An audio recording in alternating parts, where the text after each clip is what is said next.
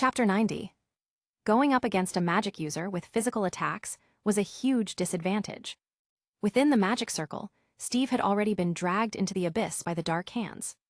Tony's armor was in tatters, and the black substance was spreading rapidly, unable to stop the relentless assault of the dark hands ripping it apart. Seeing himself about to be pulled into the circle, he shouted at the top of his lungs, "Xia Luo Parker. That old guy said you have some insane superpower, now's the time to use it." At the same time, the armor on his shoulders popped open, releasing all the stored mini-missiles.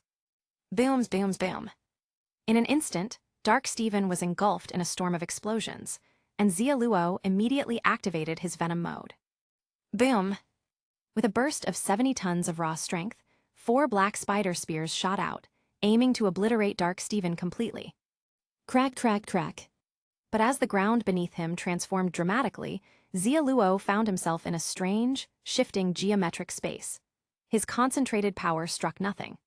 The land, trees, rocks, and night sky constantly morphed, flashing before Xia Luo's eyes like a kaleidoscope. The next moment, the ground beneath him turned into a starry night sky, and Xia Luo found himself free-falling at incredible speed. Bang! With a dull thud, Xia Luo felt a searing pain throughout his body, as if he had crashed from 1,000 meters in the air. It all happened so fast that he had no time to react. From his view of the warehouse floating in midair, Tony, within the circle, was completely swallowed by the dark hands. "Little spider, it's just you now." Dark Steven walked across the mirrored dimension, gesturing slightly. Dark tendrils materialized from the void, binding Xia Luo's limbs, while chunks of earth floated in the sky, merging into a floating island. Crack, crack, crack tilde. As the island hurtled down toward him, Xia Luo's face twitched. He thought bombing bugs with missiles was crazy enough, but now someone was dropping an entire island. He admitted he had been too confident. Boom! With the island crashing down, Xia Luo was completely buried. Amid the rubble, the light of the Mind Stone grew dimmer and dimmer. "You have been eliminated. Resurrection not possible. Reward, native web mode +1. 17 retries remaining. Retry. Retry. Third resurrection round." Under the night sky, Xia Luo shot out a web, eager to test the new web mode. Whiz tilde. The web, shimmering with a rainbow hue, latched onto a metal frame, standing out starkly against the darkness. Other than the colorful glow, it was no different from a regular Weebee. Wow, and he hadn't even tasted Norman's rainbow candy. Shaking his head, Xia Luo leaned back against the radio tower, recalling the scene of being crushed by an island. He couldn't help but feel a sense of regret. Dark Steven's black magic was unsolvable for now. Even with Spider-Sense's warnings, he had no time to react to such overwhelming danger. This guy was the glitch of this resurrection round. But if Dark Steven was so strong, why didn't he just storm S.H.I.E.L.D. and wipe out the Avengers? Why wait until Tony and Steve left before making his move? Nick Fury must be hiding something.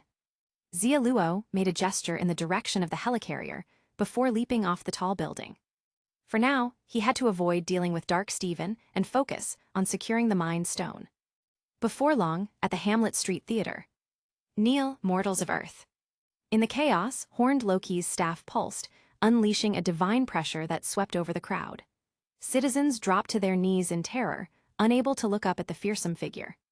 Seeing this, Horned Loki's smile grew more arrogant.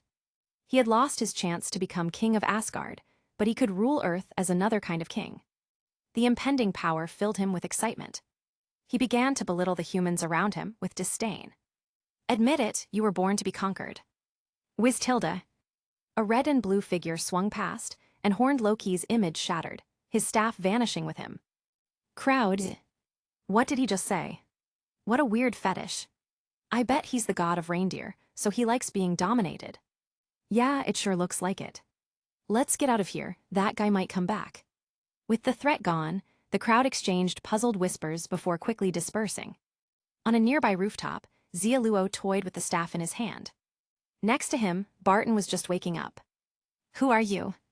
The confused Barton had barely spoken before Xia Luo tapped his chest with the staff's tip. Buzz tilde.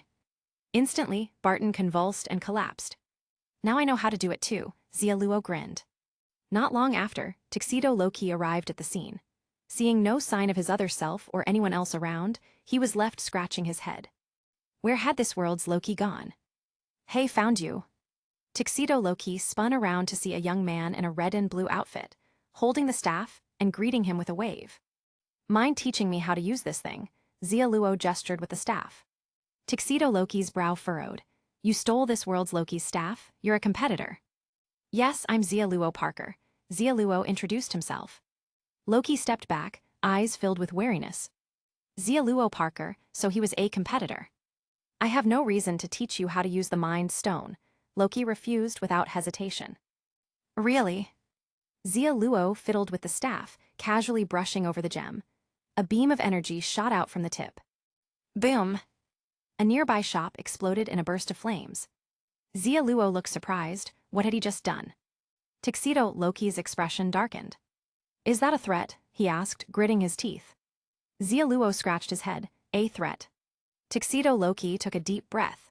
I'll teach you how to use the Mind Stone, but only if you promise not to harm the people here. Xia Luo. What did he just hear? Did he become the villain? He started to reassess the man in front of him. As far as I know, you used to hate Earthlings, especially Earth superheroes. Tuxedo Loki turned and walked toward the street corner. Yes, back then, I was too reckless. I did many things wrong, which affected Thor and Father. He didn't continue. It was his greatest regret. If he could do it all over again, he'd never have been so reckless. But there was no do-over. He could only try to stop this world's Loki from making the same mistakes and protect the humans Thor cherished. That way, perhaps this world's Thor would have it a little easier. He owed too many people. He knew that wouldn't make up for the ones he had wronged. But at least in this world, they wouldn't suffer because of Loki's actions. A glint of murderous intent flashed in his eyes. If he couldn't stop him, then he'd kill this world's Loki. That would solve everything. As for the person behind him, anyone capable of snatching the staff from Loki was bound to be troublesome. He pondered his next move. But Xia Luo quickly caught up, walking side by side with Tuxedo Loki. Where are you taking me? Somewhere the other competitors won't find us easily. I don't think that's necessary. After all, you're just a clone. Xia Luo's words made Tuxedo Loki's face change instantly. How did he know? Chapter 91. Xia Luo aimed the staff at a nearby building. I can be very evil, you know. You're insufferable. Tuxedo Loki closed his eyes and took a deep breath, clearly irritated. So being a hero was this aggravating. How did Thor manage it? Fine, I'll tell you how to use the staff. Loki seemed to concede. I'll first need to learn mind-related magic. Only then can you unleash the Mind Stone's abilities, like hypnosis. Xia Luo frowned. Magic again, I hate magic. So, does using the Space Stone also require studying spatial magic?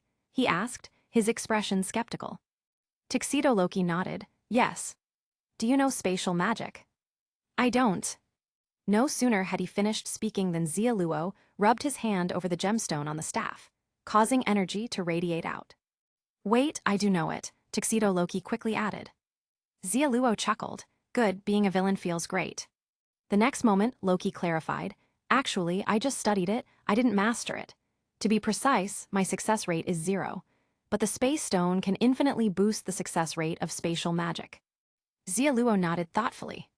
So, if you don't know the associated magic, you can't use an Infinity Stone properly, right? He asked. Loki shook his head. Not necessarily. Special artifacts can help users tap into an Infinity Stone's power. The Infinity Gauntlet. Xia Luo raised an eyebrow. You mean the one in Asgard's vault? No, the one Thanos has. Mentioning Thanos brought a flash of fear to Tuxedo Loki's eyes, as if recalling something horrific. Xia Luo continued. Thanos doesn't seem to know any magic, but he can wield any Infinity Stone without relying on the gauntlet. Is that so? Tuxedo Loki exhaled, coming back to himself. Not all Infinity Stones need magic to activate, and there are different methods to use them. Special artifacts are just conduits for an Infinity Stone's power. For certain unique species in the universe, using Infinity Stones isn't difficult. But Earthlings can only tap into the Mind Stone's most basic ability through my staff. To truly control the Mind Stone, the simplest approach is to learn mind-based magic. Fine, then teach me hypnosis magic, Xia Luo said. Tuxedo Loki blinked. Right now. Of course. All right, start by repeating the incantation after me. Wait, on second thought, I don't want to learn it. Seeing Loki's immediate willingness, Xia Luo dropped the idea without hesitation. Spider-Man wouldn't fall for it so easily. Loki was far more cunning than Hydra's captain, and he couldn't possibly trust him. Do you know where this world's Loki went? Xia Luo asked. Why do you ask? Loki's expression changed slightly. Because you don't want this world's Loki to lead the Chitauri army to Earth, right? Xia Luo felt he was getting better at being a convincing villain. His offer seemed to intrigue Loki as well. In Loki's eyes, having a ready-made lackey fall into his lap was not an opportunity to waste. Confident he could manipulate Xia Luo into doing his bidding, Tuxedo Loki broke into a smile. I'll gladly help you with that. With that, he slowly closed his eyes as if sensing something. Xia Luo watched, his curiosity piqued. Can you sense this world's Loki? No, I'm listening. Listening to what? Thunder. There. Heimdall will transport Thor close to Loki, so wherever Thor appears, Loki will be nearby. Turning around, Xia Luo tapped at his nanotech device, which puzzled Loki. What are you doing? Logging the time and location of Thor's arrival, so I can just tell you next time. Loki. Weird guy. Soon, the red and blue nanometal covered Xia Luo's body, and he fired webs, swinging up to the buildings. Wait, you forgot to take me with you, Tuxedo Loki shouted as he chased after him. Before long, in the forest on the outskirts, Xia Luo landed on the treetops and noticed a strange distortion in the space ahead. It's magic, someone's altered the area with a spell, Loki murmured beside him, frowning. This is dark magic. He remembered the dark elves that had invaded Asgard, his face clouding over. It was during that invasion that his mother had died at their hands, his greatest regret. Xia Luo didn't notice Loki's shift in mood as he carefully swung around. A detour. Ahead was the abandoned warehouse where Tony and Steve had their duel. If things went as expected, those two had already been defeated by Dark Steven. Wrestle tilde. The treetops swayed slightly as Xia Luo and Tuxedo Loki swung through the trees on webs. After some practice, Loki had also picked up how to use the web shooters skillfully. Soon, they reached the cliff near the coastline. In the nearby woods, the two perched atop a tree, surveying the surroundings. There's residual magic here. Loki was here, Tuxedo Loki said. Xia Luo frowned, so where did he go? Loki shook his head. Not sure. With the space stone, tracking him is nearly impossible. The strangest part is that Thor's gone too. Maybe we're too late. No, maybe not. Suddenly, a blue portal appeared on the cliff, and a familiar figure emerged from it. It's this world's Loki. Tuxedo Loki spoke, and in an instant, multiple clones appeared in a flash of green magic. They cautiously approached, surrounding horned Loki. Xia Luo watched with curiosity. Can clones use magic too? Can you handle him? He asked. Loki nodded. No problem. The space stone is a vital artifact. It wouldn't be guarded by a mere clone. Xia Luo nodded in agreement. Makes sense. We've got him. In the next moment, with the clone's ambush, horned Loki was easily captured. The two quickly moved in, and Tuxedo Loki snatched the tesseract from his hand. We got it, Tuxedo Loki smiled. Congratulations. But instead of anger, a smile spread across horned Loki's face, and Xia Luo had a bad feeling. Buzz tilde. Suddenly, the tesseract flared with blinding light, and in the next second, the three of them were transported to a barren planet. Ha ha ha, welcome to my world. Under the dazzling stars, horned Loki laughed as countless Chitauri soldiers began to pour out from the hills around them. What? Tuxedo Loki looked down to see the tesseract had vanished from his hand, his expression darkening. As the god of mischief, I've been tricked. Chapter 92. We've been transported to the Chitauri's main base, he added. Xia Luo glanced around at the approaching Chitauri soldiers, sighing in frustration. Well, this round is definitely busted. But if we could snag the real tesseract, maybe we could still. Before he could finish, a massive figure strode out from among the Chitauri soldiers. Clad in heavy armor and wielding a giant axe, Cull Obsidian bellowed, Loki, what are you doing back here? Get back to Earth and carry out Lord Thanos' orders. Upon seeing Cull Obsidian, horned Loki's face darkened. But he needed to use him right now, so, naturally, he couldn't afford to turn hostile. Friend, I was being chased by Earth superheroes. They're persistent nuisances, hindering Lord Thanos' plans, he said, forcing a smile. Cull Obsidian looked at horned Loki with disdain. What a troublesome guy. We've already dealt with your brother, isn't that enough?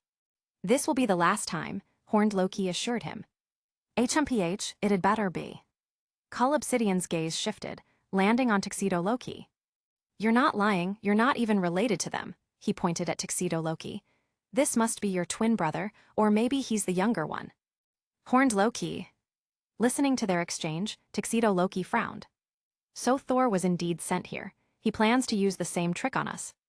Xia Luo sized up Cull Obsidian, who was as large as the Hulk. If it's just him, it might be doable. Before he could finish, the Chitauri army parted to reveal the rest of the Black Order, led by Ebony Maw, stepping into Xia Luo's line of sight. Xia Luo. This round was well and truly busted. But then the unexpected happened. Cull Obsidian, Lord Thanos has ordered that Spider-Man is not to be treated roughly.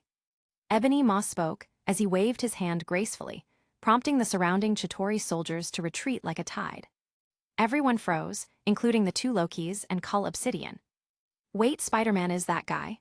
Horned Loki finally asked, staring at Xia Luo in confusion. Ebony Maw shot him a dismissive look. Of course. If you had a spider onesie, I could consider you a Spider-Man too. Really? Horned Loki blinked, and with a flash of green light, he conjured an identical Spider-Man suit over himself. Ebony Maw. You think that's funny? His eyes narrowed, causing nearby stones to lift in the air as a menacing chill spread, making Horned Loki shiver. I admit I'm not funny, Horned Loki quickly dispelled the magic.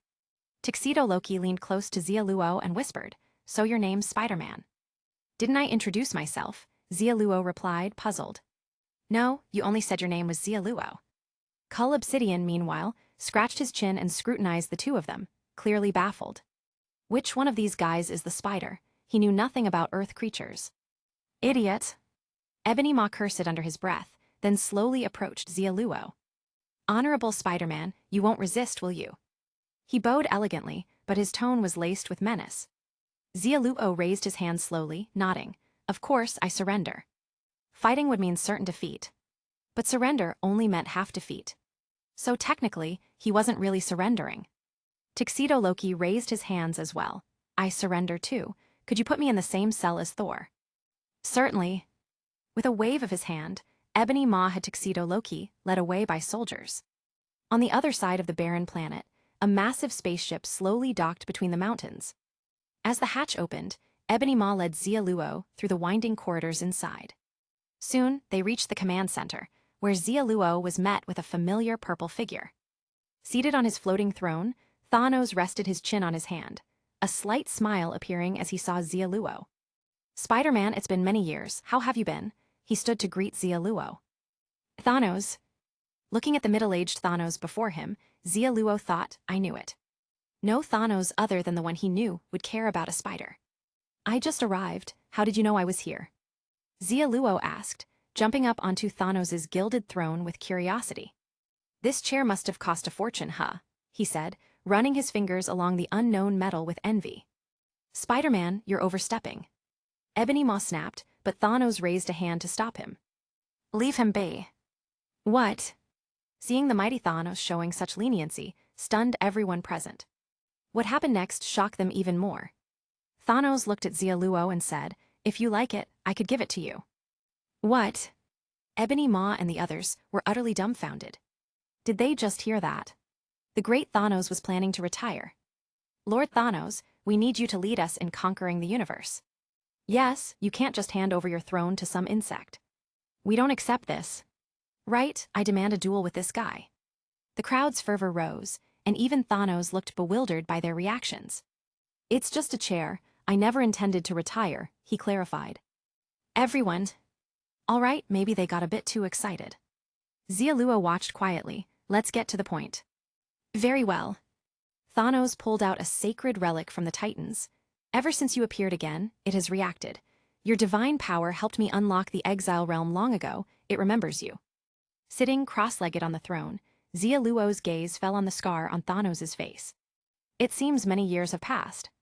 Yes, I can't recall how many. Thanos sighed slowly, his face marked by time's wear. He turned and sat on the steps beside the throne. The way you strange people left back then was unique. I have some idea where you all came from. He turned his head towards Xia Luo. And seeing you again, I'm even more certain.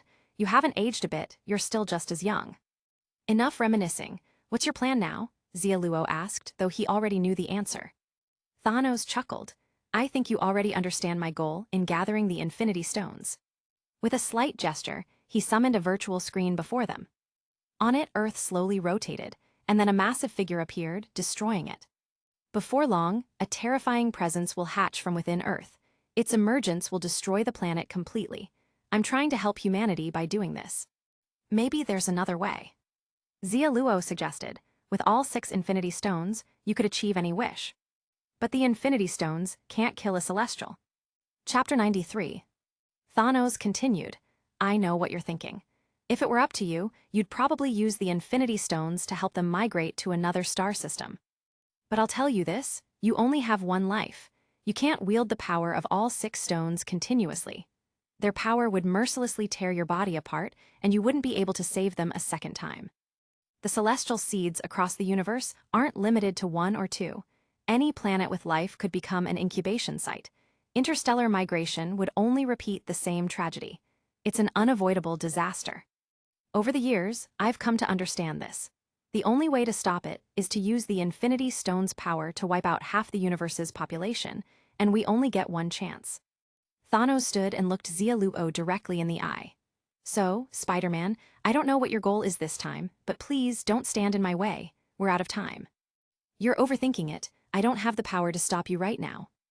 Xia Luo jumped down from the throne, patting Thanos' chest.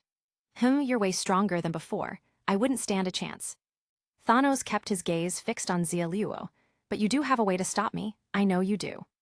I really don't, Xia Luo shrugged. You do. I remember what happened back then very clearly. You must know something that no one else does. I don't. You do. Fine, I do, Xia Luo sighed, unable to argue anymore. With that admission, Thanos' expression grew serious.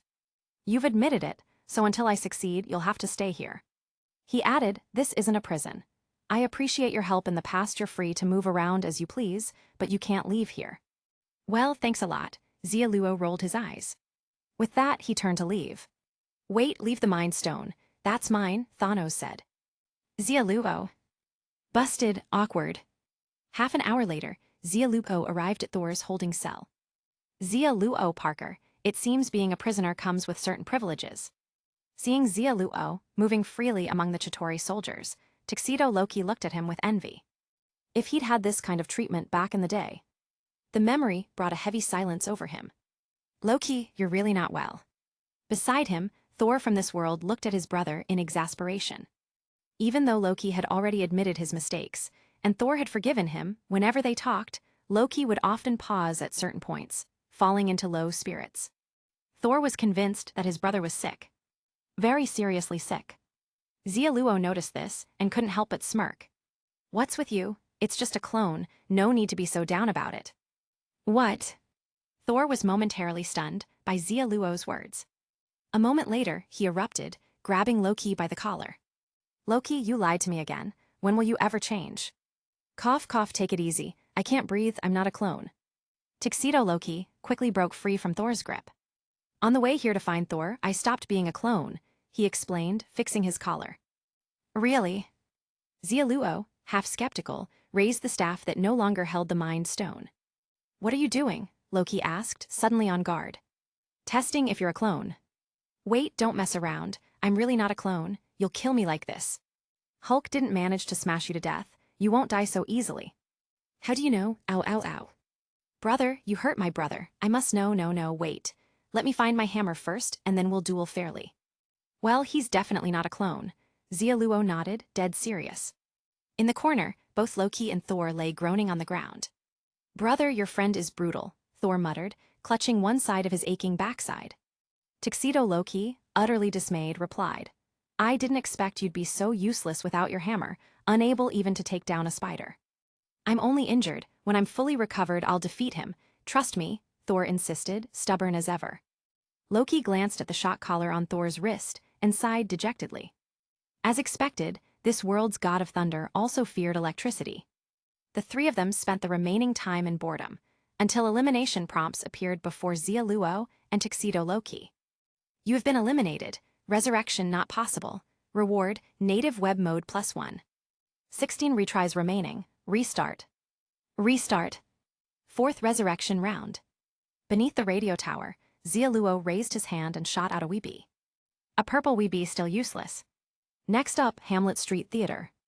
After easily retrieving the Mind Staff, Xia Luo encountered Tuxedo Loki. I'm Xia Luo Parker, a superhero from another world. Have you heard the story of Spider-Man? Xia Luo introduced himself. Tuxedo Loki frowned. No. He'd never heard of Spider-Man before Thanos strangled him to death. Xia Luo didn't mind. All right, no problem. We can work together to earn a resurrection slot. Why should I trust you? You can trust him. As another voice echoed, old Steve emerged from the shadows, his shield catching Tuxedo Loki's attention. Steve, is that you? Yes, and I'm from the same world as you. Following Xia Luo's instructions, old Steve began, after you died, Asgard surviving half of the population migrated to Earth. But with Thanos' arrival, the Avengers lost, and half the universe's population was wiped out, including half of what was left of Asgard. Hearing this, Tuxedo Loki merely turned his head, without the emotional reaction they expected. I already suspected it. Thor wouldn't be his match, and father was gone. I saw Hulk lose to him with my own eyes. There was no one left who could stop him. Old Steve took the staff from Xia Luo and said, Thor lost his last family member. Don't you want to go back to see him? Loki was silent for a moment, then replied, without a troublemaking brother, Thor will be better off. No, you may not know what happened afterward. Old Steve began telling Loki everything that had happened since. Xia Luo stood quietly to the side, waiting for the outcome. In the previous round, he'd already figured that this Loki might be from the same world as the old man. With any other Loki, he might not have succeeded in persuading him. But with Loki from the events of Thor, Ragnarok, Xia Luo had decided it was worth a shot. Sure enough, old Steve managed to convince him. Taking up the Mind Staff, a now proud Loki cast Xia Luo a sidelong glance. I've heard your powers are absurd. I'd like to see for myself. Don't disappoint me. Hearing this, Xia Luo had a sinking feeling. Old man, what did you say to him? Old Steve looked up at the sky. Not much, just gave a simple rundown of your abilities. Perfect.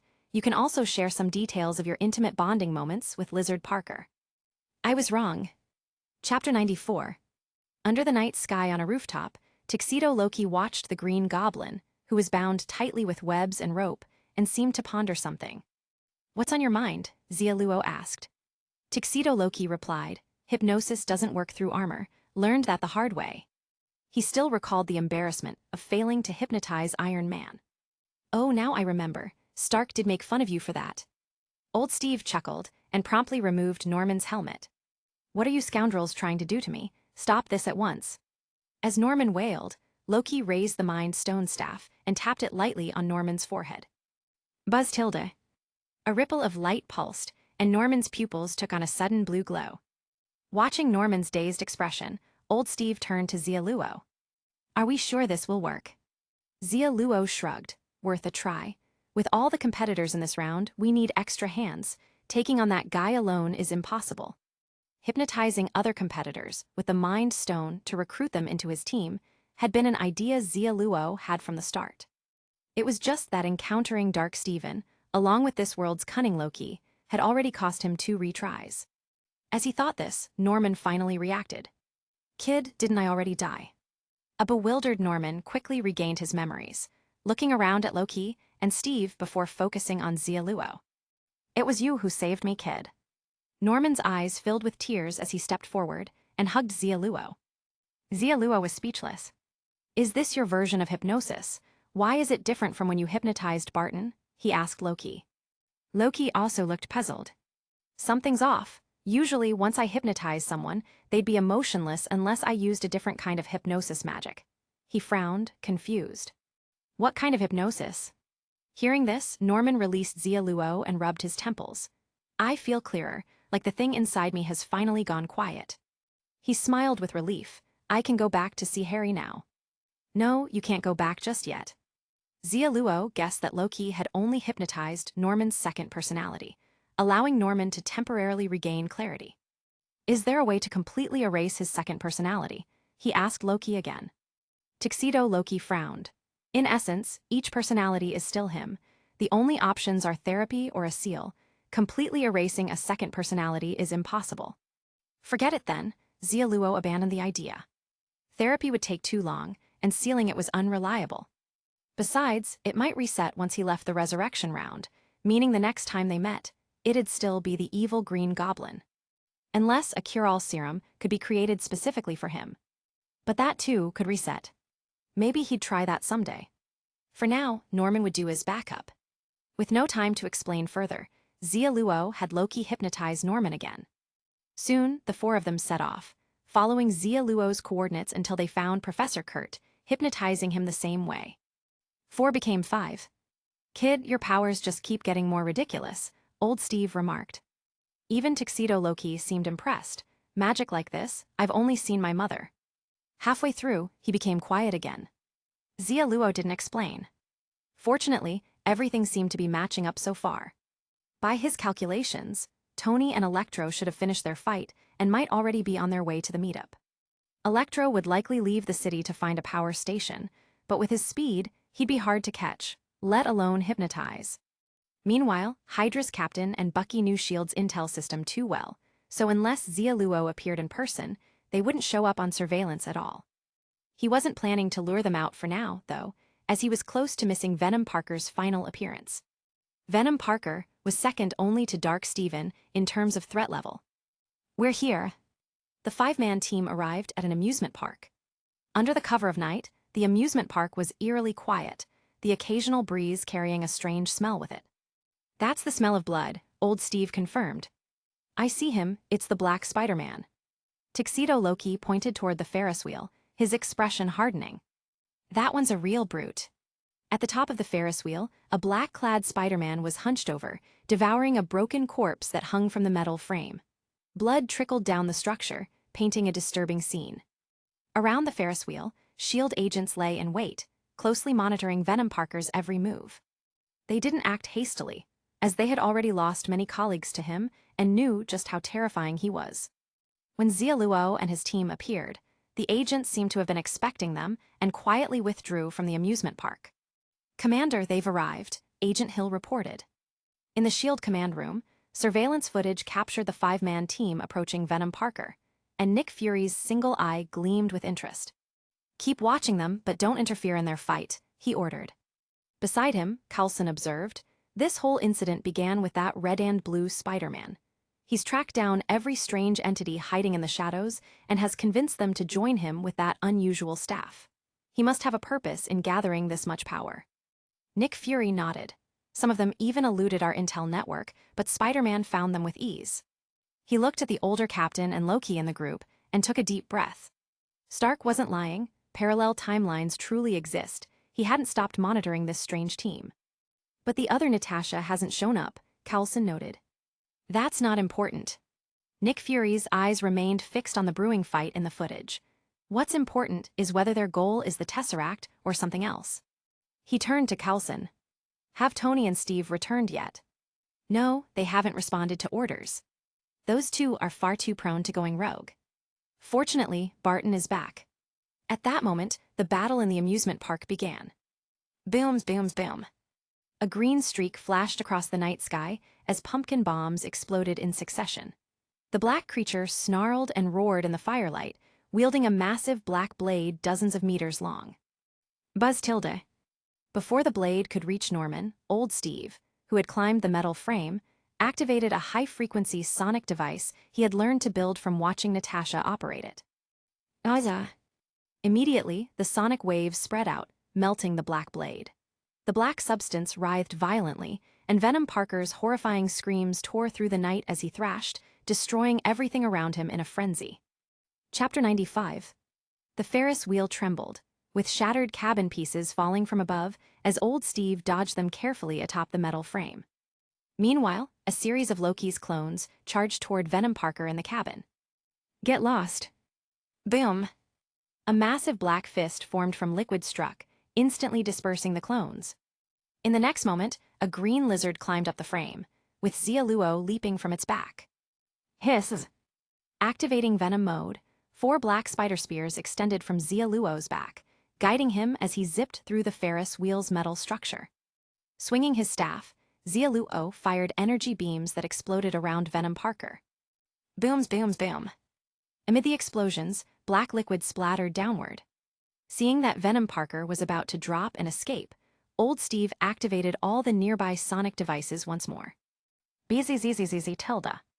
The area was quickly engulfed in sonic waves, causing Venom Parker's body to convulse as he fell from the metal frame.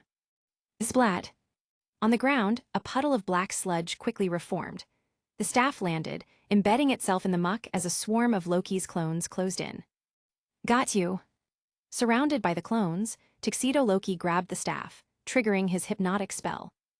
Buzz tilde. A glow from the stone pulsed, and the black liquid abruptly ceased its movement. Success, Tuxedo Loki breathed a sigh of relief. Before this, Old Steve had described Venom Parker's terrifying abilities, which had made him apprehensive about the mission. But now it seemed that Venom Parker's weakness was all too obvious, allowing Loki's hypnosis to succeed without much resistance. Watch out! Suddenly, Xia Luo shouted a warning. Just when they thought Venom Parker was hypnotized, he sprang back to life. What? Loki gasped. Cree tilde how interesting this power. Splish! The black liquid surged like a tidal wave, engulfing Loki in an instant, then spreading outwards as thick, black webs began to strangle everything in their path. Seeing his teammates struggling in the black webbing, Xia Luo shook his head. This mistake just handed Venom Parker the resurrection slot. Restart. You have been eliminated. Resurrection not possible. Reward, native web mode +1. 15 retries remaining. Restart. Restart. 5th resurrection round. Routine web check. Black webs still useless. On to the next attempt. Back to the amusement park battle. BZZZZ tilde. In the final moments, Tuxedo Loki tried using 2 successive hypnosis spells, but the black liquid continued to overwhelm everything. Still not working. Xia Luo frowned, realizing he might be missing something. Then, 6th resurrection round. BZZZZ tilde. The staff glowed, and after a brief pause, the black liquid began to squirm and spread again. Still not working. Just as Xia Luo prepared to restart, the black liquid twisted and shaped itself into a giant heart. Wow, what a wonderful world this is. The air is so fresh, and everyone is so full of love. Peter Parker, with a large heart over his head, stood up, behaving like a cute girl, his black liquid turning a bright pink with girly accessories. Venom Girl Abby, JJJ tilde. Xia Luo. He glanced at Loki. Is this magic of yours even serious? Tuxedo Loki looked utterly disgusted, turning away to gag. Sorry, this was my first time trying this hypnosis spell. I aimed to make him believe he was a kind-hearted person, but clearly I overdid it. He hadn't expected this result from his first attempt. You didn't just overdo it. This is practically a magical miracle, Xia Luo muttered, his face twitching slightly. The first failed hypnosis attempt had made him realize that symbiotes couldn't be hypnotized. The second attempt involved indiscriminately hypnotizing both the symbiote and Peter Parker, but it also failed. Loki's hypnosis caused Peter Parker to lose self-awareness, allowing the symbiote to control his body freely, unaffected by Loki's control. For the third attempt, Xia Luo had Loki try a different type of hypnosis. This spell didn't control the target's actions directly, but instead made them adopt an entirely different personality. He wanted Peter Parker to become an absolute beacon of kindness, without a single hint of darkness, a cheerful, sunny boy. This guy was only corrupted by despair. Deep down, he was still a good person. To his surprise, once the good guy buff was layered on, Peter's symbiote completely malfunctioned, turning him into a benevolent puppet. Without a dark side, pure kindness became his sole defining trait. Watching Venom Girl, Peter Parker, start to pester his teammates, Xia Luo quickly hid behind Old Steve. If he comes over, you take care of him. No, why me? Seniority. Old Steve. Abby, JJJ tilde. The next second, Peter Parker, pretending to be cute, bounded over and beamed at Steve. Grandpa, let me give you a nice back rub. Old Steve's face twisted in horror as he backed away. No, don't touch me. Ouch, my back.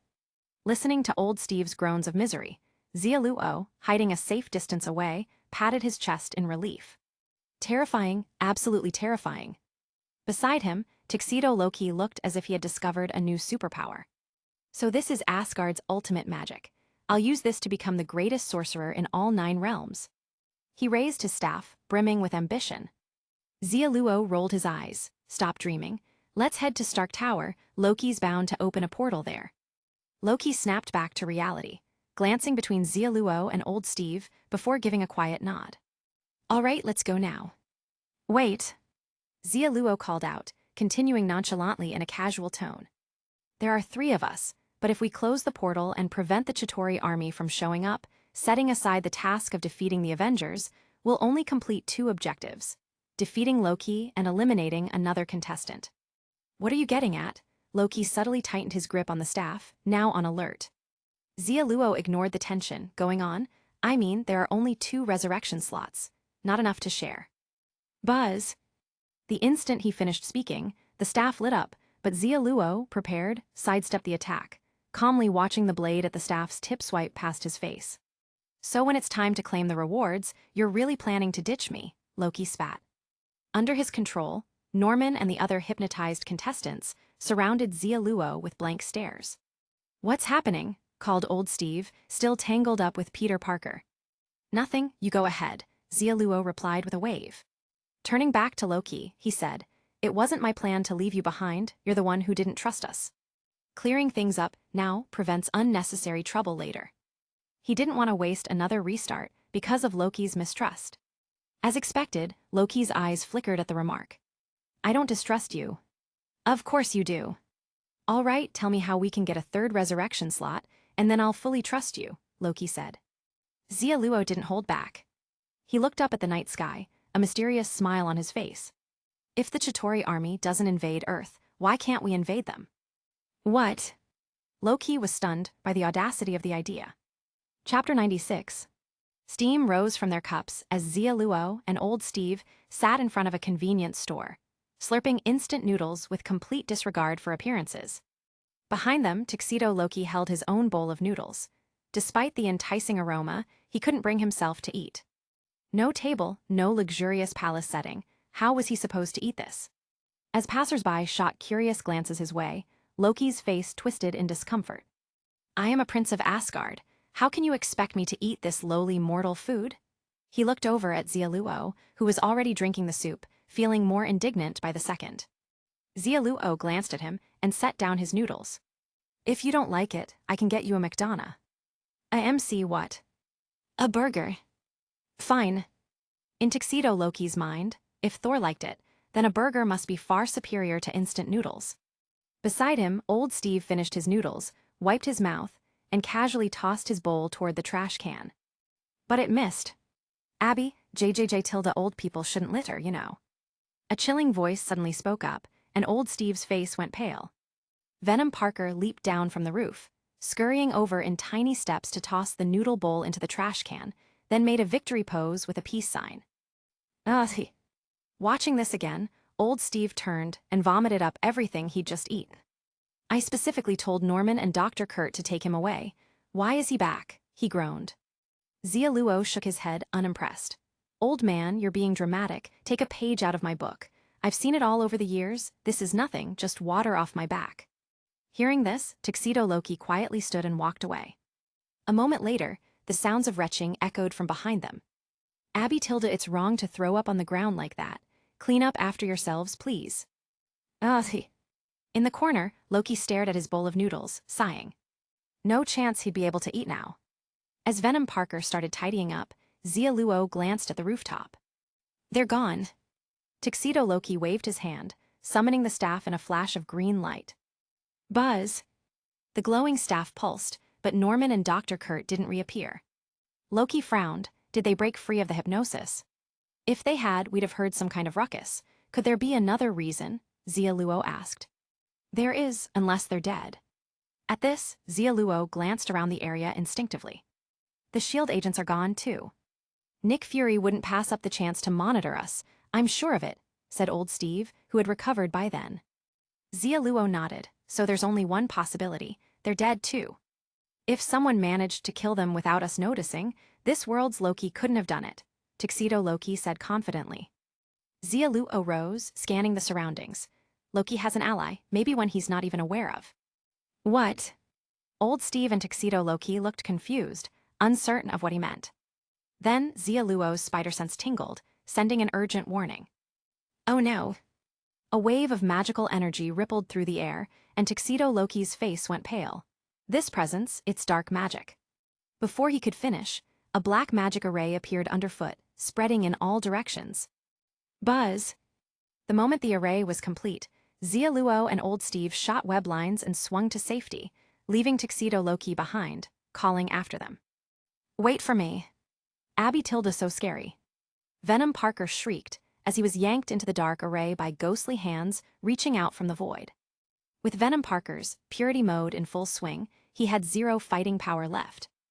Xia Luo landed on a nearby billboard, watching the dark hands engulf Tuxedo Loki from afar.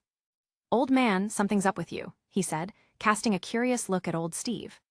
He himself could dodge the dark magic thanks to his spider sense, but how had Steve managed? Old Steve steadied himself. Peter left me something. It's similar to spider sense, but it's way less reliable than yours. Xia Luo's eyes lit up as he remembered. This was one of the rewards Steve had received for winning a resurrection round. Combined with the web shooters Xia Luo had lent him. Did that mean this guy had officially become Captain Spider-Man? A second later, black tendrils shot toward them, and both men began swinging away through the cityscape. Hey, Spider-Kid, what are these creepy things? Old Steve shouted, narrowly avoiding the dark hands as they clawed at him. The hands extended endlessly, soon forming a thick black cloud that blotted out the city block. Xia Luo didn't answer, his eyes fixed on the large geometric barrier forming around them, reflective like diamonds. They weren't getting out of here. Boom!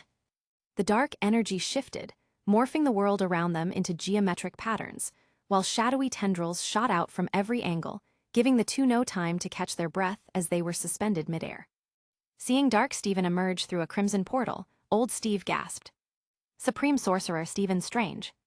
No, that's Dark Steven, Xia Luo corrected. How can you tell? He doesn't have a cape.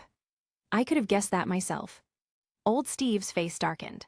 Sorcerer Supreme Strange was the legendary wizard who'd once single-handedly held off Thanos. If Thanos hadn't possessed the Infinity Stones, Doctor Strange could have beaten him alone. And Dark Steven, having mastered dark magic, would only be more powerful. Crack, crack, crack tilde. With a flourish of hand signs, Dark Steven manipulated the surrounding structures, sending the geometric buildings crashing down on them. Hold on, don't you villains usually deliver a monologue before going all out?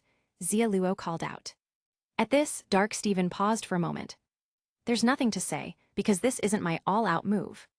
With that, the geometric landscape crushed the two of them completely. You have been eliminated. Resurrection not possible. Reward, native web mode +1. 13 retries remaining. Restart. Restart. 7th resurrection round. Back to the amusement park battle. After successfully hypnotizing Venom Parker, Xia Luo didn't head for Stark Tower. Instead, he went directly to the agents outside the amusement park, and they all returned to S.H.I.E.L.D. headquarters. Abby, JJJ Tilda, don't be mean to me. That's not nice, Tilda. Outside the meeting room, a group of agents tried to calm down Peter Parker, all while stifling their own revulsion. Inside, Nick Fury wordlessly closed the blinds to avoid accidentally seeing the nauseating sight. What exactly is your objective? He asked Xia Luo. Xia Luo checked the time and cut to the chase. In 10 hours, Loki will use the Tesseract to open a space portal, and an alien army will invade Earth. I have no idea what you're talking about.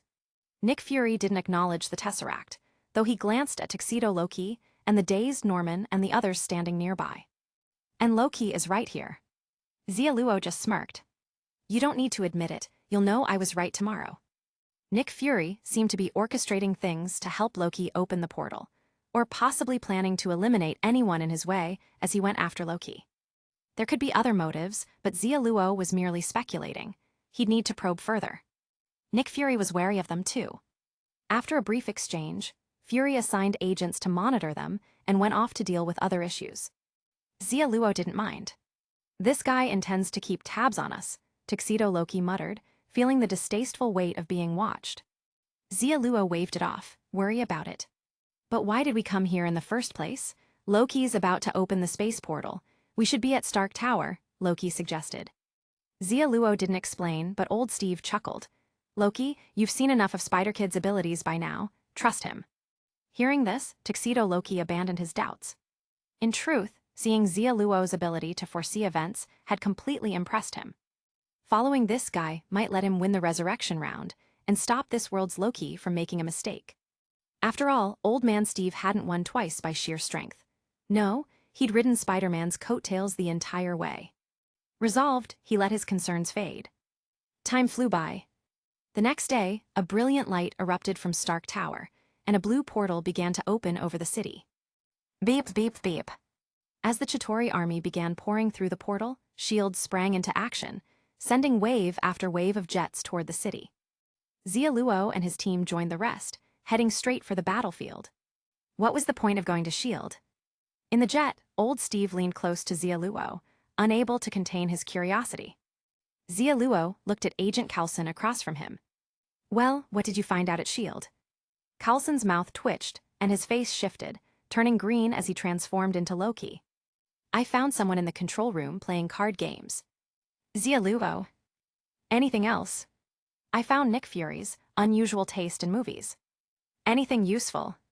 Loki grinned. Sure, Tony and Steve have gone missing and they couldn't identify a suspect. No one even knows magic exists here. Is that so? Xia Luo went silent, thinking. With Dark Steven's powers, he could easily track down the contestants and eliminate them, yet he hadn't done so. He also could have taken down the Avengers, but he'd only killed Tony and Steve. Xia Luo suspected there might be someone within S.H.I.E.L.D. whom Dark Steven feared, perhaps this world's Sorcerer Supreme. Maybe that's why he resorted to sneaky attacks. But it seemed he'd miscalculated. As jets thundered toward the city, Xia Luo shot web lines to glide toward the chaotic battlefield below. Thwip! Zipping through the air, he launched webs that tore through the Chitauri soldiers, turning them to scraps. The smell of blood hit him, a familiar scent. Xia Luo Parker, you finally showed up. At the same spot as before, Hydra Steve lashed out with octopus-like tendrils, blasting the wall behind Xia Luo to pieces. Steve, you have to live on. Bucky. Boom. Bucky immediately self-destructed, sending shards flying. But Xia Luo had anticipated it, dodging just outside the explosion. What? Hydra Steve's face twisted, and then he saw Xia Luo launching himself forward from a web slingshot. Damn you! He cursed, whipping 9 blood-red tendrils across his body, hurling nearby cars towards Xia Luo. Boom, boom, boom. Metal fragments flew as the red and blue figure wove elegantly through them, closing in on his target. Boom! In blackened armor with glowing red eyes, Xia Luo threw a punch, followed by the strike of 4 black spider spears. Splat! Thud! Hydra Steve's chest erupted in blood, the sheer force crushing his body and shattering his spine, leaving him slumped and hopeless. How did you beat me so easily? Blood stained his uniform, but he cast a quick look at his spine lying on the ground, clinging to one last sliver of hope. Everyone had their curiosity, and Spider-Man was no exception. As long as this kid picked up his spine, he would have one. But Xia Luo simply flicked a web, launching the spine into the rubble, obliterating his last shred of hope. Sorry, your little secret's out. What? And with that, Hydra Steve slumped to the ground, defeated, his eyes closing for good. Moments later, fire streaked across the sky. With an endless alien army at their doorstep, the top brass in New York made the call for total annihilation. They'd given up on the city. S.H.I.E.L.D. couldn't stop it. With Iron Man and Captain gone, even Thor hadn't shown up. Only the Hulk remained as an unpredictable last line of defense. Meanwhile, Tuxedo Loki flew high into the air on Norman's glider, catching up with the incoming nuke. Crap, if it wasn't for the resurrection round, I wouldn't be doing this. In the sky, Tuxedo Loki reluctantly grabbed the nuke, activating the glider to its maximum power to redirect the missile. Whiz! Seeing the missile heading for the space portal, Nick Fury felt a spark of hope ignite in his chest. All pilots cover him, keep those alien soldiers away from the nuke. A-126 Roger. A-45 Roger. A-87 Roger. In a heartbeat, the remaining jets cleared a path for Loki. Meanwhile, Xia Luo reached the top of Stark Tower. The device was still channeling the Tesseract's energy, while nearby, old Steve was in the middle of a standoff with horned Loki. This time, I won't let you hit me on the head. Old Steve, transformed into a muscle-bound demon, body-slammed horned Loki into the ground. You lunatic, I've never even met you. Horned Loki struggled to his feet, cursing furiously. How dare you treat me like this? Do you even know who I am? I'm. Chapter 97. What? Horned Loki was stunned. Before he could react, Xia Luo's webbing, wielding tons of force, yanked him up and repeatedly slammed him into the ground. Bam, bam, bam. No, stop, stop. With debris flying everywhere, Xia Luo finally tossed the defeated Loki into a crater. Confirmed he's not a clone. Understood. Old Steve pounced, locking his elbow around Loki's neck. Take it easy, running out of air is normal, he reassured him. Loki's face turned bright red as he struggled, pounding Steve's arm. Motherfa. Hey, that language is beneath you. Leave that to Nick. Were. The Tesseract glowed as Norman and Professor Kurt worked to dismantle the portal device. As the light from the Tesseract dimmed, the massive wormhole above gradually began to close. Just as the wormhole was shrinking, Tuxedo Loki directed the missile through it. Boom! The nuclear missile soared into the wormhole, which closed completely, and everyone exhaled in relief. It's over. Nick Fury wiped his brow and sank into his chair. Meanwhile, Tuxedo Loki returned to the rooftop of Stark Tower. I did it. I'm almost there too. Old Steve, still choking Loki, gritted his teeth. Damn, he's tougher than he looks. Horned Loki continued thrashing, making Tuxedo Loki look slightly uncomfortable. Seeing himself struggle to death was, indeed, strange. He sighed, coming to terms with the fact that his past self was beyond redemption. We're gods, our resilience is exceptional, he explained. Humans can't kill us so easily. I'm working on it, Old Steve grumbled, tightening his grip. Good luck. Tuxedo Loki joined Xia Luo, who was nearby. I have to know, why did Stark enter the portal with the nuke? He asked, still baffled. After getting a taste of playing hero, Loki's memories were becoming clearer. Xia Luo glanced up at the sky, now calm and clear. The wormhole was closing, and the missile wasn't fast enough. Without Stark's suit to boost its speed, it wouldn't have made it. Ah, that makes sense, but I bet his suit malfunctioned afterward. Loki smiled a bit. I'm glad I lost to him. He hesitated. He won a resurrection round before. What happens when you succeed? A notification tells you the mission's complete. Then why haven't I seen anything? Loki frowned. Maybe because the match timer hasn't expired yet. Xia Luo's response was distant. Things had gone a bit too smoothly, making him uneasy. If earning a resurrection slot was this easy, the replays had been pointless. Something felt off. Sure enough, Spider's sense screamed in warning, but he couldn't pinpoint where the danger lay. Look, what's that? Old Steve's shout drew their attention to the space where the wormhole had been. A familiar, dark portal began to form. Then, as if hurled back by some unseen force, the nuke from deep space shot out of the portal toward them. What? Every nerve in Xia Luo's body went on high alert. In that instant, he understood Dark Steven's true goal. The prize wasn't merely one resurrection slot. He wanted all of them. The moment Xia Luo realized this, blinding white light engulfed them. The entire city was swallowed in the weapon's devastating power. You have been eliminated, unable to obtain resurrection slot, rewarded with original web mode +1. Remaining retries, 12, retry. Retry. 8th resurrection round. Under the night sky on top of the antenna tower, Xia Luo tested his web proteins, feeling the changes. By now, he'd unlocked every color in the collection. No way it's going to be rainbow black again. Thwib. Shooting a web, he watched the white thread vanish into thin air and then latch onto something. Xia Luo. Cautiously, he tugged the thread, finding it was securely attached to empty space. Spatial webbing. His face broke into a grin. This thing was absurdly overpowered. Just how he liked it. With that, he leapt forward. Whoosh! As the wind whipped past, he fired another web into the void, seamlessly soaring through the air. Soon enough, a shimmering network of webs spread across the sky, defying physics as they anchored themselves to empty space. He lay back on his new hammock, enjoying the novelty. Wright almost forgot the mission. Springing up from his web, Xia Luo dove toward Hamlet Street Theater. The spatial webs let him swing freely across any terrain, allowing him to glide smoothly while adjusting his speed to avoid hitting the ground. What followed was the same repetitive sequence, by now numbing. After a long night, Xia Luo led the team far from Stark Tower to avoid Dark Stephen wiping them all out in one move. At dawn, he took the group back to Stark Tower. "Look, the portal's open." Old Steve pointed at the massive wormhole widening over the city. He watched as a shadow disappeared inside, gasping, "Someone actually went in." Xia Luo nodded slightly. "Stick to the plan." "Got it." With Dark Stephen gone, they could act freely. They reached the rooftop quickly. After dealing with Horned Loki, Xia Luo took the Tesseract. As the wormhole began to close, he tossed the Tesseract to Tuxedo Loki.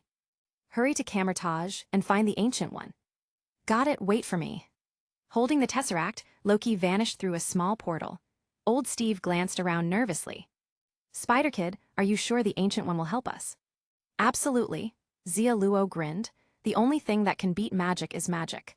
I can't think of anyone better suited to take down that guy." He suspected Dark Stephen had let Loki open the portal, so he could slip through to the Chitauri home base and kill their soldiers for a resurrection slot. Without coordinates, even Dark Stephen would struggle to find them in the vastness of space. Loki was his only way. Then there was the nuke, which could eliminate both contestants and Avengers, granting him 2 more slots. Dark Stephen had thought of everything. He might even intend to kill Thanos to secure a 4th resurrection slot. One thing didn't add up, though. Why kill Tony and Steve early? As he pondered, a portal reappeared, and Tuxedo Loki emerged alone. Didn't they agree? Seeing Loki return empty-handed, old Steve's gut sank. Loki opened his mouth, but before he could speak, several portals sparked to life around them. A squadron of Camertage sorcerers stepped through. "Hello, I'm Wang, disciple of the Ancient One."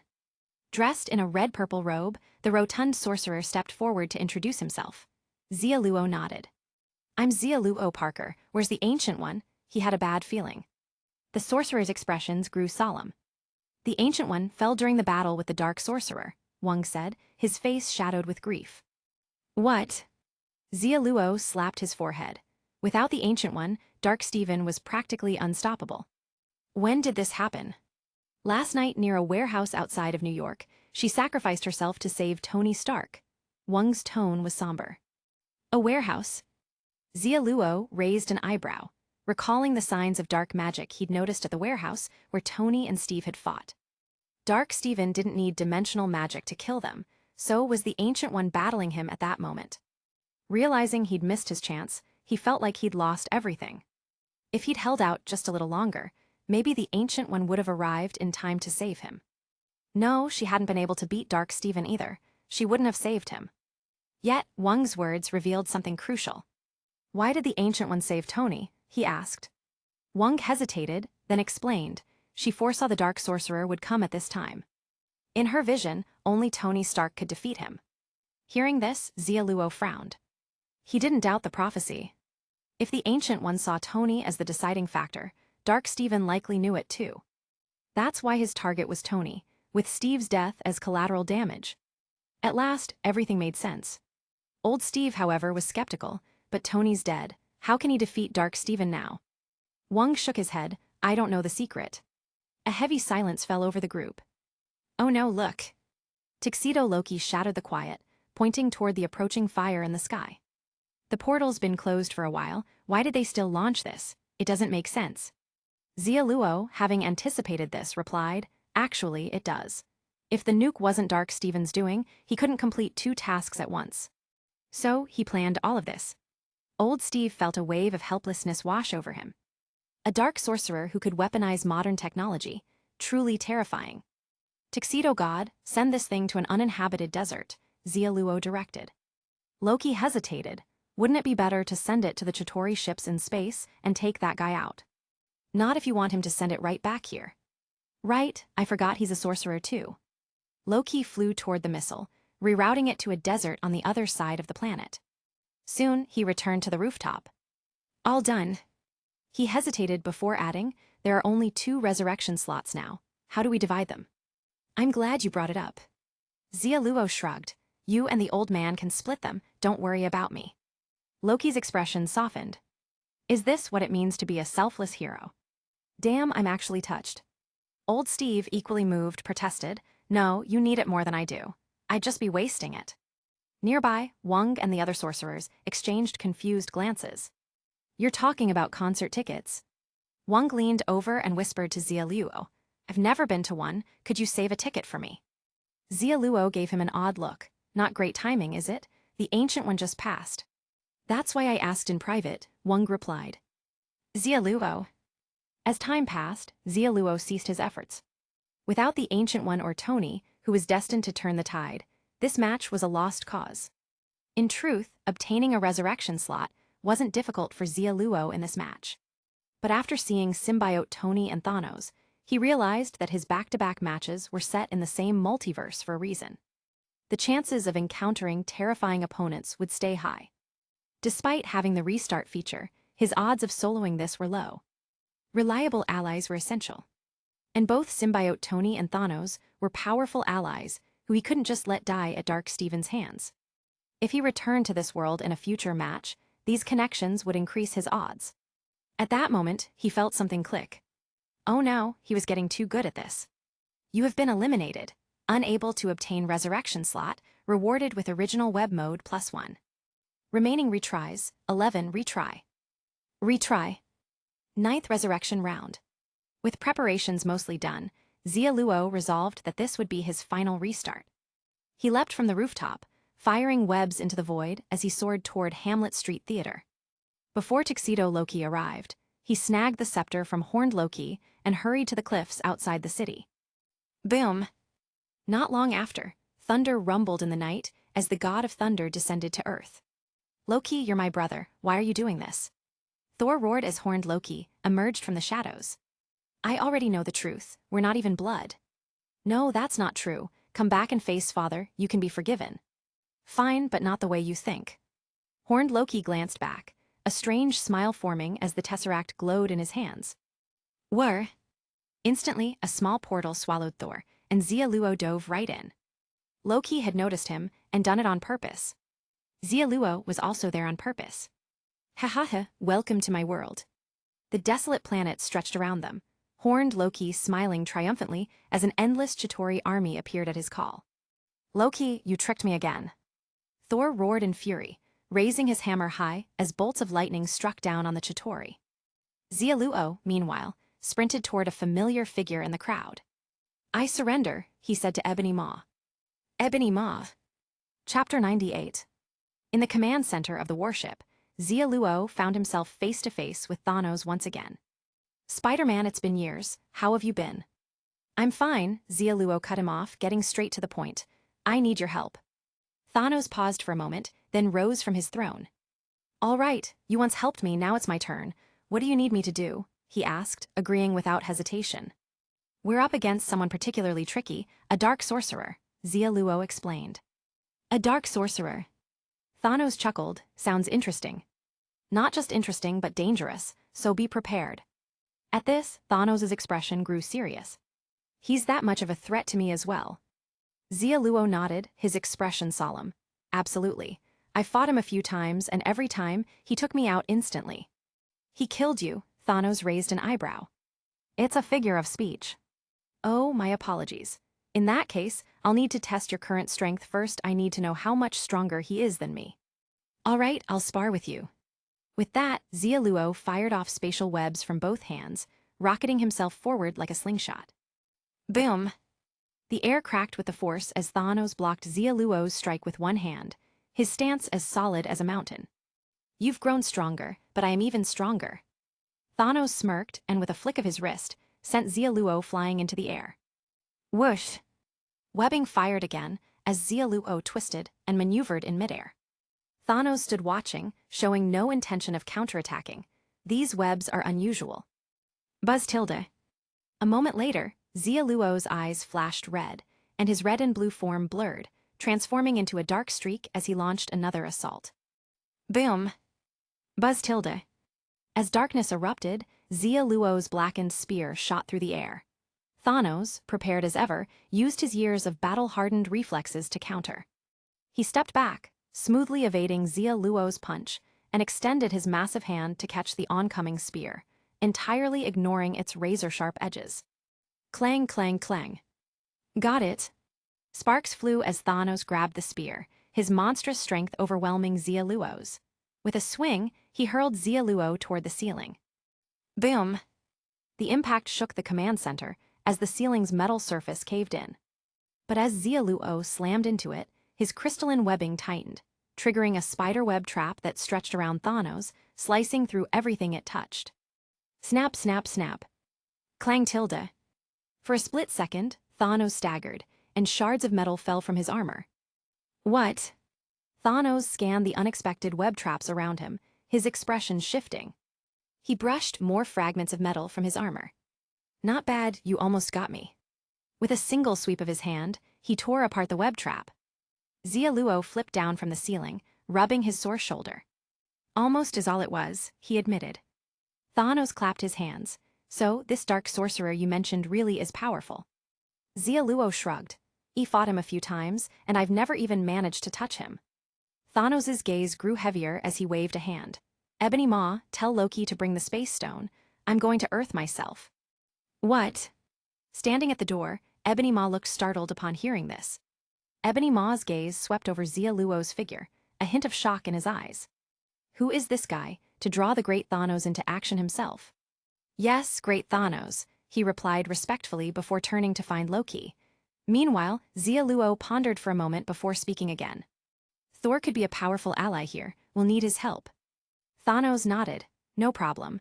Loki will persuade his brother to join us, even if only temporarily. As the son of Odin, he should be capable enough. Persuade isn't the right word for it, I'd call it trickery, Xia Luo countered. Tricking family is a very common thing. True, I have experience with that. Soon, Thanos gathered the Black Order, along with Loki and Thor, and they all stepped into the spatial wormhole. Buzz tilde. In an instant, they appeared on the outskirts of an abandoned warehouse near New York City.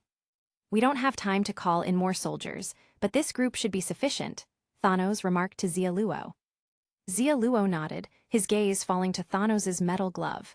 You already crafted the Infinity Gauntlet? He asked.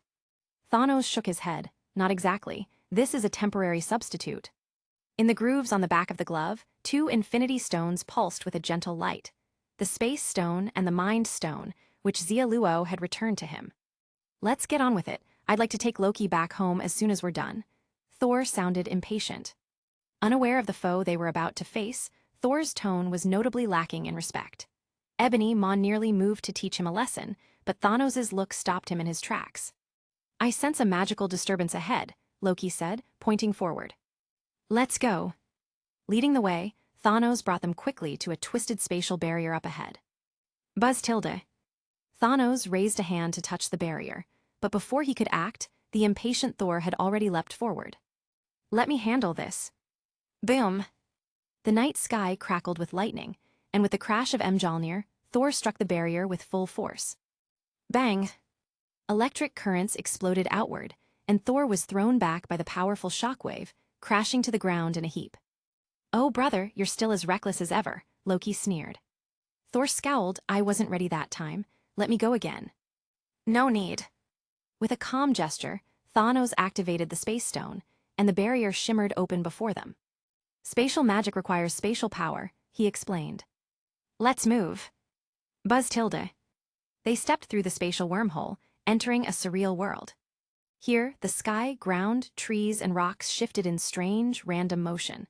The abandoned warehouse floated high above, swaying in the wind, while the tendrils of a dark magical array writhed ominously, spreading darkness across the land. Not far away, on a small rocky island, a golden magic array shimmered faintly, struggling against the advancing darkness. There, Xia Luo pointed to the island, and Thanos activated the Space Stone without hesitation. Buzz tilde. Another wormhole appeared, and the Black Order rushed through. For the glory of Thanos. Bursting out of the wormhole, Black Dwarf roared, swinging his massive axe down at the bald sorcerer holding the golden array. Ahem. Sensing the ambush, the Ancient One swiftly raised her shield, flipping backward just in time to dodge, as Black Dwarf's axe split the ground, leaving a massive crack. Idiot, you hit the wrong person, Ebony Maw muttered, gesturing to make a swarm of stones rise, sharpening them into deadly spears. Whoosh! In an instant, the spears flew through the air, aimed at the shadowy figure within the dark array. But each spear was intercepted by a new layer of the dark magical array. Attack! At the signal, Proxima Midnight and Corvus Glaive leapt into the fray, their spear and glaive slicing through the air. Boom! Proxima's spear struck the dark barrier with a bloody glint, while Corvus's glaive twisted reality with its sheer power. Thud! The dark figure within the array dissolved momentarily, only to reappear behind them seconds later. Watch your backs, Ebony Maw shouted, rising elegantly on a pillar of stone as he continued his attack. At his command, towering stone columns sprang from the ground, forming a cage around the dark figure. Black Dwarf and the others pressed on, each blow intensifying the battle. Emerging from the wormhole, Xia Luo took in the scene, raising an eyebrow in surprise. Are they actually fighting the boss? Thanos chuckled. He followed me in battle for years, they've got skills. Still feeling uneasy, Xia Luo approached the Ancient One. I'm Xia Luo Parker, where's Tony? He asked. The Ancient One wasted no time. Follow me. She opened a golden portal, leading them to the dark magical array within the warehouse. He's in there, she said, then made a series of intricate gestures, dispersing the darkness within the array. I'll need some time to get them out, she added. Suddenly, the entire warehouse shook, the walls twisting and splintering with the shifting dimension as another dark clone of Stephen Strange hurtled toward them, shrouded in dark energy. With a single glance, Thanos raised a fist and struck. Boom! The shadow shattered. That's just a clone, the Ancient One noted. She paused, so am I. What? Xia Luo's eyes widened as he felt something ominous. He looked up. Across the night sky, stars shimmered as a dark, devilish form filled the heavens, Dark Stephen's true self, grinning with sadistic glee, a writhing third eye open at his brow. You're past your prime, Sorcerer Supreme. Dark Stephen's twisted grin widened as the mass of his third eye wriggled, and from its depths, endless monsters of darkness poured forth, rapidly coalescing into a colossal, terrifying demon dragon. Roar! The dragon opened its maw, unleashing a wave of hellfire. The entire dimension sweltered in its heat, the ground threatening to melt beneath it. What? Thanos' expression changed. Is this the power of a dark sorcerer? Buzz tilde. Before the hellfire could spread, the Ancient One created a massive portal, swallowing up the inferno in one swift move. Crack, crack, crack. The cracked, scorched earth trembled, and the frail figure of the Ancient One staggered back, her face pale. We need to break this world apart, or his power will only grow, she shouted to Xia Luo and the others. What do you mean break? This is madness, Xia Luo grimaced. A sudden, high-stakes showdown like this wasn't exactly his idea of fun. Meanwhile, the Ancient One's clone, still drawing from her power, managed to pull Tony's head out of the dark array. Help me! Xia Luo leapt over, reaching into the array to drag Tony out, followed by young Steve Rogers. There's something strange beneath us, young Steve gasped. Beneath us, Xia Luo's eyes sharpened. Thanos, aim here. Understood. Thanos raised his gauntlet, and the space and mind stones flared to life. Though not as powerful as the Power Stone, the sheer energy contained within each gem was formidable. Boom! Golden and blue energy intertwined, forming a beam that shot into the dark array, shaking the dimension itself. But it wasn't quite enough. Kid, give me a hand here, Thanos called, pulling out the Titanian relic. On it. Xia Luo touched the relic, and glowing spider sigils appeared across his chest. Buzz! Red and blue energy poured into the dark array, causing the mirror dimension to shatter instantly. What? The dark energy began to thin, and Dark Stephen's expression turned dark. Know that spider's power, how is it? The Ancient One's true self crouched low, her hands forming a golden array. With the mirror dimension shattered, a new world unfolded before them.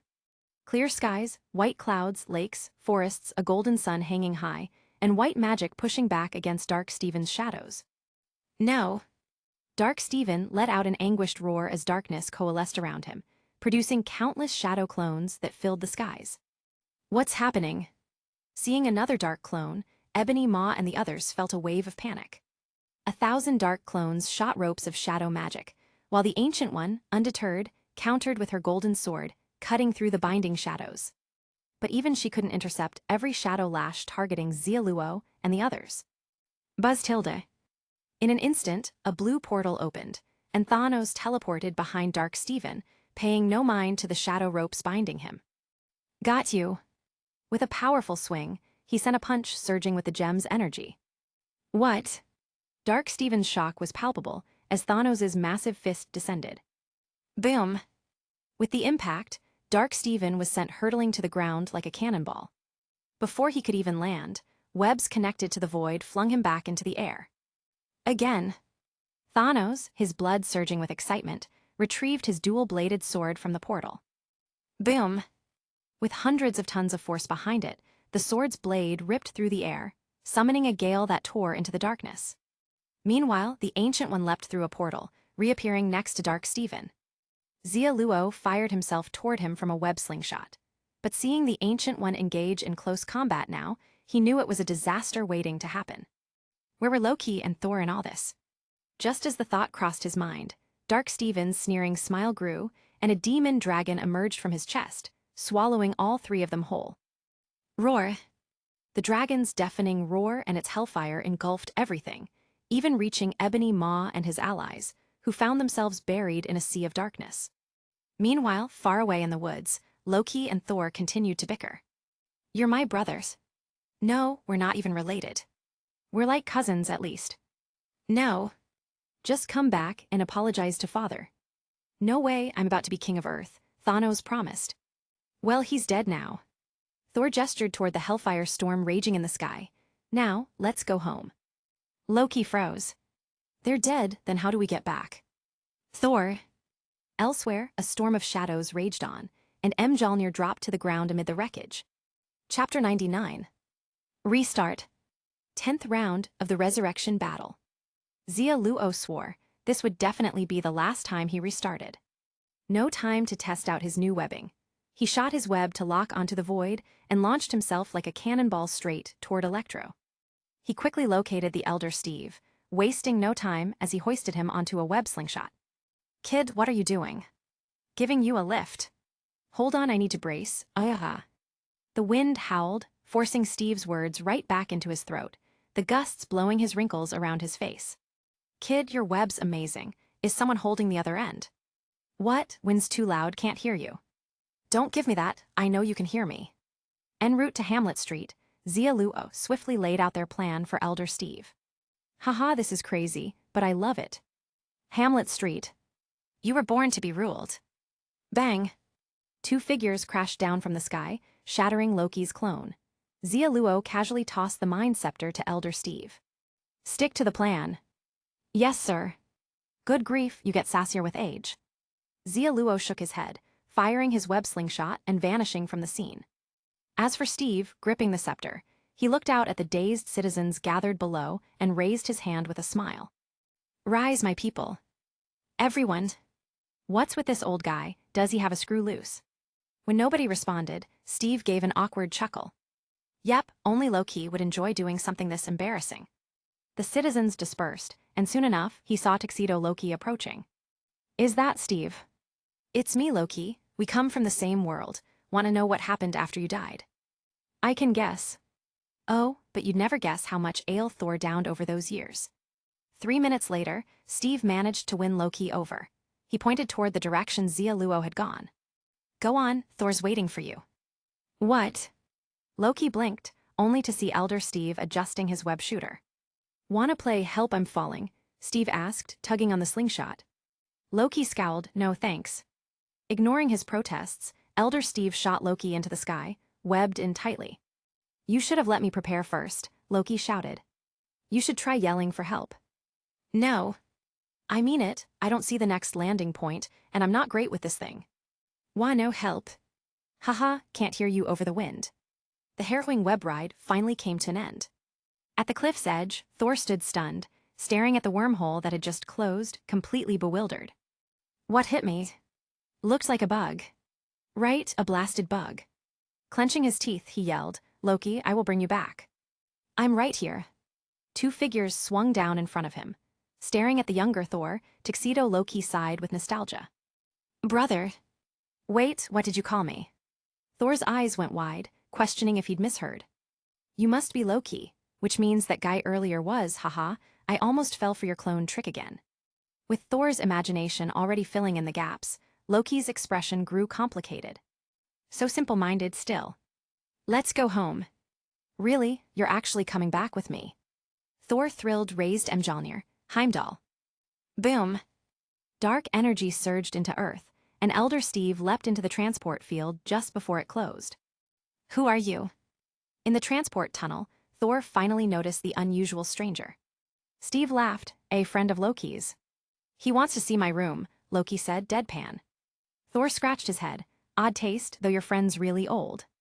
I'm under 200, Elder Steve protested. Oh, so pretty young then. Seconds later, they arrived at the ruins of the palace. Whir! Dark energy flooded the hall, and the three appeared inside the palace. This isn't the Bifrost, Steve glanced around, surprised. He'd heard Thor talk about Asgard's exclusive transport. Loki explained, the Bifrost was destroyed. This time we used dark energy. Destroyed. Steve frowned, so how did you restore it later? Using the Tesseract, of course. Thor held out his hand. Brother, hand me the Tesseract. Tuxedo Loki. Sorry, but I don't have it. What? Thor scowled, grabbing Loki by the collar. You lying to me again, Loki? Calm down. Loki wiped away the spit on his face, looking disgusted. Meanwhile, Steve glanced at the clock. Time's almost up. I know. Breaking free, Loki stepped into the palace's open space and called out. Father, if you'll let me call you that, I know you and Mother are aware of what's happening. Please help us. Thor noticed his unusual behavior, finally realizing something was off.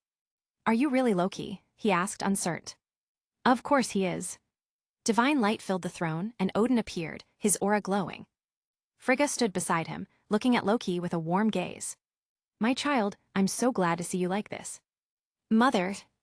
Tears shone in Loki's eyes as he beheld their familiar faces. I'm sorry, I must have disappointed you. He bowed his head, regret hitting him in waves. Not at all. Frigga approached, gently brushing his cheek. You must have been through so much, haven't you? Her gaze was full of compassion, and Loki could no longer hold back, hugging his mother tightly. I'm sorry, I truly am. I was wrong, but it's too late. I lost you both and everything else. He sobbed, voicing his regrets.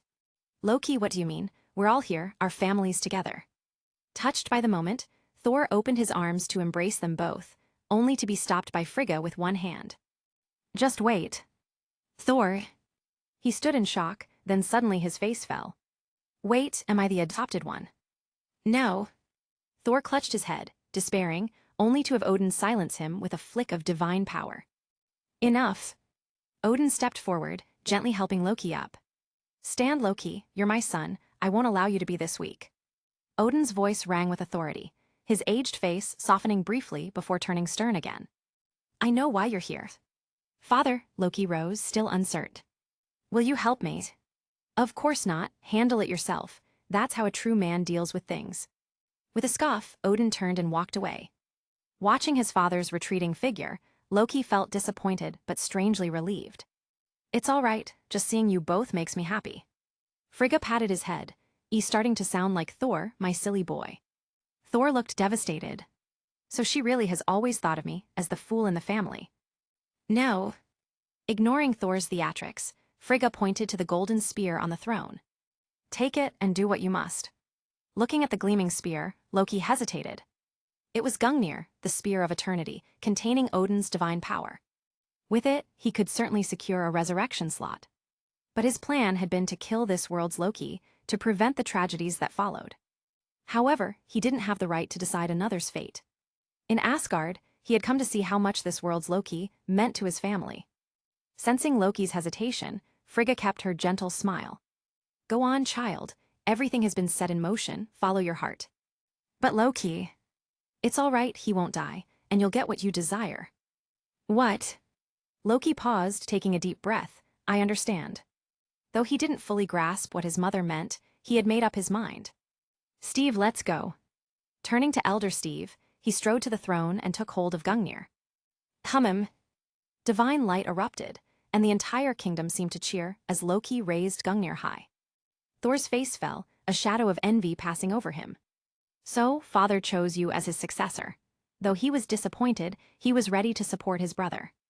Anyone acknowledged by Gungnir was destined to be the future king of Asgard. Thor would accept it. Boom! Moments later, Loki wielded the spear, summoning a dark energy portal with its power. Let's go. He and Elder Steve leaped in, and after a pause, Thor followed. Farewell, my children.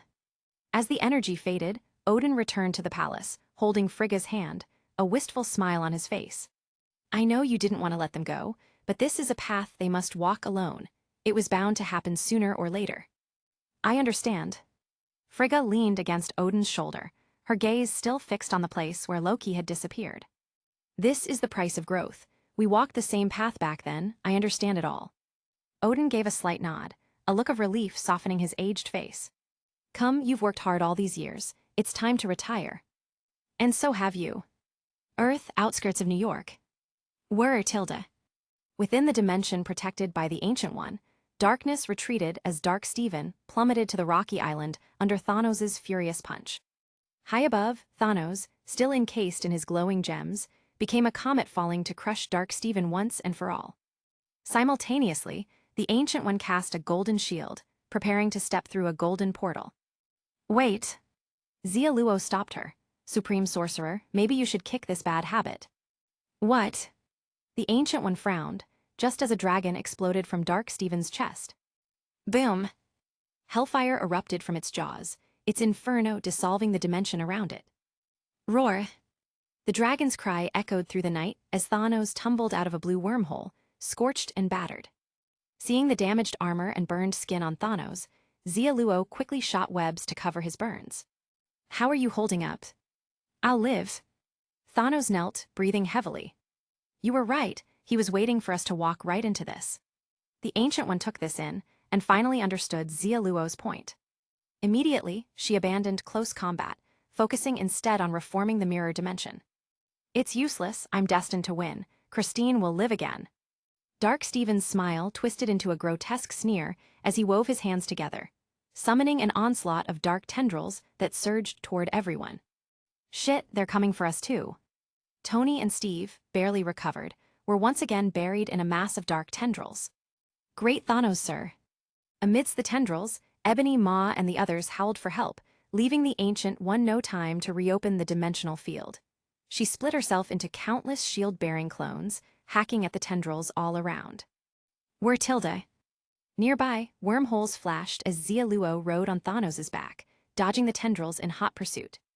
Kid, this position is humiliating. Thanos' face darkened. Sorry, next time I'll ride, and you can climb on me. That sounds odd, but you said it. I promise. Just then, the night sky burst with golden comets. Odin's power descended upon Earth, sending a tremor through every living being. He's here. Xia Luo's eyes lit up as the golden comet crossed time and space, piercing the sky to strike Dark Stephen square in the chest. Arg! With a shriek, Dark Stephen plummeted, and the dark tendrils around him scattered. Odin! Amidst the darkness, Dark Stephen clutched the golden wound in his chest, glaring at Loki and the others as they arrived. We got here just in time. Elder Steve raised his shield with a grin. Which one's the enemy? Thor glanced between Dark Stephen and the battered Black Order. They all look alike. No, he's the only enemy. Xia Luo swung down and landed. His goal is to kill everyone, including Odin. This revelation left everyone stunned. It's fine, I'll take care of it. Tuxedo Loki raised a hand as Gungnir flew to his grip, golden armor enveloping him in blinding light, exuding a fierce, divine energy. Xia Luo. Damn, he really knows how to make an entrance. A second later, dark tendrils burst from the ground, dragging Loki into the dirt. Bam bam. As Loki's body hit the rubble, everyone froze. What did he just say? Thor asked. Elder Steve shrugged, said he'd be the first to die. Xia Luo patted Steve's shoulder. You poor, deaf old man, I'll get you a hearing aid next time. Thanks, get me the most expensive one. Meanwhile, Dark Stephen waved his hand, summoning a fresh swarm of horrific tendrils. Haha, Gungnir is it? Interesting. The ghastly tendrils spread wide, destroying everything they touched. Dark Stephen sneered. Even if Odin himself were here, he couldn't stop me. As he spoke, the The wound on his chest pulsed, black flesh knitting itself over Gungnir's injury. I don't believe I can't beat you. Thor raised Mjolnir high, calling down a powerful lightning strike that crackled through the sky, crashing down on the tendrils. Thanos took advantage of the chaos to open a massive wormhole, lining up the cannon of Sanctuary II on the battlefield. Fire! At Thanos' command, a hail of energy beams rained down through the wormhole. Boom, boom, boom. Hum. Gungnir hummed again, the golden comet slicing through the air, shredding tendrils with divine power. We're Tilde. Golden portals flickered, and Xia Luo flashed through them, closing in on Dark Steven. Right there. The Ancient One drew a circle, and Xia Luo lunged out of the portal one last time. Cracked. His crystalline webbing went taut as the trap closed around Dark Steven, cutting toward him. HMPH, useless. Dark Steven waved his hand, sending a shudder through the web before black, purple notes pulsed outward from it. What kind of magic is that? Thor shouted, only to be struck by the sound wave a second later. Ahi. Boom. As cries of pain echoed, Loki and the others fell one by one to the musical barrage, and the Ancient One quickly summoned golden portals to pull them to her side. Dark hands stretched wide from the swarm of tendrils, and the dragon of the underworld roared as hellfire rose in a ring, trapping everyone within a fiery cage. The intense heat warped the air. All around them the darkness grew, suffocating. Damn, I'm roasting in here. Elder Steve yelped as his shield burned his hands, forcing him to drop it. Xia Luo's nanosuit sparked, near the point of failure in the high heat. We're Tilde. The Ancient One raised her hands, forming a protective barrier around everyone to block out the searing temperatures. In my vision, Tony Stark is the one to stop all of this. She looked at a breathless Tony. Me. Wrapped in the symbiote, Tony's injuries healed as he stood up. Sorry, if a dead guy can solve this, I'll be the first to volunteer. He smirked bitterly. Xia Luo frowned. Tony didn't exactly look like the one to turn the tide. Ancient One, what about the Time Stone? Can it stop him? He asked. The Ancient One shook her head. The Time Stone was stolen. Xia Luo rubbed his forehead. So that's out. He'd gathered Thanos, the Ancient One, and Odin's powers, yet still couldn't defeat Dark Strange. This fight at the top was too much. No, there was something he hadn't accounted for. The Infinity Stones, the other contestants, and the Spider Totem. Ancient One, try using this. Xia Luo pulled a Titan relic from Thanos' damaged armor. We're Tilde. 3.5 spider totems emerged from the relic, and the Ancient One's eyes widened. This is such a strange power. She took the relic, infusing it with magic. Boom! In an instant, red and blue light surged into the night sky, the spider totems shining across the universe. And then, nothing happened. How does this work? The Ancient One looked at him in confusion. You're the sorcerer, you're asking me. I'll try too. Thanos stepped forward, his touch on the relic sparking purple starlight, the spider totems glowing in response. Count me in, Thor confidently grabbed the relic. Zap zap. A tiny spark flickered, and nothing else happened. Thor. Let me try. I'm in too. Soon, younger Steve, elder Steve, and Tuxedo Loki all took turns, but still nothing happened. So it's my turn. Seeing everyone staring, Tony shrugged and touched the relic. We're Tilde. It's working. As they watched, Tony's forehead began to glow. Before the light could spread, the demon dragon roared, consuming him entirely. Xia Luo. The 11th resurrection battle. In the dark dimension, the Ancient One and Dark Steven fought fiercely in the night sky. Outside the Dark Circle, with Xia Luo's help, the Ancient One's clone finally managed to drag Tony out of the formation. While Dark Steven hadn't noticed, Xia Luo called out, Thanos, it's time. Understood. Under Xia Luo's eager gaze, Thanos pulled out the relic. We're Tilde. The two of them each touched it, then looked at Tony. What are you two doing? Tony shot them a bewildered look, but reached out anyway. Wait, Ancient One, try adding a bit of magic first. At Xia Luo's prompting, the Ancient One skeptically poured some magic into the relic. Boom! Red and blue spider totems and purple starlight flared up in the sky. Stop staring, get in here, Stark, Xia Luo urged, and Tony finally snapped to attention. Were. Finally, as Tony's hand brushed the relic, light shot from his forehead, quickly spreading across the entire dimension. It was blinding, endless whiteness. No one could see anything. Who knows how long passed before Xia Luo opened his eyes to find the dark dimension vanished. The Ancient One and Dark Stephen's clones dissolved into dust. No! A cry from high above. The real Ancient One and Dark Stephen tumbled down. Xia Luo, unsure what had happened, reached for his webs to catch the falling Ancient One, only to find his wrist empty, no webs at all. Xia Luo. Whoosh tilde. Suddenly, a gust of wind whistled by, as a purple beast charged forward, just barely catching the yellow-robed figure. Boom tilde. As Thanos landed, the Ancient One blinked up at the giant purple figure in shock. I'm Thanos. Thank you, Thanos. You can put me down now, I appreciate the save. You're welcome, next time we meet I might kill you. You have quite the sense of humor. Xia Luo caught sight of this unexpectedly amicable exchange, blinking in surprise. Was this in the script? On the other side, Dark Stephen crawled out of a crater, terror etched on his face. How can this be? My magic, it can't be gone, how? He stared down at his hands in horror, unable to summon any of his magic. Had the dark energy not shielded him during his fall, he'd have died on impact. My magic's gone too. The Ancient One, nearby, raised her hand to cast a spell but couldn't recall how. Frowning deeply, she muttered, more precisely, I've forgotten how to use it. Hearing this, Thanos glanced back at Tony, his expression thoughtful. A man cursed by knowledge, you've cursed us all. Chapter 100. Cursed, Tony seemed to ponder this. Can wizards run for office? He asked young Steve. Young Steve corrected him, the term is sorcerer. Nearby, Xia Luo raised his wrist, attempting a series of odd gestures, but still couldn't recall how to shoot his webs. All right, so I'm a Spider-Man who can't use his webs. Apparently, in some corners of the multiverse, an Iron Man was said to possess a seventh Infinity Stone. They say that when all seven are gathered, a certain cosmic goddess of vengeance can be summoned, an absolutely ridiculous setup. The seventh stone went by many names: Self-Stone, Wisdom Stone, Knowledge Stone. Xia Luo wasn't sure if they were all the same thing or not. But from Thanos' explanation, he now understood. This cursed by knowledge man might actually have the Knowledge Stone in his head.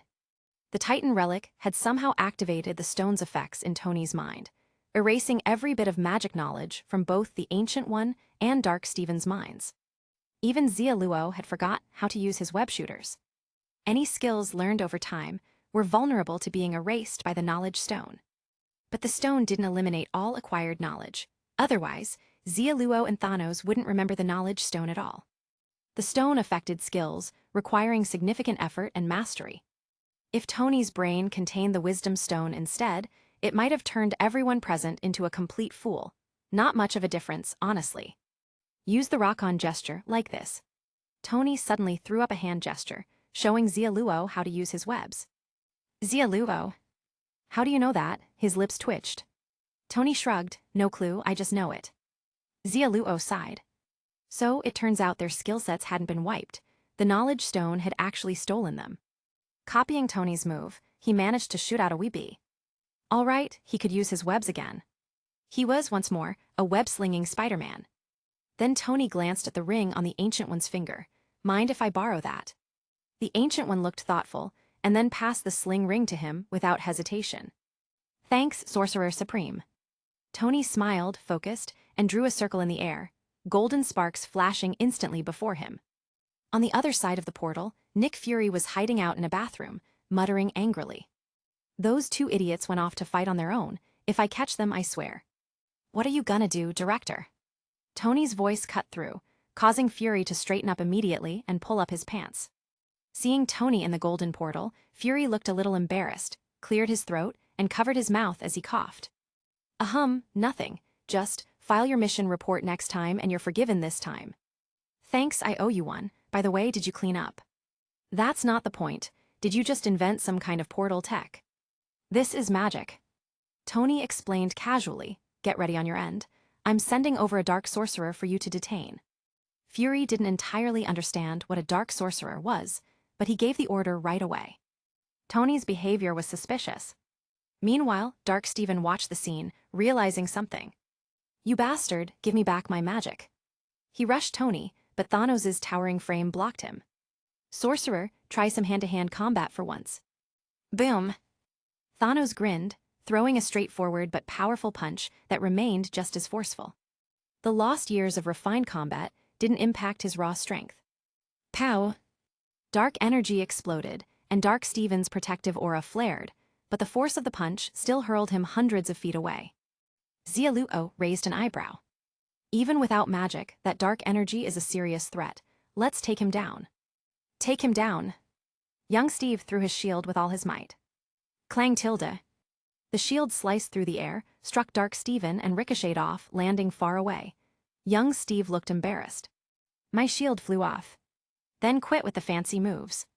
Xia Luo extended both hands, aiming to form a web slingshot. PFFD tilde. The web missed, and Xia Luo scratched his head.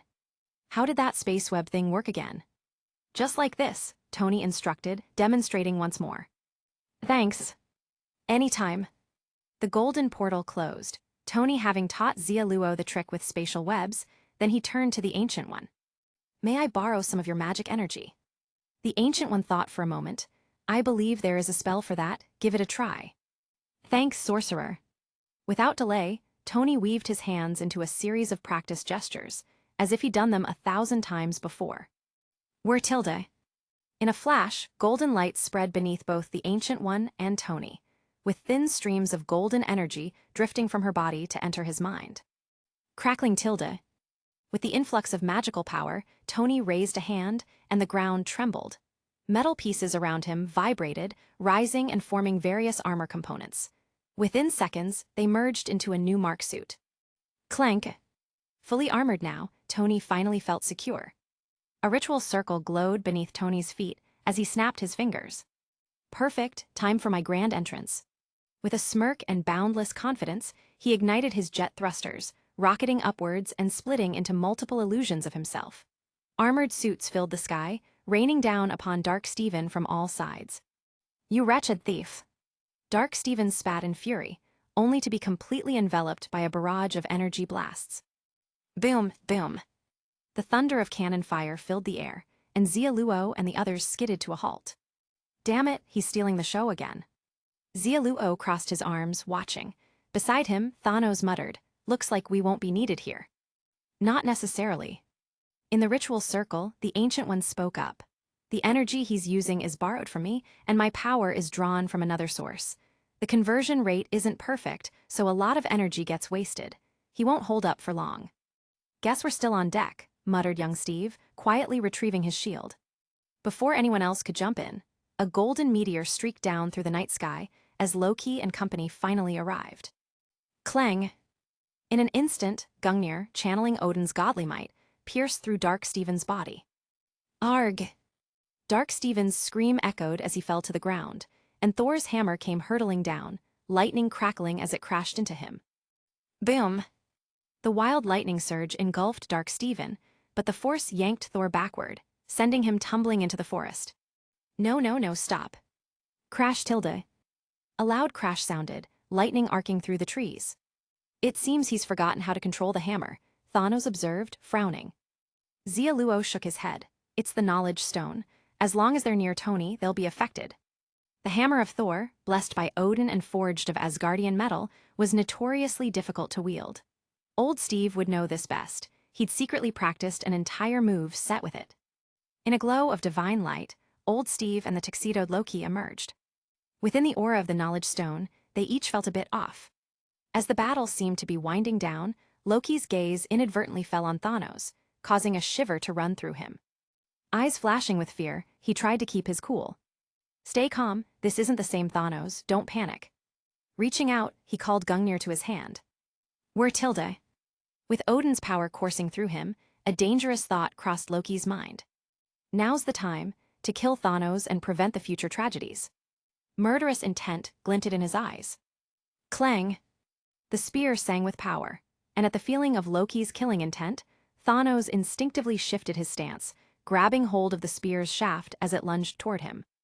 While he'd lost his battle tactics, his muscle memory remained. What do you think you're doing?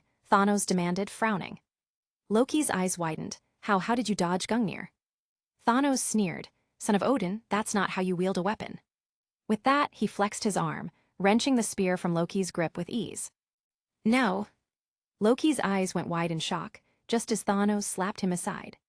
With the spear in his grasp, Thanos felt no rush of Odin's power. So that's it, I understand now, he murmured. Casually, he tossed Gungnir to Xia Luo. Catch. We're Tilde. Xia Luo grabbed the spear, and understanding dawned on him too. That's what it is, he said with a grin. Old Steve looked on in confusion. What did you figure out? Xia Luo explained. To prevent the Lokis from killing each other, Odin enchanted the spear to only kill Dark Steven. It can't harm anyone else. Seriously, Old Steve shook his head in amazement. Loki overheard and gave a bitter smile. My father wanted to protect me. I should be happy, but he looked conflicted. Catch. Xia Luo tossed the spear back to him. Let's wrap this up. Not wanting to waste another reset, he figured they needed to end the fight now. Taking the spear, Loki once again felt Odin's power flood his body. Resigned, he let go of his vendetta against Thanos and hurled the spear toward Dark Steven. We're Tilde. Thunk. Ugh. In an instant, the golden spear pinned Dark Steven to the ground, Odin's power steadily dismantling his physical form, draining his dark energy. Crackle. Golden energy continued to flare as Dark Steven tried to pull the spear out of his chest. The next moment, Loki dashed over, gripping the spear to prevent him from dislodging it. I heard you wanted to kill my father. Loki's gaze turned fierce, so I'll just have to kill you first. With those words, the power of Odin surged through him, the spear glowing intensely, and Dark Steven's cries grew louder and more desperate. No, curse you, Odin, I will not lose. Dark Steven writhed, his aura of darkness expanding as even Gungnir struggled to contain it. Odin's power has weakened too much. The spear alone isn't enough to kill him, Thanos observed, frowning, as he pulled out the Titan relic. Spider, it's our turn. Of course. They positioned themselves behind Loki, gripping the relic together. The spider totem's power and Thanos' purple energy streamed into Loki and then into the spear. Whir!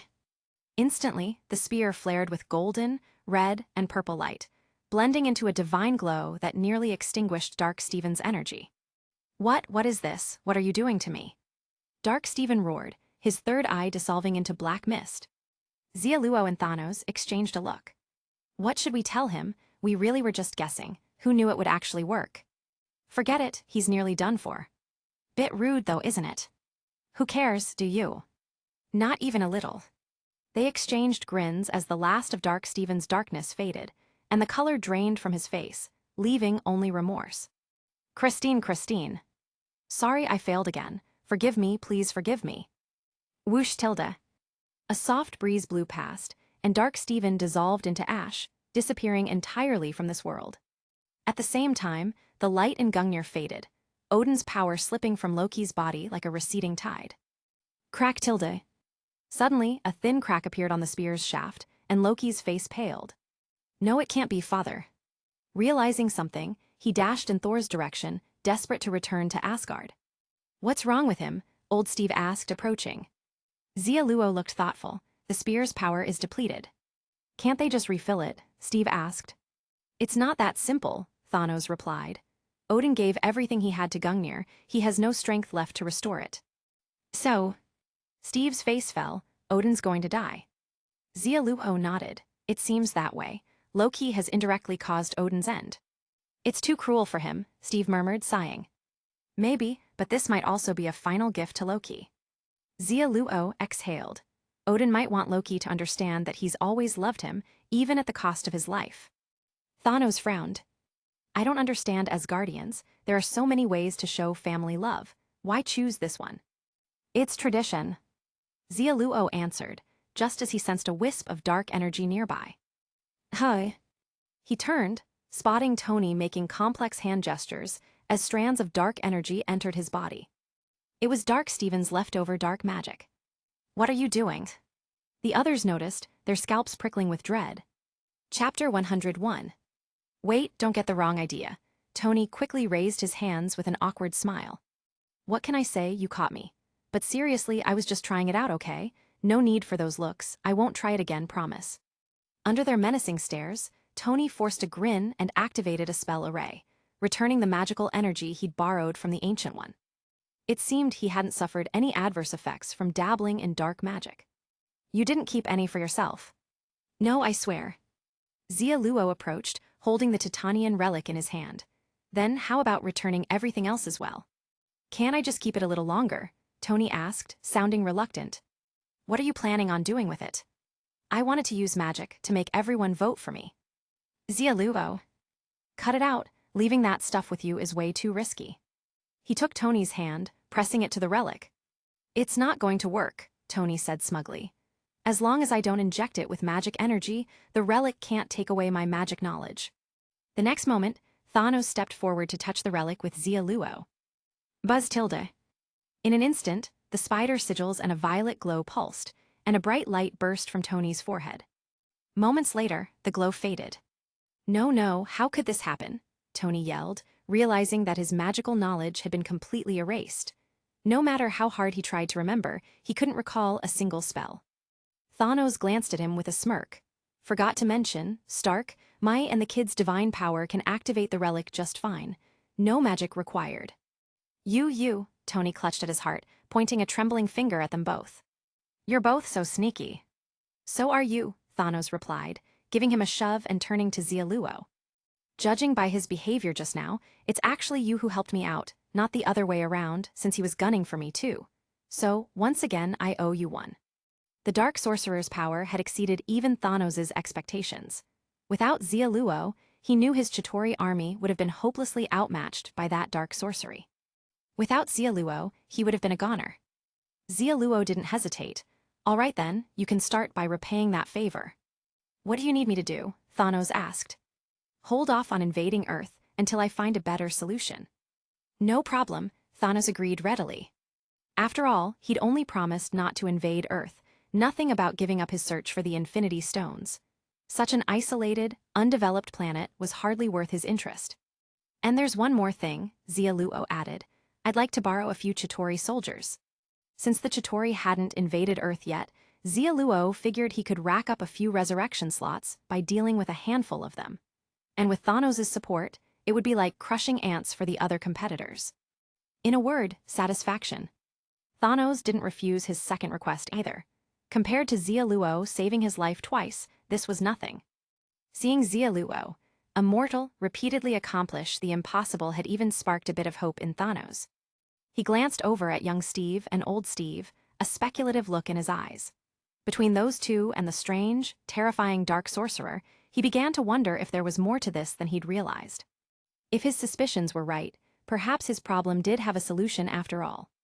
I've never actually enjoyed killing, Thanos thought to himself, raising his infinity gauntlet. The space stone glowed faintly, and a blue wormhole appeared, summoning a handful of Chitauri soldiers to the scene. All right, old man, your turn. On it. Old Steve approached and dispatched the Chitauri soldiers in front of Thanos without much reaction. He didn't exactly relish the idea of killing for a resurrection slot, but he couldn't let the wrong people get their hands on it either. Besides, he'd much rather be off playing web-slinging games with Xia Luo. Thanos observed the scene impassively. The Chitauri had earned their infamy across the cosmos not because he'd led them into conquest, but because they were already a bloodthirsty, depraved race by nature. Even without Thanos, they would still be a plague upon the universe. The eradication of the Chitauri didn't trouble him. He'd simply have to recruit a new army for his battles. Turning back to Xia Luo, Thanos asked, "What's your next move?" "Give me a few minutes, there's something I need to take care of." "Need a hand?" "Nope, just lend me the Black Order." Thanos gave him a peculiar look. My most trusted aides, could I substitute them for someone else?" Xia Luo caught the implication, smiling. "Not planning to kill them, just borrow them to deal with a few folks. It'll be faster that way." Thanos sighed in relief. "Very well, I'll let them know." Xia Luo gave the Black Order a few instructions, then approached the Ancient One. "I'd also like to ask you for a favor." "I already know what you have in mind." The Ancient One, restored to her full magical powers, said, "You and your companions don't belong in this world. I hope you'll leave as soon as possible." "Not a problem, just help me locate them, and I'll make sure they're gone right away." The Ancient One nodded, drawing a series of golden portals in front of her. Beyond each portal lay the hidden competitors, lurking in the shadows. What the hell just happened? Is this magic? Damn it, they found us. Amid startled cries, the Black Order jumped through the portals and quickly tossed the battered competitors at Xia Luo's feet. All except Bucky, who had a tendency to self-destruct. Under Ebony Maw's telekinetic control, Norman and Professor Connors were both trapped beneath massive piles of rubble. With Corvus Glaive's blade to his neck, Venom Parker's symbiote writhed helplessly, its regenerative abilities temporarily halted.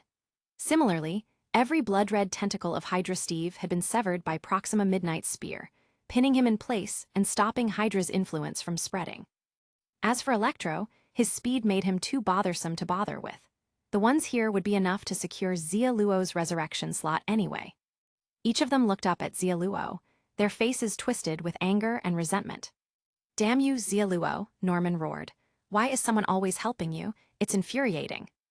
Xia Luo shrugged, lifting Corvus Glaive's soul-stealing glaive to dispatch Venom Parker, then hoisting his weapon over Norman. "Sorry to break it to you, but resurrection matches aren't just about fighting, they're about alliances." "What?" "Slice." Norman's eyes widened before he fell silent. On the other side, Hydra Steve glared at Xia Luo, his jaw clenched. "If I get another chance, I swear I'll kill you," Xia Luo interrupted.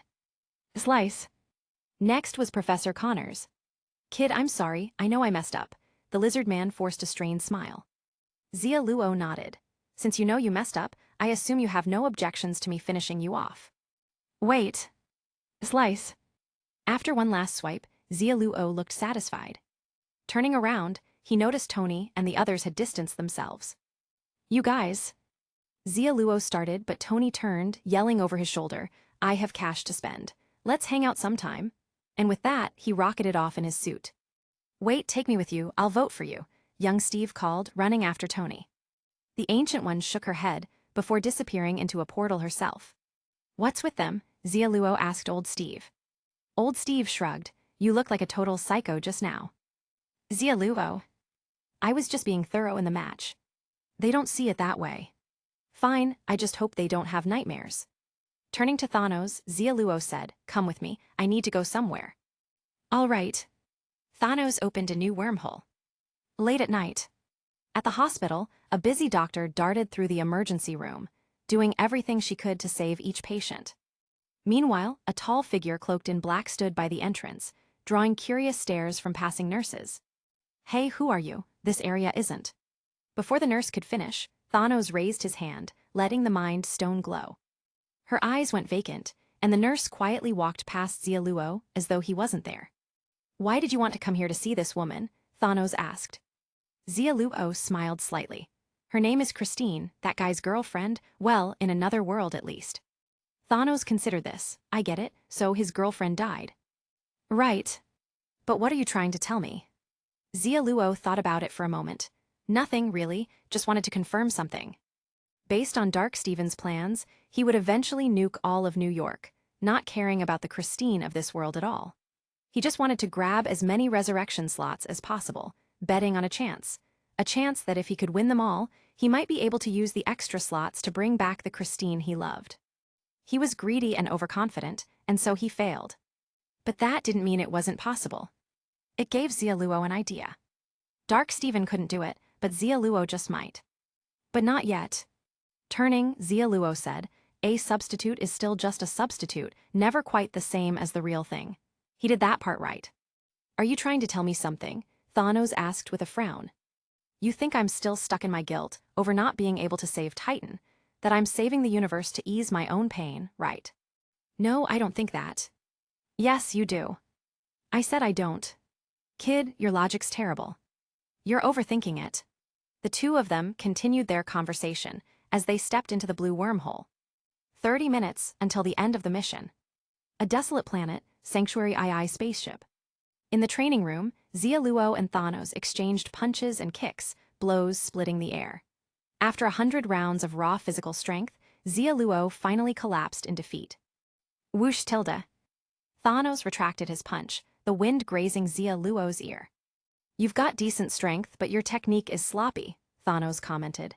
"No, actually, you've never trained your body systematically, which is why you can't use your full power." Xia Luo wiped the sweat from his brow with a towel, catching his breath. "Exactly, which is why I asked for your help." Back when he could only lift a ton, Xia Luo hadn't thought anything was off. But after winning a few resurrection matches, his strength kept growing, but his destructive power didn't match the increase. That was when he realized the problem lay in himself. In contrast, Thanos in the movies might not be vastly stronger than the Hulk, yet he crushed him easily. A lot of that came down to his years of combat experience and refined technique. Having Thanos spell it out only confirmed it further for Xia Luo. Old Steve handed him a water bottle. "Thanos isn't wrong," Steve said, trying to comfort him. "Your technique's rough, but Spider-Man doesn't need that kind of skill. Peter's quick thinking is usually enough." Xia Luo shook his head, took the water, and casually poured it over his head. "True, but it's a waste of this body." Even so, his physique was still leagues away from Thanos's Titanian build. Seeing Xia Luo's determination, old Steve sighed. "We have only 30 minutes left. You can't learn much in that time." "That's fine, I still have plenty of time." Xia Luo brought up his system notifications. Remaining restart count, 8. Perfect, he had 192 hours left. To stay ready for emergencies, he decided to save 4 restarts. "Not bad, I've been pretty diligent." The cosmic weebie. On the web, Xia Luo fired a few webs, testing out different effects from his previous restarts. Finding nothing too special, he focused on this match's rewards. Mission 3 complete, earned resurrection slot X1. Reward, 100 kill points. Consecutive resurrection match wins, bonus spider totem power X1. Consecutive resurrection match wins, bonus Spider-Man exclusive magic knowledge X1.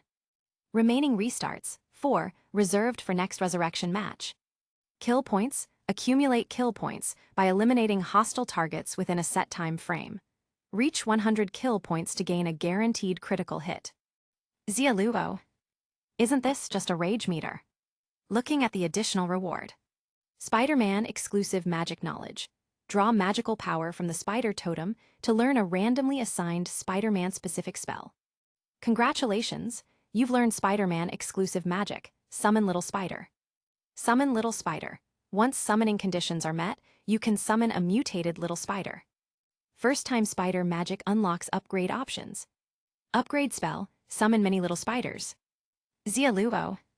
That's an underwhelming spell. And an even more underwhelming upgrade.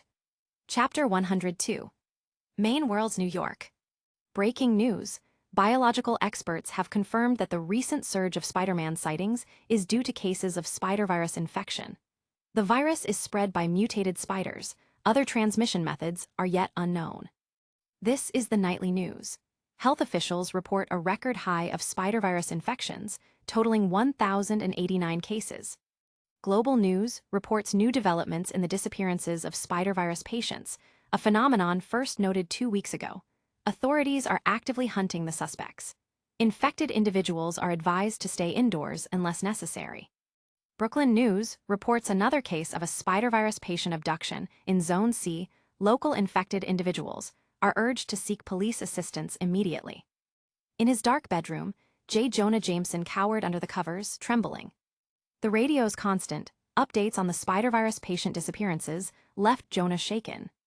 After all, he lived in Zone C, he was the witness, and the spider virus victim abducted was his neighbor, Jack. If it weren't for him never showing his Spider-Man powers in public to keep up appearances, he might have been taken, too. Those people were ruthless. Jonah was scared, lonely, and freezing cold. Or not really. The sweat soaking his sheets actually made him burning hot. But fearing that those people might still be nearby, he stayed put under the blanket. When he was young, his mom had said that hiding under the covers would make everything better, but he only felt more scared. Jonah shivered, wiping the sweat from his brow. Hiding under the blanket was his only comfort. Beep, beep, beep. The phone rang suddenly, startling him. After a moment of hesitation, he gingerly reached a hand out from under the blanket to answer. Hello, this is J. Jonah Jameson, editor-in-chief of the Daily Bugle. His voice trembled, but he tried his best to sound gentlemanly and composed. Mr. Jameson, this is Luna from the TV network, about tomorrow's show. I'm sick, get someone else. Mr. Jameson, if you don't attend, there's no refund. I know, goodbye. Jonah quickly hung up, a pained expression crossing his face. Oh no, my money. Everyone else earned a fee for appearing on shows. He paid out of his own pocket. To build his reputation, he was nearly bankrupt. But to fulfill his childhood dreams, he had no choice but to push on. Just a little longer. If he could ride out this rough patch, his reputation would grow, and then he could finally earn enough to keep the bugle afloat. Beep beep. Another call came through. Jonah grabbed the phone in frustration. I already told you. Sorry to bother you, Mr. Jameson. I'm Agent Coulson, assigned to cases involving spider virus patients. Could you go over what you saw earlier? It'll help us track down the suspects. Oh, thank goodness you're here, I just saw. Overjoyed, Jonah relayed every detail of what he had witnessed.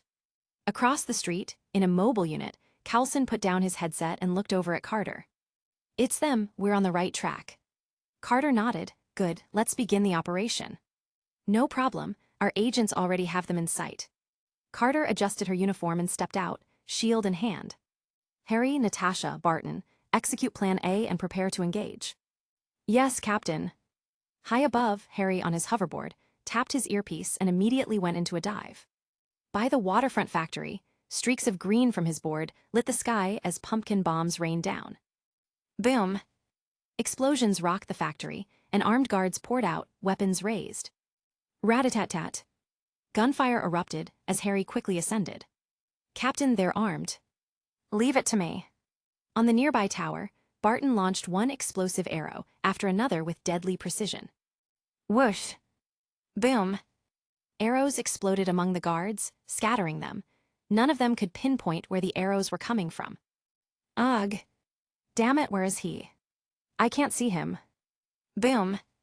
With another arrow detonation causing chaos, Carter led her team of agents to surround the site. Drop your weapons. Bang, bang, bang. Carter's shield ricocheted through the crowd, drawing screams wherever it went. From the rooftop, she sprinted forward, catching the shield as it flew back into her grasp. Wow, Captain, your shield's awesome, Harry called out from above, watching her in awe. Carter ducked into the factory. It's all right. Steve's shield doesn't feel quite right, though. I still can't find my old one. I could make you a custom shield. Thanks, but my shield would cost at least 300 million. You're generous. Forget I offered, Captain. I'd suggest putting the chit-chat on hold, Coulson said. The agents took control of the area as Coulson studied the thick smoke billowing from the factory, frowning. Something's gone wrong. I know, I just saw something weird. Inside, Carter found herself standing in front of a machine resembling a containment pod. Thud thud thud. The machine shook, belching out smoke as something inside struggled. Beep beep. A red dot blinked on her wrist monitor, and Banner's voice crackled through. Captain Carter, there's a strong radiation reading at the site. You're likely near a highly radioactive substance. There's just this giant tin can in front of me, like a sci-fi movie machine. Get out of there quickly. But I haven't found the missing Spider-Man yet. Before Carter could finish, the containment pod burst open, a sharp odor filling the factory as thick smoke spread. Damn, something's coming out. Her expression changed. Covering her nose, she quickly backed toward the door. What's going on? Harry landed beside her. Carter frowned. I just saw a shadow. There's someone inside. Who? Rhino. A low, rasping growl echoed through the smoke, followed by heavy footfalls that made the ground quake. A massive figure emerged. Thump, thump, thump. Each step cracked the ground underfoot. Soon, a terrifying, horned creature came into view. Standing nearly 10 feet tall, his body was covered in a dark gray material fused onto human flesh. Bulging, stone-like muscles hinted at a once human face, now almost unrecognizable. Ha ha ha, Rhino, that's right, you heard me. That's my new name, and I'm your worst nightmare. Alexei laughed, his muscle mass expanding further, a crushing aura radiating from him that made Carter and her team's faces pale. He really looks like a rhino. Rhino, he's using that name to challenge Spider-Man. He looks terrifying, we're in big trouble. Oh, you're in serious trouble now. With a cruel grin, Alexei charged forward, a raging bull of a man. No, he was a bull. Boom! Rhino stampeded forward, gravel flying, as a wave of terror swept over the team. Harry immediately rocketed up on his hoverboard. Captain, look out. On the ground, facing Rhino head-on, Carter braced herself, raising her shield as he closed in. Crash! Her figure went flying like a cannonball, slamming into the factory wall as bricks rained down over her crumpled form. Ah, what a useless shield, not nearly as good as the old man's. Crawling out of the rubble, Carter cursed Hydra's inferior shield. Winning that last resurrection match had enhanced her, or she might have had broken bones from that hit. And that was with the shield's protection. Without it, she didn't want to think about the result. This guy's strength had to be at least 50 tons. Carter guessed. Haha, you're still standing. Woman, you've got my attention now, Alexei sneered, striding toward her. Killing you will definitely earn me a hefty year-end bonus from the boss. 2 weeks ago, he had been nothing more than a pathetic thug, his rhino suit destroyed by Spider-Man. Afterward, his boss had arranged for a mysterious scientist to treat the side effects from swallowing mutated spider venom, using a series of chemical and radiation experiments.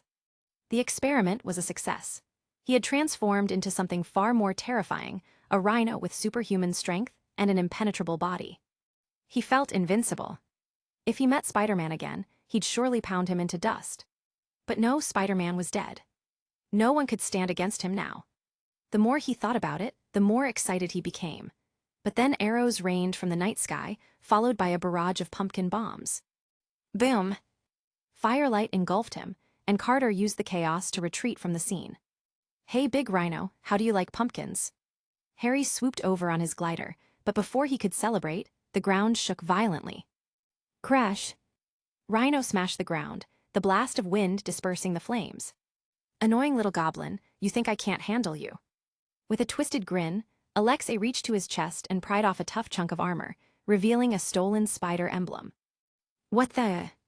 Everyone gawked as Alexei placed the spider emblem on his chest, red and blue nanometal spreading over his massive frame. In an instant, the red and blue armored rhino raised his hand and flung white webbing into the night sky. No. Harry barely dodged the surprise attack, his face grim. Damn it, how did he get his hands on Spider-Man's nanotech suit? Carter rubbed her temples in exasperation. So that's why we couldn't find it. This idiot had it all along. Whoosh! Explosive arrows rained down again, covering the team's retreat amid flashes of firelight. You won't escape. Enraged, Alexei charged through walls and cars, flattening everything in his path, with no one daring to get close. Fall back. Move. Coulson led the agents in a rapid retreat, but the defeated mercenaries regrouped for a last-ditch counterattack. Don't let them get away. Ha, now it's our. His sentence was abruptly cut off, as Alexei's massive gray fist flattened him into pulp. What? Everyone froze in horror, eyes locked on the brutal rhino. Alexei snorted, steal my spotlight. Why yes, boss. His terrified subordinates quickly backed away, unwilling to provoke the madman. Just then, a fiery streak lit up the sky, Stark's signature red and gold armor streaking toward them. It's Stark, Harry cheered. Carter raised an eyebrow, his suit's operational. Natasha let out a sigh of relief. Looks like it. He's been locked in his lab ever since he got back. Coulson couldn't even get a word with him. Hey, everyone, looks like you could use a hand. With his trademark flair, Tony greeted the crowd, launching a blue device from his arm toward Rhino. Pop! The device flew with blinding speed, attaching itself to Rhino's nanotech armor. Sizzle! Electric arcs crackled, and the nanometal burst into sparks, retracting quickly into the spider emblem. What was that? Everyone looked at Tony, stunned. Mr. Stark, how'd you have that gadget ready in advance? Harry asked, flying over in amazement. Tony rubbed his nose. Actually, I secretly designed an anti-Spider-Man suit. Didn't expect to be using it like this. Harry stared. Just like Xia Luo had said, classic Tony move. Meanwhile, Alexei clenched his fists, glaring up at Tony's armor with murderous rage. You bastard, you ruined my toy. I'll kill you. Pow! Before Alexei could finish, Tony's repulsor shot hit him square in the mouth. MMMPH, damn it, Alexei groaned, clutching his mouth in pain. Tony shot a wink at Harry. Who was he planning to kill? If I had to guess, it'd be you. Oh, what a shame. I'm real hard to kill, oh crap. Tony's sarcastic grin vanished as a steel beam hurled him off balance. Harry blinked at the spot where Tony had disappeared. Who's hard to kill now? Tony's suit, in a graceful arc, crashed into the distance. You damn rhino, you've made me mad. Rising from the wreckage, Tony's battered suit launched a volley of micro-missiles from his shoulder, sending an unending cascade of explosions toward Rhino. Booms, booms, boom. With the relentless barrage of fire, Alexei stood in the middle, chuckling. Ha ha ha, is that all you've got? You're pathetic. With a smirk, he lifted a wrecked car, slamming it at Tony as the spider emblem flew from his chest and into the air. Meanwhile, in the command room, Nick Fury's voice crackled over the comms. "Hold on, folks, looks like Spider-Man just arrived." "What? Spider-Man?" Harry beamed with joy, and Carter let out a relieved breath. "It's really him." Instinctively, everyone looked to the sky, eyes widening. "This can't be. No way." Above them, a masked figure launched himself into the air, his webs sticking to thin air. Each time he used his web slingshot, he soared several hundred meters. Everyone was left dumbstruck. "What happened to science?" Tony yelled from his position in the rubble. Harry could hardly believe it. "Is physics broken?" he muttered. Then, in a streak of red and blue, the figure grabbed the spider emblem midair. Crackle! In the rush of wind, red and blue nanometal swirled around him, shimmering as it solidified into the Spider-Man suit. Dressed in his iconic suit, the returning Spider-Man dove toward the ground. Boom! With a resounding crash, Xia Luo landed in the middle of the battlefield. The classic superhero landing. Chapter 103.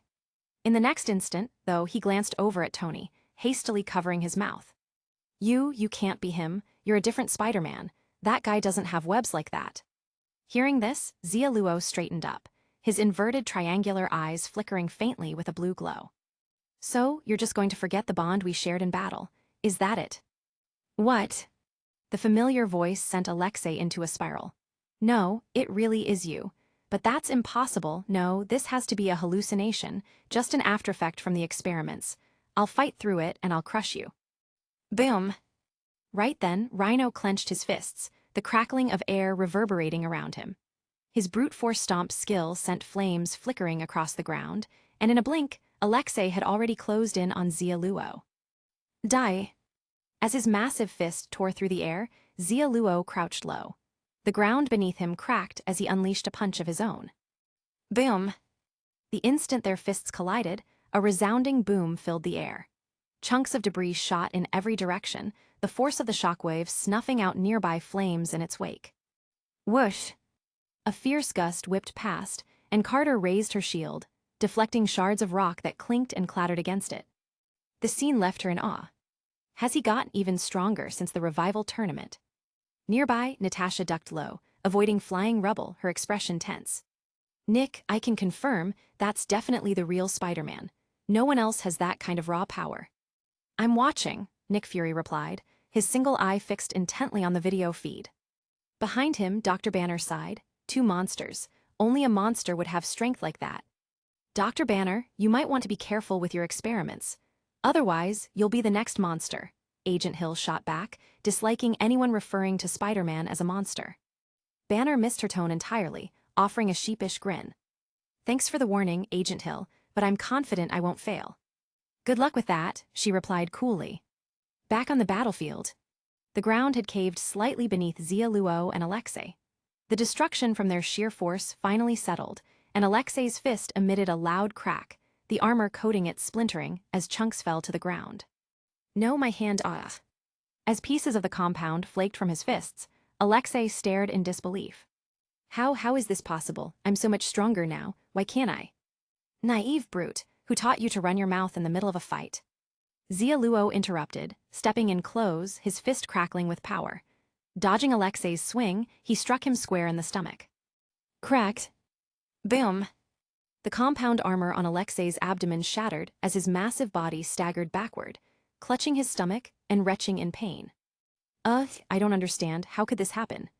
"Spider-Man," Xia Luo muttered, cutting him off as he spun around, landing a powerful kick to Alexei's face. Bam! Bam, bam, bam. A rapid-fire series of punches rained down on Alexei, sending pieces of his compound armor flying with every blow. His once invincible body was left completely defenseless. In Xia Luo's hands, Alexei's super strength and near-impenetrable body were liabilities, slowing him down and making him a helpless target. "No, stop, I give up. I'm not done yet." "Fine, I surrender." "Sorry, can't hear you. Let's put a little dust in those eyes." "Nuo." As his screams echoed out, the once-towering Rhino was reduced to a fleeing, shattered figure, pieces of his armor littering the ground as his massive body began to shrink. Watching the spectacle, Harry went silent. Is this really Spider-Man? Something seemed off. Tony, still brushing off the debris of a smashed car, also found himself questioning it as he checked his armor's damage. They had no idea that after Xia Luo's training with Thanos, he had a newfound ability to harness his raw power in more controlled ways. With his basic stats boosted, even simple moves hit with incredible effect. Training with Thanos, a top-tier fighter across the galaxy, had been anything but ordinary. Alexei, despite his brute strength, lacked the skill to make the most of it. Facing Xia Luo now, he was outmatched. All right, warm-up's over, time to finish this. With that, Xia Luo stopped his pursuit, tightening his grip on his Wee-Bee. Whir! Within seconds, Alexei was entangled in Xia Luo's web, the strands slicing through his compound armor as he struggled. With Alexei trapped, Xia Luo shot another web, launching himself skyward. Whoosh! As he soared through the air, he briefly hung suspended at the peak before diving down. Wings spread wide, Xia Luo's red and blue suit spiraled downward in a rapid corkscrew, his 4 spider lances converging like a drill. Friendly neighborhood venomous drill. Boom!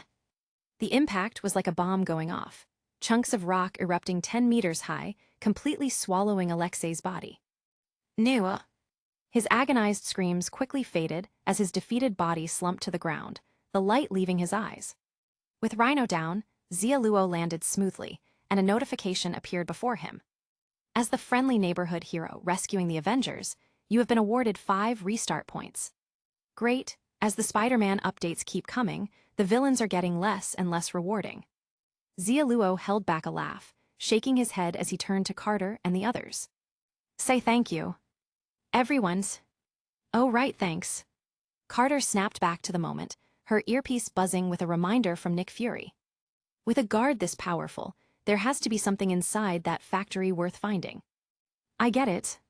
Carter signaled the agents to follow her towards the factory. As she passed Xia Luo, she paused. Come with us, they've got your friends inside too. Friends? Xia Luo glanced at Harry. I don't see any. Carter's mouth twitched. Your 2 little girlfriends. Hey, don't twist it, I'm just a kid, and anyway, I like them a bit older. Coulson, keep an eye on things out here. Understood. Coulson took charge, and Harry flew overhead on his glider, following the agents into the building. Tony hesitated, but decided to tag along. He'd come this far, after all. Going back early just meant getting dragged into yoga with Pepper. Such hard work. You good? Natasha walked over, checking on Tony. Of course, I could do this all day. That line gave him pause. Something about it just didn't feel right. Seeing he was fine, Natasha activated her earpiece. No need for an ambulance. With that, she quickly caught up with the others. Anything so far? She asked. Carter scanned the empty warehouse, her brows furrowing. Nothing yet. I think I've got something. Natasha moved through the shadows, her trained eyes quickly spotting a hidden entrance. She reached the corner, revealing a secret passage to the basement below. Xia Luo leaned over to Carter, grinning. Now that's what you call professional. Without missing a beat, Carter replied, and the leader, I don't need to learn any of this, before leading her team underground. Xia Luo shrugged, getting colder by the minute. After a few moments, they reached a dimly lit underground bunker. Rows of steel cages lined the ceiling, each holding a trapped imposter Spider-Man. In the center of the room stood a massive red and blue reactor-like machine, connected to each cage by thick hoses, siphoning something from the captives. Seeing the team arrive, the imprisoned Spider-Man began shouting out. Look, someone's here. It's not them. We're saved, somebody came to help. Help us. We're saved. Look at Spider-Man, he's got the metal suit. Everyone seemed relieved, but Xia Luo narrowed his eyes as his gaze fell upon 2 familiar figures in the cages. Gwen, it's Spider-Man, he's here. Mary Jane called weakly, but Gwen, lying closest to the reactor, was unconscious, her energy completely drained. Xia Luo's senses tingled with caution. This place wasn't safe. Carter scanned the dimly lit corners, raising her hand for the agents to bring up the lights. Whir! Before anyone could move, the underground bunker flooded with light, revealing a shadowed figure on a ledge above. Ha ha ha, congratulations on making it this far. I hope you're ready to say your goodbyes. The voice was all too familiar. As the figure stepped into the light, Xia Luo's eyes narrowed, and Carter's expression darkened. It's Bucky, she said. Xia Luo nodded. I know. He thought for a moment before turning to Bucky. Mind telling me what's going on? A cruel smirk crept onto Bucky's face. You're all about to die anyway, so I'll answer the last question you'll ever ask. He raised a hand, and one of the armed guards brought over a framed photo of Steve. Since there's a clone of the captain, of course, there's a clone of Bucky too. The clone Bucky clutched the photo, glaring at Xia Luo with pure hatred in his eyes.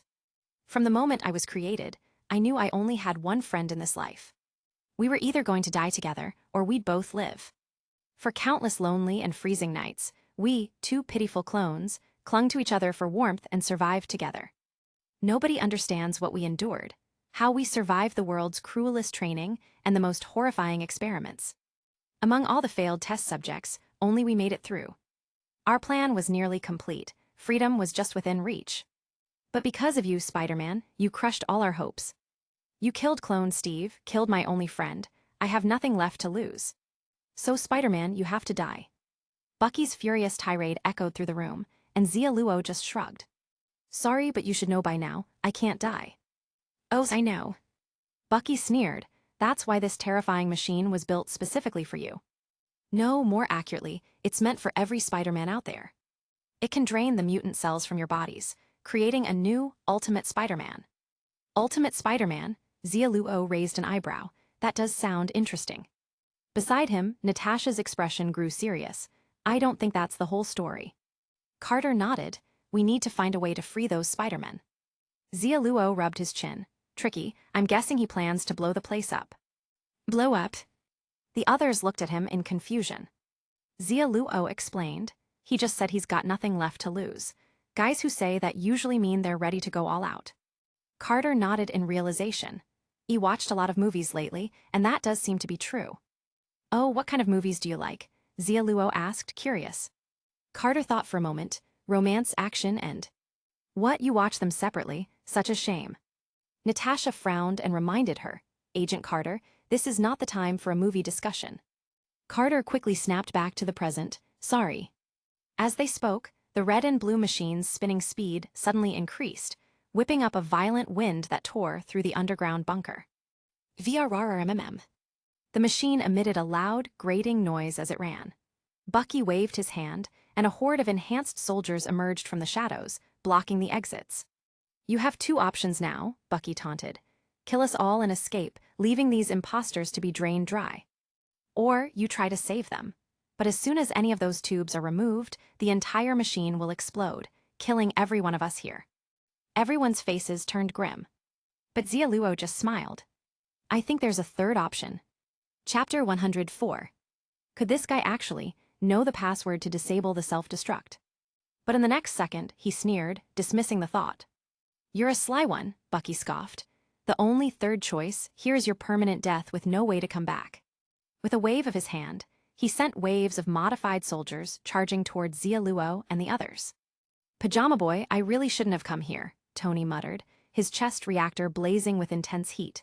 He unleashed the full power of his heat ray, sweeping across the horde, slicing through the modified soldiers. Harry didn't waste a word. Riding his glider, he rained pumpkin bombs down on the crowd. Boom, booms, boom. The scene descended into chaos. Carter deflected attackers with her shield, then moved back to stand beside Xia Luo. She observed his hands moving in complex gestures, as if performing some kind of ancient ritual. Carter raised an eyebrow. So this is your third choice, she asked. Xia Luo's face remained calm. That's right. Hold them off and don't let anyone interrupt me. How long do you need? Carter asked. 1 minute. Consider it done. Without further questions, Carter rallied the agents to form a protective circle around Xia Luo. She figured that perhaps Xia Luo had acquired some kind of magical reward after his victory in the revival tournament, one that could help them handle this situation. Carter decided to trust him. Meanwhile, Xia Luo's gaze was fixed on the red and blue machine within the underground fortress. As he completed the hand signs, his eyes began to glow, one red and the other blue. Perfect summoning materials, delivered right to my doorstep. Buzz! In an instant, a massive spider totem materialized beneath him, its radiant magical array spreading to envelop the red and blue machine as well. What is that? Everyone was dumbfounded by the unexpected sight. Bucky's face twisted in panic, and he ordered the modified soldiers to attack in a frenzy, only to be struck in the chest by an arrow that shot out from the darkness. Splat! Allerg! Bucky screamed, tumbling from the iron scaffolding to the ground, a frenzy overtaking his eyes. Attack those tubes, he shrieked. Boom! Noticing the soldiers' movements, Tony ascended, his chest reactor blazing again.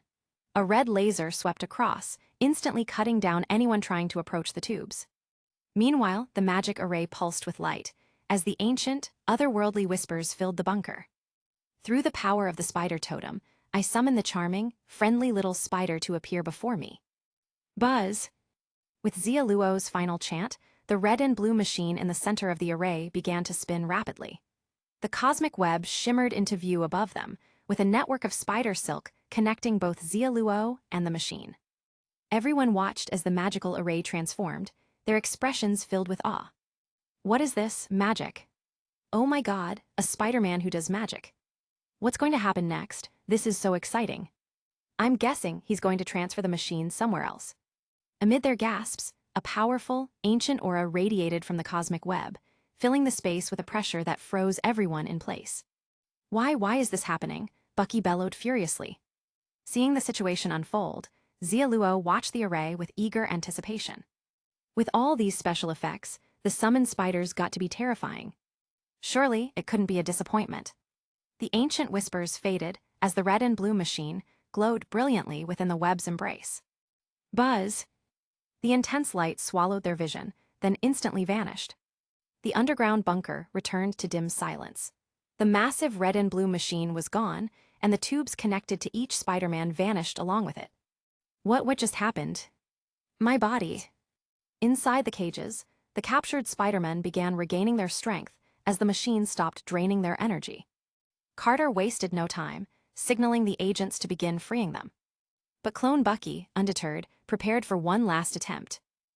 Spider-Man, maybe you won't die, but they will. They'll be buried with me and Steve. Cackling madly, Bucky reached to his belt, pulling out a glass vial, and poured out a swarm of mutated spiders directly into his mouth. What the? Everyone's faces twisted in disgust and alarm. They didn't know what effect it would have, but it couldn't be good. Sure enough, as soon as he swallowed them, Bucky's body began mutating, expanding, with dense black fur and spiked limbs that gleamed with a sickening sheen. His limbs twisted grotesquely, and the sight alone was enough to make one's stomach turn. Having ingested so many mutated spiders, Bucky transformed into a massive spider monstrosity, the size of a bus. From atop the giant spider's head, Bucky's face leered down at them, twisted in maniacal laughter.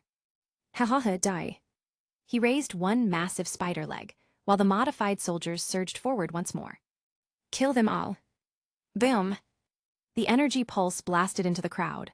The next second, Tony landed, his flight thrusters flickering. Sir, energy reserves are down to 15%. That's some awful timing.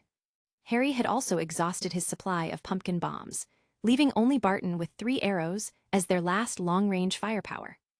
Meanwhile, Natasha and the others found that their electromagnetic guns were practically useless against the sheer number of modified soldiers. Crack. Surrounded by the modified soldiers, the giant spider continued its relentless advance. Carter looked back to see Xia Luo's expression twist into an odd grimace, filling her with a sense of foreboding. Where's your magic? I'm not sure, Xia Luo shrugged. Carter sighed. This is the first time you've made me feel utterly unsafe. Just then, a startled cry escaped Bucky. What is that? Bucky froze mid-stride, spotting a small, red and blue spiderweb glimmering on his abdomen. The web shone with vibrant energy, and then, suddenly, pulsed. Buzz! Boom! In an instant, the web exploded, unleashing a burst of magical energy that engulfed Bucky's spider form, knocking back dozens of modified soldiers. Who did this? Blinded by rage, Bucky bellowed into the darkness. Thwap! Another web shot out of the shadows, landing squarely on Bucky's forehead. Boom! The energy burst again, burning away patches of fur and spikes from Bucky's monstrous spider body. Arg, curse you, come out here and face me. The attack hadn't caused him serious harm, but it had rattled his nerves and incensed him. There, Xia Luo narrowed his eyes, catching a glint of red and blue flashing in the shadows. It's here. A hint of a smile crossed his face. Holding out his hand, he listened as faint chirping echoed from the darkness. Chirp, chirp. Swoosh. A small figure leaped from the shadows and gently landed in Xia Luo's palm. It's a spider. A metallic spider. Carter and the others stared in fascination at the creature perched in Xia Luo's hand. The small spider was entirely red and blue, with a metallic sheen, but not a single mechanical part exposed. And unlike typical spiders, its little mandibles were almost cute, with two tiny white fangs poking out. When the little spider blinked its beady eyes, it could melt even the coldest of hearts. Xia Luo fell silent. As expected, all flash and no substance, just a tiny little spider. Despite feeling a bit underwhelmed, he reached out and patted the little spider's head. Haha, great. A summoned creature with ranged energy attacks, I'm satisfied, he said, more to reassure himself. After getting Xia Luo's approval, the little spider relaxed, curling up on his hand and closing its eyes, visibly enjoying the attention. Whoa, what a cute little spider. Harry reached out to pet it, only for the spider to bare its tiny fangs, sending him backing up quickly. Well, that wasn't very friendly. Harry retracted his hand with an awkward smile. Watching this, Bucky's anxiety eased. For a moment, he'd thought Xia Luo had summoned something terrifying, but it turned out to be nothing more than a small nuisance. Cute, right? So cute it kills. Bucky sneered, turning to unleash a massive web from his abdomen, sending it cascading toward the group. Chirp, chirp, chirp. As the web neared, the little spider's eyes glowed, its abdomen contracting as it fired a flurry of red and blue webs. Pop, pop, pop. Boom. The red and blue webs exploded overhead, tearing apart the massive web before it could ensnare anyone. Chirp, chirp. The next second, the little spider scurried up to perch on Xia Luo's head, transforming into a machine gun as it fired webs toward Bucky's direction. Pop, pop, pop. Boom. Magical energy flared around Bucky as Carter, and the others seized the opportunity to launch a final assault on the modified soldiers. Having summoned the little spider, Xia Luo wasted no more time. Buzz! With his eyes flashing red, the red and blue nanometal covering his body shifted to an inky black. Pop, pop, pop. Xia Luo wove through the ranks of the modified soldiers, leaving trails of glimmering webs that ruthlessly slashed through them. His gaze sharpened as he watched the counter rising in his field of vision. Kill count +3. Kill count +3. Each defeated soldier added another 3 points to his count. The kill value scaled according to the target's strength, so ordinary thugs would have only yielded 1 point each. On top of his head, the little spider ceased firing webs, its energy clearly running low. Still, it remained alert as though waiting for something. Spider-Man die. From amidst the chaos, the massive spider monster roared, casting a dark shadow over Xia Luo as he propelled himself skyward on a web sling. Boom! He crashed into Bucky's abdomen like a black cannonball, only to be swatted aside, with Bucky pinning him down in the end. Ha ha ha, is that all you've got? Bucky gloated, his grotesque spider legs jabbing toward Xia Luo, intent on tearing him to pieces. Pop, pop, pop. Rolling away to dodge, Xia Luo noticed that each stabbing leg left a wrist-thick hole in the ground. A single misstep could mean death. In a flash, he extended his black spider lances, one of them piercing through Bucky's abdomen. Squish. Splat. A torrent of mutant spiders poured out of the gaping wound, a sight that made Xia Luo shiver in revulsion. I hate spiders. Sliding out of Bucky's range, he patted the little spider on his head. Well, except for you. Chirp, chirp. The little spider softened its gaze, content once more. Meanwhile, the newly emerged swarm of mutant spiders swarmed around, devouring modified soldiers as they went, though Xia Luo hadn't quite reached a kill count of 50. Looks like I won't get the chance. Xia Luo sighed, a bit disappointed. Before long, the mass of mutant spiders forced Carter and the others to retreat toward him. There are too many spiders, and my armor's nearly out of power. We might be finished here, Tony said, removing his helmet with a resigned expression. Harry looked equally defeated. If I make it out alive, I'm definitely designing a system to carry more pumpkin bombs. Barton nodded, I'll need a bigger quiver. You won't get the chance. With the modified soldiers entirely consumed by the mutant spiders, Bucky's form grew even larger. He gazed down at the group, his attention locking onto Xia Luo. Once I consume you, that will finally put an end to your rebirth cycle. I don't believe. Mid-sentence, Bucky's expression twisted. Stop whispering secrets, he bellowed. Oh, we can't. Xia Luo looked at the little spider on his shoulder. It seems someone's angry. Chirp, chirp, chirp. The little spider glared at Bucky before hopping down to Xia Luo's hand. With a dramatic leap, it opened a gaping maw and bit down on Xia Luo's hand, sending a vibrant, glowing web pattern spreading over his skin. Buzz! In an instant, red and blue light coursed across Xia Luo's body from the bite, and the lines on his suit began to glow. The crimson in his eyes was replaced by a mystical light, and he felt a surge of energy flow through him as the spider totem on his chest pulsed. What is that? Everyone watched in shock as the little spider transformed into red and blue magical light, covering Xia Luo's suit. His black suit morphed back into its red and blue form, the spider emblem on his chest glowing brilliantly. Boom! Before anyone could react, Xia Luo had already rocketed forward. Neighborhood meteor punch. Boom! His magic-infused fist crashed to the ground, sending vibrant energy cascading through the area. The mutant spiders disintegrated in its wake, unable to reassemble. What? Bucky reeled in shock, firing webs to snare Xia Luo. Swish!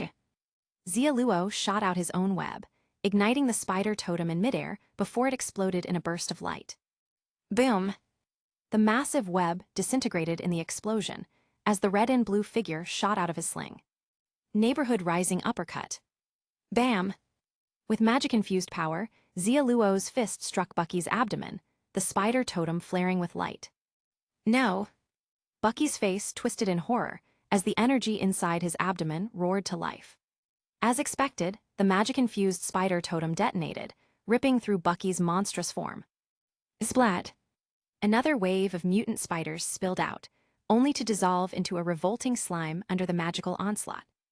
Xia Luo darted through the battlefield, lashing his magic-infused web to encircle the remaining spiders. Neighborhood, I'm out of names. Boom! With a tremor through the ground, Xia Luo leapt into the web's center, releasing a radiant red and blue glow that eradicated the remaining mutant spiders. And once again, he landed in a perfect widow's landing pose. Chapter 105. The monstrous mutant spiders were gone, and Carter and the others finally exhaled with relief. The mutants held in their cages, realizing they'd been saved, cheered as well. We're rescued. Thank God. No, thank Spider-Man. Wait, thank God for sending Spider-Man. Wait, he met God. The S.H.I.E.L.D. agents began to release the captives, while Xia Luo watched the notification hovering in his field of vision. You played friendly neighborhood hero and rescued the mutants. Restart count +8. Kill count reached 100. Critical hit unlocked. Can be stored for next use. Until he used this stored critical hit, it looked like the kill count wouldn't increase any further. As the magical energy faded from his body, the glowing web patterns on his skin receded to his wrist, reforming into the little spider. The spider emblem on his chest also dimmed after the intense battle. Chirp, chirp. The little spider, now perched on his hand, gave a small yawn before promptly falling asleep. Since the self-destruct device had been its primary summoning ingredient, it had emerged with an innate ability to detonate webs and channel magical energy into Xia Luo. While its power was limited by the energy it could borrow from the spider totem, he wasn't worried. After all, he had more than one totem. With that thought, Xia Luo gently patted the spider's tiny head and placed it atop his own. After all, every Spider-Man knew, no pouches for pets. The little spider lay comfortably on his head, and with each sleepy breath, it drew energy from the spider totem to regain its strength, casting a faint red and blue glow above him. Then, turning to see Mary Jane and Gwen being freed, Xia Luo simply smiled, stepping away to speak with Carter. It seems that Kingpin has allied with Hydra, he said, or he's one of them himself. Do you have any way to take him down? Carter shook her head. We have no evidence linking him to Hydra. He's never at the scene, and his legal team rivals Stark's. Yes, I've heard. Kingpin managed to poach one of my best lawyers, Tony added with a shrug. Xia Luo thought for a moment. This guy's a big problem. Do you have any way to track him? Carter leaned in, lowering her voice. I know what you're thinking, but his movements are a mystery. He rarely appears in public, and we'd have a hard time finding him quickly. No worries. I think he'd be interested in meeting with me. Xia Luo replied with a casual shrug. There was no way he'd ignore a threat like Kingpin. Suddenly, an uproar came from the mutants, who had begun to check themselves over. As one mutant realized they'd lost their web-slinging powers, the others quickly discovered they'd lost all their Spider-Man-like abilities. No. My God, why have you done this to me? We're just ordinary people again. Why did this happen? Many sank to their knees, wailing in despair. Harry attempted to console them. Be upset, you were targeted because of those powers. Without them, you won't be in danger anymore. Some muttered agreement, relieved, but others reacted with anger, rounding on Harry. If you'd saved us sooner, we wouldn't have lost our powers. Exactly, you useless hacks, give me back my powers. This is your fault. You owe us for this. They crowded around the agents, shouting and demanding explanations. Carter sighed, watching them with a resigned expression. Are they serious? She muttered. Tony only chuckled, unbothered. I'll get used to the era's stupidity. Meanwhile, Xia Luo adjusted his web shooter and fired, sending a net of webs that suspended the group from the ceiling. Oh hell, it's Spider-Man. Why is he doing this to us? We're his fans. He's supposed to be on our side. The hell with Spider-Man, I'm not his fan anymore. He's scared we'll outshine him, what a selfish jerk. As realization dawned, they began shouting insults at Xia Luo. He merely rolled his eyes, shooting another web to silence them. There, that's better, he said, turning to Harry. Say thanks. Harry blinked, thanks. Since when did Xia Luo have this strange sense of humor? Carter shook her head. Coulson, handle the rest. Understood, Coulson nodded. Carter gestured to Xia Luo. Come on, friendly neighborhood Spider-Man, although, with the way you treated them, you might be gaining a legion of anti-fans. Xia Luo fell in step beside her. I don't need their support, unless I decide to run for office someday. Office? Carter laughed, intrigued. All right, tell me more. After glancing back at Tony and the others, she leaned in. How'd you win the revival match this time? Xia Luo waved it off. Nothing to it, I hardly broke a sweat. Oh, by the way, I took out 2 troublesome guys for you, so be sure to cut me in on the funding. Carter narrowed her eyes. Before she could respond, Xia Luo sidled over to Tony, interested in a little collaboration. Tony raised an eyebrow. You want me to market Spider-Man merch for you? That could be tricky, you always wear a mask, so licensing rights might be difficult. Harry, listening in, offered, why don't you just take off your mask secretly? I can help you. Xia Luo cut him off, deadpan. Not necessary. I'm interested in developing artificial webbing. I'm in, Harry grinned, intrigued by the idea. Xia Luo shook his head. No, you should be focusing on something else, like finishing your father's work. More involvement would only complicate things, and Harry probably couldn't handle it. After all, Xia Luo now had 4.5 spider totems. At that, Harry seemed to understand, nodding as he mentally set aside the webbing idea. Meanwhile, Tony shrugged, unimpressed. Sorry, but I've already collected enough web samples to replicate superior synthetic webbing. Xia Luo blinked, momentarily deflated. Oh well, mine works better, he tried to insist. Tony smiled. He tested your samples too, they're not that different. Unless, Tony said, it's the kind of web that suspends in midair. Now, that would be interesting. Xia Luo sighed, forget it, Spider-Man's fated to be poor. Tony gave him a sympathetic pat on the shoulder. Cheer up, buddy, I'll sponsor you as the face of our web line. Really? Of course. Then how about taking off that tracker you just stuck on me? Oh, you noticed, awkward. Tony's grin never wavered. As they bantered, the group finally reached the factory yard. In the aftermath of the battle, Xia Luo noticed something amiss. Alexei's body was missing. Did you take the body? He asked Carter. Carter shook her head. No, if any agents had moved it, I would know.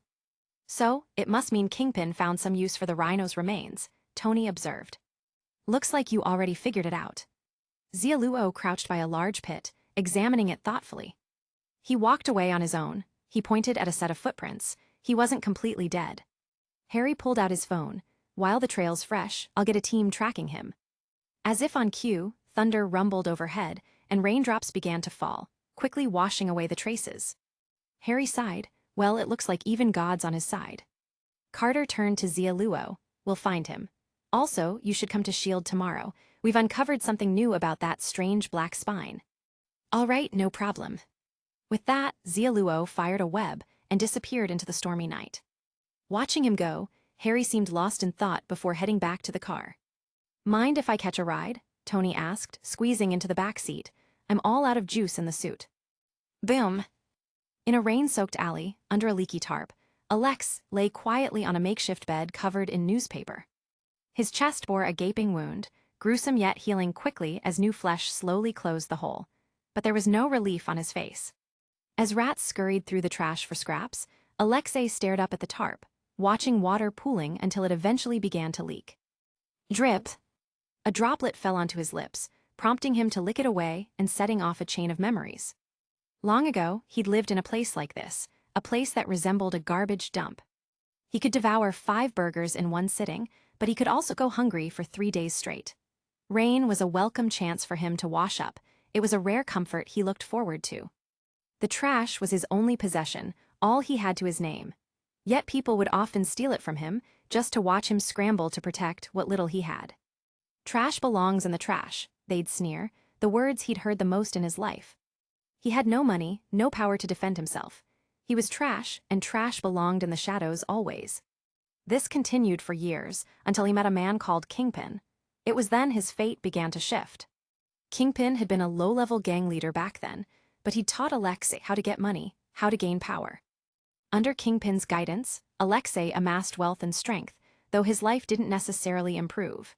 He had to constantly prove how ruthless and terrifying he was, killing enemies in the most brutal ways he could imagine.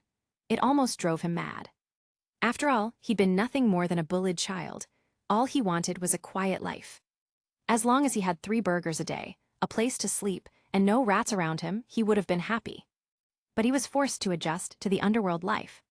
Just recently, when he wore the experimental battle suit for a mission, he'd been beaten down by Spider-Man and had to flee back to Kingpin.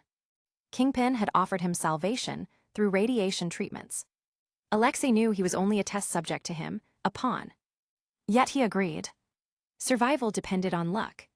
He'd survived, yes, but he had also failed. Once more, Spider-Man had crushed him. This time, Alexei didn't go crawling back to Kingpin. He knew that Kingpin wouldn't tolerate a worthless failure twice over. So he'd return to the one place that would take him, to accept his fate. To become trash once again. Alexei let out a bitter chuckle. Nothing had changed after all. Regaining some strength, he leaned over and searched through the trash next to his bed. A half-eaten slice of pizza, his old favorite. Swatting away a rat trying to nibble on it, he grabbed the slice and took a bite. It still tasted the same. Satisfied with his last meal, he closed his eyes. Whoosh! Amidst the pounding rain, a woman swayed gracefully forward, holding an umbrella as she came to a stop before him. Alexei had no idea how she'd appeared so suddenly. The woman was intoxicatingly alluring.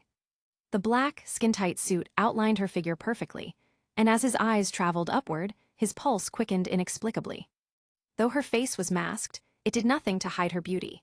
The bold red lips seemed designed to unnerve any man, and her long, silver hair was tied in a ponytail.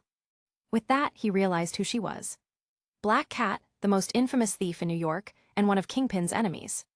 He hadn't expected her to be a woman. You here to kill me? Alexei asked, hurriedly swallowing his pizza as he resigned himself to his fate. Go ahead, he said politely, just make it quick, I'm not good with pain. It was the last lesson his mother had taught him before she passed. The black cat gazed down at him, shaking her head slightly. She tossed him to the ground with a flick of her wrist and reached under his bed to retrieve a bag she'd stashed there days ago.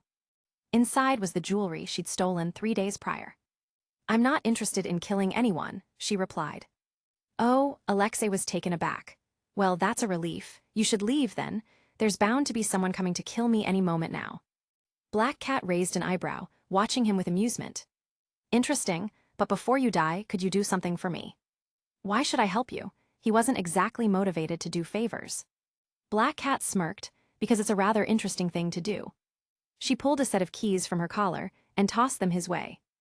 Go to this address and tell the man inside that I'm planning to steal his most prized possession.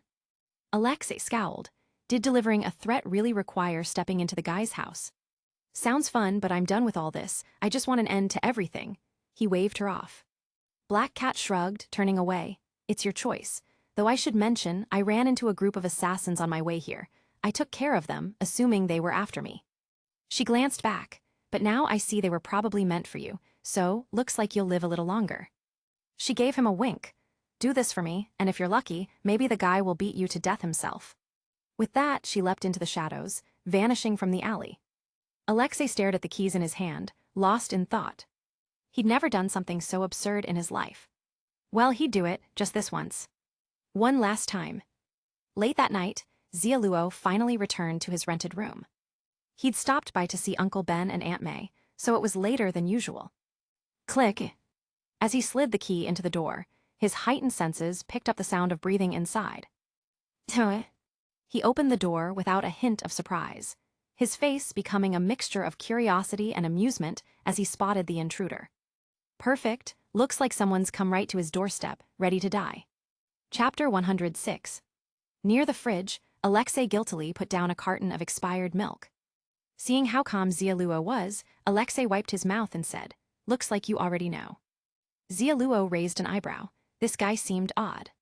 The chemical polymers on his skin had been shattered, yet he still dared to show up here so boldly. There had to be a plan behind it. But what did he mean by that? What exactly do you think I know? Xia Luo asked, glancing at Alexei. He was referring to his own secret identity. Huh? Alexei scratched his head, confused about what Xia Luo was talking about. Without thinking too much, he continued, "Actually, I'm sorry to bother you so late." He pointed to a small bouquet on the table. "But I brought a gift." Xia Luo. "Still the polite one, I see," he said. Alexei nodded. "That's the last thing my mother taught me, but wait, you know me?" He looked at Xia Luo, surprised. Xia Luo rolled his eyes. "And you don't know who I am?" Alexei looked confused, then seemed to understand. "I get it, you must have known about all this. She must have told you everything." "I didn't know before, but I do now," Xia Luo replied. He walked over to the window and pointed to the open space outside. "Let's talk over there. If we wreck the place, I'll have to pay for it." "No need for all that." Alexei smiled wryly. "I know you want to kill me, but I still have to deliver her message." He set down the key in his hand. "She told me to let you know, she plans to steal what you treasure most. It was probably meant to get under your skin. But seeing how calm you are, I guess this is some twisted little game between you two. She really played me. Still, it was interesting to do something this ridiculous before I go." Xia Luo. "Who wants to steal what I treasure most?" Alexei looked at him, exasperated. "Didn't you already know?" "When did I say that?" "Just now." Xia Luo. He had completely misinterpreted the situation. "All right, well, thanks for the gift," he replied, fingering the bouquet on the table, its stems still clotted with mud, clearly plucked from some park. "Do you know who I am?" "Yeah, Black Cat's boyfriend," Alexei replied confidently. Xia Luo held his head in his hands. What is this guy even talking about? "I'm Xia Luo Parker," he replied. "Xia Luo," Alexei's face went pale. "So you're." Seeing this, Xia Luo smirked. "So you're only now realizing who I am? Good to know." Just as he was about to make a move, he noticed Alexei clutching his stomach in pain. "Oh, this is awful. I should never have drunk that expired milk from your fridge," Alexei muttered, clutching his stomach and crossing his legs. He glanced up at Xia Luo with a pained smile. "So Black Cat's boyfriend is named Xia Luo Parker. I bet if her enemies found out, you'd be in real danger." At that, Xia Luo's eye twitched. He couldn't even begin to respond.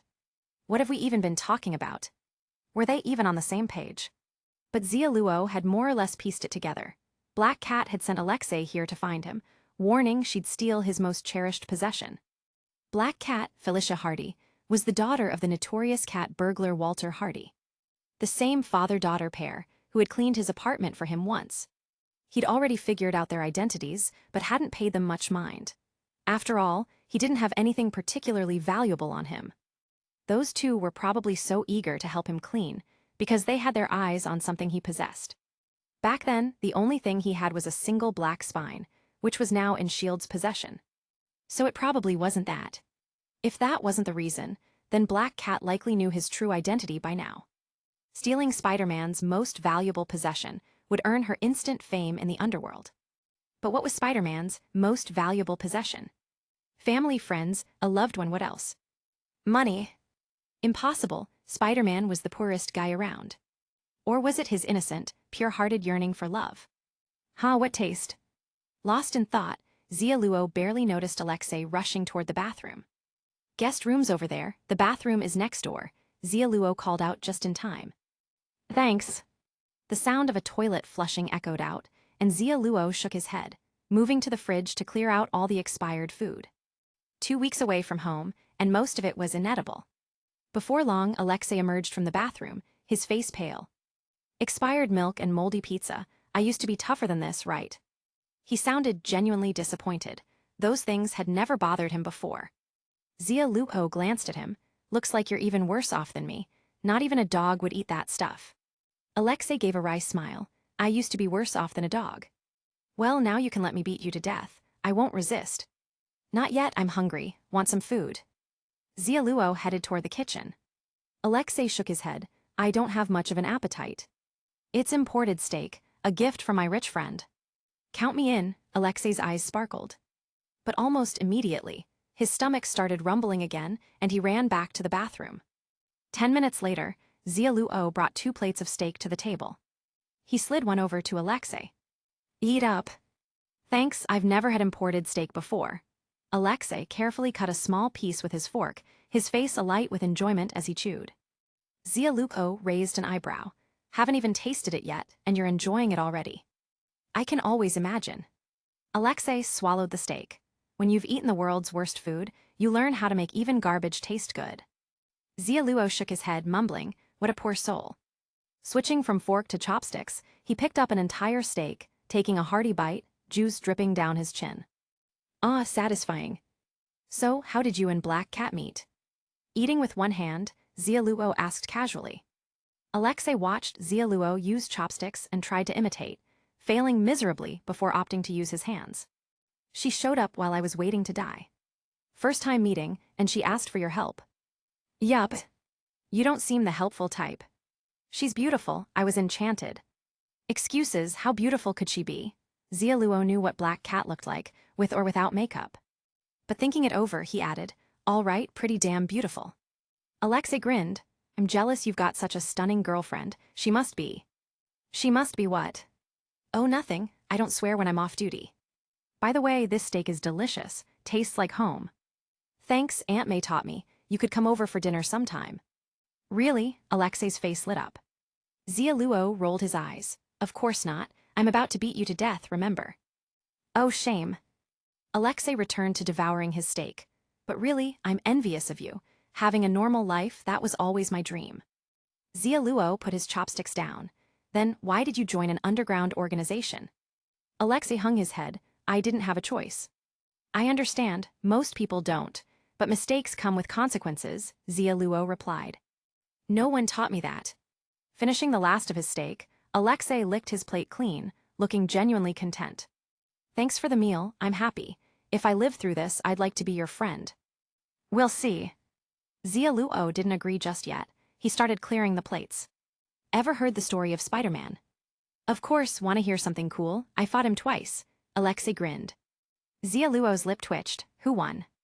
Oh, he beat me both times. Alexei didn't look disappointed at all. Because of him, I'm nearly dead. And you're still smiling. That's called courtesy. Mom always said not to bring others down with my bad mood. She was a good mom. I think so too. And now, as a guest in my house, you get to do the dishes. Mom didn't, fine, I'll wash. Alexei headed to the sink, with Xia Luo standing right behind him. You know who Spider-Man is? What? I mean, does your boss, or anyone you know Spider-Man's true identity? Nope, if the boss knew, he'd have blown up the guy's house by now. Xia Luo let out a relieved sigh. Before he could continue, Alexei went on. But I'll tell you a secret. I saw the boss working with some mysterious group. They're called Hydra, I think, supposed to be really scary. They know Spider-Man's identity, but they won't tell the boss. Thing is, they recently ran into some trouble. Turning, he whispered, their leader died. Wanna guess who it was? No clue. Haha, I knew you wouldn't know. Alexei looked smug. I do, though. It was Captain Steve, that legendary guy from the last century. Turned out he wanted to take over the world. He got killed by Spider-Man, and all Spider-Man's secrets died with him. Xia Luo frowned. Hydra's massive. There have to be backup files with Spider-Man's identity. Alexei scratched his head. Maybe, I wouldn't know, I'm just a grunt. Xia Luo dismissed the thought. If hypothetically you met Spider-Man after death, what would you do? Meet Spider-Man. Alexei's face twisted in a nasty snarl, and Xia Luo couldn't help a laugh. Quit the act. You caught that. Yeah, this face is why I'm the boss's top enforcer. Alexei gave an awkward chuckle. I know what you mean. They say Spider-Man doesn't die, and I believe it now. If I see him again, I'll make sure he remembers what pain feels like. Noted, you're not going to die. Xia Luo smiled and sent a quick message on his phone. Rather than face him in another revival match, maybe it was better to let Carter handle putting Alexei away. He'd had this plan in mind for a while. Unaware, Alexei carefully dried each plate, tidying the kitchen as he went. Getting late, and you haven't had the chance to kill me. My boss's hitmen are probably already here. He looked toward the darkened window. Rain stopped. I'd better go, I don't want them wrecking your stuff. Just then a shadow flickered outside, and Xia Luo tensed. You're not leaving, he said. Why? He's right, you're not going anywhere. At the mocking voice, the window shattered with a crash. Alexei's face went pale, but before he could turn, a green tail lashed through the air, wrapping tightly around his throat. Wait.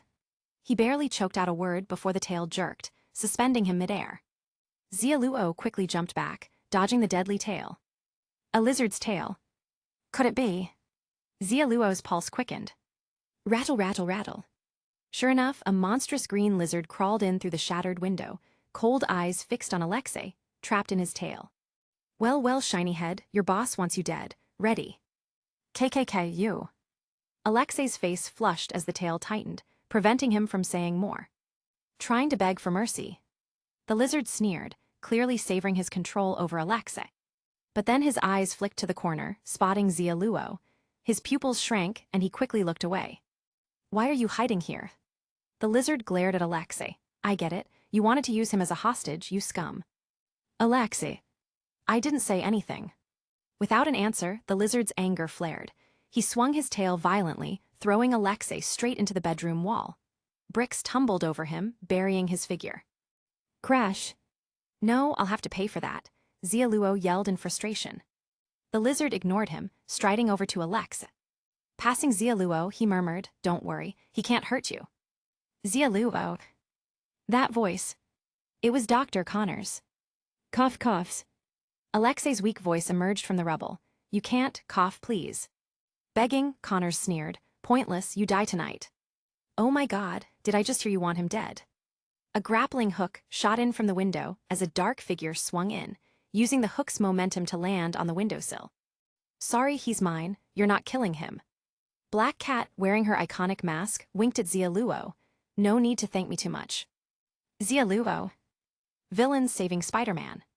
This world had officially gone insane. Chapter 107. Dr. Connor's grin turned more twisted when he noticed Felicia. It was clear he knew about the city's newest super thief. Seeing her locked in on Alexei, Connors let out a menacing laugh.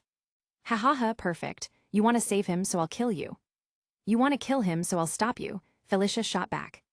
No one's killing him, Alexei screeched from the rubble. Wait, who exactly are you trying to kill? Xia Luo raised his hand. Unfortunately, neither Dr. Connors nor Felicia bothered to answer him. The air seemed to freeze as they launched at each other. Die. With a fierce gust, the green lizard shot his claws toward her throat, but Felicia's agility was beyond belief.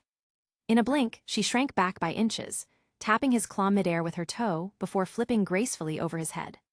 In that moment, she was every bit the Black Cat. Wish. A soft breeze flowed past as her white ponytail trailed behind her. Felicia landed smoothly, crouching to absorb the impact without a sound. Come with me, she grabbed Xia Luo's hand. Xia Luo hesitated, but aren't you two still? Moved. Without waiting for an answer, Felicia yanked him toward the balcony. Hold on, I'm scared of heights. I'll hold you. Then I'm not scared of heights anymore. Pew. Together, they leapt from the 14th floor, Felicia firing her grapple toward a nearby balcony and swinging them between buildings. In her arms, Xia Luo observed with interest. For someone who could swing so effortlessly while carrying another person, her physical strength was clearly superhuman. You can't take him. Dr. Connor's furious roar cut through the night, and the massive green lizard leapt from the balcony, clawing his way down the building's side in hot pursuit. Xia Luo was his prize student, his friend. He had already failed, betrayed Xia Luo's trust. He couldn't let Xia Luo get hurt because of him. Back on the balcony, a dirt-streaked Alexei, seeing that the lizard hadn't given up, yelled out, "Hey, I'm your target, leave him alone." "Hey, some of us are trying to sleep around here, keep it down." A middle-aged woman, hair still in curlers, opened her window to shout. She barely had time to react before the green shadow flashed past her, and she slammed the window shut. Crash! Ah, my tooth. Her scream echoed out as her bloodied tooth tumbled to the street with shards of glass.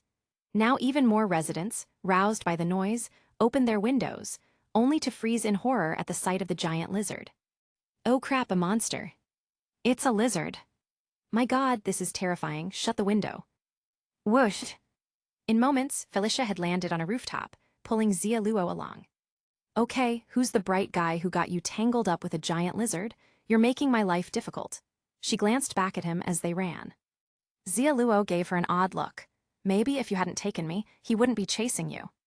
I can't let him kill you. Why? Because I haven't stolen your most important possession yet. You already did. Huh. This is the first time I've held hands with a girl. That's my most important possession. Do you think you're funny? Oh, are you planning to steal my sense of humor too? I'd really love to throw you off this rooftop. Felicia was speechless, though the feeling didn't last long as the terrifying figure of Dr. Connors leapt onto the rooftop behind them. Got you. Crash. As his claws struck, Felicia tossed Xia Luo aside and slid out of Connors' reach in an instant. Run. With their paths crossing briefly, Felicia grabbed Xia Luo with her grapple, leaving Connors to grind his teeth in frustration. Curse you, you can't take him. He raced across the rooftop, claws and tail scrabbling to keep up with the fleeing pair. Felicia had already swung them to the next building. You sound out of breath, just let me go, Xia Luo suggested. Hearing Felicia's labored breathing, he knew she was running out of stamina. Without glancing back, she replied, No, not until I've taken what I came for. Well, just tell me what it is, I'll hand it over. That's insulting. This. Shut up. Felicia's breathing was heavy, her chest heaving, not just from exertion but from sheer irritation. Fine, Xia Luo clamped his mouth shut. He was starting to think she didn't actually know he was Spider-Man, or else she wouldn't be going through so much trouble to save him.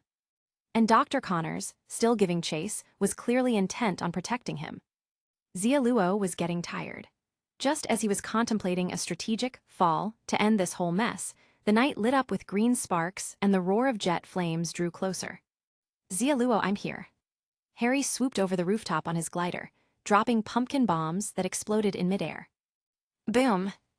A cloud of white dust showered down, engulfing Dr. Connors, who immediately clutched his eyes, howling in pain. Arg, what is this? Thanks to Harry's intervention, Felicia dragged Xia Luo under a nearby tarp on the roof. Watching it unfold, Xia Luo muttered confidently, definitely one of Harry's latest tech weapons. That's just plain old lime. Hawkeye dropped down from the helicopter, landing beside Xia Luo. With an arrow trained on Felicia, he gave a nonchalant explanation. Xia Luo. You can let go of the hostage now, Hawkeye said, his gaze fixed on Felicia. Hold on, she's with me. Xia Luo raised a hand, stepping between her and the arrow. Your job is to handle Alexei, not to rescue me. Hawkeye. He didn't know what to make of a hostage making demands.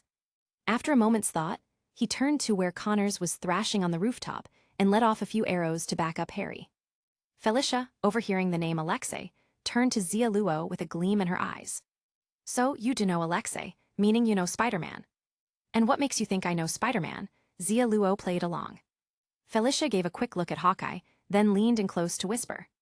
I snuck into S.H.I.E.L.D. recently to, well, liberate a few things, and I accidentally found some secrets on their system. Keep your distance, it tickles. Xia Luo rubbed his ear. Felicia shot him a glare, but he continued. So you saw my file. Yes, you're listed as Captain Carter's relative. Don't remind me. Fine, the file also says you're Spider-Man's contact. So, the thing you want to steal is. You guessed it, I want to be Spider-Man's contact. That's it. Xia Luo smacked his forehead. You could have just told me, scared me there for a second. He had almost thought Black Cat had figured out his identity. Felicia, seeing Dr. Connors start to stagger away, looked quite pleased. I saved you. Spider-Man will definitely come to see me and thank me. Thanking you doesn't mean he'll be friends with you, Xia Luo added, deflating her a bit. Felicia's confidence was unshaken, and she straightened up, chest out. No man has ever turned down a request from me. Xia Luo raised an eyebrow. The great and mysterious Spider-Man has seen it all. You don't stand a chance. Oh yeah, who's he seen that's better? Plenty, all over the internet. Felicia's face darkened, clearly fighting the urge to hit him. Fine, you're safe now, here's my number. Give it to Spider-Man, no funny business. I know where you go to school. Really, threatening me. Xia Luo pocketed her number. Congrats, threat successful. Good. Felicia hopped to her feet, giving him a quick kiss blown from her fingertips as she jumped off the roof. A little thank you gift. Xia Luo caught her imaginary kiss and smashed it to the ground with a stomp. You didn't brush your teeth. Felicia. She made a mental note. Next time, this guy would get the punishment he deserved. She shot Xia Luo one last glare before swinging off into the night. Back where Dr. Connors was, the professor, now seeing Harry on the scene, finally managed to escape into the darkness. Hey buddy, long time no see.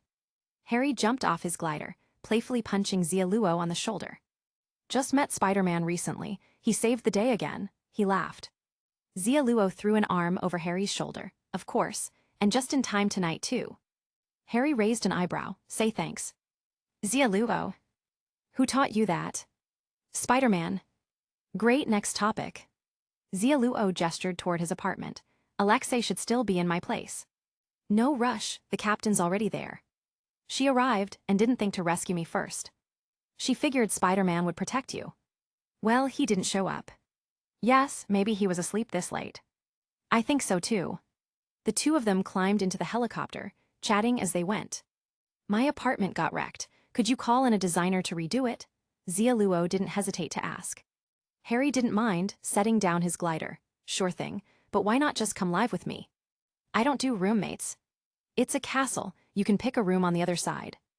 I hate castles. Why? They make me think of magic. I hate magic. At the mention of magic, Harry remembered something important. Mary Jane's in the hospital. You should go see her tomorrow. What happened to her? Xia Luo asked, feigning surprise. Harry shook his head. She's had it rough. She got bitten by a mutant spider, became Spider-Woman, and then got kidnapped by an underground gang right after. Spider-Man saved her this time, but she lost her powers in the process. I'm guessing she's probably hiding under her covers, crying right now. Oh, and Gwen, last time I couldn't get you that date with her, but now she's in the hospital too. Harry patted Xia Luo on the chest, his grin growing increasingly mischievous. I got 999 roses ready for you. She'll be so touched. Did you send them? Already did, in your name, don't say I'm not a good friend. Are you and kidding me? Xia Luo gritted his teeth, loathing the Osborn father and son duo. They're practically Spider-Man's nemesis. It'll be insanely awkward the next time we meet. By the way, where are we even going? Xia Luo suddenly realized.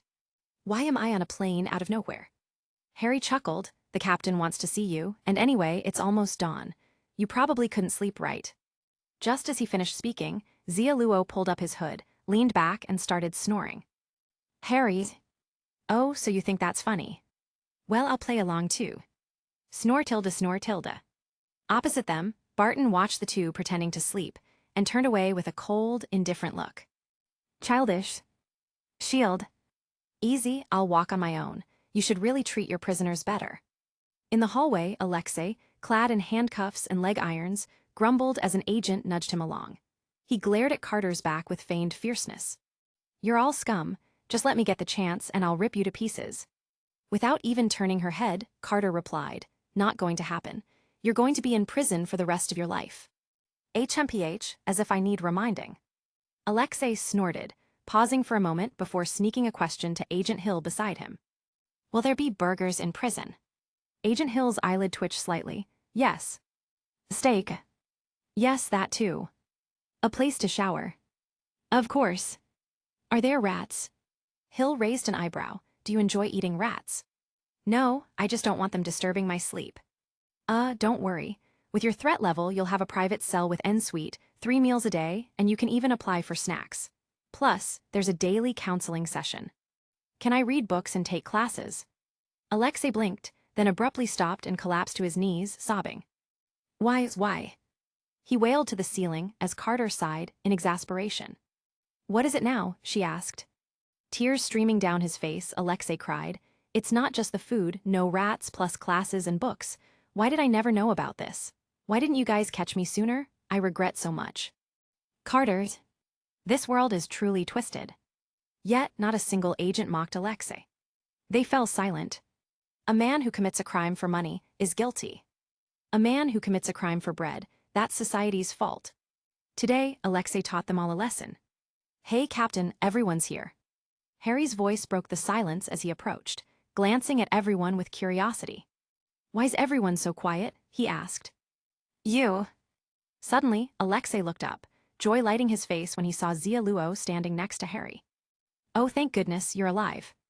Xia Luo sighed, covering his face. Actually, I was the one who tipped them off to arrest you. Really? Oh, thank you. Alexei, dragging his heavy chains, moved towards Xia Luo, only to be stopped by Agent Hill. Let him through, Carter instructed. Agent Hill frowned. What if he suddenly lashes out? She didn't want anything happening to Xia Luo, Spider-Man's point of contact. Carter nodded, it's fine. Agent Hill hesitated, then released him, and Alexei threw his arms around Xia Luo. Thank you, Xia Luo Parker, you're really my friend. You found me such a great place to be. Here my boss will never find me. I can finally live a normal life. Friend, I'm so moved, sob, so be. Watching Alexei's tear-streaked face, Xia Luo forced a thin smile. You okay, I mean mentally? He asked, gesturing to his head. Covering his face, Alexei wept. I'm fine, I'm perfectly fine, you'll always be my friend. Touched, Harry stepped forward and patted Alexei's shoulder, planning to offer some comforting words. Who are you? Alexei said bluntly. Harry froze. Harry, Xia Luo's best friend. Alexei's eyes misted over again at these words. Then you're my friend too. He hugged Harry tightly. Although something felt off, Harry accepted his strange kindness. Yeah, we're all good friends. Agent Hill and the others instinctively took a step back as they watched this scene unfold. Because this stuff might be contagious. Feeling the bizarre atmosphere was too much to bear, Xia Luo looked over at Carter. What did you bring me here for? He asked. Carter tilted her head, gesturing for him to follow. Come with me. They moved to a corner as she spoke. I sense there's something between you two, but he's definitely in the wrong. He'll be punished. I'm not here to interfere. Xia Luo glanced back toward Alexei, struck by a thought. Without that weird chemical compound, his threat level hasn't dropped. Carter shook her head. No, according to Dr. Banner, Alexei has survived his chemical experiment. With a similar procedure, he could regain his combat strength easily. Xia Luo rubbed his chin. If that's the case, you better keep a close eye on him. Don't let him slip out of your sight. Don't worry, he won't escape. No, I mean don't let him die. What? Carter froze momentarily, then understood. You're worried he'll make it into the revival tournament. Exactly. I ran into your old friend this time, and that guy was so sly I nearly fell for it again. Xia Luo's words deepened the grim look on Carter's face. This is definitely problematic, but I understand now, he won't die. She then added, but we can't be sure. Xia Luo frowned. Carter explained, Nick Fury has a new plan called the Suicide Squad. The purpose is to harness the abilities of these criminals for particularly dangerous missions. Alexei may be the first experimental target. Oh, and those people infected by the spider virus who committed crimes using Spider-Man's powers. They're in this plan too. What? Xia Luo couldn't hold it back anymore. Nick Fury. What a damn genius. After a long exhale, Xia Luo spoke. This world's malice is still as fierce as ever. He looked back at Carter. Let's get to business. Yes, follow me. Carter directed Agent Hill to take Alexei away, then led Xia Luo to Dr. Banner's lobby. Ah, this is torture. Why am I pulling an all-nighter again? Crap, it's only been 30 seconds, and I'm in agony. They hadn't even reached the door when the sound of despair echoed from inside. Wait, don't go in. Xia Luo halted, his expression serious. Carter frowned. Why? Xia Luo's face grew grave. I feel a powerful resentment called the ultimate working man's anguish. This force can destroy the minds of anyone it touches, making them puppets of pure misery. If we step through that door, we'll become one of them, doomed to a life of idiot. Carter spat, pushing the door open. Xia Luo hurried after her. Hey, I wasn't finished talking. How rude. I was going to say slaves, not idiots. Shut it. Yes, ma'am. He clamped his mouth shut. In the lab, Dr. Banner's tear-streaked face brightened as he spotted Carter. Captain, please let me go home. I'm begging you. Seeing the sorrow in Banner's honest expression, Carter couldn't help feeling a wave of pity wash over her. Damn, Xia Luo was actually right. Dr. Banner, thank you for your hard work. You can go home and rest now, she said quickly. Thank you, thank you. With a new lease on life, Banner dashed out of the lab, inhaling the fresh air outside with pure elation. Haha, I'm free. I love this world, I love my mom, I love my dad, my cousin. His voice trailed off as he ran farther away. Carter rubbed her temples. Ever since you came around, there hasn't been a single normal person left in my life. She looked pointedly at Xia Luo. With his hood pulled low, Xia Luo spoke from behind it, muffling his voice. Don't talk to me, or the resentment will spread. Bang! Finally losing her patience, Carter slammed her fist onto a metal table, leaving a fist-sized dent. Breathe, just breathe. Carter's face was flushed as she tried to calm herself. I bet the reason you're targeted so often in the revival matches has nothing to do with them. You just don't get humor, like the rest of them. Ignoring her fuming, Xia Luo strolled to the nearby lab station, gazing at 3 black spines inside. As Carter thought he was finally getting serious, he muttered with a sigh, humor, the best skincare routine for men. Die. With a howl of rage, Carter threw a punch. Xia Luo raised his hand, catching her fist. Boom! The lab shook slightly, and sparks flew from the equipment as her 10-ton force clashed against him. Feeling the raw power, Xia Luo raised an eyebrow. Captain, are you serious? Carter quickly composed herself, pulling her hand back. Apologies, I shouldn't have done that. I'm the one who should apologize. Xia Luo was about to speak further, but Carter clamped a hand over his mouth. Just let me speak first. MMMPH. I'll let you talk, but no nonsense. MMMPH. Seeing Xia Luo nod, Carter tentatively let go. Just a few words. All right, go ahead. You were acting a little flirty earlier. Go to hell. Chapter 108. Next time, don't hit the face, she said flatly. Understood.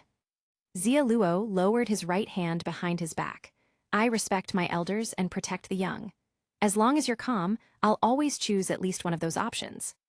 Let's talk business. Carter turned around and tapped on a virtual console, and a complex set of data projections lit up the screen before Xia Luo. Dr. Banner has discovered that the black spines are completely different from human spines. They contain no DNA, but possess a unique substance that promotes rapid cellular regeneration, effectively achieving a near-immortal state. What's more, this process has no adverse effects on the body. However, because of the accelerated cell metabolism, this substance speeds up cellular evolution in humans. Evolution. Xia Luo raised an eyebrow. I'm not sure evolution is the right word for what your ex turned into. He's not my ex. Carter corrected him firmly. Right before he was about to become my boyfriend, he tried to kill me. So no, it doesn't count. Fair enough. Hydra's captain probably should have waited until after the dance to try and kill you. Fine, I'll shut up. Please continue. Seeing the glare in Carter's eyes, Xia Luo quickly covered his mouth. With a warning glance, Carter explained, due to the speed of evolution, the human body struggles to adapt, often resulting in deformities, like the kind we saw in Steve. Bucky also had the black spine implanted, but his transformation process differed from Steve's, Xia Luo added. Bucky. Carter frowned. I thought he ingested a mutated spider. That was a clone. The real Bucky took me away 2 weeks ago. Xia Luo gave a brief rundown of Bucky's mutation process, which set Carter into a thoughtful silence. My guess is that the black spine adjusts the direction of evolution to fit each individual, or perhaps the mutation's external effects vary by physique. We'll need further research by Dr. Banner to confirm this. Does S.H.I.E.L.D. have any scientists besides Dr. Banner? Xia Luo recalled Banner's desperate expression from earlier. I think he's reaching his limit. Carter sighed. We're reaching out to other top scientists worldwide, but geniuses like Dr. Banner, with 7 PhDs, are rare. Only someone like him could even begin to uncover the black spine secrets. Well, you sure have high standards. Xia Luo glanced thoughtfully at the black spine on the lab table. If our bodies were strong enough to withstand this level of evolution, does that mean we could use this to enhance our life force? It's possible, but not advisable. Carter responded. Dr. Banner also found that the special substance in the black spine doesn't seem to have a concrete source. It appears to emerge out of thin air. Out of thin air. Xia Luo stroked his chin. So, it's possible that the black spine is merely a medium, a transport device for this substance, similar to a kind of spatial transfer. Carter nodded. I thought about that too, but even Dr. Banner can't determine the exact mechanism by which the black spine transports this special substance. So, we're guessing in the dark. Even so, there's still no evidence that the substance in the black spines is harmless, Xia Luo pointed out. Carter shook her head and tapped the screen again, and historical files from the last century filled Xia Luo's view. When I gained access to some of S.H.I.E.L.D.'s records, I discovered that as far back as the last century, the SSR had already encountered something similar to the black spine. They found them in certain individuals, including Hydra's previous leader, Johann Schmidt. And we discovered one trait they all shared.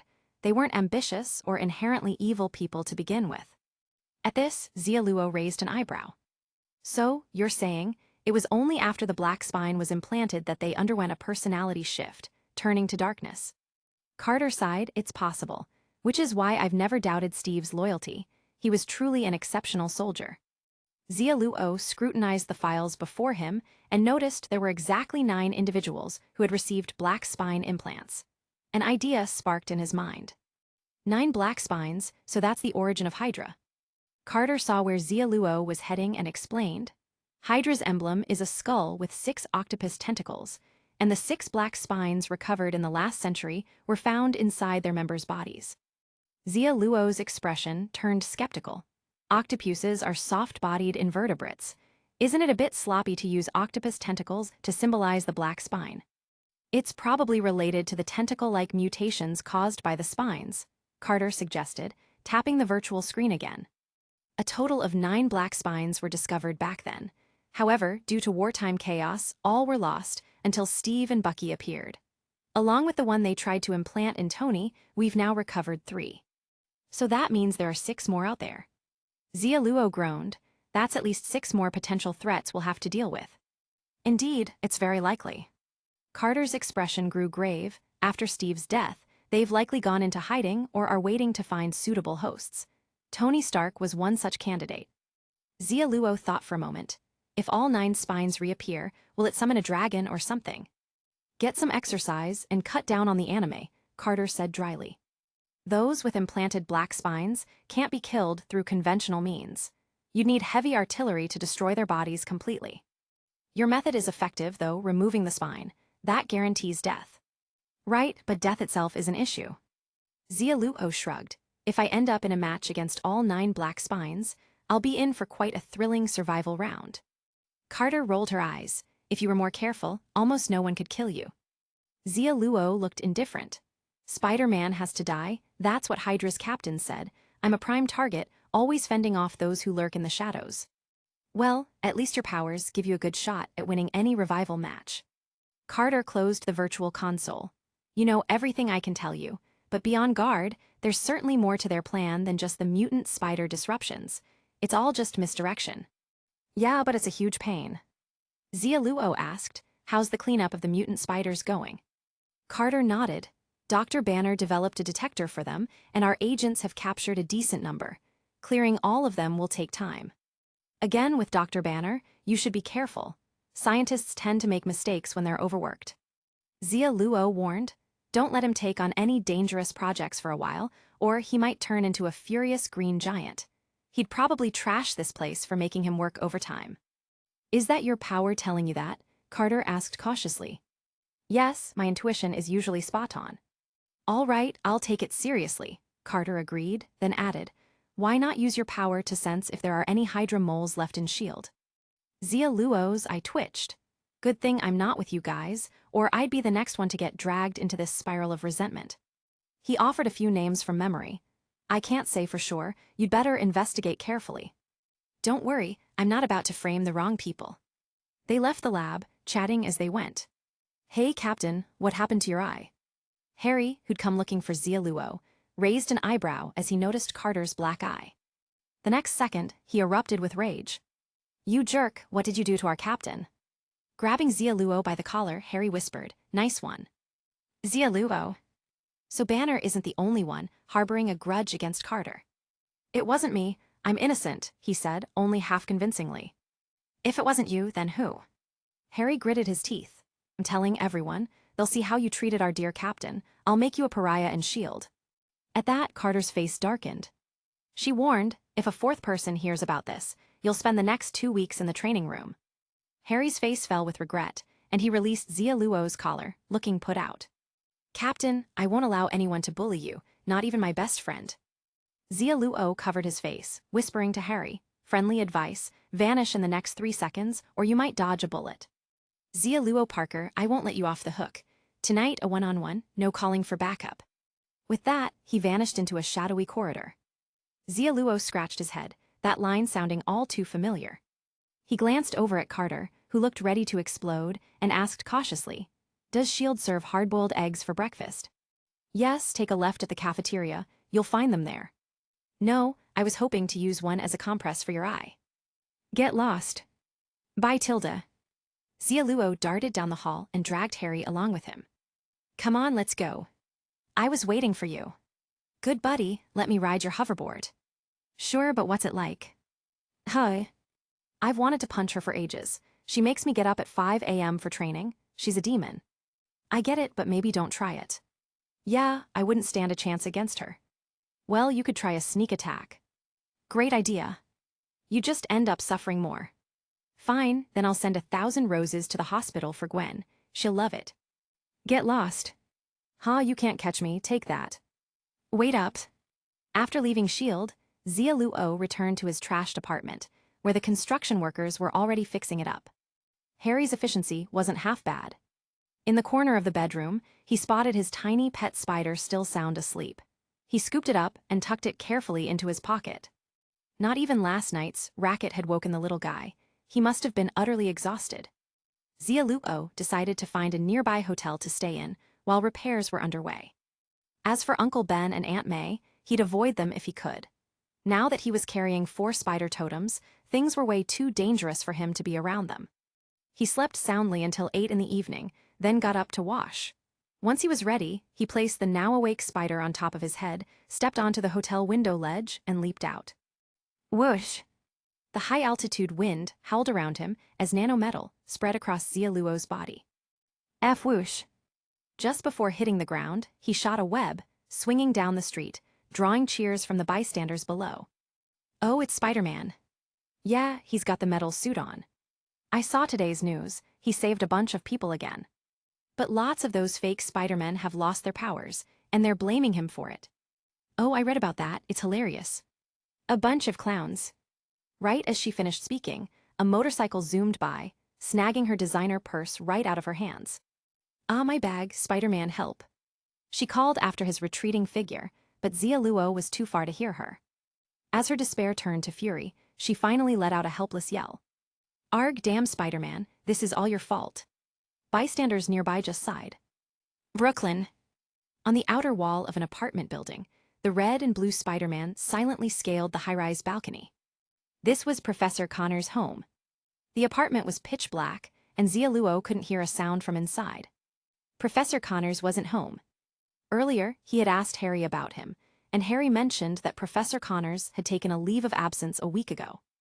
After last night's incident, Xia Luo was nearly certain that Professor Connors was the lizard from the previous night. Nothing had changed, after all. Sitting at the edge of the rooftop, Xia Luo gazed out at the neon-lit city and the steady flow of traffic below, his faintly blue eyes dimming. Would he end up like that too? Thinking of this, he pulled out his phone from his pocket. Secretly, he had set up cameras in his home. On the screen, he could see Uncle Ben and Aunt May sitting side by side on the couch, engrossed in their TV show. Xia Luo called me today, Aunt May said. Ben Parker chuckled, he's off on another trip, I know. Aunt May nodded, looking absent-minded. He's getting busier and busier, he must be under a lot of pressure. Don't worry, he's not a kid anymore, he can handle himself. Oh, do you want some fruit? Ben Parker raised a hand, shot a web, and snagged a banana from the table. No, I want an apple. With a flick of her wrist, Aunt May's web retrieved an apple from the table. Xia Luo put his hand to his forehead in exasperation. Seriously. Both Uncle Ben and Aunt May were infected by the Spider-Man virus. It seemed fate had a twisted sense of humor. Just then, his phone chimed with an alert from the downtown hospital.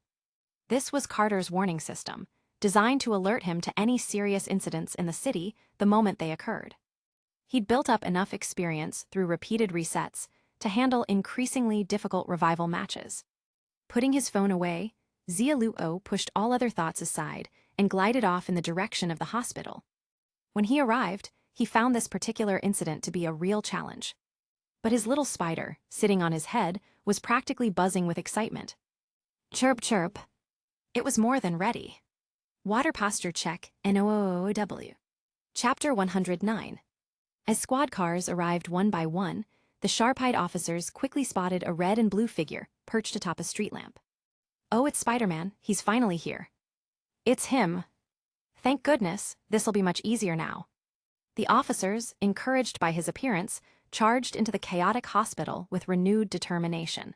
For once, even George didn't wear his usual look of disdain when seeing Spider-Man. After all, his daughter Gwen was inside this hospital, and she was one of the many infected with the spider virus. In other words, Gwen was also Spider-Man now. She had since lost her powers, but she'd once been Spider-Woman, and that fact alone kept George from lashing out at the web slinger. It didn't mean he was happy to see him, though. Stop standing around and go rescue people. With a grunt, George led a group of officers upstairs, fighting against the panicked crowd, while the rest focused on evacuating civilians. Quickly, get out of here. This way. Boom. The ceiling suddenly shattered overhead, debris raining down and sending the crowd into fresh waves of horrified screams.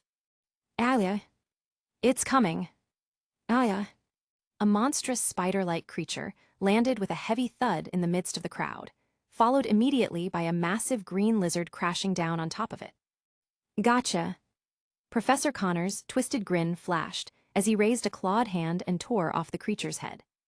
Under the horrified gaze of onlookers, he leaned down and sank his teeth into the monster's flesh, the sickening sounds of tearing and chewing making everyone's skin crawl. Oh crap, it's eating the other monster. Ugh. Run. Black blood splattered as Connor straightened, licking his lips with a satisfied, monstrous smile. The pain in his body had finally subsided after devouring his foe's flesh. Shum. The next moment, a web shot down from above, blanketing him in a silvery net. Professor Connor's tensed, eyes widening. Spider-Man. Hey, it's me, your friendly neighborhood Spider-Man. I can be your friendly neighbor too. At the sound of his voice, Connors looked up through the hole in the ceiling and saw a pair of pale blue eyes gleaming. Don't mess with me or I'll tear you apart, Connors growled, ripping the webbing off with a quick swipe. Xia Luo shrugged. I'll back off, just tell me why you're eating that disgusting thing. That's none of your business. Connors sneered, picking up the monster's corpse and hurling it at Xia Luo. Thud. Dark blood sprayed across the ceiling as Connors took advantage of the distraction to scurry out of the hospital on all fours. Stop, you monster. Officers at the entrance cried out in alarm, firing their guns as he tore past. Bang, bang, bang. Bullets embedded themselves in his muscles, only to be tightly trapped there as his torn skin quickly regenerated. Out of my way. Growing more enraged by the gunfire, Connors whipped his tail, snatching up a nearby motorcycle and preparing to launch it at the officers. F-whoosh. Just then, a glowing red and blue web shot out from the bushes near the entrance, hitting Connors squarely in the back. Boom. In an instant, a blast of magical energy erupted, sending Connors hurtling to the wall. What the hell is that? The monstrous lizard skidded to the corner, stunned, as a strange-looking spider leapt from the bushes. Shum Tilda. The red and blue figure swung down on a web and landed nearby, his tiny spider companion hopping to his shoulder. It's Spider-Man. The bystanders cheered, and the officers immediately holstered their weapons and resumed guiding civilians away from the scene. They instinctively left the terrifying creature to Spider-Man. Xia Luo gave the little spider on his shoulder a pat and turned to Connors. Sorry about that, I meant to mention I have a pet. Chirp, chirp, chirp. The little spider, eager to assert itself, spun around, shaking its abdomen in an open taunt at Connors. Seeing this, Connors stood up, brushing the rubble off his chest, his face twisted into a dark scowl. Damn you, Spider-Man. If you insist on causing trouble, congratulations, you've got yourself a bigger problem. Xia Luo spread his hands. I was just trying to find you a nice retirement home, you only have to follow me. Should I thank you for that? Connors glanced up at the building, baring his sharp teeth in a menacing grin. You might want to worry about someone else. Hi. Xia Luo instinctively looked up, just as a loud crash echoed from above. Another humanoid spider creature smashed through the window, scaling the outer wall. Ahem. He raised an eyebrow, signaling to the little spider on his shoulder, who quickly understood, firing a web and swinging toward the high-rise. Shum tilde. Boom. The magic-infused web exploded on impact, and the creature screamed as it plummeted, its skin dissolving where the energy had made contact. It lay a grotesque sight on the ground below. Watching this, Xia Luo began to understand. The little spider had been summoned with self-destructing nanotech as its primary component, which gave it an added advantage against ordinary mutants with transformed cells. However, Connors was a lizard mutation, and the magical energy wasn't nearly as effective against him. Seeing how easily the spider creature had fallen to the little spider, Connors' expression faltered slightly. But his goal wasn't to fight Spider-Man to the death tonight. He sneered, the mutant cells left in those fake Spider-Men are activating. Spider-Man, you're going to be busy. With that, he leapt up the wall. Several more humanoid spider creatures appeared in Xia Luo's line of sight. Well, I am busy, so I won't bother with you. Xia Luo shook his head, abandoning the chase. He shot webs from both hands, latching onto the void above. Boom! Using the webs like a slingshot, he launched himself forward, rocketing toward one of the spider creatures and hitting it squarely. GRR. Thud. With a shriek, the creature's black blood splattered, and it dropped lifeless to the ground. Chirp, chirp, chirp. The little spider, waiting below, wasted no time. It jumped onto the barely breathing creature, sinking its fangs into its skin. Aya. Chirp, chirp, chirp. As the creature's scream grew faint, a radiant, magical glow spread over the little spider's body. In mere seconds, the monster had reverted to human form. More spider creatures were soon tossed down by Xia Luo, and the little spider continued its work, extracting the mutated cells from each one. Watching this, Xia Luo raised his thumb, giving his tiny pet an approving nod. With a creature that could neutralize mutant spiders, things would be much easier for him. Especially now, with the little spider's ability to absorb mutant cells, an unexpected bonus. Boom tilde. Suddenly, flames roared in the sky as Harry arrived on his glider. Hey buddy, that big lizard over there is mine. Hold up, don't get too close to him. Xia Luo quickly stopped Harry from approaching Connors. Harry hadn't taken the gene serum yet, and he was still a regular human. Connors' thick hide wouldn't be fazed by a pumpkin bomb bee. There are plenty of monsters here, let's focus on these first, Xia Luo advised. Harry, convinced, nodded, got it. With that, he leapt into the hospital's upper floors. Harry, over here. At the entrance to one of the hospital rooms, a weakened Mary Jane was helping Gwen navigate through the crowd. Seeing his familiar green figure darting by, she shouted out. Hi. Harry swung his glider around a cement pillar and came to a stop in front of her. Almost forgot you two, don't worry, you're safe now. He barely had time to reassure them before a blood-curdling screech rang out from the room next door. Boom! The door shattered, and a spider creature lunged at a passing patient. GRRR. I helped. Splat. Blood sprayed as the monster gnawed hungrily on its victim's flesh. Mary Jane went pale at the sight, while Gwen fought to keep from retching. Harry noticed that the spider creature hadn't seen them yet, and he gestured silently, urging them to slow down and retreat. But just as they were nearly out of sight, a high-pitched scream sounded from behind. Ah, a monster, it's terrifying. SHHH. They all spun around, frantically signaling for the new arrival, Ned, to keep quiet. But it was too late. GRRR. The spider creature turned, its menacing eyes fixating on them. What are you waiting for? Run, Ned screamed, nearly deafening them. His shout echoed, drawing more spider creatures toward them. GRR. Dark shapes closed in, blocking their every escape. Damn loudmouth, Harry glared at Ned. Ned looked apologetic. Sorry, I was just terrified. But there was no time for blame, as several spider monsters lunged toward them. Get down. Boom. A handful of pumpkin bombs exploded in midair, lighting up the hallway with fire and heat. The blast threw the charging spider creatures off their feet, while Ned, now sprawled on the ground, let out another pained scream. Oh my butt. A piece of debris had lodged itself in his backside, reopening an already injured spot from last time, causing blood to seep through. Sorry, that was a bit close. But hey, we're all still here, Harry said, seizing the chance to lead Mary Jane and Gwen away from the scene.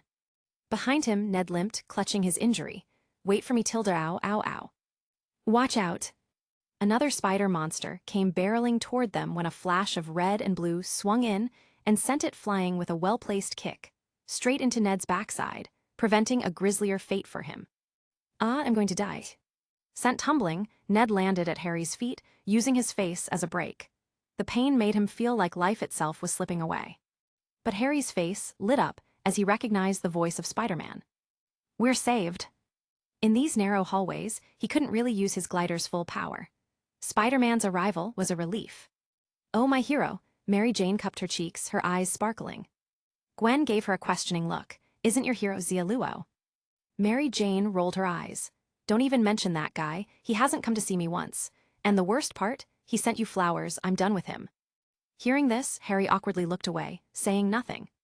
Meanwhile, a series of powerful punches tore through the room, accompanied by the sound of the wall shattering.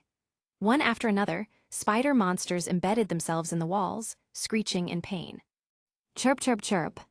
With each leap, the little spider extracted mutated cells from the spider monsters, restoring them to human form. Once finished, Xia Luo dusted off his hands. He turned to Harry and the others. You guys all right? Good, I can see you're still alive.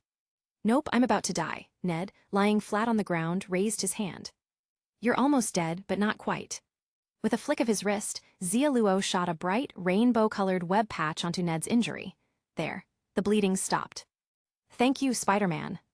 Ned looked at him gratefully, while Harry and the others turned their heads, trying to avoid looking directly at the bright patch of webbing on such a conspicuous spot. They wanted to laugh, but it seemed rude. How are you guys holding up? Just then, Carter and her team arrived, splattered in dark blood. Clearly, they'd taken down quite a few spider creatures. Natasha tapped her earpiece. Coulson just reported, there shouldn't be any more of these things nearby. Who says? Without looking back, Barton shot an arrow, hitting a spider monster clinging to the ceiling. Hiss, Tilda. The creature hit the ground with a whimper, and the little spider quickly jumped on it to siphon the remaining mutant cells. Everyone watched as the creature turned back into a human, all slightly shocked but refraining from asking questions. Soon, Xia Luo motioned to his little spider. Chirp, chirp, chirp. He held it up in front of Mary Jane. Hold out your hand. What? Mary Jane looked puzzled. Xia Luo explained. Those monsters mutated from people like you with spider powers. I suspect you might turn into one too. What? Mary Jane turned pale, but before she could react further, the little spider crawled onto her shoulder. Snick. Its tiny fangs punctured her skin, and she instinctively flinched. No. Deep breaths, pain is normal. Xia Luo gently held Mary Jane in place. Mary Jane blinked. Actually, it doesn't hurt much.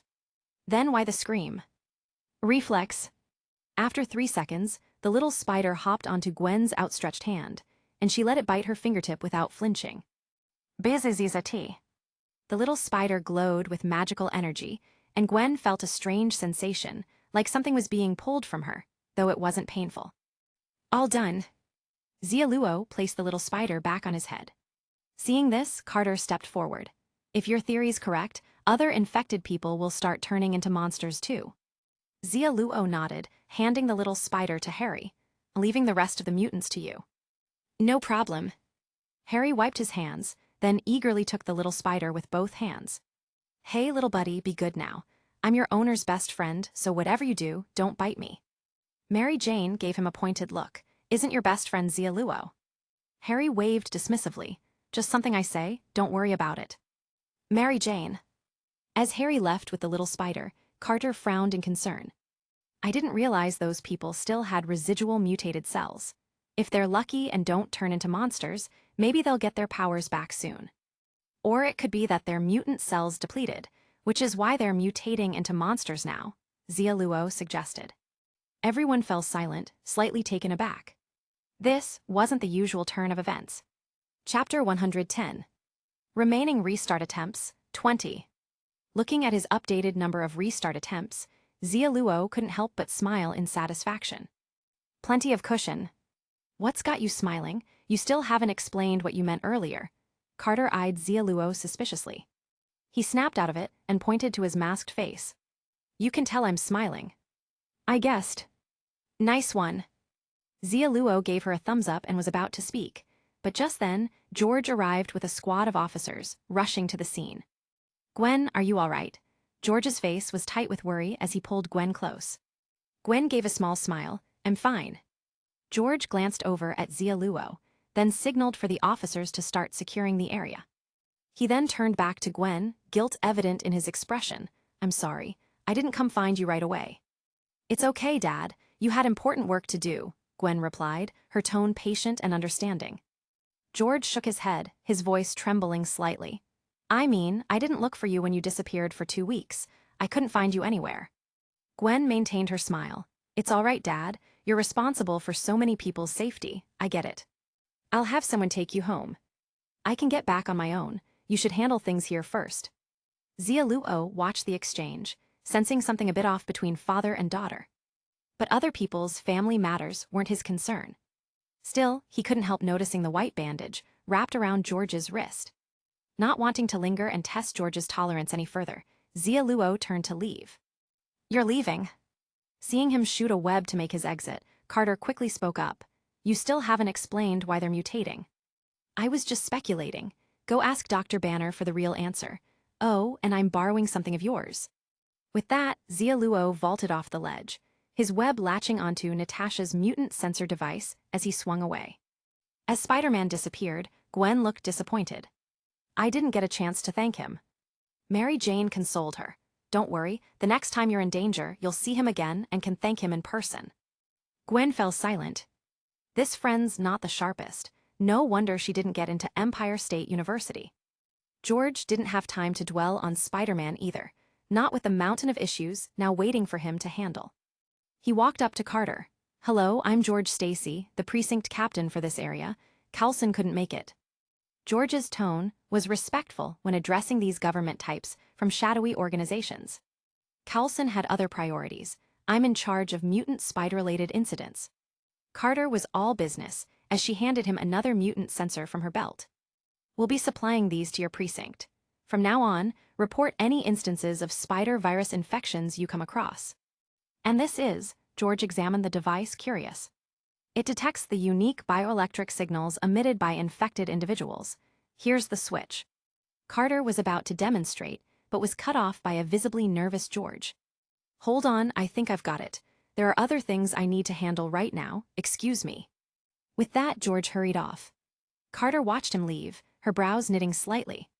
Something's off with him. Natasha stepped forward, a slight smile on her lips. A bit maybe, but nothing major. Later that night, after working overtime, George finally made it home. Despite the exhaustion etched across his face, he still went to Gwen's room and knocked softly. How are you doing? After a moment, Gwen's voice came through the door. I'm fine, Dad. No need to worry. Good. A faint smile appeared on George's face, and he quietly removed his gear before heading to the bathroom to wash up. Turning the faucet to its highest setting, he looked up at his reflection in the mirror. Another gray hair. Gwen was growing up too.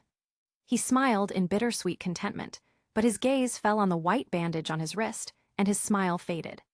Slowly, he unwound the bandage, revealing a deeply cut scar beneath. From the wound oozed a strange, silky substance, a spider's web protein. Whenever he touched it, the silk strands would form into thin webbing on his skin.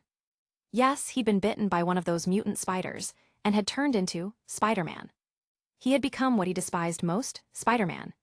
Unable to accept it, he had tried slashing his wrist to prevent the repulsive webbing from spreading. But it was futile. His healing factor was accelerating, and no matter how much he injured his wrist, the wound healed almost instantly.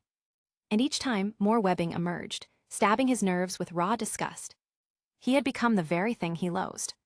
Looking at his reflection, memories of his first encounter with the red and blue hero surfaced. When he first met Spider-Man, the guy didn't even have that name. He was just a young superhero who'd happened to help the police solve a tricky case. Every officer was intrigued by him, George included. He had appreciated the guy, especially when he saved one of George's men with his webbing. In fact, George even praised him in front of the media. The name Spider-Man had actually come from him, and from there, the media latched onto it. Soon, Spider-Man was helping out with more cases, and all of New York began to know the superpowered man in the red and blue suit. But George soon noticed that Spider-Man was mostly going after petty crooks. He just happened to be around for some of their cases and saved them by pure luck. Despite this, George still appreciated him. But gradually, he sensed something amiss. His colleagues and subordinates couldn't stop talking about Spider-Man. Every time, they hoped he'd show up, hoping he'd take some of the workload off their hands. Something felt wrong about it. Counting on an unknown masked vigilante to uphold the law, it was making his officers lazy, dependent, complacent. It was then that George first started feeling a bit sour about Spider-Man. But that alone wasn't enough to make him hate the guy. As the days passed, people talked about Spider-Man more and more. George was the precinct captain, known for being the best at what he did, but praise for his hard work seemed to dry up. Now every successful bust was attributed to Spider-Man. How did it come to this? After all, he was the one who worked tirelessly, putting in all his effort to rid the city of crime. He'd given up so much, time with his daughter, his marriage, his entire family life was in ruins. He'd sacrificed everything. All he had left was his Joe B. Yet Spider-Man would show up at the last minute, and all the applause, all the glory, was showered on him. So what did that make George? Soon, even his precious daughter started talking about Spider-Man. Since she'd met him, Gwen was always asking her dad about him, which oddly improved their relationship. While he was glad, it hurt too. Ever since she was little, Gwen had looked up to him. Even though she never blamed him for her mother leaving, a distance had always remained. A distance that felt insurmountable, like a chasm that would last a lifetime. The more Gwen matured, the more guilt George felt. There were so many times he wanted to make it up to her, but work kept him away. And now, thanks to Spider-Man, they were closer than ever, but Gwen's admiration for him was slipping away. He could feel it. Damn that Spider-Man, was he even stealing Gwen's respect? He was angry, resentful. He started to hate Spider-Man. When Spider-Man appeared again, he wanted to arrest him. Charges flooded his mind: obstructing police work, breaking New York's laws, having no right to enforce the law. But whenever he tried, Spider-Man seemed to sense it and slipped away just in time. After a while, George began to take Spider-Man's disappearing act as a personal challenge. Finally, the day came. Spider-Man was dead. The Green Goblin claimed he'd killed him. At last, there was no one left to steal his spotlight. That day, he took Gwen shopping, buying her all the clothes and makeup she liked. But Gwen was heartbroken. Because Spider-Man was dead. But it was fine, kids got over these things quickly. Soon, her father would be the only hero she'd look up to. And finally, his colleagues and subordinates would see who really had the skills and dedication.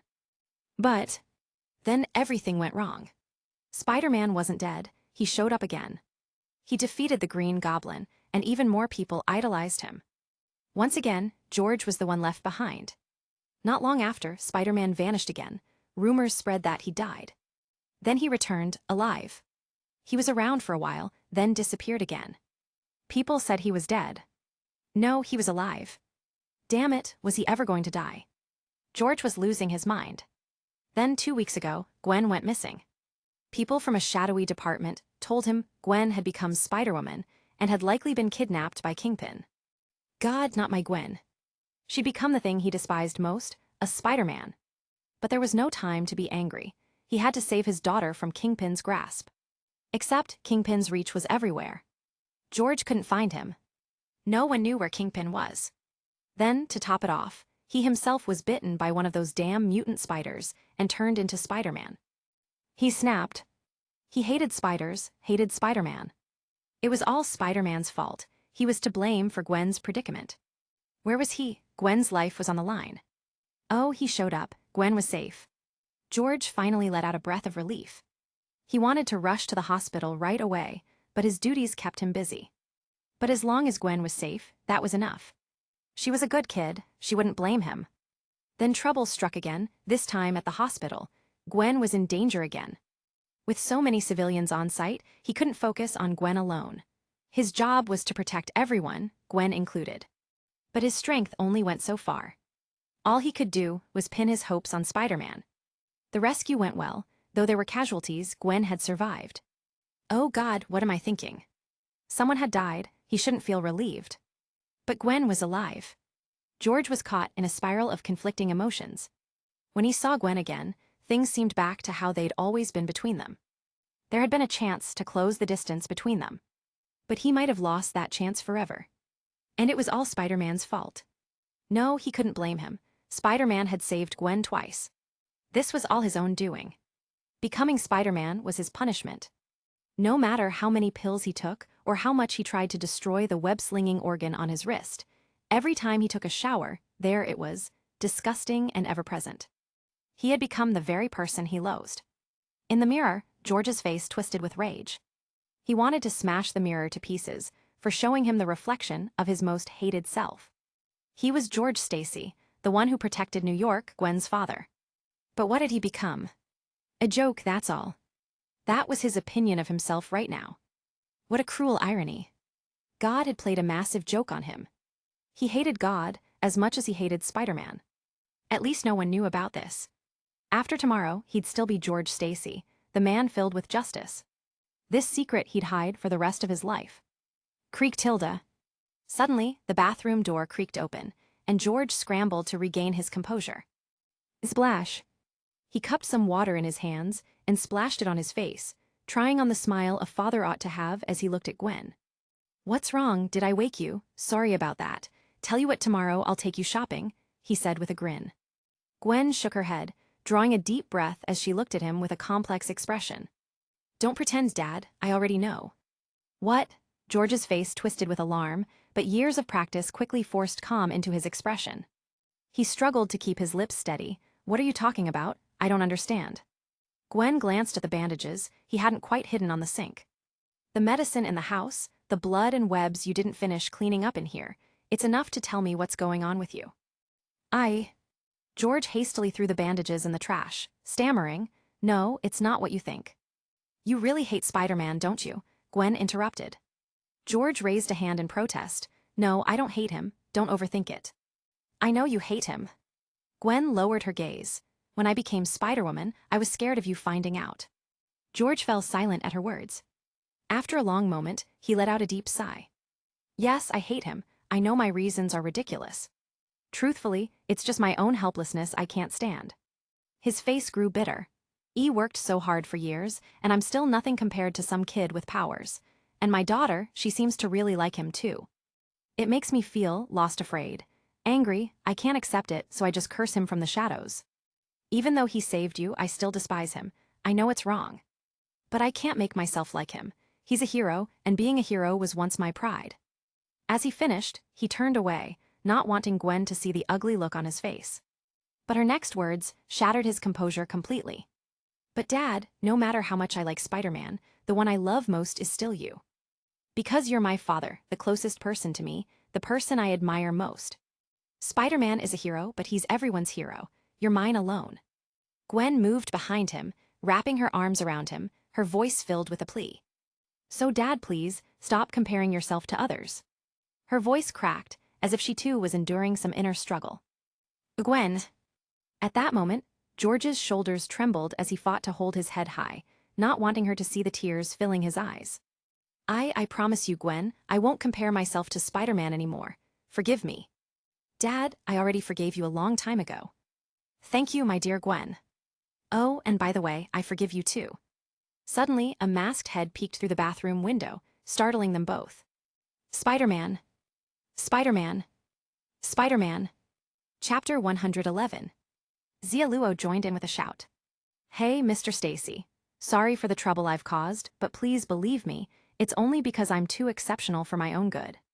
He gave a little wave. Admitting someone else is talented can be tough, but admitting you yourself are talented, now that's something. Are you mocking me? George asked, exasperated. Seeing Spider-Man again, George found himself not quite as irritated. In truth, it wasn't Spider-Man he hated, it was himself. Finally, he understood. Seeing her father's calm demeanor, Gwen sighed in relief. From behind George, she gave Xia Luo a discreet thumbs up, grateful that Spider-Man had come to help ease her father's burden. Xia Luo nodded back, then snapped his fingers. Chirp chirp. The little spider flitted in through the window, landing in his hand. Mr. Stacy, your powers are about to retire. George blinked in surprise, then extended his hand. He'd seen Harry use the spider to extract mutated cells from those transformed into monsters. The little spider jumped into George's hand and sank its tiny fangs into his skin. Buzz tilde. The red and blue magical energy glimmered faintly, and the web-spinning glands in George's wrist began to dissolve before his eyes. Watching the miraculous scene, George was momentarily speechless. You know, you could keep this power. It might help with your cases, Gwen suggested beside him. George shook his head and looked at Xia Luo. Thank you, Spider-Man. I assume you'll find the rest of the people infected with the spider virus and return them to normal, right? Of course, Xia Luo had already decided on this. These mutant spiders were far from harmless. To prevent future problems, he would track down and neutralize all the infected, including Uncle Ben and Aunt May. Having that ability put them at risk.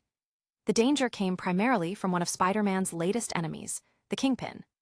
Xia Luo suspected that Kingpin might still be capturing mutants for experimentation. Hearing his answer, George turned to Gwen with a smile. You heard him. No one gets to be an exception, especially not me. I understand, Dad.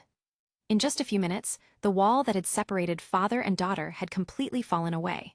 Xia Luo knew his work here was done. Without interrupting, he recalled the little spider and leapt back out the window. Wait, Spider-Man. Gwen suddenly remembered she hadn't properly thanked him. Without thinking, she leaped out the window, then realized a second too late. Her powers were gone. Gwen. George rushed to the window just as a red and blue figure swung by and caught the falling Gwen, vanishing swiftly into the night. Seeing this, George finally let out a breath, the color slowly returning to his pale face. That reckless girl, Spider-Man saved her 3 times now. He shook his head with a smile, eyes filled with profound relief. Today, Gwen had called him Dad more times than ever. Rooftop of a nearby building. Underneath the glowing signboard, at the spot where Xia Luo and Gwen often hung out. Hey, this is for you. Xia Luo handed Gwen a newly bought coffee. Thanks. Gwen took the warm cup, sipping it gently. Thank you, Spider-Man, you're really a good person. She lowered her gaze. Xia Luo waved it off, turning to lean on the rooftop wall, gazing out at the city lights. No thanks needed, it's what a good neighbor would do. Gwen moved to stand beside him, leaning her elbows on the wall, her short, shoulder-length blonde hair catching the soft night breeze and framing her relaxed smile. How did you know my dad was infected with the spider mutation? She asked.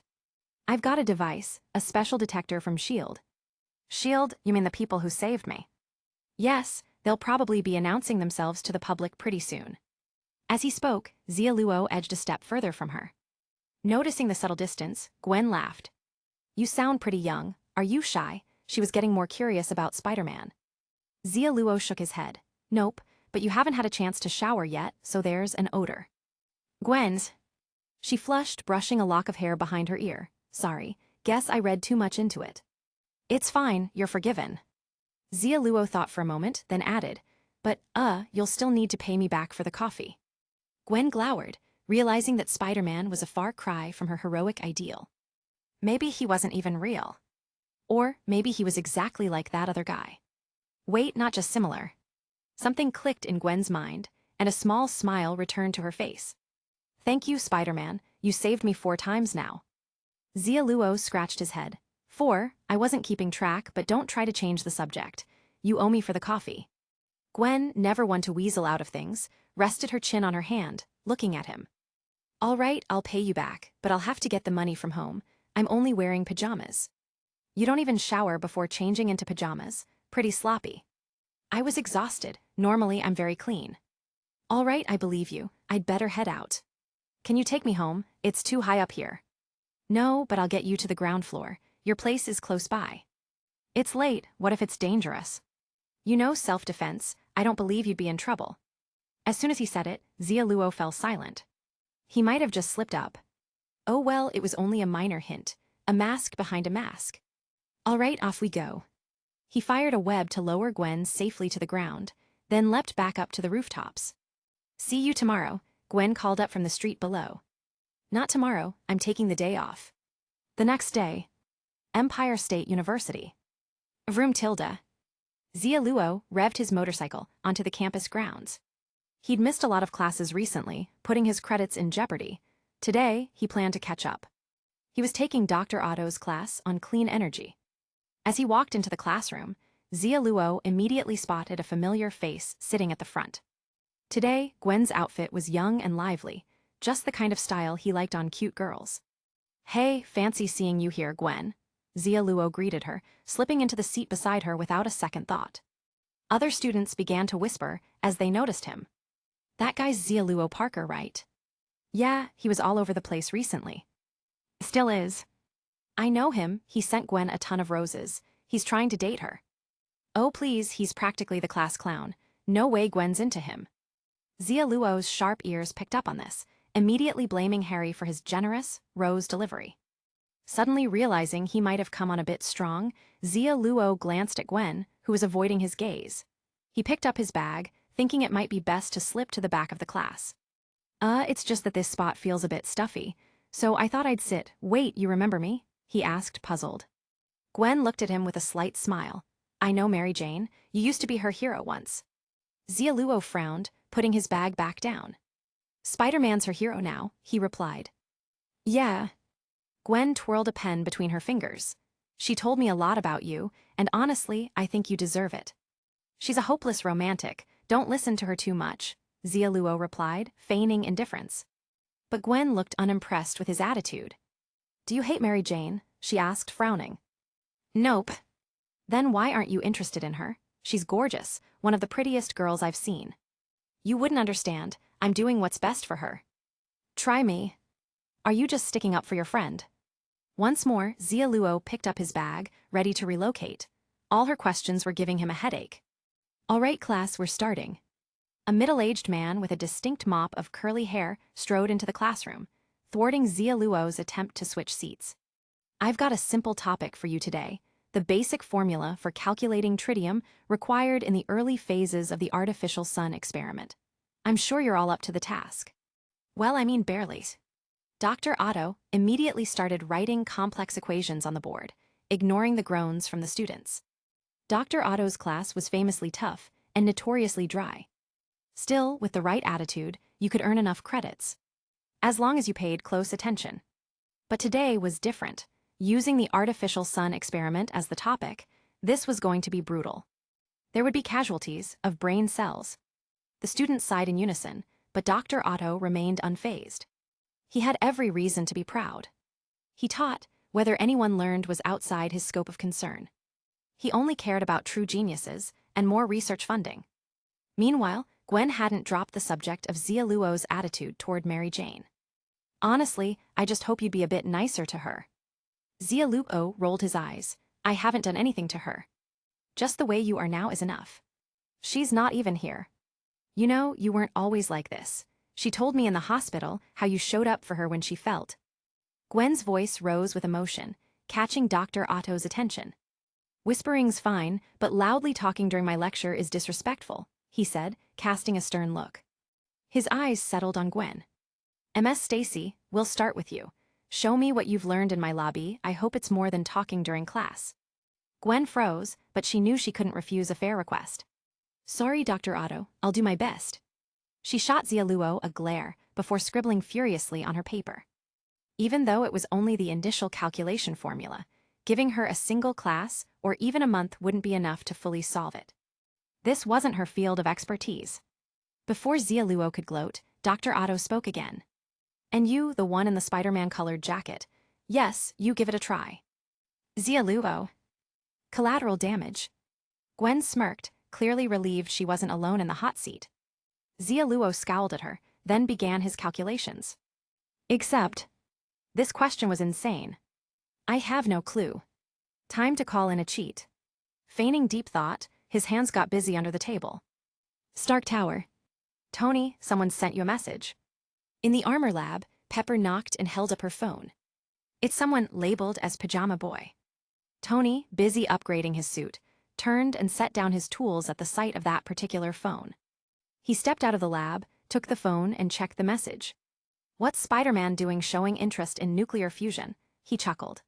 Pepper peered over his shoulder. "Who's reaching out to you?" "Spider-Man." "Spider-Man?" Pepper blinked. "How does he have your contact information?" "I gave him a business card after we wrapped up that nasty spider monster fight." Tony smirked. "Figured he'd reach out about some other project, but I didn't expect he'd want to dabble in nuclear fusion." "So, are you going to help him?" "Of course I will. Even though nuclear fusion and my arc reactor's cold fusion are entirely different beasts, I'm a genius. Small problems like this don't faze me," Tony said, tapping away on his virtual computer, rapidly inputting calculations and results as he went. "This initial phase formula is way too basic. Let's give him a bit of a challenge. If this rookie Spider-Man thinks this tiny formula will stump me, he's in for a surprise." Tony grew more engrossed in the equations as the hours flew by. Meanwhile, back at the university. "Time's up." In the classroom, Dr. Otto clapped his hands together. "The rest of you may go. Gwen and this student here stay behind." At that, the class bolted, leaving the two unfortunate souls behind. Actually, no, only one of them was unfortunate. "My name's Xia Luo Parker." Xia Luo finally looked up from his notes, beaming with confidence. At his name, Otto raised a brow. "I've heard of you. Kurt Connors mentioned you. He's quite proud of you. You're bright and you have talent, but remember that my research projects are nothing like his." Perhaps out of respect for Professor Connors, Otto's usual stern expression softened. "Looks like you have an answer ready." "Yes, sir." Xia Luo rose to his feet, with Gwen staring in disbelief. "No way," she muttered. "Anything's possible," Xia Luo shot back smugly. For a transmigrator, cheats were essential. He handed his worksheet over to Dr. Otto and turned to leave. At that moment, he felt like he was radiating academic brilliance, a veritable beacon of genius. "Where do you think you're going? I haven't reviewed it yet." Otto's voice stopped him mid-step. Xia Luo froze, putting his lifted foot back down quietly. "Awkward." Dr. Otto glanced at the paper, though he wasn't expecting much. But as soon as he did, Otto could no longer maintain his composure. "What?" His face showed utter shock. What Xia Luo handed him wasn't just the answer to the initial phase calculation. It contained results for the first 3 stages of tritium element calculations. And there, within it, were calculations using methods he'd never considered. Methods that could yield his desired answers faster and more precisely. A genius. A true genius. Kurt Connors, you selfish man, forcing Xia Luo Parker to waste his talent on those garbage regeneration experiments. What a waste of his extraordinary potential. He should be in my lab, helping me perfect the artificial sun experiment. To benefit humanity, to win the Nobel Prize. Now that was his true calling. Chapter 112. She quickly stepped over to look at Xia Luo's notes in Otto's hand. The complex, intricate formulas made her head spin, like flipping through Dr. Otto's personal notes. Did you actually solve this?" Gwen asked, her disbelief evident. Xia Luo shrugged. "All right, I'll admit I cheated, I copied it." "I knew it." Just as Gwen's face filled with scorn, Dr. Otto tucked the notes away, looking at Xia Luo with admiration. "Your name is Xia Luo Parker. Quite a talented young man. How about you join me to create the sun?" he joked, his tone light. Gwen froze. "Dr. Otto, didn't you hear him? He just admitted he cheated." Dr. Otto gave Gwen a sidelong glance. "Gwen, you don't understand a man's humor." He gestured around the room. "He's sitting next to you. Do you think he could have copied from you?" Gwen's. "Well, maybe he looked it up online. I saw him using his phone earlier." "If the answer was online, why have I spent all these years studying this?" "For laughs," Dr. Otto scoffed. Finally, Gwen realized the truth. "Xia Luo, you tricked me," she said, her gaze filled with exasperation. Xia Luo shook his head. "Sorry, I'm not in the habit of lying. Except, lying to girls is too much fun." Dr. Otto chuckled, patting Xia Luo on the shoulder. "I get it. I did the same thing when I was your age." Xia Luo. Gwen's. So this was guy humor. "Gwen, head back to the lab and feed that lizard for me. Kurt left it in my care, and I can't have it starving to death. He'd drive me mad if anything happened to it." After assigning Gwen her task, Dr. Otto invited Xia Luo over to his place. Xia Luo had been curious to see how far Otto's artificial sun experiment had progressed. As the two left, chatting amiably, Gwen watched them with envy. Dr. Otto had never invited her over. Feeling left out, she took out her phone. "Hey MJ, I have news for you, your ex-hero is a genius." 9:00 p.m., Beachside Villa. "Oh, you're home." As Otto led Xia Luo into the house, a refined-looking woman approached them. "Ruth, sorry I'm late today." Otto took off his coat, then stepped forward to greet her with a gentle kiss, their love enduring through the years. "Is this your student?" Ruth looked at Xia Luo, curious. Otto rarely, if ever, brought his students home. Before Xia Luo could introduce himself, Otto spoke up. "I got lucky today, discovered a genius. A guy who was busy chatting with a girl in class," he quipped. Ruth linked her arm around Otto's. "When I was in class, boys would chat me up all the time," she smiled. Otto raised an eyebrow. "If I remember correctly, that boy was me." "Your memory's still sharp." "Naturally." Otto patted Ruth's hand, then turned to Xia Luo. "This is Xia Luo Parker. He'll be working with me to finish the artificial sun." "Dr. Otto, I haven't actually agreed yet," Xia Luo replied, managing a polite smile. The thought of Spider-Man working on an artificial sun experiment felt a bit surreal. Otto, unfazed by Xia Luo's reluctance, seemed confident he'd win him over. "Ruth, bring out that special wine. We have a reason to celebrate today." "Of course, dinner will be ready shortly, so take your time." As Ruth went to fetch the wine, Otto gestured for Xia Luo to follow him upstairs to the lobby. Soon, they arrived at Otto's private lab, with various pieces of high-tech equipment neatly set up. Compared to Dr. Connor's, whose funding was always at risk of drying up, Dr. Otto's lab was significantly better equipped. "This is my personal lobby. The university's outdated equipment would only hold me back," Otto explained. Xia Luo scanned the room, his gaze settling on a massive machine near the window. It looked like 4 articulated mechanical arms, resembling octopus tentacles. "You noticed it." Seeing Xia Luo drawn to the machine, Otto proudly stepped forward. "This is my masterpiece, built for the final stage of the artificial sun experiment. It'll allow me to complete the thermonuclear fusion. If I succeed, I'll become the most renowned scientist in the world. The entire world will change because of my artificial sun." Otto's face lit up with excitement. "This year's Nobel Prize will go to me, as I'll be the scientist who changed humanity." With a source of energy nearly unlimited, our society would undergo a revolution. Wars would cease to exist, I'll save countless lives, and this era will remember one name, Otto Octavius. Xia Luo nodded. If the experiment succeeds, it'll certainly be revolutionary. But in the next moment, Otto's excitement faded as he sighed. "Unfortunately, I'm still one step short. I'm so close to the optimal tritium calculation, just one step. That's why, Xia Luo Parker, I need your help." Otto extended an earnest invitation. "Join me, and let's complete this monumental experiment together." Xia Luo deflected, changing the subject. "I'll think about it, but Dr. Otto, do you work alone in here?" Otto's disappointment was evident, but he humored the question. "I have 2 assistants, I think I know what you're asking." He led Xia Luo to the corner of the lobby.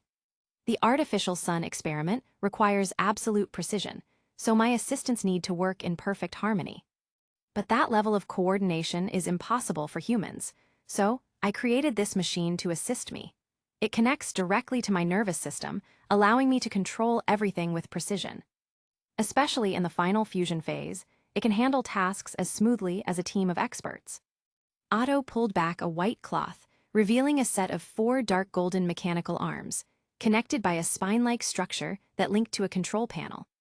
At the base of the spine, a chip about the size of a thumbnail blinked red intermittently. "Well, isn't it impressive?" Otto asked, pride evident. Xia Luo smiled. "It's amazing, but be careful, it'd be a shame if someone stole it." He was already picturing how well it'd integrate with his nanotech suit. "Don't worry, this lab has the world's best security system," Otto assured him, unconcerned. Xia Luo kept his thoughts to himself. Even if Otto failed to secure limitless energy, just this set of tentacle arms would be enough to win a Nobel Prize and earn him international fame. But Dr. Otto wouldn't be satisfied with just that. After all, the world's progress was driven by scientists' ambition. Well, and sometimes it's destruction. Xia Luo decided to swipe the device in a few days. Without the tentacle arms, Otto's progress on the artificial sun would be stalled. If he could sabotage the fusion machine along with it, even better. Unlike Dr. Connor's single-minded obsession, Otto wasn't likely to go insane if the experiment failed, as long as he stayed away from the influence of the tentacle arms. "Otto, dinner's ready," Ruth called from downstairs, snapping Xia Luo out of his thoughts. "Thank you for showing me around, Dr. Otto," Xia Luo said with a smile. Otto shook his head. "Think nothing of it. Just consider this, a chance to become one of the world's top scientists." "I'll give it some thought." "Good, let's go eat. Ruth's cooking is excellent." At the dinner table, Ruth poured wine for all three of them. "You two didn't seem to have an easy chat," she noted, catching the hint of frustration on Otto's face. Otto shook his head. "Nothing serious. At least he didn't accuse me of blowing up New York," he joked. Xia Luo raised an eyebrow. Did this guy know what he was saying? "I have every confidence in Dr. Otto's work," Xia Luo replied politely. "Of course." The three ate and chatted casually. After a sip of wine, Ruth turned to Xia Luo with a smile. "I heard you've been pursuing a girl." "Xia Luo." He sighed. "That's a misunderstanding." "Sorry, I didn't mean to pry. I just spoke with a student earlier, and he mentioned it." "Who's he after?" Otto asked, intrigued. "Gwen Stacy. She's one of your students, too." "Oh, her. They were talking during class. I should have known," Otto replied knowingly. "If you want to impress a girl, you should recite poetry." "Xia Luo." "I think buying things for her might show my love more clearly." "This young man's funny." Ruth looked at Otto warmly. "When you studied physics, and I studied English Lit, remember how you used to act?" Otto looked a little embarrassed. "Yes, I was trying to explain relativity to Ruth, and she'd counter with Eliot's poetry." "Time past and time future, what might have been and what has been," Ruth said patiently. "Are both perhaps present in future time?" Otto finished with a sheepish grin. "Yes, in future time." Otto gazed at her lovingly. Xia Luo watched, reflecting on those words. Future time. An omen. Suddenly, an alarm blared from the lab above, filling the villa with noise. "What happened?" Otto turned to the screen, his face darkening. "Damn it, they've stolen my equipment." "Oh my God, it's Spider-Man, 3 of them," Ruth exclaimed. On the screen, 3 red and blue-clad figures carried off the experimental equipment, vanishing from view. "It's those recent imposters. They must have been watching me all along," Otto cursed. "I knew I was being followed." He rushed up to the lab, finding the place in disarray and the tentacle arms missing. It was the easiest piece of equipment to steal compared to the bulky machinery. "Damn Spider-Man, Ruth, call the police. We have to catch them." Otto scratched his head in frustration, while Xia Luo could only stare in silence. So, this was the world's best security system. And the tentacle arms were stolen. That was supposed to be his job. Now, he was taking the blame regardless. Well, if he was taking the fall, he'd definitely retrieve the arms himself. "Dr. Otto, I'll go after them." Ignoring Otto and Ruth's warnings, Xia Luo bolted from the villa, vanishing into the night. "This young man is reckless," Ruth said, worried. Otto felt a pang of gratitude. "It looks like he's made up his mind. He wouldn't be this eager to help otherwise," he said, a hint of relief in his voice. "How can you be so happy when he could be in danger?" Ruth shot back. Realizing her point, Otto tensed. "Yes, those 3 are Spider-Man impersonators. Xia Luo could be at risk. Contact George immediately. We need to ensure Xia Luo's safety." "I've already called. They're on their way." "Let's hope Xia Luo stays safe." A dark alley. "Ha, this is amazing. We actually stole his equipment. That fat jerk must be fuming right now." "Yeah, we trashed his lobby, serves him right." "HMPH, so what if he's working on some artificial sun experiment? He dared to look down on us." "We may be his students, but we're also Spider-Men, we're superheroes. He has no right to treat us like that." "Exactly. Now, let's figure out what this octopus-looking thing does." "Yeah, looks pretty cool." In a shadowed corner, the 3 removed their masks, revealing 3 young faces. They huddled around the octopus arms, fumbling cluelessly with it. Just as they were about to toss it aside like junk, a friendly voice called out from above. "Hey boys, working so late must be exhausting. How about a cup of coffee to keep you going?" "What?" "We've been found." The sudden voice startled them, and they instinctively looked up. There, balanced gracefully on a web stretched above the alley, was Spider-Man in his sleek metal suit, holding a coffee cup and watching their every move. It's Spider-Man. The metal suit, it's definitely him. Spider-Man were huge fans, can we get a selfie? The trio was thrilled, but Xia Luo just shook his head. Only if you're willing to take that back where it belongs, then we'll talk. No way. They didn't hesitate to refuse. That fat jerk was so full of himself, he needs a lesson. Yeah, he insulted us. He called us idiots, unforgivable. We're punishing the bad guys. The three of them puffed up with righteous indignation, convinced they were in the right. Xia Luo just listened patiently. Are you done? What? Xia Luo looked down at them from above. The doctor was right, you really are idiots. What? Their eyes widened, not understanding why Spider-Man was also insulting them, but that didn't stop them from snapping back. Damn you, Spider-Man, siding with that fat jerk makes you our enemy. We're done being your fans. You've lost our respect. Oh wow, a bunch of moronic fans, who cares? Just then, sirens blared at the end of the alley, and the trio started panicking. How is this possible? We ran so fast, how'd they catch up to us? No way, Spider-Man must have sold us out. It's gotta be him, damn you, Spider-Man. Seeing they still hadn't figured out how they'd given themselves away, Xia Luo sighed. Of course you got caught. Here's a tip. Next time, don't start celebrating before you're out of sight. With a flick of his wrist, he shot a web and grabbed the octopus arms. Just as he caught it, a dark shadow shot across the alley. A ferocious lizard monster intercepted the arms midair, then lunged forward, crashing through a sewer grate and disappearing from sight. Xia Luo. Again, really? Does he really think I'm that easy to mess with? Without hesitation, he dove after the creature into the sewer. Chapter 113. Xia Luo tapped the spider emblem on his chest, illuminating the area. A few rats scurried away, disappearing into cracks in the broken walls. Though the stench was overwhelming, the nanosuit's air filtration shielded him from it, preventing his stomach from turning. He surveyed the muck-filled floor, but didn't see any tracks left by Dr. Connors. However, claw marks on the walls pointed him forward into the shadowed depths. What could he want with Otto's octopus arms, and to just happen to be there? Curious but careful, he cast web lines to swing through the air, avoiding the sludge. He could only imagine how foul this place smelled. The sewers of New York, like some vast underground maze, were notoriously treacherous in movies and comics, hiding dark secrets the public would never know. Before long, Xia Luo reached a junction where Connor's trail ended, leaving him momentarily disoriented. Chai tilde. Just then, little spider scurried onto his shoulder. It scanned the area, then chirped, signaling left. This way, Xia Luo asked, scratching his head. Chai, little spider nodded. Trusting his tiny partner, Xia Luo swung down the passage, led by little spider through several sewer junctions, each filled with rising pools of stagnant water. Drip, drip. The water noise grew louder as they reached a narrow passage, nearly submerged. Xia Luo hesitated. No way he was jumping in there. He could practically feel the thick, revolting grime below, and that was enough to turn him away. He imagined what old man Steve would say. Chai. Suddenly, little spider shot out webbing and swung overhead, disappearing into the dark passage above the muck. Ahem. Seeing this, Xia Luo climbed up the tunnel wall, following little spider's lead.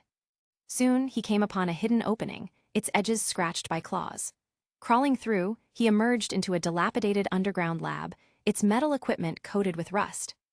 In the dim lighting, the faint outlines of red and blue shapes flickered in a nearby rusted cage. Spider mutants.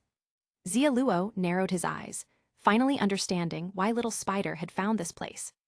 Then he spotted the makeshift lab nearby, where a huge green lizard was hunched over the octopus arms, tools sparking in his claws. Useless idiots. I practically handed them every detail they needed, yet they still triggered Otto's alarms, absolute fools. And to make it worse, they let Spider-Man find them. If I hadn't intervened, Spider-Man would have claimed my prize. Connors muttered about the unreliable trio, his grotesque lizard face shielded by protective goggles as he worked, sparking with electricity as he modified Otto's mechanical arms. Otto had shown him the lab before, so it was easy to recall the device that could enhance his combat strength. In no time, he was done, and as he adjusted the arms on his back, a disturbing grin spread across his face. Ha ha ha, old Otto dared to steal my student, Xia Luo. Well, now I've taken something precious of yours. Bet that stings. Congratulations on your accomplishment, Scales. The sudden voice made Connors jump. Who's there? He hissed, whirling around. Your friendly neighborhood Spider-Man, Xia Luo called from above, New York's most iconic superhero, heartthrob of 9 million girls. Click. As Xia Luo introduced himself, Connors wasted no time strapping on the octopus arms with a sharp snap and a whir of gears. They were attached, the limbs now ready to go. Xia Luo. Excuse me for giving an intro while you arm yourself. How rude. Connors flashed a wicked grin, seemingly thrilled. I didn't expect you to find me down here, but I guess this means less work for me. You're not leaving. Xia Luo shrugged. Before we start, can you tell me what this is all about? He gestured to the unconscious Spider-Man in the cage nearby. I mean, you'll explain, right? Usually, villains couldn't resist monologuing. But Connors seemed to be the exception. Come closer, and I'll tell you. Connors grinned wider, and with a powerful whoosh, the 4 mechanical arms lashed out toward Xia Luo, ends flaring like beastly jaws. Thrum! In a flash, the limbs surged forward, their tips glinting red as they locked onto Xia Luo. Whoosh! Connors' octopus arms struck with the force of a storm, but Xia Luo was already gone. Boom! A series of explosions rocked the lab as debris scattered. Xia Luo's red and blue figure darted to Connors' back, reaching for his spine. Gotcha! Just as he was about to make contact, Connors twisted midair, his claws slicing through with lethal precision. Crackle! The air sizzled as the claws whooshed past Xia Luo's eyes narrowed, and he clenched his fist. Boom! With a resounding thud, Connors was thrown back, crashing into the concrete wall. Arg! The wall cracked, and Connors, embedded in it, spat out green blood, his ferocity ebbing. Xia Luo slowly lowered his fist. That's it, I barely used any strength. His pale blue eyes glinted, mocking Connors. Connors was tougher than most mutants, but still weak. A mere 30 tons of strength wasn't enough to phase Xia Luo. Without pause, he shot webs to anchor himself, launching toward Connors like a cannonball. Boom! Realizing the danger, Connors' face twisted as his 4 arms whirled forward, their clawed tips fusing into blades to slash at Xia Luo. Slash! The walls cracked under the force, yet Connors grinned triumphantly. Finally, got you. With a sinister grin, Connors flexed the octopus arms, clamping down on Xia Luo's arms and legs. With over 20 tons of pressure, the arms tightened around Xia Luo's limbs. Crack re-yip.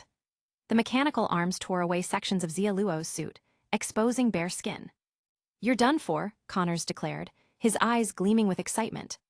But Xia Luo only smirked. Congrats, you've just broken my limiters. What? In Connors' stunned gaze, Xia Luo's muscles expanded, faint purple tendrils beginning to glow across his exposed skin. Boom! With a surge of titanic strength, Xia Luo's hands closed over the octopus arms, wrenching them into his grasp. Sizzle crackle. In an instant, with a powerful twist, his fingers dug deep into the mechanical limbs, contorting them like strands of licorice as sparks burst from the twisted metal. What now? Dr. Connors gasped, scrambling to control the 2 remaining arms, but Xia Luo's suit was already shifting, tendrils of red and blue nanometal streaming over the limbs in his grip. BZZT. The glow of Connors' neural chip flickered briefly, then dimmed completely, his control over the limbs severed. What's happening? You'll find out soon enough. Xia Luo chuckled, as the nanosuit's filaments coiled over the damaged limbs, consuming them to repair the suit. Meanwhile, he activated his wrist controls, sending the remaining 2 arms wrapping around Connors, immobilizing him. Within moments, his suit was fully restored. Chai. Little Spider climbed onto Xia Luo's shoulder, nudging him toward the cage. The mutant Spider-Men within had, with its help, permanently lost their powers. Good work, buddy. Xia Luo patted Little Spider's head, then turned to Connors, who was straining against his restraints. What's your business with those mutants? He asked. Blood trickling from his mouth, Connors scowled. You think I'll tell you? Won't you? Xia Luo grinned. Or maybe I should take you back to campus. Let your students see what their professors become. No, don't. Connor's face paled, horror flashing in his eyes. I'll lose faith in me. Then cooperate. I'll take you somewhere safe. No one will know who you are. Connors clenched his jaw. Fine, I'll tell you. I don't know how you learned my identity, but I have faith that Spider-Man wouldn't deceive me. You can trust me, Xia Luo replied with a nod, musing about his own reputation. Was he really that trustworthy? Connors took a deep breath, his face shadowed. There's something wrong with me. I needed their mutated cells to ease my pain. Xia Luo's brow furrowed. But why? Lizard genes don't overlap with spider mutations. Connors shook his head. I don't know, when the pain flares up, I just crave them. My body tells me to consume them. Xia Luo mulled over this and then asked, why inject the regenerative serum at all? Someone advised you to be patient, right? Connors stiffened, eyes widening. Xia Luo, was it? You know him? He asked, his gaze flickering with something between recognition and sadness. Of course, he's my contact. We've known each other for years. Connors let out a bitter laugh. He must have told you about me. That's how you figured out who I am. Xia Luo nodded. Yes, to him, you're an exceptional scientist. He wouldn't want anything to happen to you. If he knew about this, he'd want to help. No, don't tell him, please. Then do as I say. Connors gave a heavy sigh. All right, I'll tell you everything. That night I was attacked, seriously hurt, and no one would take me to a hospital. I was dying, and the only thing I had was my serum. I had no choice. To survive, I injected it, and I turned into this. He grimaced in pain. But Xia Luo simply shook his head. Lying. No, I swear. Professor, if you were telling the truth, then how did you find this place? Xia Luo gestured around. If someone didn't arrange this, you'd never have found it. Connors looked down. I found it by accident, he insisted, though his voice wavered. Then explain all this equipment. Xia Luo gestured to the makeshift lobby. All your funds went into your experiments. School equipment is still accounted for. You couldn't afford any of this. Connor's gaze grew desperate. Don't ask. For Xia Luo's sake, please just let it go. Seeing his plea, Xia Luo hesitated, realizing Connor's dissent may have something to do with him. Crackle. Just then, a faint projection lit up the dim lobby. Spider-Man at last, I'm who you've been looking for. The image revealed a huge figure shrouded in shadows, his form nearly monstrous in size. Xia Luo's eyes narrowed, already suspecting his identity. The kingpin of New York's underworld, Wilson Fisk. What do you want to say? Xia Luo asked. We need to talk, Fisk said calmly. Xia Luo casually leaned back on his web, listening intently. Fisk raised his hand, accepting a cigar from a nearby attendant. Spider-Man, I'm told you're a threat, but I've never thought of you as one. You see, we're not on opposing sides. The men you've apprehended are nobodies to me, easily replaced. You haven't touched my true interests. So what's your point? Xia Luo asked.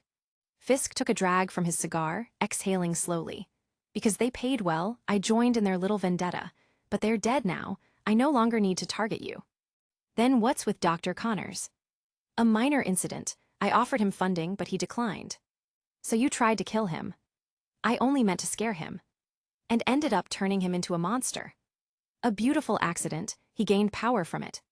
Not like this, Connors growled. I never wanted to be a monster. Given more time, he might have perfected the serum without such tragic consequences. Fisk glanced at Connors. Work for me, and I'll fund your serum research. A fair trade and your only option. Before Connors could protest, Fisk continued, but you've failed your first assignment. I had to threaten the people closest to you. Xia Luo Parker, Xia Luo interjected. Yes, Fisk chuckled. The kid's different, isn't he?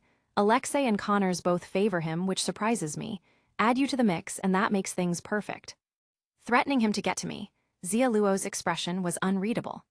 Fisk shook his head. Not a threat, I'm proposing a trade. You think that's possible? Of course, Fisk said with a cold smile. You and I can do business, just like any two merchants. Taking a slow puff from his cigar, Fisk went on. I don't like using hostages, but I'll make an exception for you. Xia Luo smirked. Unfortunately, I barely know Xia Luo. He's intimidatingly competent. Unmoved, Fisk continued. The black cat stole something from me. Find her, retrieve what she took, and we'll be even.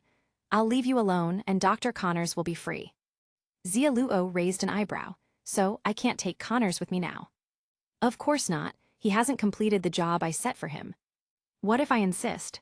He wouldn't want to go with you. Dr. Connors lowered his head, his voice weary. Spider-Man, I can't leave, too much is at risk. My students, my friends, my research, Fisk could destroy it all with a word. One move, and all of New York would be in chaos, the government bowing to his whims. Xia Luo was silent, knowing Fisk's influence was as much a web as his own, with tentacles reaching everywhere. The only way to end it was to confront him directly, bringing him down. Fisk's grin widened as Xia Luo considered. Fine, Xia Luo agreed. I'll retrieve what you want. Where do we meet?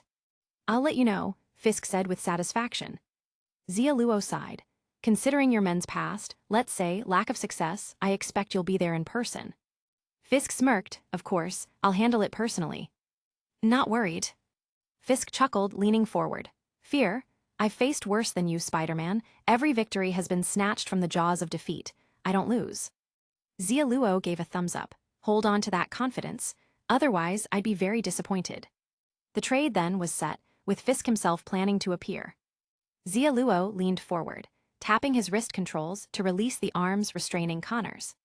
Connors stood, facing Xia Luo with a hard glare. If you fail, I'll kill you. Xia Luo's life may depend on it. I won't fail, Xia Luo replied, activating his nanosuit's interface. Click. In a second, the octopus arms detached from Connor's spine. All right, you're free to go, Xia Luo said, then turned to the projection. You can go too, Fisk. With a faint hum, Fisk's image faded, and Connors climbed the walls, disappearing through a side tunnel. Xia Luo, meanwhile, activated his nanosuit, which quickly absorbed the intact arms, analyzing their mechanical structure. Well, that's interesting. Xia Luo nodded in satisfaction, then tapped the holographic model. Instantly, the structure of the octopus tentacles transformed, morphing into 4 sleek, dark gold spider lances. The exterior might have changed, but the underlying mechanics still carried Otto's brilliant design. Much better, he thought, admiring the new look. He shut down the virtual interface, slinging the unconscious mutants over his shoulder before making his way out of the underground lobby. Clang! With a final clang, the manhole cover settled back in place as Xia Luo climbed back up to the surface, bringing the fresh air with him. After fixing the manhole, he took the mutants to a nearby hospital before shooting a web to swing away. You played the friendly neighborhood hero and saved innocent civilians. Restart chances +1. Great, even more backups, he thought, feeling a little more secure. With his spider suit stowed away, Xia Luo headed back to Otto's to let him know how it all went down. He didn't get the arms back, but Otto would surely be moved by the effort, he mused, walking cheerfully toward the villa. Thunk. Just then, a manhole cover not too far away flipped open again. Crawling out, battered and muddy, was none other than Professor Kurt Connors. He had taken a wrong turn somewhere below. Lizards aren't made for sewers, after all. Connors cursed at his luck and, turning to leave, froze mid-step. Xia Luo. Xia Luo blinked. Professor Connors. Wow, talk about timing. And no, I'm not. You must be mistaken. Connors' face went pale. He quickly covered it with a muddy sleeve and scrambled back down the manhole, not wanting anyone to see him in such a state. Damn you, Spider-Man, you must have told my secret. You lied to me. I swear one day I'll make you pay. Connor seethed as he fled, plotting revenge. Chapter 114. After meeting with Dr. Otto, Xia Luo returned to his small rental. The place had just been remodeled and had no strange odors, probably because Harry had insisted on the best materials. Nice perk for the landlord. On the table, however, sat a fresh contract. Yes, Harry was now officially Xia Luo's new landlord. He noticed a sticky note on the side. My friend, I know you wouldn't want to take this apartment for free, so I bought it myself. Remember to be nice to your landlord, or I'll raise the rent. Xia Luo. What an adorable little threat. He poured himself a glass of water and tapped his wrist device to contact Felicia. Using his Spidey network, of course, Xia Luo Parker stuck to his cell phone, keeping his civilian and hero lives separate. Beep beep. No answer. He tried a few more times, but still nothing. Xia Luo frowned slightly. Without reaching Black Cat, the item Fisk mentioned was still out of reach too. But well, he'd just have to tell Fisk he found it anyway. After all, his main goal was taking down Kingpin, not actually helping him recover a lost trinket. With that in mind, he smirked a bit, his irritation melting away. Taking Fisk down had been on his agenda for a while, but he'd have to be careful not to push the guy straight into some kind of revenge plot. Taking out his phone, Xia Luo began researching methods of non-lethal knockouts. Yep, he thought, scrolling, this will work perfectly. After some intense reading on human anatomy, he finally called it a night.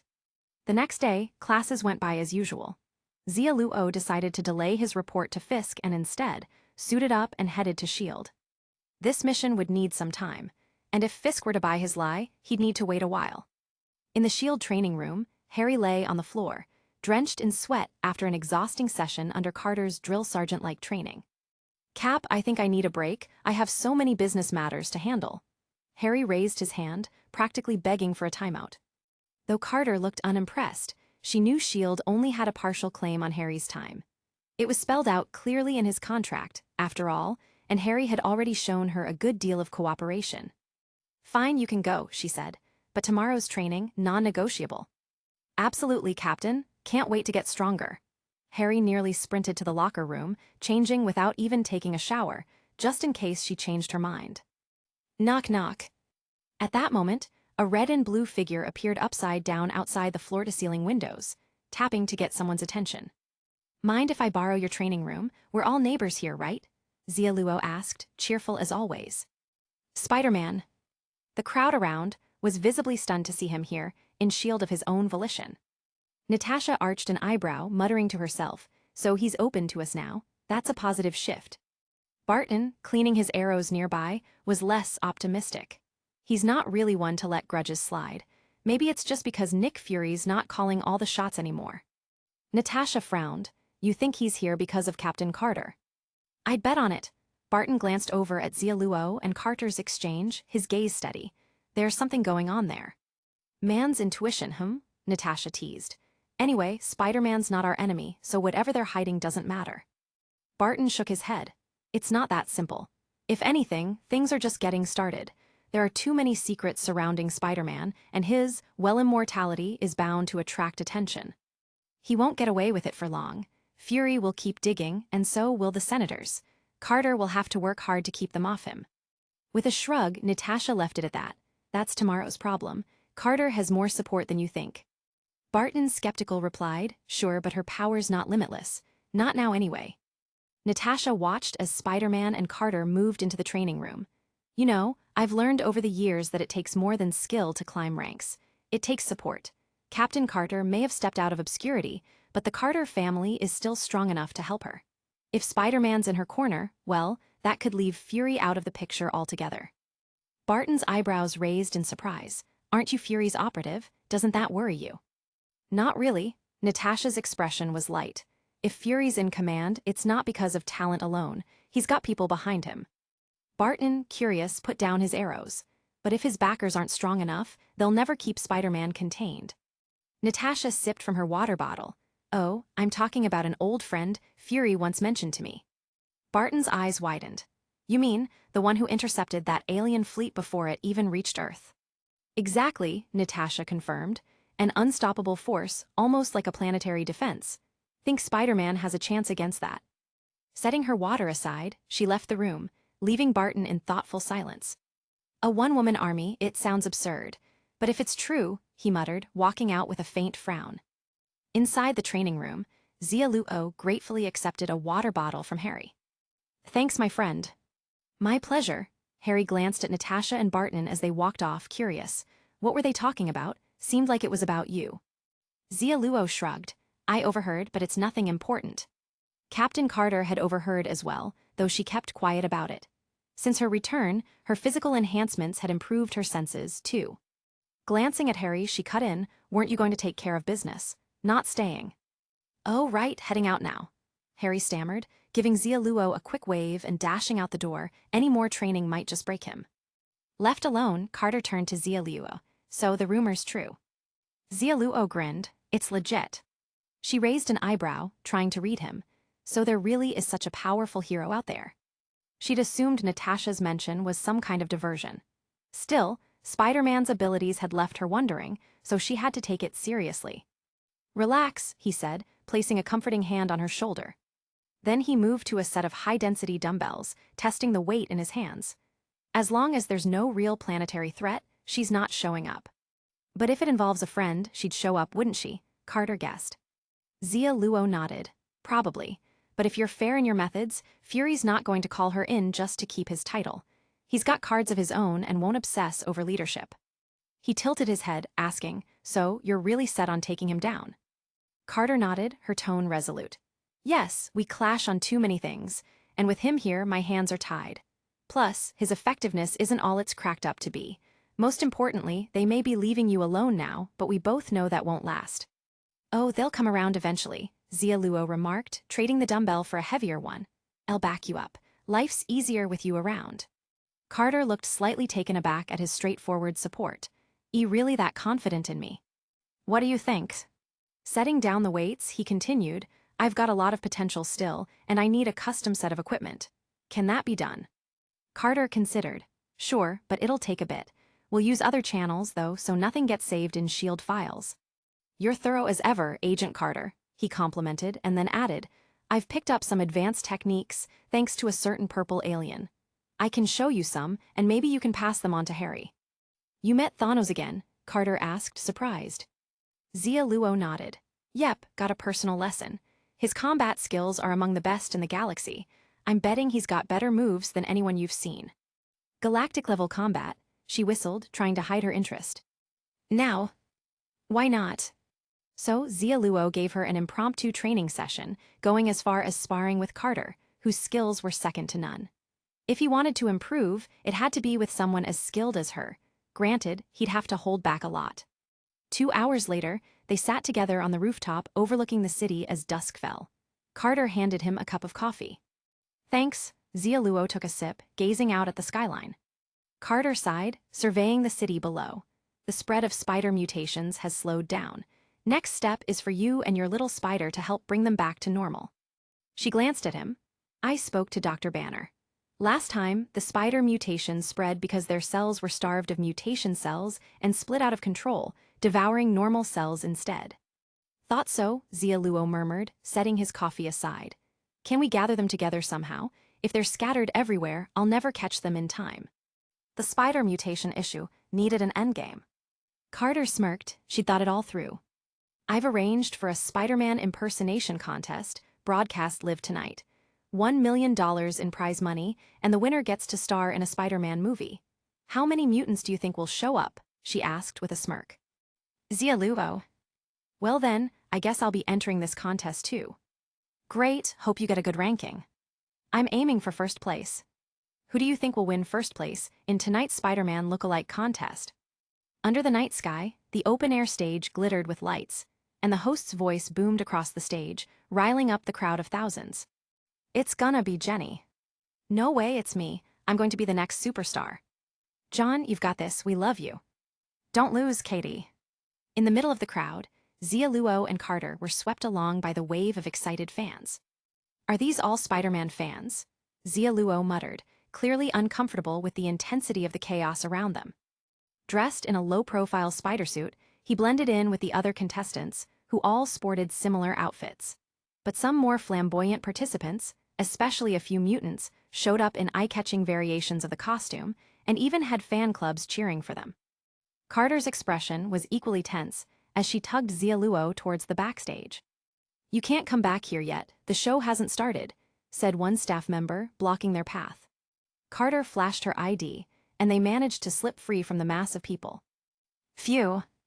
Relieved to be out of the crush, she glanced at the crowd filled with Spider-Men and shook her head. The real Spider-Man isn't into this fan economy nonsense, so these knockoffs took advantage of his popularity to pull in some real superfans. Xia Luo scratched his head. Niche fanbase, huh? It's bigger than you think, Carter replied. Just then, the host announced the official start of the contest. As one knockoff Spider-Man after another stumbled through their routines, Xia Luo felt himself begin to relax. Good, their performances are terrible, he observed, somewhat reassured. Carter chuckled, relax, the judges here are tough but fair. 3 hours later, it was finally Xia Luo's turn.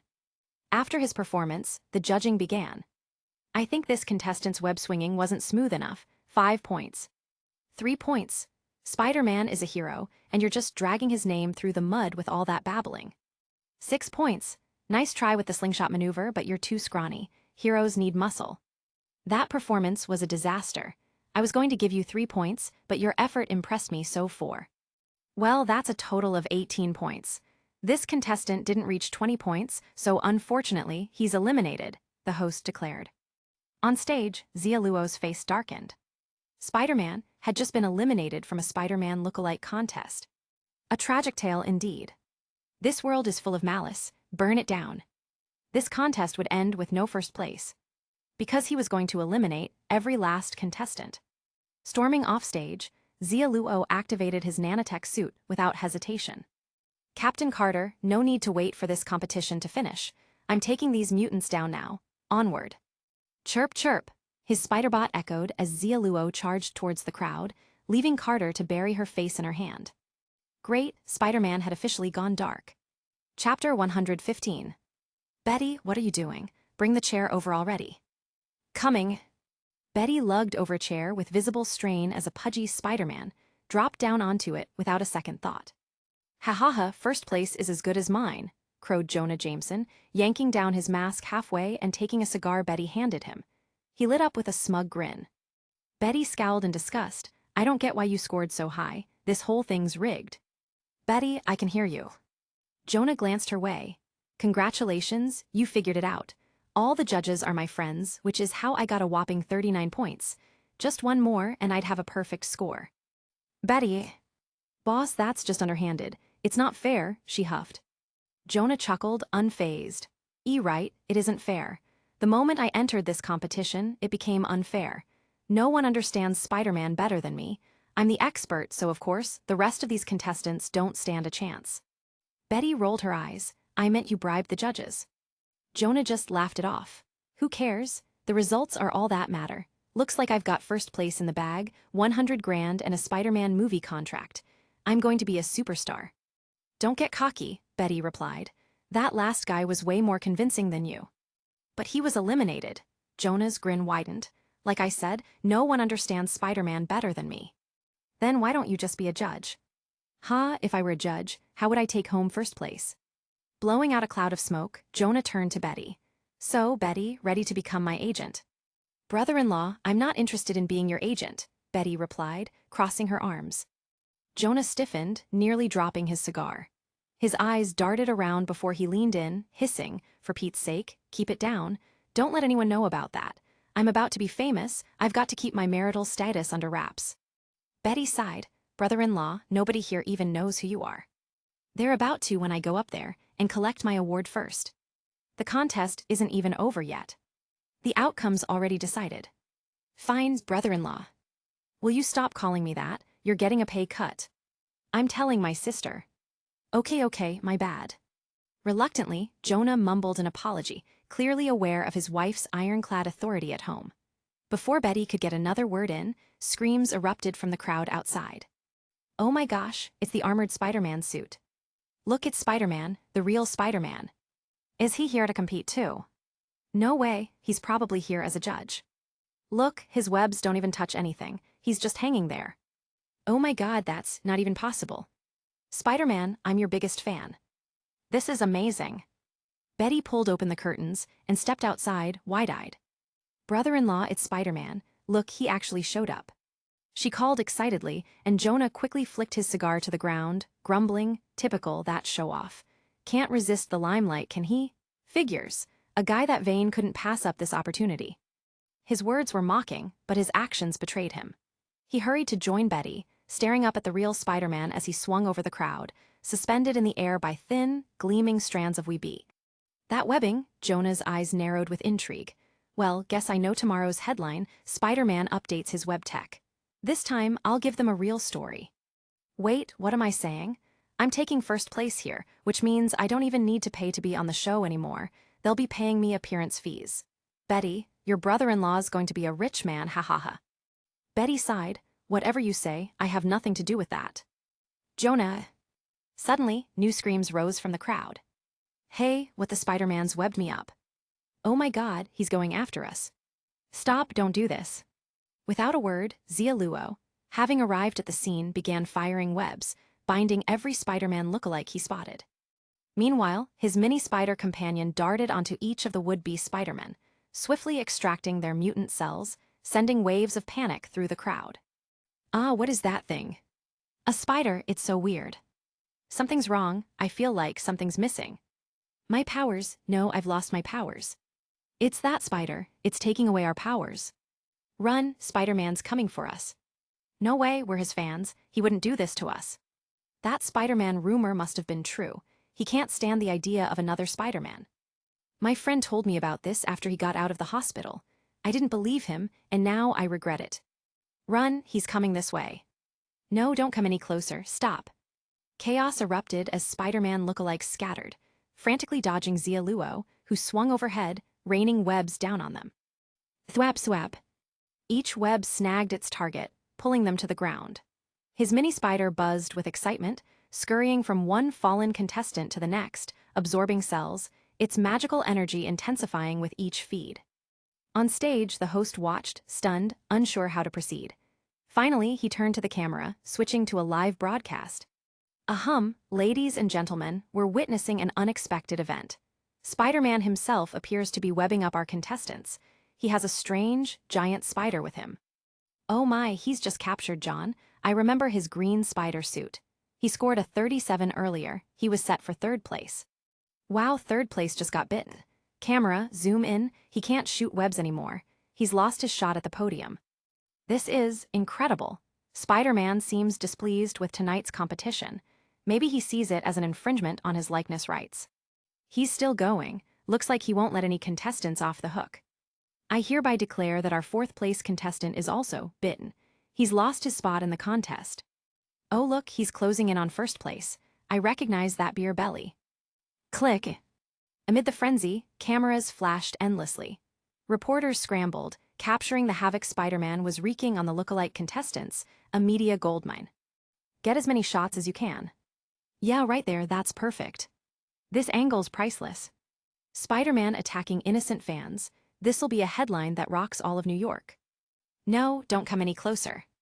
From behind the curtain, Jonah thrashed in terror, webbed up tight as Xia Luo's mini-spider jumped onto his beer belly.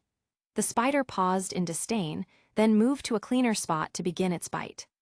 Jonah's face twisted in horror as he screamed and struggled. Betty, help me, get this thing off me.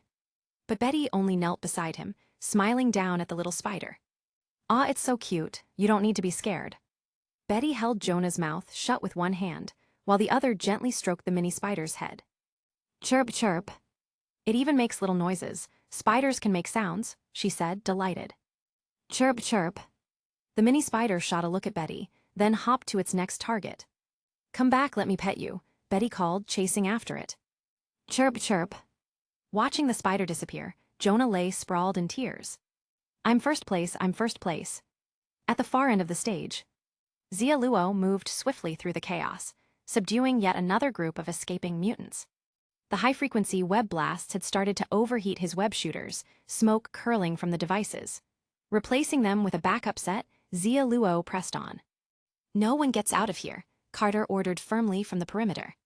Leave the rest to Spider-Man. Yes, ma'am, Coulson acknowledged, leading his team to block every possible exit, ensuring no mutant escaped. Damn it, we've been set up. This is a trap. Finally, someone caught on. What? The remaining mutants looked horrified. That bastard Spider-Man, he's trying to take us all down in one sweep. Screw him, I'm done being his fan. Selfish Spider-Man, just couldn't let anyone else have a bit of spotlight. There's no escape. Then let's take him down. Spider-Man, we hate you. Down with Spider-Man, we have the right to be free. Down with Spider-Man. Fueled by rage, the mutants tossed aside their masks, banding together as they charged straight at Xia Luo. There's so many of us, no way he can stop us all. We'll make Spider-Man pay for what he's done. Charge. Swish, swish, swish. Hundreds of mutant Spider-Men shot webs as they surged forward, a wave intent on crushing Spider-Man with sheer numbers. Watching them approach, Xia Luo stopped his pursuit and simply stood his ground, waiting for them to reach him. It was time to show these fake fans just what a friendly neighborhood Spider-Man could do. The air suddenly seemed to thicken, and a chill spread through the crowd. The host's face twisted with horror, as if he were witnessing something beyond comprehension. Even Betty, who had been chasing the little spider, felt something was terribly wrong. She stopped, turning wide-eyed towards Xia Luo, a shiver running down her spine. Is that? At that moment, Jonah, who had been wallowing in his own misery, froze. Time itself seemed to halt, as he watched in stunned silence. Amid the flurry of flashing cameras, Spider-Man's lone figure stood defiantly as hundreds of mutants charged toward him, their faces lit with anger, desperation, and an uncontainable hatred for Spider-Man. He was just one man. How could one person take on so many? This had to be Spider-Man's last stand. The cameras zoomed in on the enraged faces of the mutants, capturing every bit of fury, insanity, and resentment etched into their features, all directed at a single figure. All because he dared to take their powers away. They didn't care about Spider-Man's reasons. All that mattered was their power, and nobody could take that from them. Yet, why wasn't Spider-Man running? Damn it, was he really planning to take them on alone? That arrogant jerk. Let's show him what it costs to mess with us. Crush him. Teach him he can't mess with us. Spider-Man, it's too late to regret this now. They laughed and jeered, voices dripping with malice. Xia Luo ignored them. He simply bent his knees and positioned his hands at his waist, palms open. Virararam. Suddenly, an intense blue light flared to life between his hands. The dazzling light cut through the darkness, outshining even the stage lights, filling the night with an unearthly blue glow. What's that? Oh no, my eyes. Stunned cries spread as the mutants shielded their eyes from the brilliant light, which only continued to grow stronger. Boom! In an instant, Xia Luo thrust his hands forward, unleashing a powerful wave that swept through the crowd. The intense blue light radiated outward, casting the entire night sky in a sea of blue. Friendly neighborhood energy wave. Thud, thud, thud. Aza. Caught in the blast, the mutant Spider-Men were thrown from midair, crashing to the ground with screams of agony. The wave swept them up in a blinding tempest, trapping them beneath a torrent of debris. What? No way, This has to be a nightmare. My God, this can't be happening. Before long, the glow faded, and silence fell over the stage. Blue strands of webbing drifted gently down, trailing wisps of light as they floated to the ground, covering every inch of the scene. The mutants lay scattered, struggling to move. Blue webs wound around them, clinging tightly to their bodies. Their efforts to break free were in vain, leaving them with nothing but helpless fury. Huff! A gentle breeze stirred as Xia Luo straightened, surveying his handiwork with satisfaction. After countless rounds in the revival rounds testing different webbing modes, he had finally found the perfect opportunity. The blue-tinted webs contained vast reserves of spider silk protein, enhanced by a flash effect that covered everything. The stronger his body, the more protein he stored, producing greater web output. When he first unlocked this mode, he thought it was just another bizarre gimmick. Back then, he hadn't given it much thought, dismissing it as absurd. But now, it seemed even those quirky upgrades had potential he hadn't realized. In a word, epic. The host, finally shaken from his stupor, raised his mic to announce breathlessly, "Oh my God, we're witnessing an unprecedented display of power from Spider-Man himself, single-handedly defeating a swarm of sinister foes. He's our hero." The director's voice crackled over the intercom. Wait, that's wrong. Spider-Man didn't take down villains, he attacked innocent civilians. Huh? Oh, sorry, I got a bit too excited. I'll fix it. Oh no, this is live. Chapter 116. Soon, George arrived with a squad of officers. Seeing Carter, he immediately understood the situation. "Mr. George, we'll need your cooperation for this operation," Carter said, intending to make full use of George's manpower. George glanced at Xia Luo's busy figure and nodded. "No problem, I'll have my men cooperate with your operation." But what exactly did they do wrong? "If I'm not mistaken, this is the Spider-Man impersonation competition, right?" he asked. Carter didn't plan to hide anything. She'd have to explain tonight's incident to the public by tomorrow anyway. To prevent the mutant cells in their bodies from undergoing a second mutation, we have to do this. I see, George nodded. Meanwhile, little Spider was leaping among a group of mutants, absorbing their mutant cells one by one, causing them to lose their superpowers completely. The magical energy on little Spider's body grew more concentrated, faintly revealing patterns resembling a spider totem. No, it was the spider totem. A fragmented spider totem. Xia Luo followed closely behind little Spider, his thoughts racing. The mutated spiders that had bitten these mutants had all escaped from Hydra's lab, just like the one that bit him. But the spider that bit him was the strongest of all the mutated spiders, which explained why Xia Luo's initial strength was 1 ton.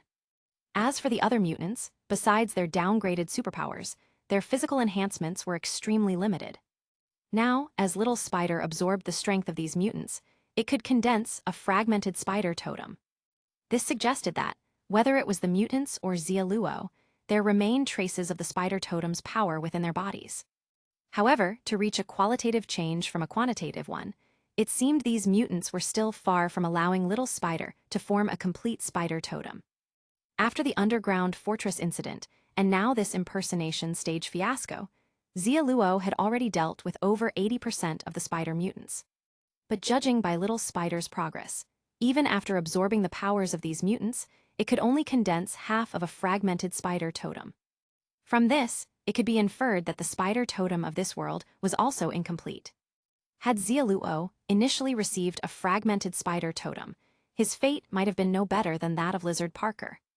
Even if he had entered the resurrection round, he might not have been able to maintain a human form. One had to admit that the minuscule power of the spider totem was a form of protection for Xia Luo. If he hadn't angered Norman with his words, Norman might not have killed him.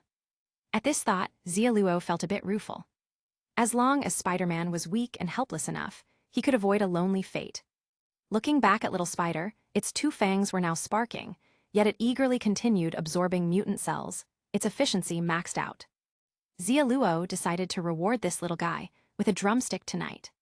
Wait, he realized he'd never actually fed Little Spider anything else. Before long, Little Spider finally finished the task, leaping back into Xia Luo's palm and sinking its two fangs into his skin. In an instant, red and blue magical energy glowed as the fragmented spider totem on Little Spider's body quickly receded, and a fragmented spider totem began spreading across Xia Luo's chest. Buzz! The spider totem inherited from Lizard Parker gradually extended its missing sections, filling them in quickly.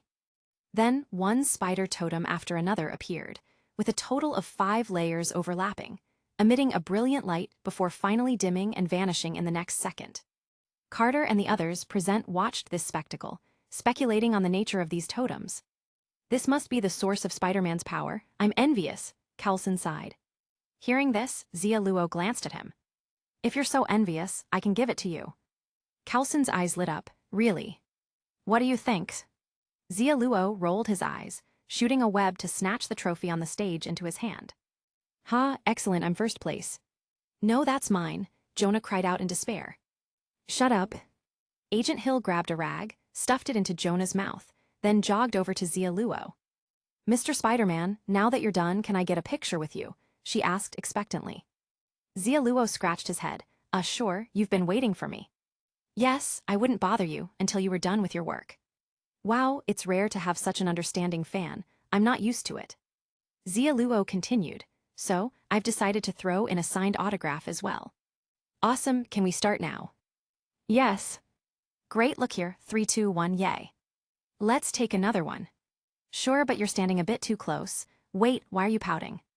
Not far away, Carter was startled to see the typically serious Agent Hill revealing such a fangirl side. It took her a moment to react. Coulson, do you have any idols? She asked. Coulson nodded. Of course, it's you, Captain. Me? Carter's expression was peculiar. Coulson replied earnestly, yes. Imitation doesn't mean replacement. An hour later, the agents escorted away the captured, cursing mutants, temporarily ending the spectacle. The scene, left in disarray, soon became empty. Before long, a green figure crawled into a corner of the wall. It hurts, it's unbearable, where are those Spider-Men? Why is there no one here? Professor Connor's body trembled as he struggled to withstand the pain that felt as if it pierced his bones, desperately searching for any trace of Spider-Man. He knew there would be many Spider-Men here tonight. But upon arriving, he couldn't find a single one to alleviate his suffering. Damn it, why is this happening? Professor Connor clutched his head and howled in despair. Xia Luo lay back on a web, swaying slightly as he waited for someone. Swish! Suddenly, a grappling hook flew up, latching onto the low wall of the rooftop. A shadowed figure swung down, landing in a pose reminiscent of the Black Widow's signature style, which made Xia Luo snicker internally. Spider-Man, we finally meet, Felicia said, standing up with a smile. Xia Luo nodded. I heard you wanted to see me. I reached out to you, you know that. Felicia nodded. moving next to Xia Luo and casually sitting on the web as if it were the most natural thing. "Nice hammock you've got here," she commented, examining the web strands stretched in midair. "Is someone pulling it from the other side?" she asked. Xia Luo shook his head. "I have no idea." Shifting his position, he said, "You stole something from Kingpin." Felicia's brows furrowed at that. "You planning to get it back for him?" "Something like that. You think you can actually do it?" "Easy there, I won't get physical with you. Let's start with why you wanted to meet." "I need a favor from you."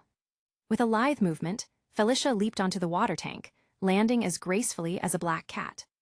Xia Luo raised a brow. "This should be interesting, go on." Felicia smiled. "Help me with this, and I'll hand over what I took." Xia Luo nodded. "Perfect, it's a deal." "Follow me." "Sure." Swish. In an instant, web and grapple hooks crossed, two figures swinging between the skyscrapers. In a hidden basement. The quiet hallway stretched before them, each empty room they passed silent and dark. "This is a hospital?" Xia Luo asked curiously. Felicia explained, "It's an underground clinic for patients with sensitive identities." "Oh, I get it, a private hospital for the underworld, somewhere cops won't find." "Exactly, I've booked the whole place." "You're loaded?" "More or less." At the end of the hallway, Felicia stopped in front of a hospital room. Through the round glass on the door, they saw an elderly man lying on the bed, his face wrinkled, his body hooked up to countless tubes and monitors. Xia Luo felt the figure on the bed seemed familiar. "That's my father, Walter Hardy," Felicia said, a flash of sadness in her eyes. "Your father?" A flicker of surprise ran through Xia Luo. He'd seen Walter not long ago, looking no older than 40. But the man in the bed looked at least 70 or 80. What could possibly age someone so rapidly? "Yes, my father was exposed to something strange, and he ended up like this," Felicia explained. Xia Luo's expression turned curious. "Up till now, I never would have guessed you had a dying father." "Are you mocking me?" Felicia didn't seem upset. She kept her gaze on Walter. "My father always told me to do what made me happy, but with him like this, it's hard to live for myself. As long as he thinks I'm happy, that's enough." Just then, Walter's eyes fluttered open slightly. Seeing this, Felicia put on a bright smile. Moments later, Walter slipped back into unconsciousness. "He doesn't have much time left." Felicia turned to Xia Luo, her gaze steady. "He's aging at an accelerated rate, and all kinds of horrific illnesses have set in. He can't hold on much longer." "I want a shield, I know your secret. You have the power to regenerate, I want your regenerative cells." She was blunt. "Sorry, that's a myth. I don't have regenerative cells." Xia Luo refused without hesitation. Felicia frowned. "At the impersonation competition, I saw the strange totem on your chest that has to be why you're immortal." "You were spying on me." Xia Luo shrugged, "But I really don't have regenerative cells." Felicia didn't believe him. "I'll give you what I stole from Kingpin if you'll give me a bit of your blood. Is that really too much to ask?" "Not at all, but your father would die from it," Xia Luo said seriously, "because I'm telling you, I really don't have regenerative cells." He continued, "If I'm guessing right, your father's condition probably has something to do with the item you stole from Kingpin." Felicia's expression shifted. "You guessed right." "I knew it. If you want to save your father, you'll need to start with that item." Xia Luo turned, glancing at Walter through the door. "You have two choices. First, you give me the item, and I'll give you my blood. But if Walter's condition worsens because of it, you can't hold me responsible. Second, we team up. You hand over the item, and I'll get a qualified scientist to find a real cure for your father." Felicia refused instantly. "No, the second option would waste too much time. That item's been in Kingpin's possession for a while now. With his resources, he's had plenty of time to get top scientists to research it. I think the best approach is to go to Kingpin himself. He might already know how to cure my father." At her words, Xia Luo rolled his eyes. "You already had a plan, so why'd you come to me?" "Because it was my worst-case option." Felicia sighed. "If your blood could save Walter, I wouldn't have to risk going after Kingpin. But it seems you're sure your blood can't help him, and that messes with my plans. I can't afford to take that chance." Xia Luo crossed his arms, scrutinizing her. "I think there's another reason." Felicia. "All right, you caught me." She spread her hands with a helpless look. "Actually, my backup plan was to ask for your help in dealing with Kingpin. It seems he's after you, too, though I doubt he'd ask for your help. More likely, he'd try to use something to threaten you. So it seems we both have a reason to work together. Xia Luo turned and sat down on a hallway bench. All right then, if that's the case, let's see the item you took. No problem, follow me. Felicia opened the door to the adjacent room, pulled back the blanket, and revealed a trapezoidal stone monument inscribed with strange runes. So casually displayed, Xia Luo's mouth twitched. Felicia nodded. Yeah, my father always said the most dangerous place is the safest place. Haha, sounds like your father reads a lot. He does. Felicia patted the stone. This is the Monument of Time. It has the miraculous power to reverse aging. When my father found out about it, he went through a lot of trouble to steal it, but he accidentally activated its power and aged several decades in an instant. Xia Luo shook his head. So you're saying this is karma? You think it's God's punishment? Pretty much. No, I have to clarify something. Felicia looked straight at Xia Luo. We distribute what we steal to the poor. We're righteous thieves. Xia Luo chuckled. Everything. Part of it. All right, I get it. That's the management fee for your charity fund. Xia Luo didn't care much about the details. Staring at the Monument of Time, he rubbed his chin thoughtfully. He knew about this artifact. It could indeed reverse aging, but if misused, it could also harm the user. Xia Luo had no interest in it, but plenty of people would. He told Felicia, once I take this, Kingpin will tell me where to meet for the trade. My goal is to take Kingpin down, and you want to save your father. Our goals don't clash. Just make sure you don't try anything underhanded, or if your father dies, it's on you, not me. At his words, Felicia shivered. All right, I understand. She indeed had her own plans, but after Spider-Man so easily saw through her, she would have to tread carefully. Chapter 117. Xia Luo returned to Blake Street. The mutant cells in Uncle Ben and Aunt May were a lingering issue that he needed to resolve personally. Hey Xia Luo, you're back. Next door, Mary Jane, who was weeding the garden, noticed Xia Luo's figure. Xia Luo waved. Hi Mary Jane, rare to see you doing actual work. Mary Jane put down her trowel and wiped the sweat from her forehead with the back of her hand. I heard you joined Dr. Octavius' research project. Congratulations. She walked over, managing a small smile. She'd heard from Gwen that Dr. Octavius was one of the world's top scientists, with a good chance of winning a Nobel Prize this year. That Xia Luo had been invited to join Octavius' lab wasn't just for an assistant role. He was set to officially participate in one of the most significant projects, the artificial sun experiment. He'd become a renowned scientist. Meanwhile, she was just an ordinary girl. Though young, beautiful, and attractive, with a good personality and cooking skills, her troubled family and lack of outstanding abilities left her feeling insecure. Compared to Xia Luo, who was on the brink of scientific greatness, her so-called advantages seemed cheap. She understood that the gap between them was only growing. Seeing her rare silence, Xia Luo struggled to grasp her thoughts. Gwen told you right. He smiled. I turned it down. If I actually joined Octavius' project, I'd be bald within a few years. What? Mary Jane looked surprised. Though she felt a bit happy, she still thought it was a pity. It's a great opportunity. You should really think it over, she said, not wanting Xia Luo to regret it later. Xia Luo shook his head. No need. I've told you before, people should do things suited to their abilities. I wouldn't be much help to Dr. Octavius in that experiment, so I didn't agree. Hearing this, Mary Jane lowered her head. Do you really think you're not capable? Of course, I know my limits. Good, then I'm relieved. Mary Jane cheered. Yay, great, you're just as much of a dummy as I am. She beamed brightly. Xia Luo. Fine, you're nuts. I'm going home for lunch, want to come? Sure, but I need to go change first. Such a hassle. Watching Mary Jane skip away, Xia Luo shook his head. She's a lost cause.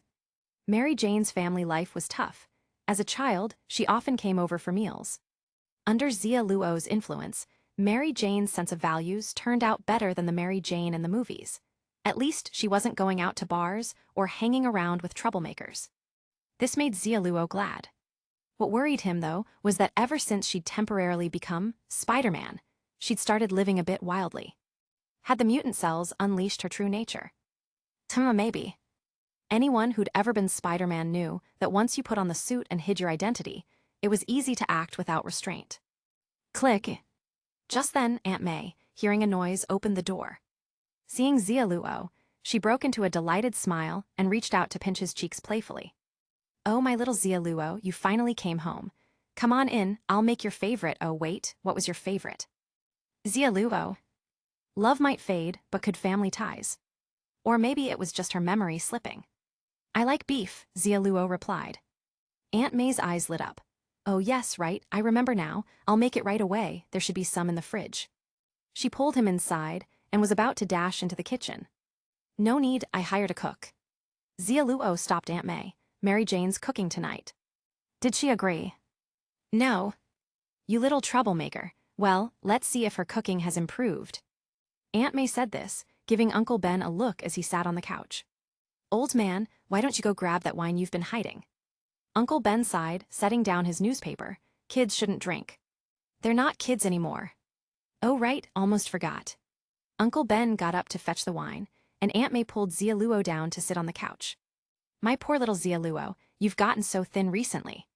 "Not really, I've just been busy lately." Xia Luo chatted with Aunt May, looking for a chance to release little Spider. Meanwhile, the news on TV was reporting last night's stage incident. "Mr. Jonah Jameson, you were on the scene at the time. Is it true, as people say?" the host asked.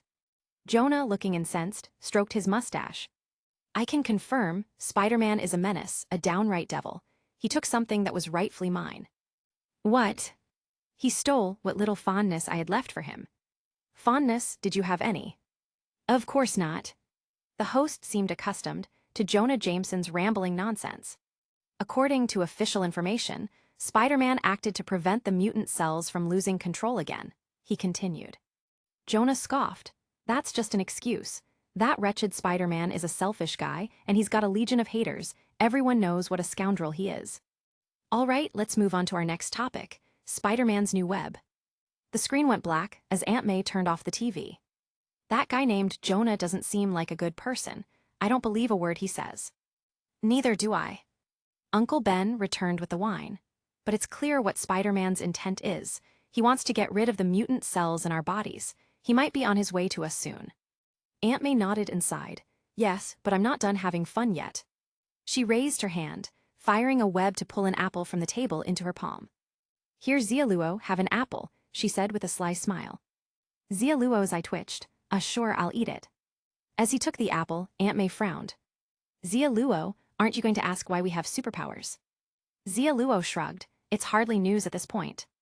"Because he installed a security camera in the house," Uncle Ben reminded her. Aunt May smacked her forehead. "Oh right, I keep forgetting, I did know that." "Ha ha ha, since you know, why don't you come quietly with us?" Suddenly, a group of men in dark suits burst through the door, the leader aiming his gun at them. "Xia Luo Parker, your friend hasn't found what the boss wants. The boss is getting impatient, so we're here to bring you in ourselves." "Who are you people?" Uncle Ben moved protectively in front of Aunt May, his face showing fear, though his hand behind his back was tense, ready to strike. Xia Luo saw this and subtly pressed down on Uncle Ben's wrist, stepping forward. "I'll go with you." "Good, I'm glad you understand the rules. I won't harm your family." The leader gestured with his gun, and his men covered Xia Luo's head with a black hood, leading him out into a black SUV parked by the curb while Uncle Ben and Aunt May watched, hugging each other, hands clamped over each other's mouths. The leader looked at them, surprised. "Have you two been through this before?" They shook their heads. The man frowned. "You seem pretty experienced, though." Uncle Ben's response was quickly silenced by Aunt May's hand over his mouth again. The man blinked, then chuckled. "All right, if all my clients were as cooperative as you, my job would be a lot easier." With that, he led his team out. As the black SUV drove away, Uncle Ben finally exhaled. "They're gone." Aunt May nodded. Xia Luo's got himself into some trouble. The next moment, the two exchanged a grin. "Wanna try being the real Spider-Man for once?" "Absolutely, I'll go get my suit." "Haha, get ready for Xia Luo to be completely starstruck." "Yeah, Xia Luo will be so proud of us." "Hey guys, can I request a new hood? This one smells awful," Xia Luo complained. The man in charge glanced at him, replying coldly, "No new hood." "Then just take this one off." "Do you really think that's possible?" "Of course, your boss must have told you to treat me well." "How do you know?" "It's a classic line, Kingpin's no exception." "Treating you well doesn't mean what you think it does." Buddy, you're trying to interpret Kingpin's intentions. That's dangerous. He definitely didn't say to be rough with Spider-Man's friend. Kingpin and Spider-Man might not even be enemies. You'd better be polite, unless you're his most trusted lackey. Otherwise, he wouldn't mind handing you over to Spider-Man. Fine, now shut up. The man finally relented. The moment Xia Luo's hood was removed, he found himself staring at Mary Jane, tied up tightly in front of him. Her mouth was taped, and she looked at Xia Luo with wide, terrified eyes, astonished at this sudden revelation. This guy was Spider-Man's friend. He'd never mentioned that before. Xia Luo was silent for a moment before turning to ask, "Why isn't she wearing a hood?" The man sneered, "She's pretty. A hood would ruin the view." Xia Luo. "Let her go. I'm the one you want." "No, grabbing you was the boss's decision. Bringing her along was my idea." The man looked Mary Jane up and down, as if admiring a piece of art. Xia Luo rolled his eyes. "You sure you want to go down that path?" "Of course. The boss doesn't care what we do after the job's done." "Seems you didn't hear what I said earlier. Be polite to Spider-Man's friend." "You're Spider-Man's friend, she's not." "She's a friend of Spider-Man's friend. A friend of a friend is still a friend. You probably don't have friends, so you wouldn't get it. Friends of friends are friends too." "Shut up." The man looked a bit frustrated, turning to his subordinates. "Let her go." "What?" His men looked reluctant. "Boss, we can't trust this kid. Besides, the boss and Spider-Man." "Shut up." Bang! The man fired a shot, blowing off the subordinate's head. Blood spattered across the car window, and Mary Jane's eyes widened in sheer terror. Xia Luo simply shook his head. This unlucky fool had just exposed Kingpin's plans. "Idiot, that's what happens when you talk too much. Let her go," the man said, his face dark. "Yes, yes." Seeing their boss snap, the rest of the men dared not argue. The SUV pulled over to the side of the road, and they tossed Mary Jane out. MMMPH. As she watched the SUV drive away, Mary Jane struggled to her feet. Those jerks hadn't even bothered to untie her before leaving her there. Swish. The next moment, two red and blue figures landed in front of her. Spider-Man. Mary Jane blinked, but quickly realized who they were. "It's Mary Jane," Uncle Ben said, reaching out to peel the tape off her mouth. Finally able to breathe, Mary Jane shouted, "Quick, go save him." They took Xia Luo, its Kingpin, behind it. Aunt May gently brushed Mary Jane's hair back. "It's all right, dear." At S.H.I.E.L.D. headquarters. "Captain, we just got word. Xia Luo's been taken by Kingpin. It happened over on Blake Street." Agent Hill knocked as she entered Carter's office. Carter looked calmly at Agent Hill. "I see. Go find Nick Fury. He'll make the call for this operation." "What?" Agent Hill thought she must have misheard. Wasn't Xia Luo Captain Carter's relative? Why wasn't she more concerned? Frowning, Hill replied, "Director Fury isn't particularly interested in Spider-Man's friends. It's unlikely he'd take much interest in this." "Just go, he'll take action. I'll provide backup," Carter said, her face still calm. "All right, understood." Agent Hill nodded and left the office. As she walked out, Carter smiled slightly. A miraculous stone that can reverse aging. This time, we should be seeing S.H.I.E.L.D.'s full strength, right? She knew that for the past few missions, the agents she'd been able to summon weren't exactly S.H.I.E.L.D.'s elite. Nick Fury had only been allocating a small fraction of S.H.I.E.L.D.'s resources to her. But now, with the monument of time involved, even if Fury knew she'd leaked the information on purpose, he'd still be very interested in taking over this operation. This would give Carter a chance to see what S.H.I.E.L.D. was truly capable of. With that thought, she tapped her virtual computer, tracking Xia Luo's location, a red dot on the map moving continuously. After a brief moment of thought, she made a call. "Hello, Felicia, it's Carter. Spider-Man may have mentioned me. The plan has changed. Xia Luo's been taken by Kingpin. Now you can take the monument of time to him. Spider-Man will be there soon." "I understand." On the other end of the line, Felicia hung up. Looking at Walter on the hospital bed, she took a deep breath. "Dad, you're going to be all right." With that, she quickly left the underground hospital and drove to the Azen apartments. Thankfully, Spider-Man had told her earlier where he'd hidden the Monument of Time. She quickly found it in Xia Luo's apartment. Under the bed, of course. The original plan was for Spider-Man to take the Monument of Time and wait for Kingpin to arrange the trade. But it seemed Kingpin was getting impatient. Kidnapping Xia Luo was a direct move to threaten Spider-Man. The plan had changed, but it wouldn't impact things much. She just hoped everything would go smoothly. Felicia silently prayed. Chapter 118. Swish tilde. A stream babbled, reflecting the moonlight in sparkling glints. The SUV moved slowly through the forested park, finally stopping at the base of a small hill. We're here. A group of suited men escorted Xia Luo into the forest, leading him to a hidden cave at the base of the hill. I thought we'd be meeting at a unique cafe or maybe a nightclub full of ladies, Xia Luo remarked, shrugging as he eyed the dark cave entrance. Guess Kingpin didn't plan on buying me a drink. I mean, if he brought in a dozen ladies for Spider-Man to dance with, this trade would be perfect. Move it, enough chatter, one of the men snapped, shoving him forward. Spider-Man's friend, so you should know heroes aren't interested in cheap thrills. So that's your impression of Spider-Man? You don't understand him at all, Xia Luo replied, taking a few steps. It's dark in here, remember to turn on the lights. They're on. Great, thanks, I'll repay you later. The group continued down a narrow passage until it opened up, revealing a small, hollowed-out mountain chamber. A towering mini-pyramid, about 10 meters high, stood illuminated under dim lights, its surface reflecting a soft golden glow. Various scientific equipment surrounded the pyramid, while dozens of suited guards positioned themselves at every exit. Where's your boss? Xia Luo asked. He didn't see Kingpin anywhere. He'll be here soon. As soon as the man spoke, an armored, custom-built vehicle rolled in from the other side of the cavern. Vroom! The engine roared, echoing throughout the chamber, and even the ground trembled slightly beneath them. The SUV came to a halt, and one of the guards respectfully opened the door. A golden cane hit the ground first, followed by the towering, massive figure that stepped out. Kingpin. He was colossal, his face a mask of cold authority. Dressed in an impeccable white suit, he wore no other accessories, save for the large gemstone atop his cane that glinted with wealth. Boss. The moment Kingpin appeared, every suited man immediately bowed in greeting. Kingpin gave his men a cursory glance, nodding slightly. Suddenly, his gaze fixed on one of his subordinates. Frowning, he loomed over the man, his immense presence casting a shadow. The guard froze, trembling as he looked down, barely daring to breathe. It felt like a demon from hell was staring him down. 1 second. 2 seconds. 3 seconds.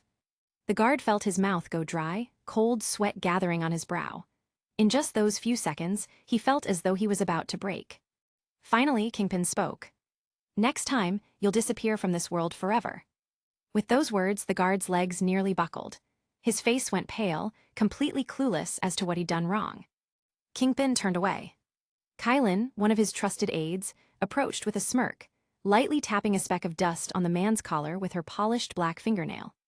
I warned you, don't let there be a next time, Kylan said with a soft chuckle, then turned and sauntered after Kingpin.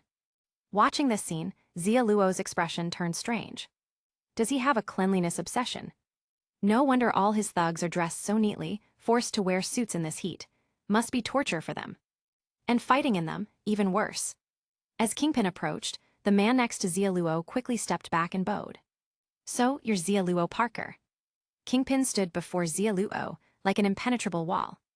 Xia Luo looked up at Kingpin's layers of chins, cracking a grin. Yep, has no one told you, this is a death angle. Kingpin's brow furrowed. What do you mean? When you're photographed from this angle, it's not flattering. Kingpin. Seeing Xia Luo's lack of fear, Kingpin's expression softened, a slight smile appearing. Good, you're Spider-Man's friend. I'm starting to take an interest in you. Hopefully not that kind of interest. Looking around, Xia Luo asked, got any chairs? With a wave of Kingpin's hand, a luxurious sofa was immediately brought over by one of his men. Wow, that's accommodating. Xia Luo plopped down on the sofa, showing no regard for Kingpin. The surrounding guards stiffened instantly. This kid had guts, acting so casually. They were already picturing Kingpin's inevitable rage and were mentally preparing to tear this brat to pieces. But to their shock, Kingpin simply took a seat across from Xia Luo, calm as ever. In fact, he seemed ready to chat with him.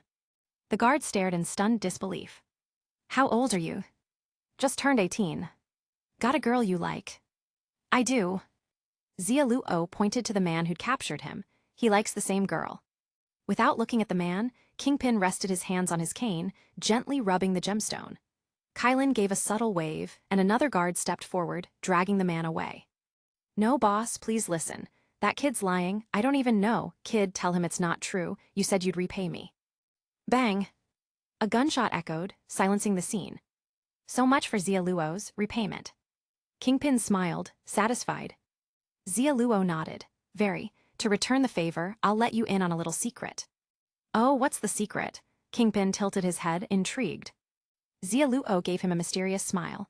I was lying. Kingpin. For a moment, Kingpin was taken aback. Then he burst into laughter. Ha ha ha, fascinating, absolutely fascinating. It's been a while since I've found something this funny. While Kingpin laughed, his men looked on, terrified, bracing themselves for the inevitable fallout. But to their surprise, that was all there was. The boss was genuinely amused. Xia Luo Parker, you remind me of my late son. He used to lie to me all the time, too. Kingpin looked at Xia Luo. Be my son. You'll inherit my empire and become the world's one and only king of darkness. Xia Luo. Hold up, big guy. Aren't you rushing things a bit? Shouldn't we do a DNA test first? Call me Dad. Call you what? Xia Luo stood on the sofa, pointing at Kingpin and yelling. What nonsense are you spouting? I hate when people try to claim me like that. Don't think I don't know what's going on here. You've got some twisted ideas, don't you? I'd never let you get away with it, you sicko, you percentage dollar rat. Xia Luo's rant left Kingpin momentarily speechless, and even Kylan seemed unsure what to do. Let him keep going. No, the boss hasn't given the order yet. Finally, just as Kylan was hesitating, Xia Luo took a deep breath. Kingpin reacted too, waving his hands slightly. His suited men reached for their weapons, ready to take Xia Luo out. But in the next moment, Kingpin spoke up. Get him a coffee. Suited man. Would you like sugar with that? Kingpin asked. Kylan's.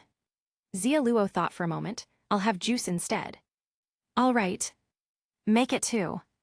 Fine. Kingpin had juice brought over, and Xia Luo downed it in one go, exhaling slowly. I'll forgive you this time, but don't bring this up again. All right, I'll give you some time to think. Kingpin watched as Xia Luo finished the second glass of juice, then continued, You're friends with Spider-Man. How did you two meet? Nothing special, just a chance encounter. We hit it off, that's all. We're getting along quite well, too.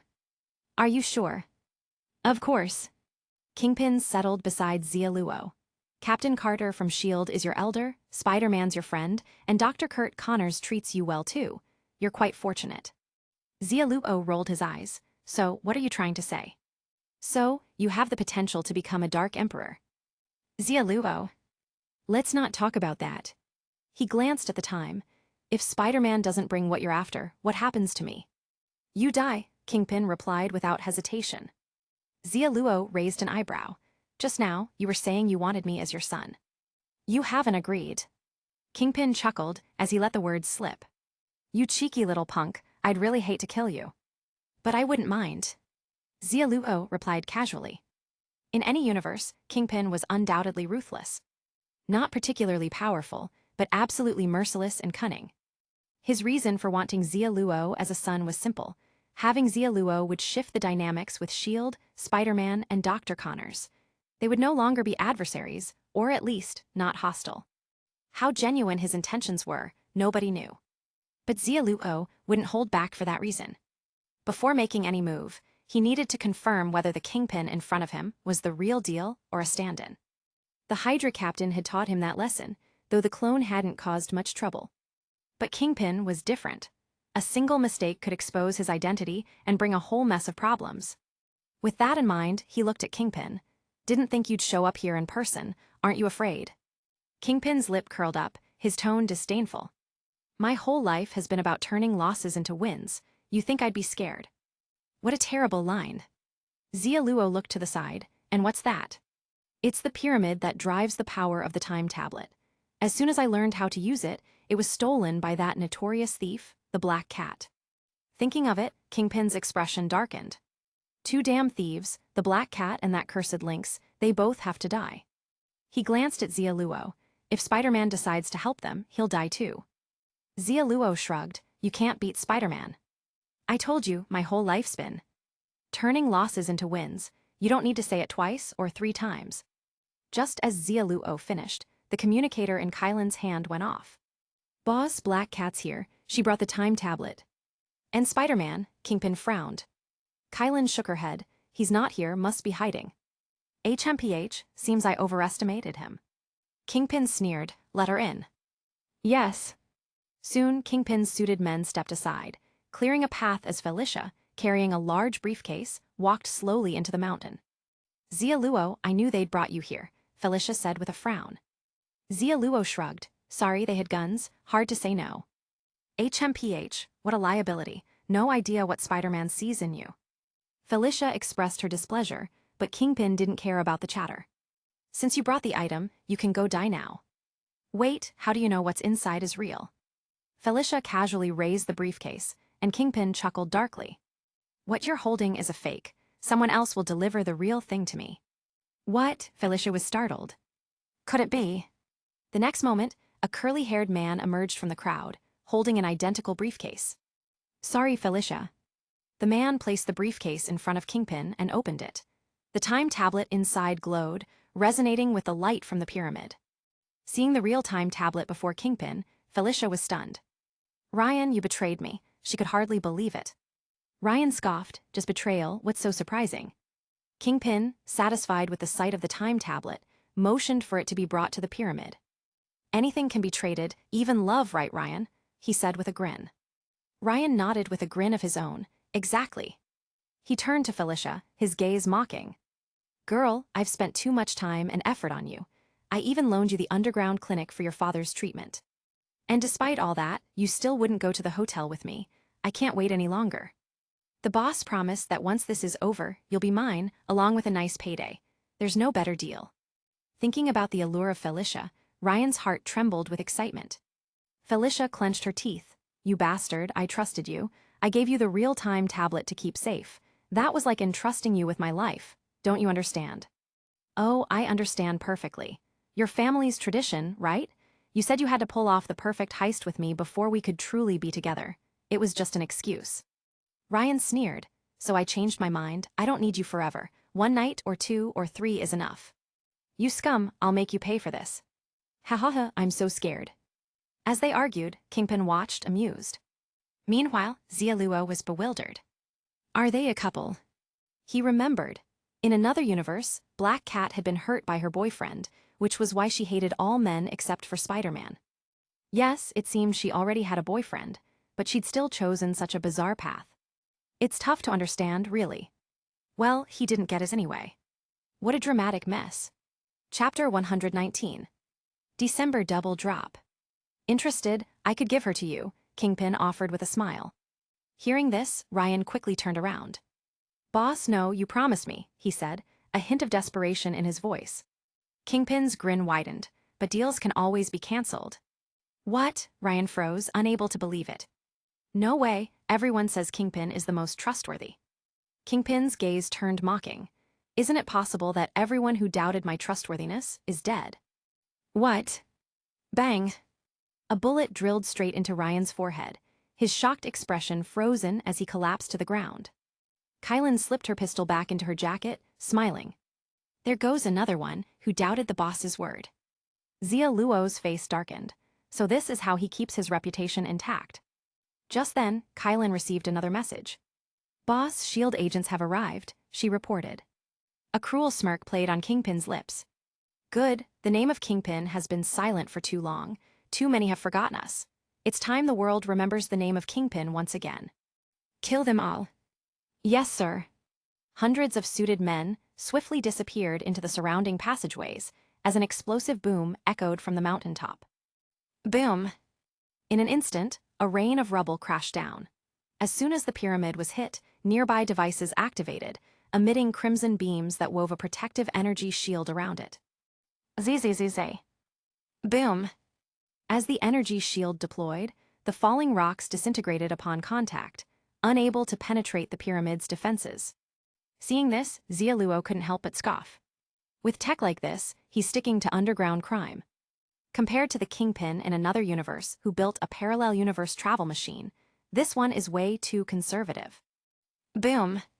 The next second, Kingpin punched through a massive rock about to crush Xia Luo. As dust and debris dispersed, Kingpin looked up at the ceiling. Through the newly blasted hole, armed soldiers descended on ropes, swarming into the mountain. Clearly, S.H.I.E.L.D. had come prepared this time. Kingpin, unfazed, waved his hand. Kylan, protect the kid, get him to safety. Yes, boss. Under Xia Luo's stunned gaze, the alluring Kylan hoisted him over her shoulder and dashed toward the pyramid. Clearly, Kylan's physical capabilities were beyond those of a normal person. Hey kiddo, how about it? Big sis is pretty strong, huh? Kylan teased, imagining Xia Luo's shocked expression. But Xia Luo only grimaced. You're pressing on me. Oh, sorry about that. Without hesitation, Kylan shifted him into a bridal carry. As she sprinted, Kylan sidestepped falling debris with ease. Meanwhile, Xia Luo's face was repeatedly smacked by something bouncing against him. Dong dong dong. Slow down, I can't catch my breath, he muttered, feeling dizzy. Hang on, we're almost there. Moments later, Kylan reached the vicinity of the pyramid. BZZZ tilde. Sensing Kylan, the energy shield parted to allow her and Xia Luo entry. You're safe now. After setting him down, Kylan seemed ready to flirt with him a little. But before she could, two figures in red and blue swung in from behind the pyramid, shooting webs that formed a net over her. We did it. Yes. The two figures landed, high-fiving in celebration. Kylan glared at the two imposter Spider-Men. When did you get in here? She demanded. Ben Parker smirked. Oh, we've been here a while. We planned to strike when you let your guard down, but now it's not necessary since you brought the hostage right to us. Nearby, Aunt May, clad in her own spider suit, approached Xia Luo. Kid, are you all right? Not hurt, are you? Aunt May asked with concern. Hearing the familiar voice, Xia Luo felt like his world was crumbling. After mastering the 5th spider totem, Uncle Ben and Aunt May couldn't wait to throw themselves into danger. This mission was going to fall apart. Oh, I'm fine, thank you, Spider-Man, he replied, abandoning the idea of exposing his elders' disguises. Xia Luo shrugged, all good. Aunt May nodded, then turned to Kylan. How do we disable these strange devices? She asked, pointing to the laser equipment around them. Kylan sneered, and you think I'll tell you? Then prepare to feel our wrath. Ben Parker clenched his fist, pretending to be threatening. Kylan scoffed. Just from the sound of your voices, I can tell what kind of people you are. 2 old fossils, today you're. Before she could finish, Ben Parker and Aunt May suddenly grabbed Xia Luo and swung toward the pyramid. Kylan's. What just happened? Old man, that woman looks pretty tough. Yeah, I can tell. She's not scared of us, and she carried little Xia Luo that fast she must have superpowers. I don't think we can beat her. If you feel like we can't beat her, then we probably can't. Agreed. Hey, you two Spider-Men can chat all you want, but can you stop throwing me around? Xia Luo muttered, exasperated, as he swung through the air. Shoo tilde. Ben Parker caught Xia Luo mid-swing and landed at the entrance of the pyramid. Sorry, but if we don't toss you around, we can't switch webs. Fair point. Xia Luo glanced back, noticing Kylan cutting through the webbing and charging towards them. Without hesitation, he entered the pyramid. Where are you going? Aunt May asked. Where were you planning to take me? Xia Luo paused. Aunt May surveyed their surroundings. We could lead her on a chase around here, but if we go inside, she might trap us. No need to worry, the real Spider-Man is already here. With that, Xia Luo strode quickly into the pyramid. Behind him, Aunt May and Ben Parker exchanged glances. How does he know Spider-Man is coming? You forgot, Spider-Man's his friend. Oh, right. Better hurry, that angry lady's catching up. The two dashed into the pyramid, but lost sight of Xia Luo in the narrow corridor. Oh no, little Xia Luo's gone, Aunt May gasped. Hey, relax, I've already moved him to a safe place. A metallic figure dangled from the corridor's ceiling, Xia Luo, now in his nanosuit, having swapped into his Spider-Man guise. Ben Parker gasped, the metal suit, it's Spider-Man. Yes, I'm your friendly neighborhood Spider-Man. Care to join me in saving the world? Xia Luo invited. Of course, it's an honor, Aunt May replied, excited. She seemed to have returned to the fiery spirit of her youth. You're not getting away. The next moment, Kylan's mocking voice echoed down the corridor. But as soon as she stepped forward, the red and blue figure blurred past her. No tilde. Bang! With the force of a truck's impact, Kylan's body flew backward and crashed to the ground, her bones feeling like they'd dislocated on impact. The searing pain forced a scream out of her. You still have the strength to talk. Xia Luo looked at her in surprise, then glanced at his own fist. What exactly had softened the force of his punch? Well, whatever it was, it had to be pretty tough. Ignoring the immobilized Kylan, Xia Luo waved to Ben Parker and Aunt May to follow him. Wow, what a strong Spider-Man. He defeated that woman with a single punch. As expected from Xia Luo's idol. Do you think we could do that someday too? The two elder Parkers whispered behind him, but Xia Luo didn't mind. Recalling the scene earlier, he guessed that both of them must have undergone some form of enhancement. There was no way they'd be able to swing around at their age otherwise. Compared to other spider variants, the enhancements that Ben Parker and Aunt May received were clearly on another level. The Parker family, impressive as always. Soon, the three of them reached a spacious, 200-square-meter area at the end of the narrow passageway. The ceiling glowed with a golden light, like a small sun illuminating the entire chamber. The worn walls reflected faint golden glimmers. Ahead of them, a stone statue of an Egyptian pharaoh knelt in reverence, bowing toward the direction of the sun. At the base of the statue, the time tablet stood quietly. Who's there? It's Spider-Man, 3 of them. The guards near the time tablet spotted the trio and immediately opened fire. Bangs, bangs, bang. As bullets flew, Xia Luo quickly stepped in front of Ben and May, raising his hand to block the oncoming shots. Clang, clang, clang. Sparks flew as bullets bounced off his nanometal suit. With a flick of his wrists, webbing shot out and yanked the guns from the guards' hands, suspending them upside down from the ceiling. Before Ben and Aunt May could even process what had happened, the fight was over. What just happened? I saw Spider-Man block bullets with his bare hands. We're Spider-Men too, maybe we could try it sometime. No trying. Xia Luo frowned, quickly quashing any ideas they might have trying that would be a fast track to the afterlife. Beep beep tilde. Just then, his nano-communicator buzzed. Where are you? Kingpin's not easy to handle, get here and help me. Carter's urgent voice crackled. Hi. Xia Luo frowned. With Carter's current strength, even she was struggling with Kingpin. I'll be there soon, hang in there. He ended the call, then checked the only exit from the chamber, reassured. You two stay here and protect the tablet, I'll be back soon. With that, Xia Luo dashed out of the pyramid. Left alone, Ben and Aunt May wandered around the statue, slightly bored. So, this is the tablet Spider-Man wants us to guard? Aunt May asked, reaching out to touch the time tablet curiously. Ben nodded, seems like it. It must be something really important. And what about this? Aunt May looked at the statue. Ben thought for a moment. I'd guess this is an Egyptian pharaoh. They worship the sun god, and he seems to be praying or performing some sort of ritual. Is there a sun god around here? Aunt May glanced around. Ben pointed to the small sun on the ceiling. That's probably the sun god. Egyptian myths aren't like other pantheons, their sun god doesn't look human. Aunt May looked up thoughtfully at the ceiling, then turned to Ben. Why don't we pray to the sun god too? Let's ask for a nice girlfriend for Xia Luo. Ben's. The sun god isn't Cupid. A god is a god. They should all be able to help with this sort of thing. But, just do it. All right. Resigned, Ben knelt down and mimicked Aunt May's prayerful stance, mumbling under his breath. Oh great sun god, please grant our dear Xia Luo a kind and beautiful girlfriend. And if she's wealthy, that would be even better.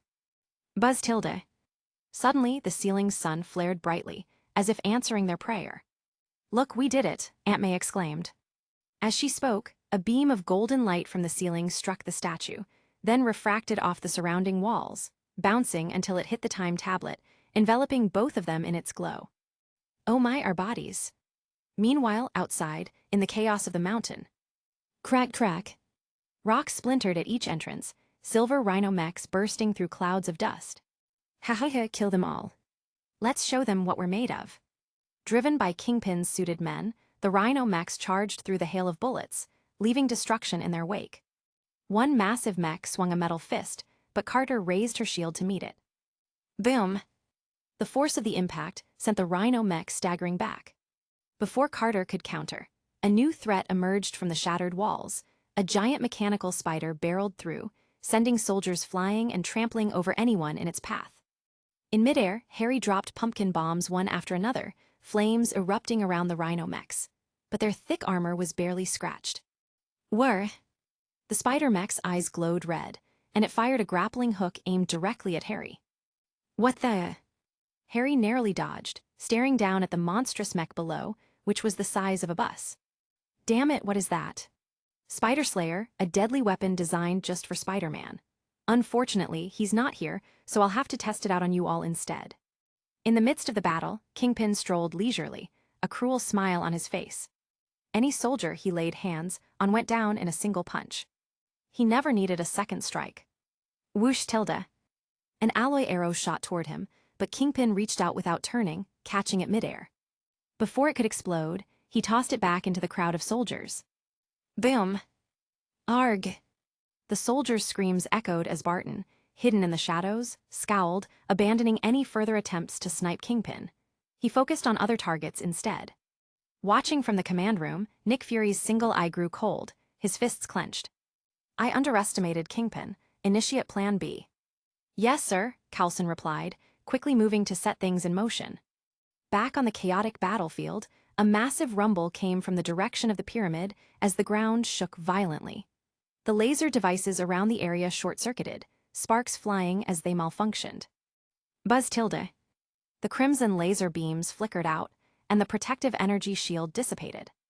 What? Everyone turned in shock toward the pyramid, where a small figure slowly rose from the dust, the stone floor beneath him now fractured like a spider web. He had destroyed the laser weapons in the simplest, most brute force way possible. Watching from a distance, Kingpin narrowed his eyes. It had been a long time since he'd felt this kind of threat from an opponent. Chapter 120.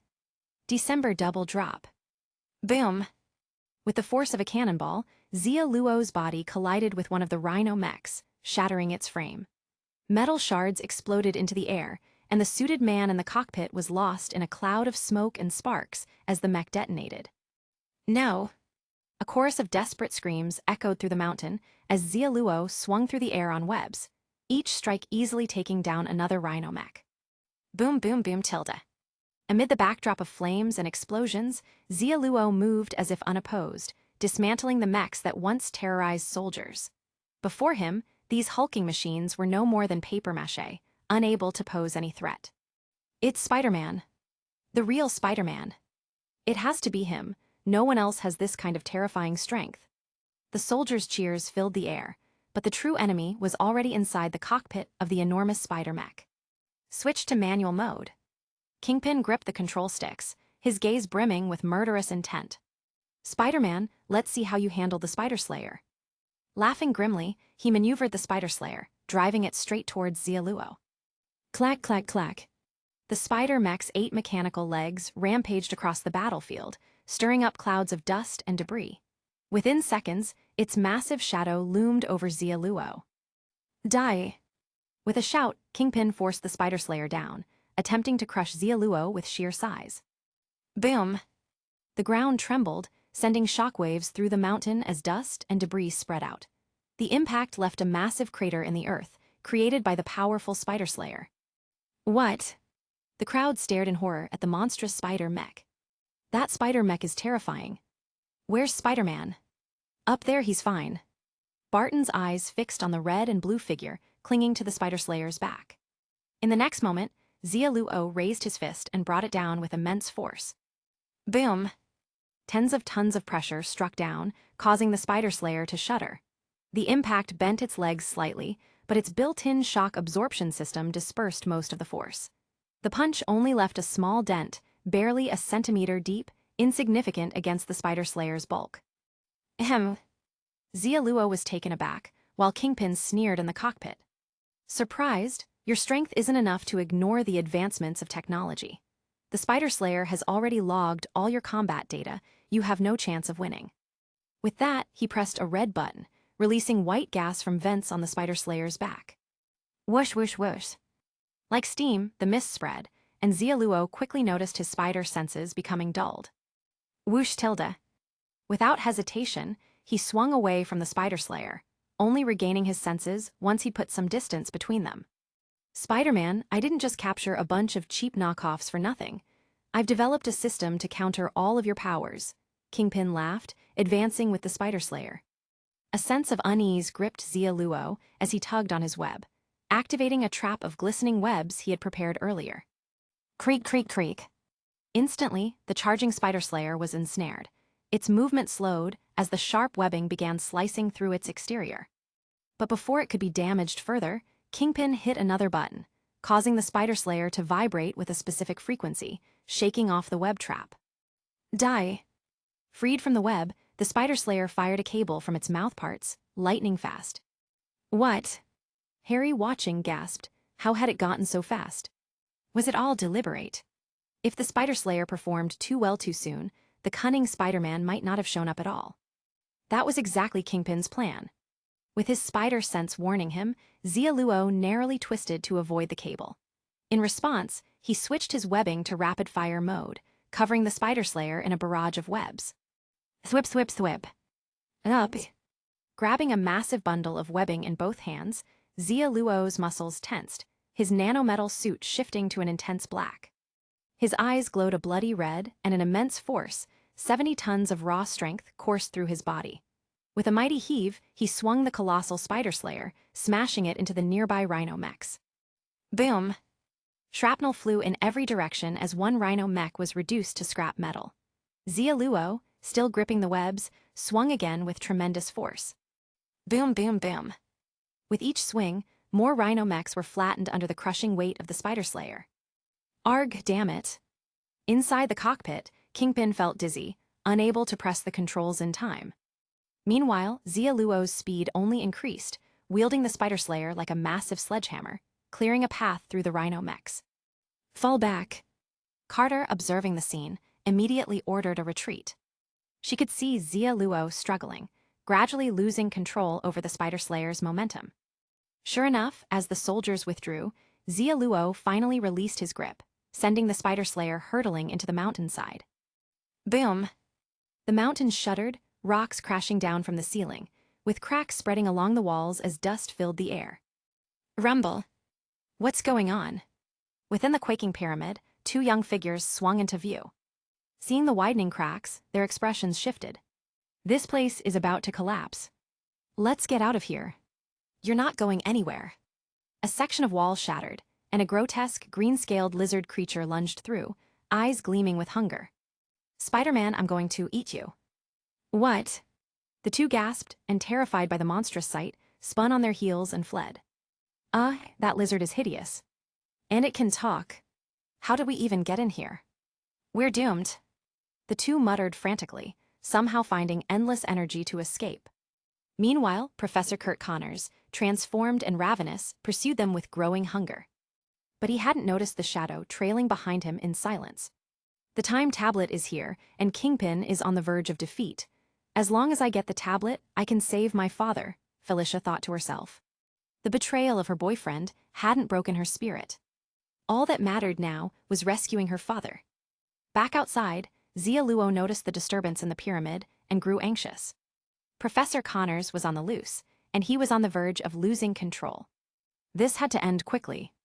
No, forget fighting. Turning toward the pyramid, Xia Luo shot out his webs and swung away, only to sense an attack from behind. Whoosh! A special cable shot out from the rubble and wrapped around him, red eyes gleaming from the wreckage. Crack, crack, crack. The debris shifted as the spider slayer emerged, sparking but still mostly intact. Ha ha ha, Spider-Man, out of respect for Xia Luo, I'll make sure you die with dignity. In the cockpit, Kingpin ruthlessly pressed the red button, activating an electric current along the cable. Red lasers flared from the spider slayer's eyes. First paralyze Spider-Man, then deliver the killing blow. Boom! A red laser shot forth, cutting a bright arc across the air and striking the distant pyramid. Bang! The laser sliced off part of the pyramid's peak, while the figure ensnared by the cable fell limp. Ha ha ha, direct hit, Kingpin cheered. At the entrance, Carter frowned at the sight. Is he injured or dead? Nearby, Barton squinted, piercing through the electric glow to focus on the figure. He's not dead, there's an octopus arm on his back. What, an arm? Carter's face twisted in concern.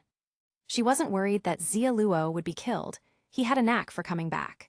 But if he developed black, mutated tentacles, she couldn't imagine how dangerous he might become. Fortunately, as the electric glow faded, she got a clear view of Xia Luo's current state. Golden octopus-like tendrils had turned black in venom mode, and the tentacle that had taken the laser hit was already repairing itself. Clearly, those tentacles had saved him from a fatal blow. Snap, snap, tilde. With a flick of the black tendrils, the cable binding Xia Luo shattered. Seeing no trace of a sinister red aura, Carter finally relaxed. It's not Hydra's power, thank goodness, she sighed. But Kingpin's face twisted in fury at the sight. Damn it, how can this be? How did that not kill him? When did his black spider legs turn into octopus arms? The Spider Slayer doesn't have data on this dam. Seething, he charged the Spider Slayer at Xia Luo, red lasers firing once more. Bizizizizizizai. But Xia Luo, nimble as ever, dodged the deadly beams with ease. Boom, boom, boom, tilde, tilde. Lasers scorched the ground at Xia Luo's feet, but anticipating their aim, he sidestepped each one, rendering Kingpin's ultimate weapon ineffective. An exposed secret weapon is no secret at all. Boom! In an instant, Xia Luo, with the assistance of his tendrils, launched himself at the Spider Slayer. Wham! With a powerful slide tackle, he struck the Spider Slayer's underbelly, sending violent tremors through the machine. Bang tilde. Sparks fizz. With a surge of power, Xia Luo lifted the colossal spider mech. His tendrils wrapped around its legs, yanking them apart one by one. Snap, snap, snap. No. Metallic spider legs flew off as the damaged mech staggered, and Kingpin, his face twisted in frustration, pressed the final button. Boom tilde tilde. Immediately, a high-temperature flame burst from the belly of the Spider Slayer, and the massive machine started to lift off. But Xia Luo's spider sense had already warned him, and he swung out of the fire's reach. Spider-Man, next time we meet, you won't be so lucky. In the cockpit, Kingpin snarled, spitting out threats. Before encountering Spider-Man, he'd always considered that kind of talk childish. It wasn't his style. After all, he'd spent his life turning losses into victories. He didn't lose. Usually, his enemies were the ones making desperate threats. But now, he understood why people did it when they faced a near-certain defeat. It was the only thing he could do without effort. It's fine. As long as I get out of here, I'll have another chance to win. He tried to comfort himself. But soon enough, he realized he was wrong. He might not have another chance. On the ground below, one of Xia Luo's black octopus-like tendrils extended, shooting several meters to pierce the Spider Slayer's propulsion system. Bang! Sizzle tilde. Sparks erupted as the tendril melted under the intense heat, but it was enough to disrupt the Spider Slayer's flight system. No, damn you, Spider-Man. With a torrent of curses, the unbalanced Spider Slayer tilted and began to plummet toward the pyramid. Inside the pyramid. Oh no, run. This is terrifying. Two figures shot webs, swinging around the stone statue in circles. Professor Kurt Connors, lost in his mutated, feral state, chased them without a second thought, oblivious to the repetitive futility of his attacks. Stop, I'm going to eat you. Time and again, he lunged, only to crash into the walls, leaving a trail of holes and cracks. Chitter, chitter, chitter. Atop the statue, a tiny red and blue spider crawled to the top of the stone head and shot a stream of webbing at Connors. Thwip, thwip, thwip. Boom. The magical web exploded, and the wall crumbled, burying Professor Connors beneath a pile of rubble. Seeing this, the two young Parkers finally breathed a sigh of relief. They landed on the statue, watching the little spider with newfound admiration. It helped us. What is it? Looks like Spider-Man's pet. I heard J. Jonah Jameson mention this little guy before. Oh, what a cute little thing. Spider-Man left it here to protect us. Xia Luo has some pretty amazing friends. Their attention was entirely on the tiny spider, while a dark figure in the shadows quietly lifted the time tablet, preparing to leave. Suddenly, the little spider sensed something. Hiss!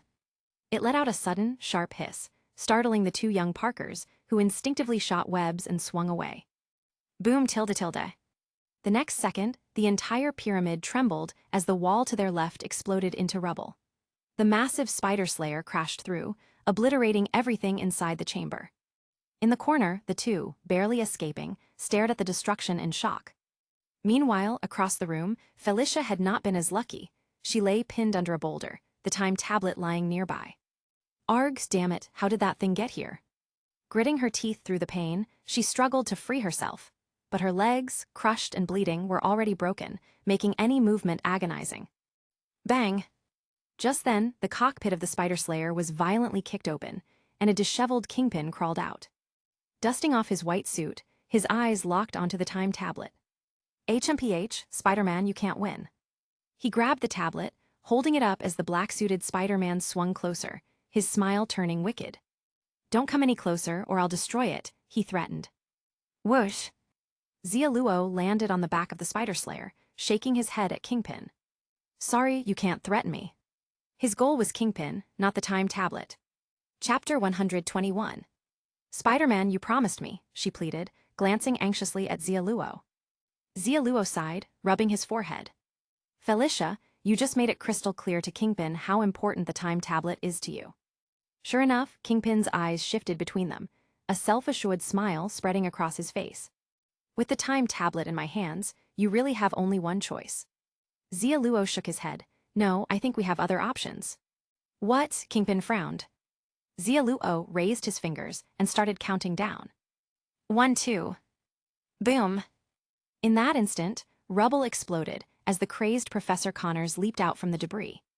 I'm going to eat Spider-Man. In his frenzy, Professor Connors couldn't tell who was Spider-Man anymore.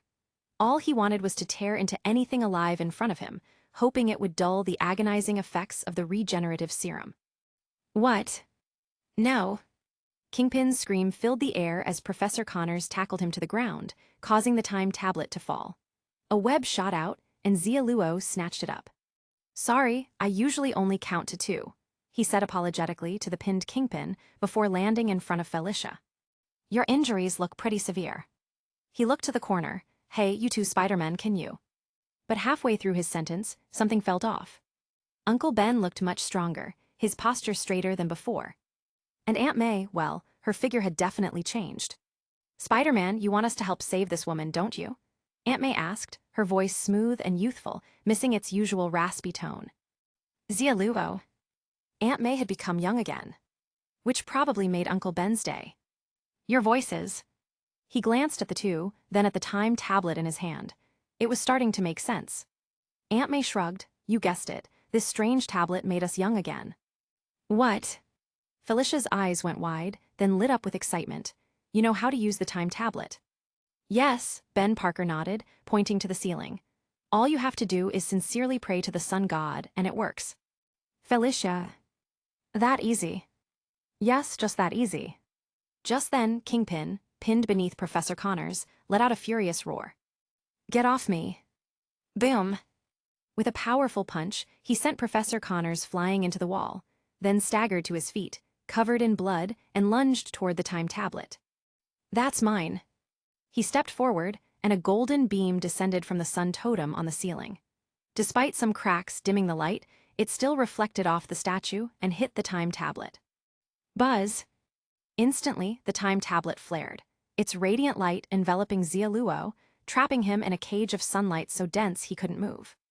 Great, your friendly neighborhood Spider-Man is about to turn into your tiny neighbor, he thought, realizing his predicament. The spider totem on his chest flashed, momentarily holding off the time tablet's effects on his body. But as Kingpin stepped into the light, the time tablet's power shifted to him. No, my body. Kingpin's expression turned to horror as his enormous frame started to shrink, his once menacing face becoming unexpectedly cute. Spider-Man, I'm going to eat you. Next, Professor Connors, still dazed from Kingpin's blow, stumbled back into the light as well. Buzz tilde. Immediately, a green totem mark appeared on Connor's forehead, making Xia Luo's eyes widen. Is that a lizard totem? Since when did the Marvel Universe have a lizard totem? He didn't have time to ponder before Connors, too, was subdued by the sun's power.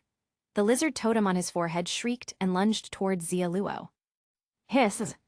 The spider totem on Xia Luo's chest flared in response, and 5 spider totems shot out, surrounding the lizard totem. Hiss! Snap, snap, snap. Under the sunlight, the 5 red and blue spiders ganged up on the lone green lizard. Despite its ferocity, the lizard totem was overpowered, forced to retreat. Realizing defeat, the green lizard tried to flee back to Connor's forehead, but the spider totems wouldn't let it escape. Thwip thwip tilde. The spiders burst into glittering webs, wrapping around the lizard totem.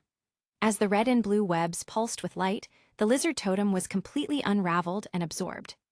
shhh.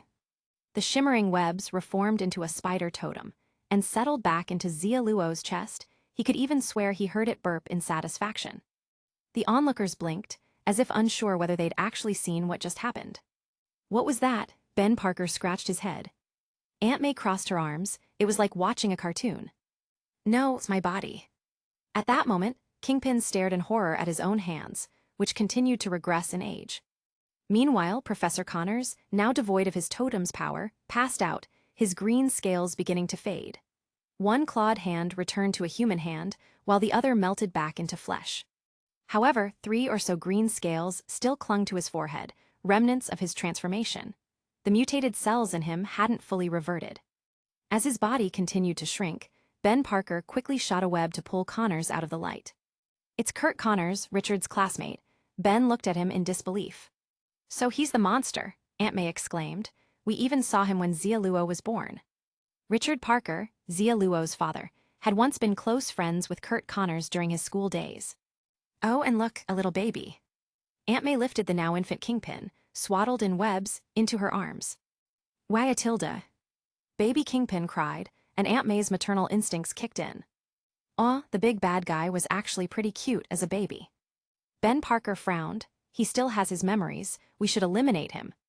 Aunt May chuckled, letting the baby bite her finger with all the ferocity it could muster. Look, he can't even hurt a finger now. What harm could he possibly do? She laughed, clearly unbothered by the thought of disposing of the adorable baby. Ben Parker hesitated, still uncertain. He did kidnap Xia Luo, that's a fact. Aunt May considered it, then nodded. Right, Xia Luo's more important. Got it. She squinted thoughtfully. Why don't we raise him, then send him to jail when he grows up? Kingpin. These maniacs, are they even human? All he could do was make garbled baby noises in protest. Meanwhile, still trapped in the sunlight, Xia Luo let out an exasperated sigh. Hey, are you two done talking? I'm still stuck here, he reminded them. Realizing this, Ben and Aunt May finally snapped back to reality. Sorry, we'll get you out right away. Get me out sounds a little strange, Xia Luo muttered as 2 webs latched onto his waist. Come on, pull harder. Old man, I am pulling. Then pull harder. Keep going, just a bit more. He hasn't moved an inch.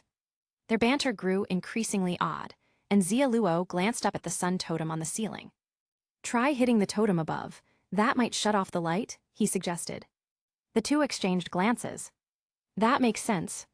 Of course, Spider-Man's always brilliant. Yes, though Xia Luo is still just a little smarter.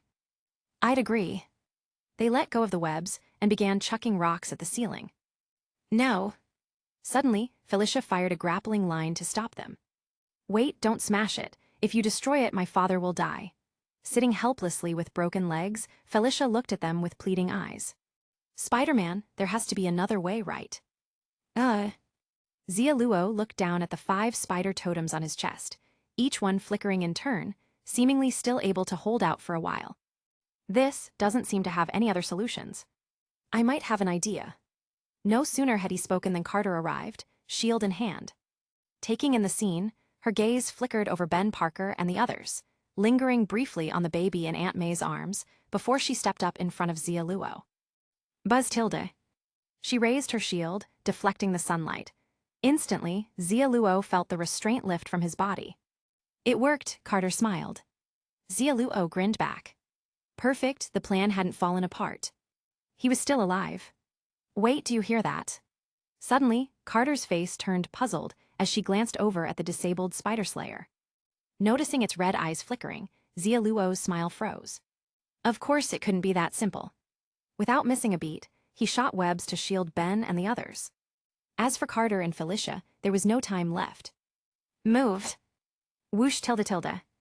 With a rush of air, Ben and the others flew out through a crack in the pyramid just as a massive explosion erupted, collapsing the entire structure. Boom rumble. The golden building vanished into a cloud of dust as the whole mountain quivered under the force of the blast. No, Spider-Man. Get moving, this place is coming down. Dodging falling rubble, Ben and the others narrowly avoided disaster, escaping just before the mountain collapsed entirely. It was unclear how much time had passed. Amid the pitch-black ruins, a faint light flickered several times before intensifying. Sizzle. The narrow stone chamber was dimly lit, and a slanted pharaoh statue provided just enough support for 3 people to survive beneath the rubble. Or, more accurately, it was Xia Luo, holding up the precarious statue with both hands, that kept the rubble from crushing them. Black blood oozed from the wound in his abdomen, squirming into the wound only to be quickly dissolved by a strange force, making self-healing impossible. Below him, Felicia and Carter stirred awake, their eyes widening at the sight. Spider-Man, you. Felicia's gaze was complicated. She looked around the cramped space, realizing they'd been buried alive. It was this man who'd given them a chance to survive. But Carter's attention was on the wound in Xia Luo's abdomen, her brows furrowing. This is odd. What could pierce your skin and prevent the wound from healing? The wound keeps getting worse, Felicia added, worry creasing her face. Xia Luo gritted his teeth, his body trembling. If I'm right, it's a gene destroyer. Considering Kingpin's partnership with Bucky, it made sense he'd get his hands on one. What he hadn't expected was for Kingpin to incorporate vibranium shards into the Spider Slayer. After the explosion, the vibranium fragments had breached his skin, allowing the gene destroyer to infiltrate his body and wreak havoc on his powers at a genetic level. Turns out, the Spider Slayer really could kill Spider-Man. Even with his enhanced Titan physique, Xia Luo wouldn't die immediately. But as his powers faded, they'd be trapped under the debris, and no one would make it out. Unless he found a way to rid himself of the mutated spider gene entirely, this would keep happening. His body had no resistance to the gene destroyer. He'd held on this long only to make a final request. Carter, we're dying, and I wanted to. I love you. Xia Luo. Felicia's jaw dropped. Did she hear that right? Carter blinked, her face reddening in embarrassment. Sorry, been watching too many movies lately, force of habit. Xia Luo's expression darkened. I told you not to watch those cheesy dramas, they're rotting your brain.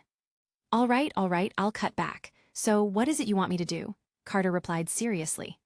Feeling the debris above press down with greater weight, Xia Luo took a shuddering breath.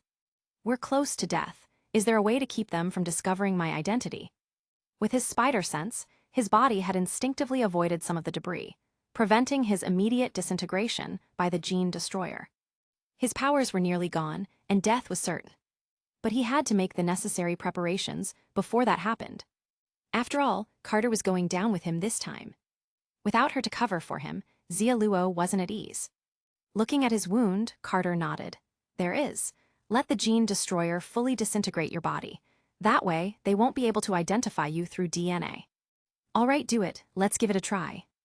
Understood. Under Felicia's incredulous stare, Carter pulled the vibranium shard from Xia Luo's wound. Wait, are you too insane? At a time like this, you're still worried about keeping your identity hidden. Felicia grabbed Carter's arm. We should be thinking about survival right now. Carter's expression remained calm. Survival? There's no surviving this. No, I can't die. My father is still waiting for me. You may not want to die, but he's on the brink, and I don't have the power to save you. I can't die. You're all maniacs crazy. Felicia burst into tears, while Carter shook her hand free and began smearing Xia Luo's black blood over his wounds. Yes, right there. Apply a bit more. I can feel it working. Keep going, it's having an effect. Move over here too. Yes, a little more. Wait, don't touch there. That feels odd, Xia Luo muttered, holding his breath. Carter remained unperturbed, continuing to apply pressure. Oh, come on, you're not a kid anymore. No need to be shy. Relax, I'm old enough to see you as a kid. Don't think anything of it. Well, look at that, holding up pretty well for a tough Spider-Man. Say, should I, apply it there too? Before she could finish, Xia Luo, now completely powerless, finally collapsed. The statue toppled with a resounding crash. Boom! The narrow, dark space fell silent. Just before his consciousness faded, Xia Luo had one last thought. He wasn't even hurt there. Damn you, Carter. Chapter 122. You have entered the Revival Match Arena. Arena, Spider-Gwen Universe. Mission 1, save this world to earn a revival slot. Mission 2, destroy this world to earn a revival slot. Additional reward, choose one. Titan Physique, Stage 2, Tons of Strength. Participants, Xia Luo Parker, Carter Page, Felicia Hardy, Steve Rogers, Peter Parker, Steve Rogers, Bucky Barnes, Norman Osborn, Kurt Connors, Max Dillon, Black Dwarf, Ebony Maw, Corvus Glaive, Proxima Midnight, Thor, Loki. Save Team Mission 1, Carter Page, Felicia Hardy, Steve Rogers, Thor. Destroy Team Mission 2, Steve Rogers, Bucky Barnes, Norman Osborn, Kurt Connors. Neutral Team Either Mission, Xia Luo Parker, Peter Parker, Max Dillon, Black Dwarf, Ebony Maw, Corvus Glaive, Proxima Midnight, Loki. Countdown 1 minute. Number of restarts available, 30. Night in New York City. On top of the Empire State Building, by the Antenna Tower. Once again, Xia Luo found himself at this familiar place. Of course, it had to be here. He'd lost count of the times he'd shown up at this spot. Glancing at the mission prompts, the faint blue light in his eyes pulsed slightly. Saving the world or destroying it, no time limit. This mission briefing felt so careless, giving almost no other details. Destroying the world was easy enough, but saving it, much harder. Yet, he had no idea what threat this world was facing. Everything was unknown. While 30 restarts seemed generous, that just meant the difficulty of the mission would likely keep escalating. Oddly enough, the organizers had placed him in the neutral team. What did that mean? Was the invincible Spider-Man not hero-like enough for them? Xia Luo rolled his eyes. Everyone in the destroyed team hated Spider-Man, so he didn't exactly have a choice. Not that the folks in the neutral team were any friendlier. It seemed he was in for another rough match. At least Kingpin and Alexei hadn't shown up again. Otherwise, he'd have 2 more enemies to deal with. This couldn't keep going on. He needed to find a way to permanently remove some of his enemies in these revival matches. If he kept letting them cause havoc in every match, his future revival matches would soon turn into the world versus Spider-Man. This would need careful planning, and no one was likely to help him pull it off. The countdown ended as his thoughts shifted back to the present. Step 1, find some old friends and gather intel. Xia Luo didn't leap off the building. He was waiting for someone.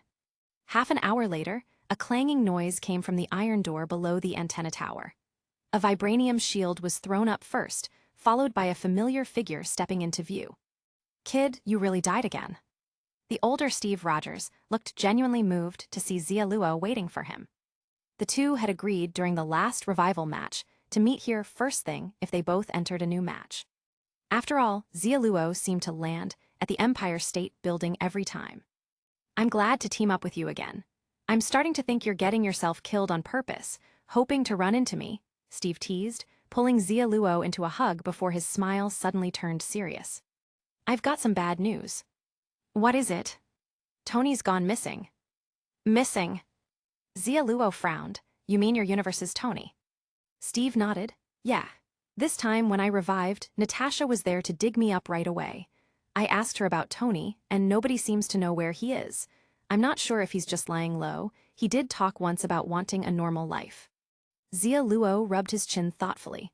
"Doesn't add up. Even if he wanted to go off the radar, he'd at least check in with you. After all, if you hadn't revived, he'd be trying everything to bring you back." Old Steve shook his head.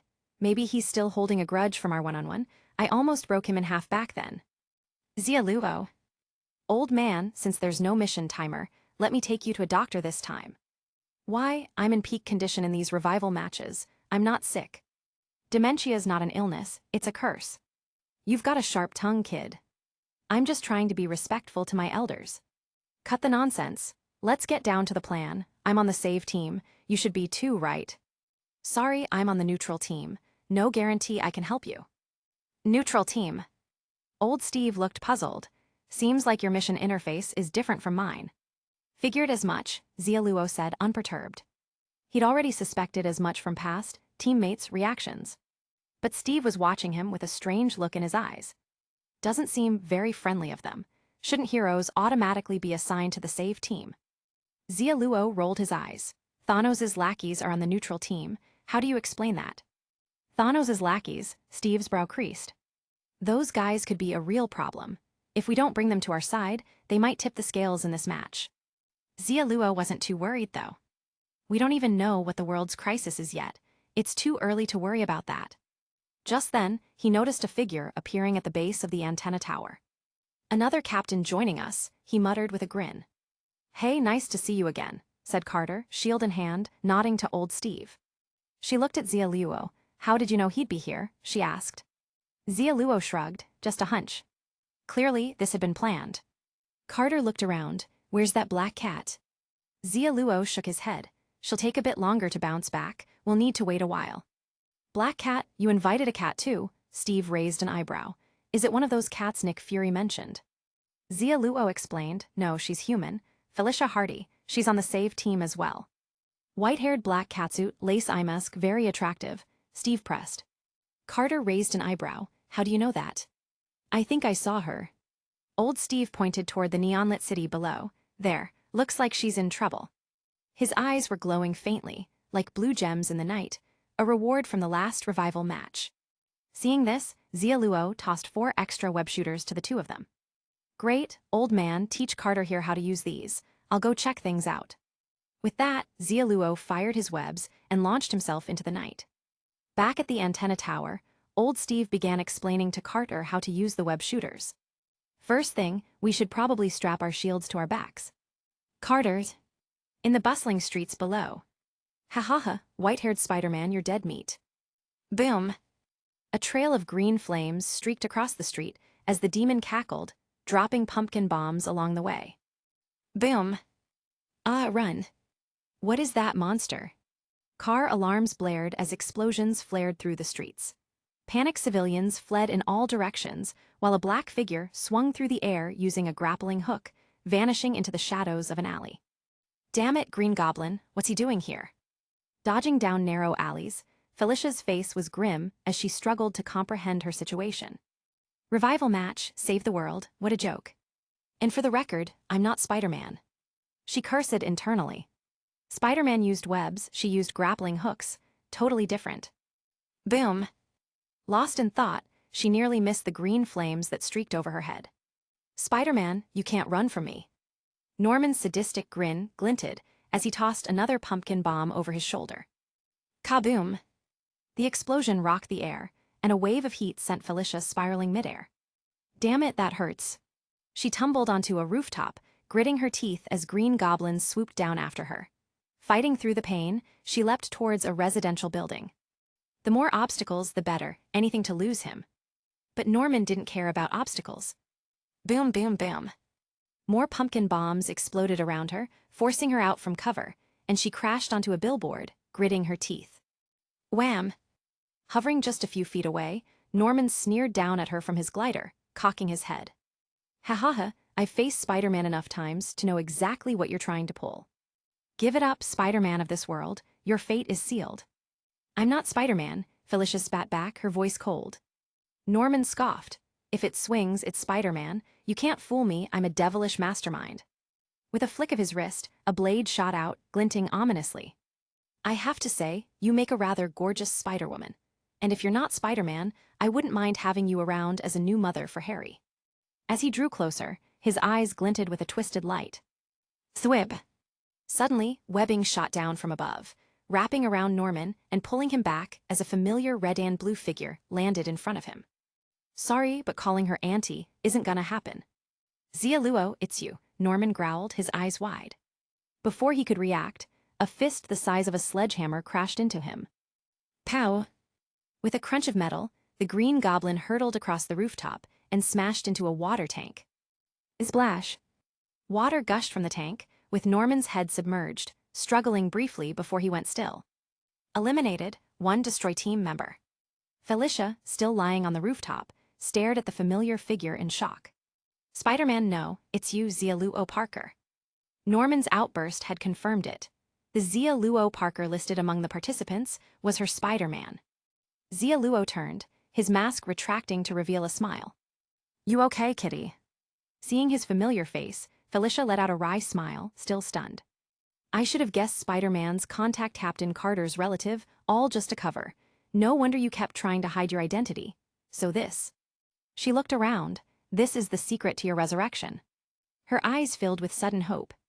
If something happens to my father, could he also join the revival match? She asked hopefully. Xia Luo shrugged. I can't be certain. But it's not entirely hopeless, he added. Felicia clutched her side as she struggled to her feet, taking a deep breath.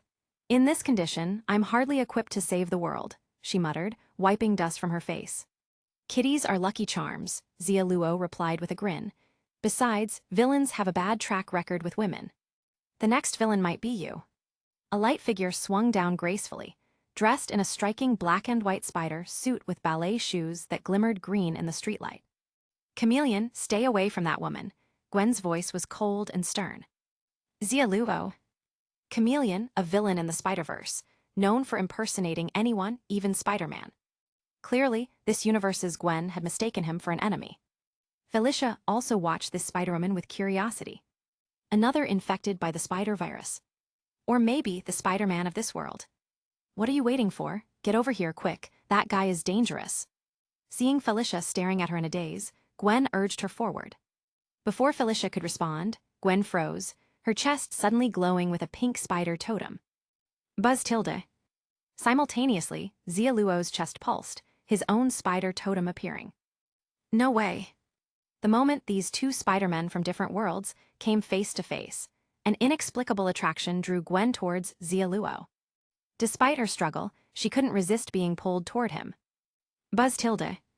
Then, Xia Luo's spider totem flared again, his 5 overlapping totems magnifying Gwen's attraction to him by several times.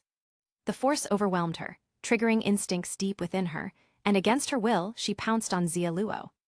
"Whoa, hey, stop, what are you doing? If you come any closer, I'm going to MMPH." In Felicia's baffled gaze, Xia Luo was instantly tackled by Gwen, followed by, "Gwen, I'm here." A voice called out as a figure climbed onto the rooftop. Peter Parker, wearing thick glasses, froze at the sight, as though struck by lightning. "No, Gwen, you know this can't be." Peter's face contorted in despair, his knees hitting the ground as he wailed, his world shattering before his eyes. His goddess, what was she doing? As he got a closer look, his shock only grew, for he recognized Xia Luo's face. "Xia Luo Parker, you bastard, I challenge you to a duel." In a burst of fury, Peter stood, eyes blazing. Green scales began to emerge across his skin, and his body swelled, muscles tearing through his clothes. His hands twisted into monstrous claws. "Lizard Parker." Xia Luo winced, suddenly feeling very awkward. Chapter 123. December Double Drop. After their totems touched, the spider symbol on Xia Luo's chest seemed stuck to Gwen's pink totem, like they were bound together. No matter how hard he tried, he couldn't push Gwen away. Or rather, his body wouldn't allow him to. When Spider-Men of different genders encountered each other, things got complicated. Unlike Gwen, though, he still had control over his mind. As she pressed in closer, he could only hold her back with his hands, trying to keep her face from nuzzling up against his. With all these people watching, how was he ever going to live this down in the multiverse? And yes, the audience was growing. "Peter, stop." A booming voice echoed as an older Steve Rogers landed behind Lizard Parker, his arms locking around the younger man's mutated body. "Calm down, kid. There's nothing to be upset about. After all, our little Spidey here is quite the looker. It's no wonder she likes him." "What?" Lizard Parker's sobs grew more gut-wrenching. "No, stop talking. This is awful, I'll tear him apart. Ugh, it hurts." Struggling even harder, he forced old Steve to tighten his grip. "Re-up." In an instant, the captain's suit stretched over his bulging muscles, releasing an earth-shaking force of 20 tons that completely overpowered Lizard Parker.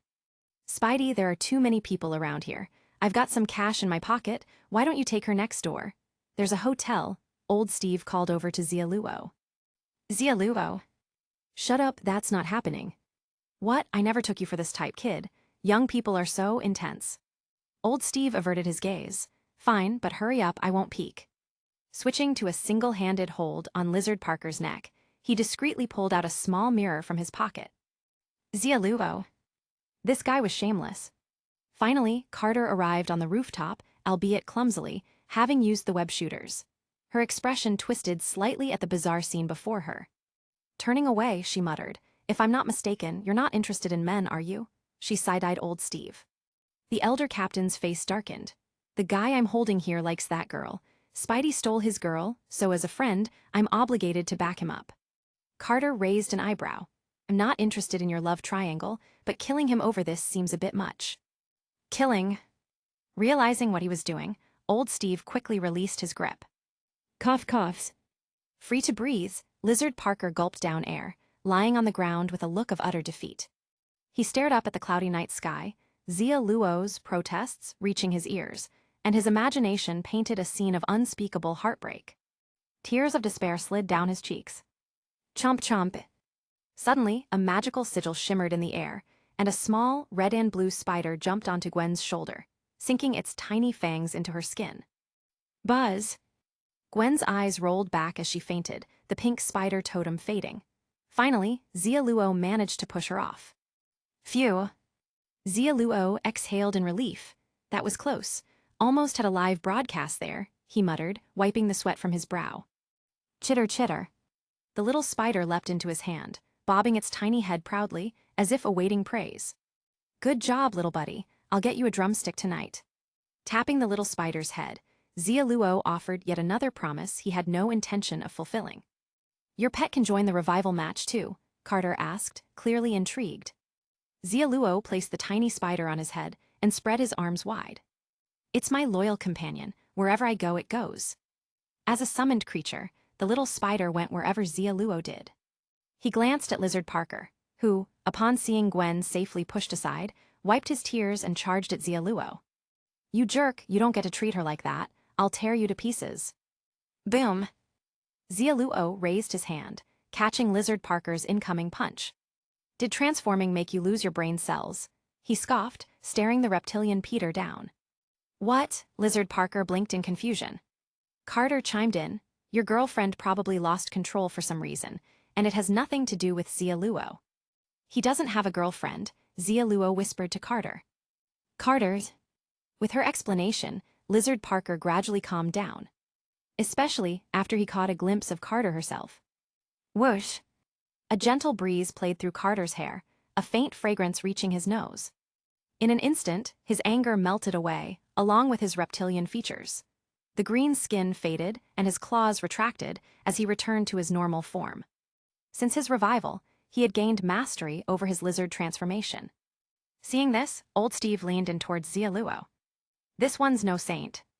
Xia Luo nodded. Any beautiful woman is his perfect tranquilizer.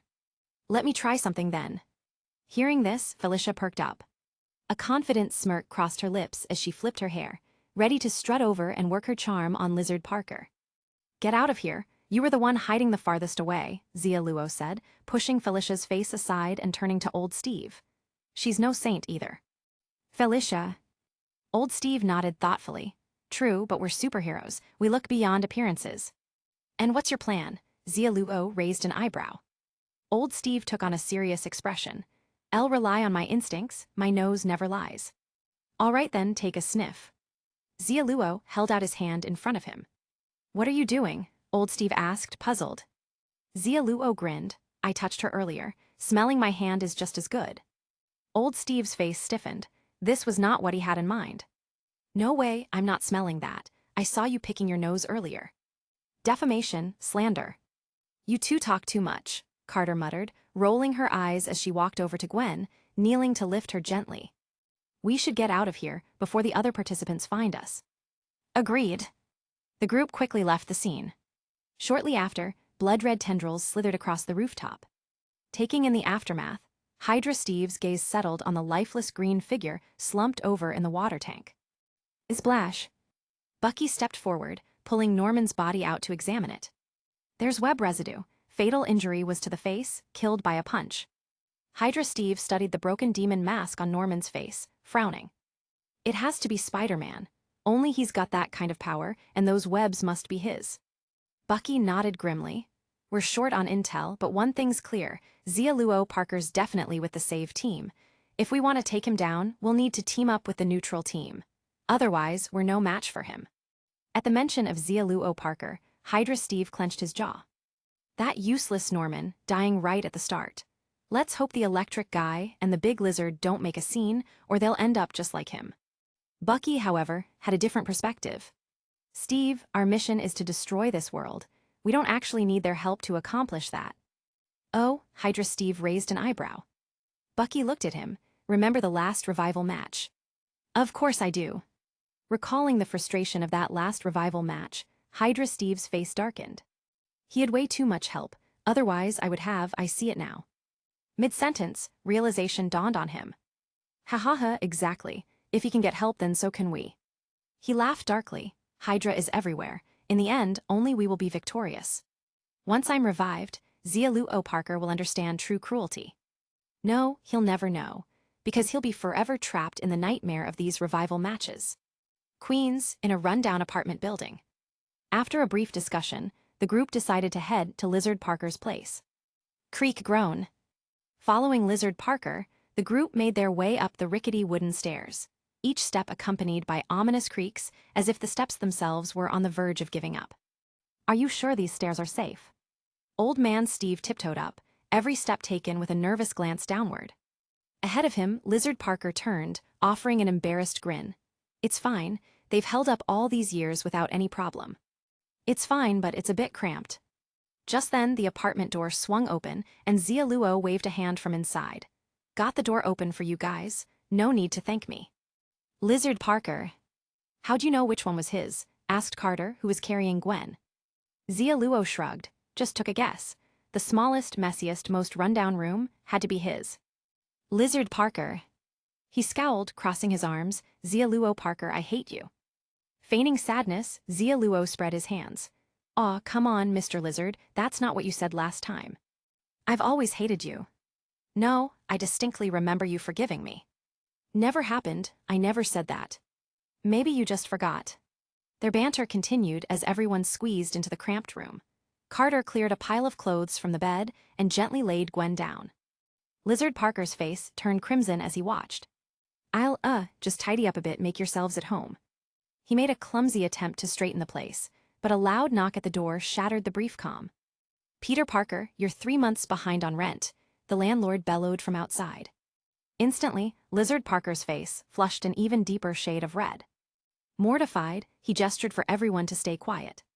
If he thinks no one's here, he'll leave on his own, he whispered. Everyone exchanged glances.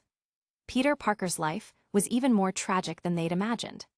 But the landlord's next words were a new level of humiliation. Peter Parker, I know you're back, I heard footsteps. You brought people over, I'll be adding a fine to your rent. Now you owe me 4 months, I'm not leaving until you pay up. Hearing this, Lizard Parker looked like he was ready to sink into the floor. Old man Steve leaned closer to Xia Luo, snickering. Trying to date while being broke? What a joke.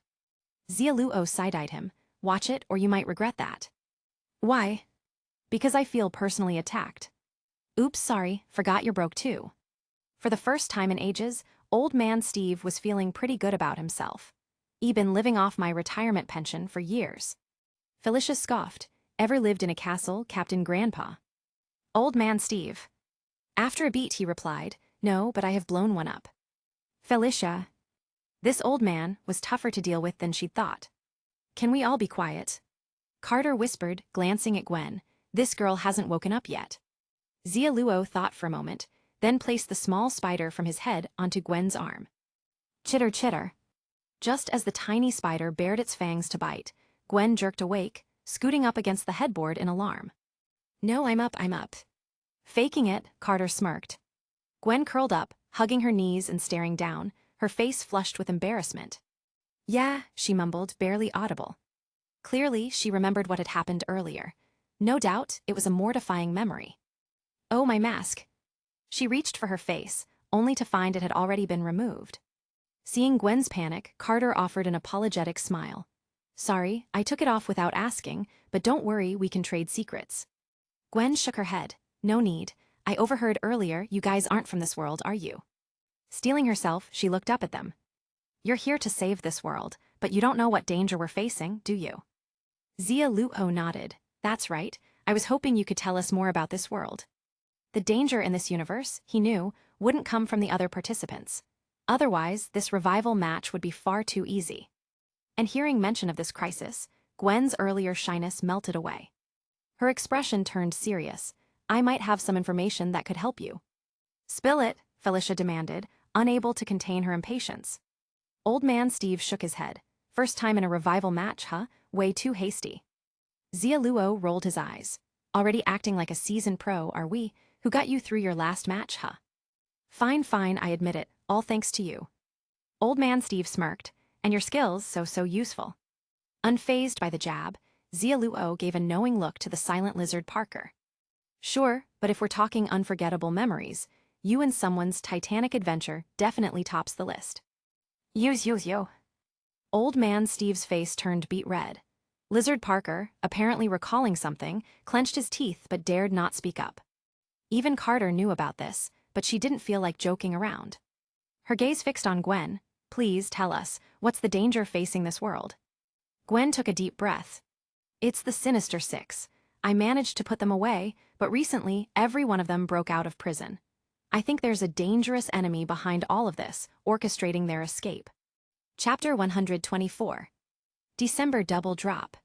Gwen explained, it's the nickname people came up with for them. Every one of them was a major threat individually, and together they nearly destroyed New York a few times. If they're teaming up again, it could mean the end of the world. Felicia asked, who's in the Sinister Six? We need to know as much as we can about them. I've got a lead on that, Lizard Parker said, digging through a pile of junk before pulling out a crumpled magazine. It was an old issue of the Daily Bugle, featuring an article on the Sinister Six. He held it out, but then seemed to think better of it, changing direction and handing it to Carter instead. Felicia. Carter quickly skimmed the article and passed it around. Soon enough, everyone had read up on the Sinister Six, each with a similar look of bemusement. Honestly, from the way they're described here, they don't seem capable of global destruction, Old Man Steve commented. Xia Luo nodded. Green Goblin, Dr. Octopus, Lizard, Rhino, Chameleon, and Mysterio. Sure, they're formidable, but they'd need a lot more power to destroy the world. If anything, it's likely whoever's backing them that's the real threat. He turned to Gwen. Any leads on who might be helping them break out? Yes, Gwen replied. I suspect Kingpin. Recently, I've seen some unusual activity around his territory. Kingpin? Felicia's eyes widened. There's a Kingpin here too. Noticing her reaction, Gwen raised an eyebrow. You have a Kingpin in your world as well. Of course, Felicia said. He encountered Kingpin, Green Goblin, Lizard, and Rhino, but Doc Ock, well, he hasn't crossed over to the dark side yet. She nodded towards Xia Luo. He's the one who's dealt with most of them.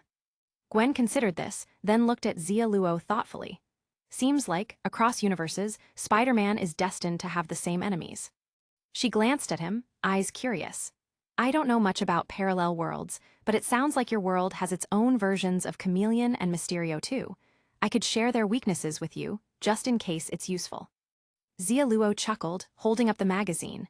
I appreciate the offer, but it might not be necessary. The villains here, well, their power level feels a bit underwhelming. Oh, Gwen didn't take offense. Instead, her eyes gleamed with interest. She was curious to know what kind of villains Xia Luo's world had. Before she could ask, Lizard Parker muttered bitterly, he's not exaggerating. He's really strong. Even if the whole Sinister Six teamed up, he'd still mop the floor with them. A thought seemed to cross Gwen's mind. Peter, did Spider-Man here help you survive the last match? HMPH, no way, Lizard Parker scoffed, crossing his arms. I won my revival match fair and square. If anything, I'd have made it through faster if he hadn't been there. Despite his grumbling, it was clear Lizard Parker didn't quite hate Xia Luo. That seemed to bother him more than anything. Seeing the tension, Old Man Steve cleared his throat. First of all. Save the speech, Xia Luo interrupted with a grin, turning to Lizard Parker. So, does that mean you're not interested in joining us? Of course I'm joining, Lizard Parker huffed. I'm not helping you though, I'm helping Carter. And Gwen. Well, I'll help her too, he said, slightly flustered. Gwen couldn't help but smile. She knew Peter's feelings toward her weren't exactly romantic, even if he couldn't tell the difference himself. But she was surprised to find his taste was unexpected. Looking around at the cramped, dingy room, Gwen suggested, let's go to my place instead.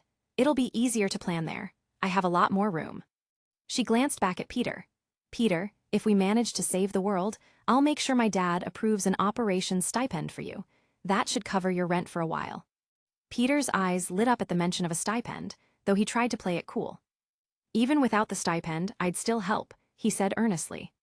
Xia Luo rolled his eyes. As a fellow member of the Broke Brigade, I pity you. Saving the world and all you want is rent money? Aim higher, man.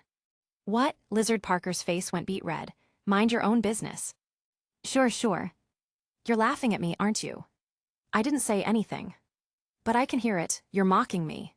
So what, you gonna rip me apart? If I could actually take you, I'd do it in a heartbeat. As they argued, Gwen's phone buzzed, drawing her attention. She glanced at the screen, her face darkening. Trouble's here. Carter frowned, the sinister six. No, it's 4 strangers acting suspiciously. She held up the screen to show the others. My dad just sent me this. 4 aliens maybe. They're causing havoc near the Brooklyn Bridge. We need to go stop them. Old man Steve stared at the screen, eyes narrowing. Thanos' lieutenants. Looks like they've joined the destruction team. Xia Luo opened the window, glancing back at the group. Then let's make quick work of them. That'll thin out our opposition. With that, he shot a web and swung out into the night. Inside the apartment, Old Man Steve's expression turned serious as he gave the others a final briefing. These guys are aliens and they're powerful. Be careful of their weapons. Any injuries they cause can't heal easily. And watch out for the creepy bald one who looks like Voldemort. He's a sorcerer. What's a Voldemort? Asked Lizard Parker, raising a hand uncertainly. Old Man Steve shrugged. He's from a story Xia Luo told me. I don't know much myself, but you could call him Squidward if that helps. Brooklyn Bridge. Boom. Run. The aliens are invading Earth. Mommy, take me home. Oh my God, please save us. The bridge was in chaos. Cars were at a standstill as panicked citizens leapt out, fleeing in every direction. Behind them, car after car crumpled under an invisible force, erupting into flames that engulfed the bridge in a fiery glow. 4 strange figures were laying waste to everything in sight. First, a hulking black dwarf, clad in armor with scaly, lizard-like skin and wielding a massive iron axe. Next, Ebony Maw, skeletal and sinister in a black suit, his white hair thin and wispy, and with an eerie octopus-like appearance. Then, the General of the Dead, Corvus Glaive, wearing his signature black and gold armor and brandishing his undead warblade. And lastly, Proxima Midnight, with long green hair, twisted horns extending from her brow, and one side of her face covered in blue scales. Ha ha ha, these humans are so weak, it's too easy to destroy them. Black Dwarf smashed a car with his iron fists, letting out a roar of exhilaration. The thrill of being alive again was intoxicating.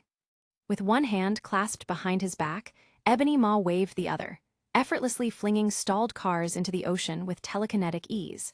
Casting a disapproving glance at Black Dwarf's fists, he sneered, already forgetting the lesson about losing that arm to a human sorcerer. Black Dwarf gritted his teeth. This time, I won't make the same mistake. Your mistakes are endless. If I recall, you were killed by a green coward in a metal suit. That was different, Black Dwarf stammered. Proxima Midnight strolled elegantly along the bridge, her trident deftly tossing cars aside as she sought to create as much chaos as possible. Enough, she said icily. Our targets will arrive soon. Ebony Maw nodded, indeed. Once we draw them out and destroy them, we'll be free to ravage this world at our leisure. When this is over, I shall once again pursue Lord Thanos. Corvus Glaive's eyes were filled with fierce loyalty. Black Dwarf paused. Not me, I only served Thanos to protect my people. Now that I have a chance at freedom, I won't go back. Corvus Glaive's face hardened, and he raised his blade, pointing it at Black Dwarf. You would betray Lord Thanos. Black Dwarf raised his axe, sneering. What of it? You betrayed your own kind. You have no right to judge me. Try me, Corvus Glaive laughed coldly. You think I fear you, Black Dwarf snarled. Ebony Maw shook his head in exasperation. Idiots, our priority is to eliminate the opposition, claim a revival slot, not waste energy on infighting. Proxima Midnight stepped beside Corvus Glaive, her trident pointed at Black Dwarf. This isn't infighting, it's eliminating unstable elements. As Corvus Glaive's lover, she naturally took his side.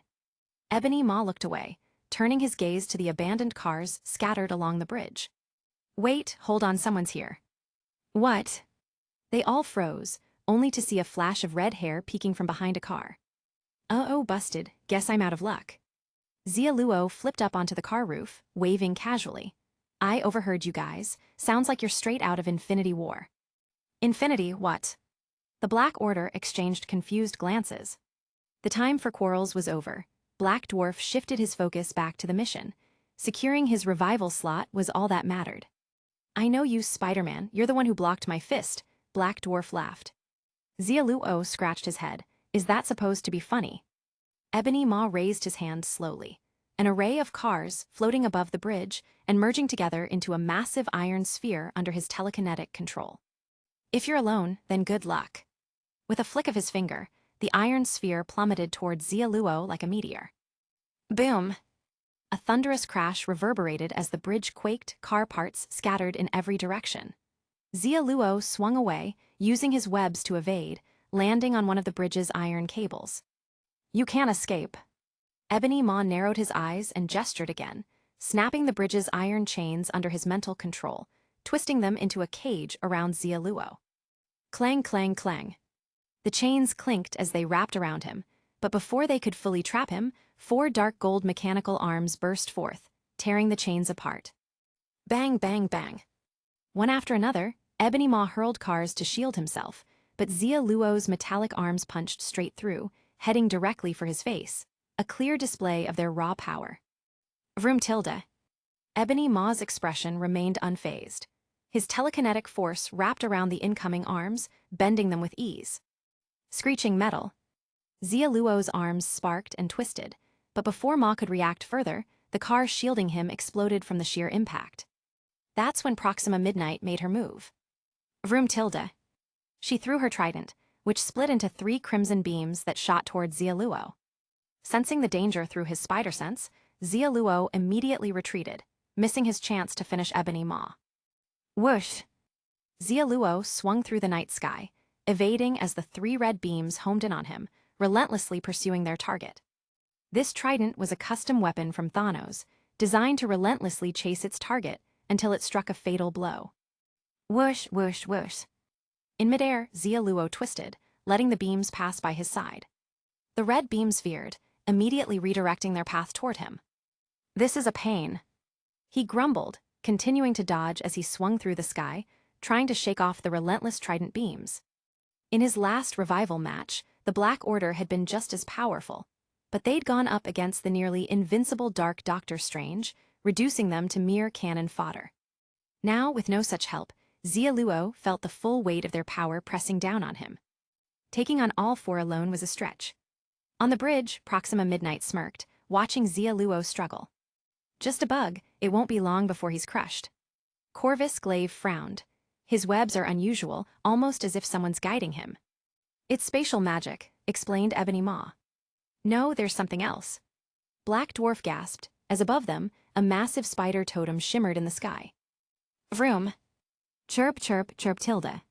The tiny spider on Xia Luo's hand bit down, sending a surge of totemic energy into his body as luminous webs began wrapping around him. Boom! The spider totem exploded, lighting up the night sky with a burst of fireworks. Whoosh! A violent wind whipped around as Proxima Midnight's trident embedded itself in the ground, trembling as it emitted a low hum. The sight stunned them. The artifact failed, it didn't kill Spider-Man. Damn it, this isn't the same bug we faced before. Proxima Midnight's eyes widened in shock as the enormous totem reappeared, shining brighter than ever. Boom!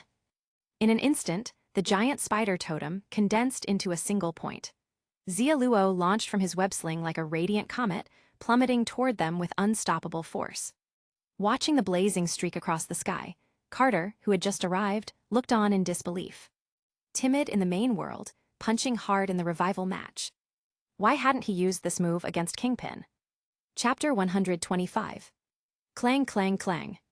Apparently still not satisfied, he drew in pieces of the bridge itself, twisting rebar and chunks of concrete around him as further protection against the fiery comet streaking toward him. Vroom! The blazing figure spiraled downward, creating a whirlwind of magical energy in its wake, like a raging tornado. And it wasn't over yet. With his kill count at 100, it was a guaranteed critical hit. Boom! In an instant, the streaking meteor exploded in brightness, warping the very night sky around it. Ebony Maw's forehead glistened with sweat as he felt an unbearable pressure bearing down on him. Even Black Dwarf and the others shuddered, feeling the heat radiate through the air. Crap, get out of the way. Without hesitation, the 3 scrambled to dodge, leaving Ebony Maw to face the incoming catastrophe alone. Damn it! He clenched his jaw, cursing his decision to shield his slower teammates instead of retreating himself. Now, it was too late to escape. All I can do is hold my ground. He yelled, his telekinesis frantically reinforcing his makeshift shield. But with an earth-shaking crash, the barrier shattered under the magical cyclone's force, shards of metal and concrete tearing through his defenses like paper. Car parts became deadly shrapnel, piercing Ebony Maw's body in an instant. Arg! Racked with pain, he could only scream as the searing light consumed him completely. Nuo. Boom. The comet struck the bridge with 100 tons of force, driving through steel and concrete like a drill, splitting the bridge clean in half. Crash. In the bridge's center, the impact sent cars hurtling into the air, spilling them into the river below. Shoot, looks like we're late. Captain America and the others arrived just as the ground shuddered beneath them. They watched in awe as the bridge shook, the middle section teetering on the brink of collapse. Thankfully, the supports held and the bridge settled. Hurrying to the edge of the gaping hole, they gazed down in shock at the destruction left in the wake of Xia Luo's strike. "This guy, he's stronger than ever," gasped Lizard Parker. Gwen looked at the fractured bridge, wide-eyed. Is he really Spider-Man? How? For her, the gap in strength between them was staggering. Felicia snapped out of her daze. Why didn't Xia Luo use this move against Kingpin? Carter shook her head, thinking. 2 options, he either forgot or underestimated him. Impossible. Old Man Steve said confidently, "Our little spider obviously wanted to meet me in the revival match, so he did it on purpose. I'm so moved." He wiped away a fake tear. Carter sighed, "Enough, he's fallen into the river."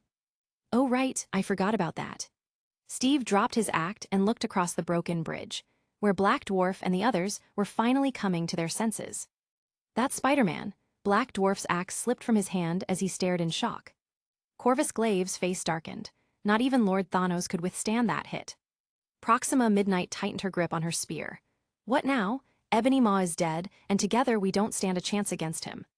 "Maybe we should join them," Black Dwarf grinned. "We're neutral anyway. If we can't beat 'em, join 'em right." Corvus Glaive glowered. A real warrior would never. Before he could finish, a vibranium shield flew across the bridge, hitting him squarely in the forehead. "Ow, who did that?" The shield ricocheted back, and Steve Rogers swung over on a web, catching it effortlessly as he landed. "Hello again, friends. My ally here is right, you're welcome to join us." "You," Corvus Glaive and Proxima Midnight's expressions soured, recognizing Steve instantly. He'd been the one who foiled their mission to steal the Mind Stone and kill Vision. Although he was older and wielding a different shield, they'd never forget those piercing eyes. "Steve Rogers." "What's with those looks?" Steve frowned, noticing their reactions. "It wasn't that long ago we met, right? Dark Strange didn't kill you then, so how did you die?" Clearly, he was confusing them with someone else. In Steve's eyes, they all looked the same anyway. "Bah, you think you can make us submit?" Corvus Glaive raised his weapon, preparing for a fight to the death. But Black Dwarf raised his hand first. "Wait, I'm on board, I'll join you." Corvus Glaive and Proxima Midnight stared at him, aghast. "You coward," Proxima hissed. "You don't deserve to be in the Black Order." Black Dwarf shrugged. Inviting us to join, not to kneel, you two are so dense. Beat them, join them, why's that so hard to get?" With a scoff, he strolled over to Steve's side. Free from Thanos' control, he had no loyalty to anyone. "Haha, I remember you. What happened to your beard?" he asked. Steve rubbed his chin and noticed Black Dwarf's mechanical arm, piecing together the memory. The arm that had been severed by Strange, that familiar bearded face. "Oh, I see, I had the wrong guy all along." Steve chuckled, then his face hardened. "But I remember what you did on the battlefield, and I won't accept your surrender." "What?" Black Dwarf's smile faded as Steve transformed, swinging his shield toward his face with brutal force. "Wait, what are you doing? You can't just attack a prisoner." Black Dwarf raised his mechanical arm in defense, sparks flying as vibranium ground against steel. Clang! The shield's edge embedded itself in his arm. Before Black Dwarf could react, Steve vaulted onto his shoulders, raining down punches. "No, I surrendered, you crazy old man."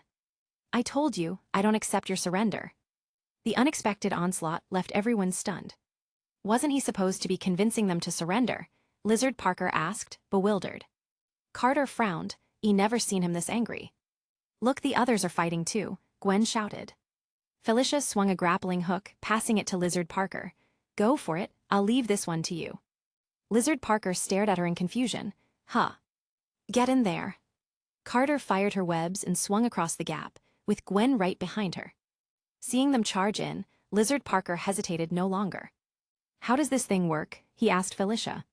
She smirked, pulling the trigger. It's simple, just like this. Whiz tilde. The hook yanked taut, launching Lizard Parker through the air.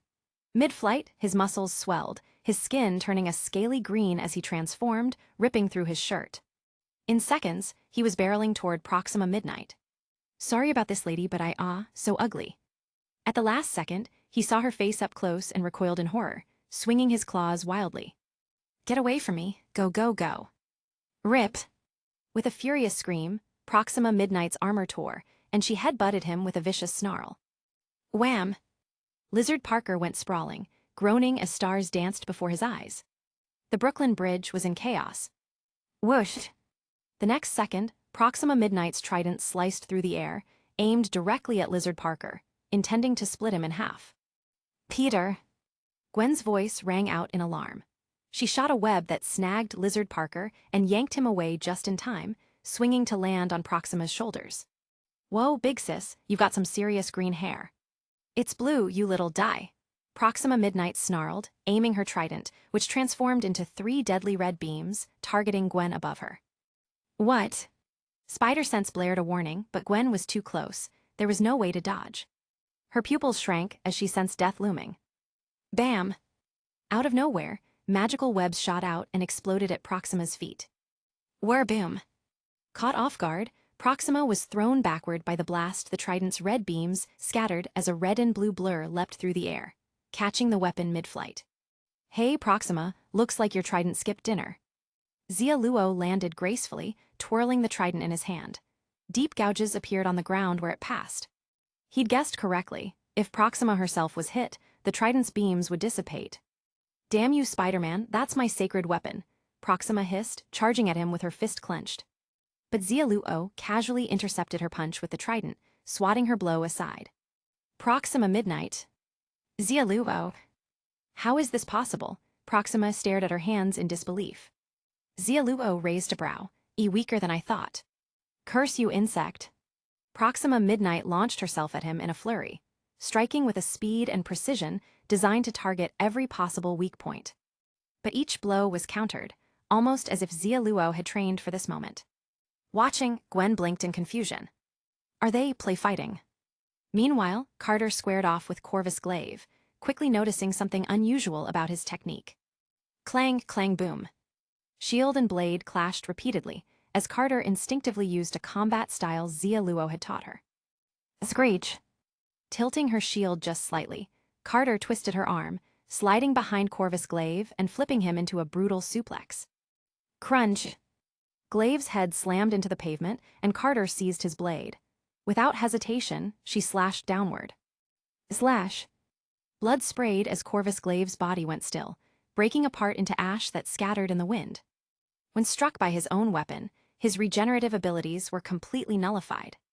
Xia Luo wasted no time, hurling the trident through the air and pinning Proxima Midnight to the bridge, sealing her fate. Only Black Dwarf remained. Watching old man Steve perform an elegant capoeira kick that sent his opponent sprawling, Xia Luo scratched his chin. Does that move actually work? He asked Carter. Carter exhaled, catching her breath. Depends on who's using it. Oh, by the way, that fighting technique you taught me, it feels off. I know. Xia Luo chuckled, pulling the trident free. That's because Thanos taught it to me. I'm starting to think he did it on purpose. What do you mean? Carter asked, intrigued. Xia Luo glanced at the fallen members of the Black Order. Though they're not from the same universe, their techniques and combat style bear Thanos' influence. He would have taught them how to fight, too. Carter nodded slowly, connecting the dots. So, you think Thanos taught you specifically to counter them? Xia Luo shrugged.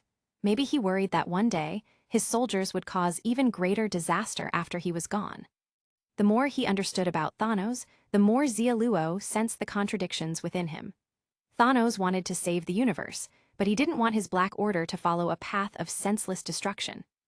Thanos had chosen Xia Luo, knowing he'd step up if needed. Though the meaning was lost on Carter, she didn't dwell on it. Should we go help him? She gestured to Steve. Xia Luo waved it off. Nah, he's got this. Casually, Xia Luo launched a web to reel in the trident. Buzz!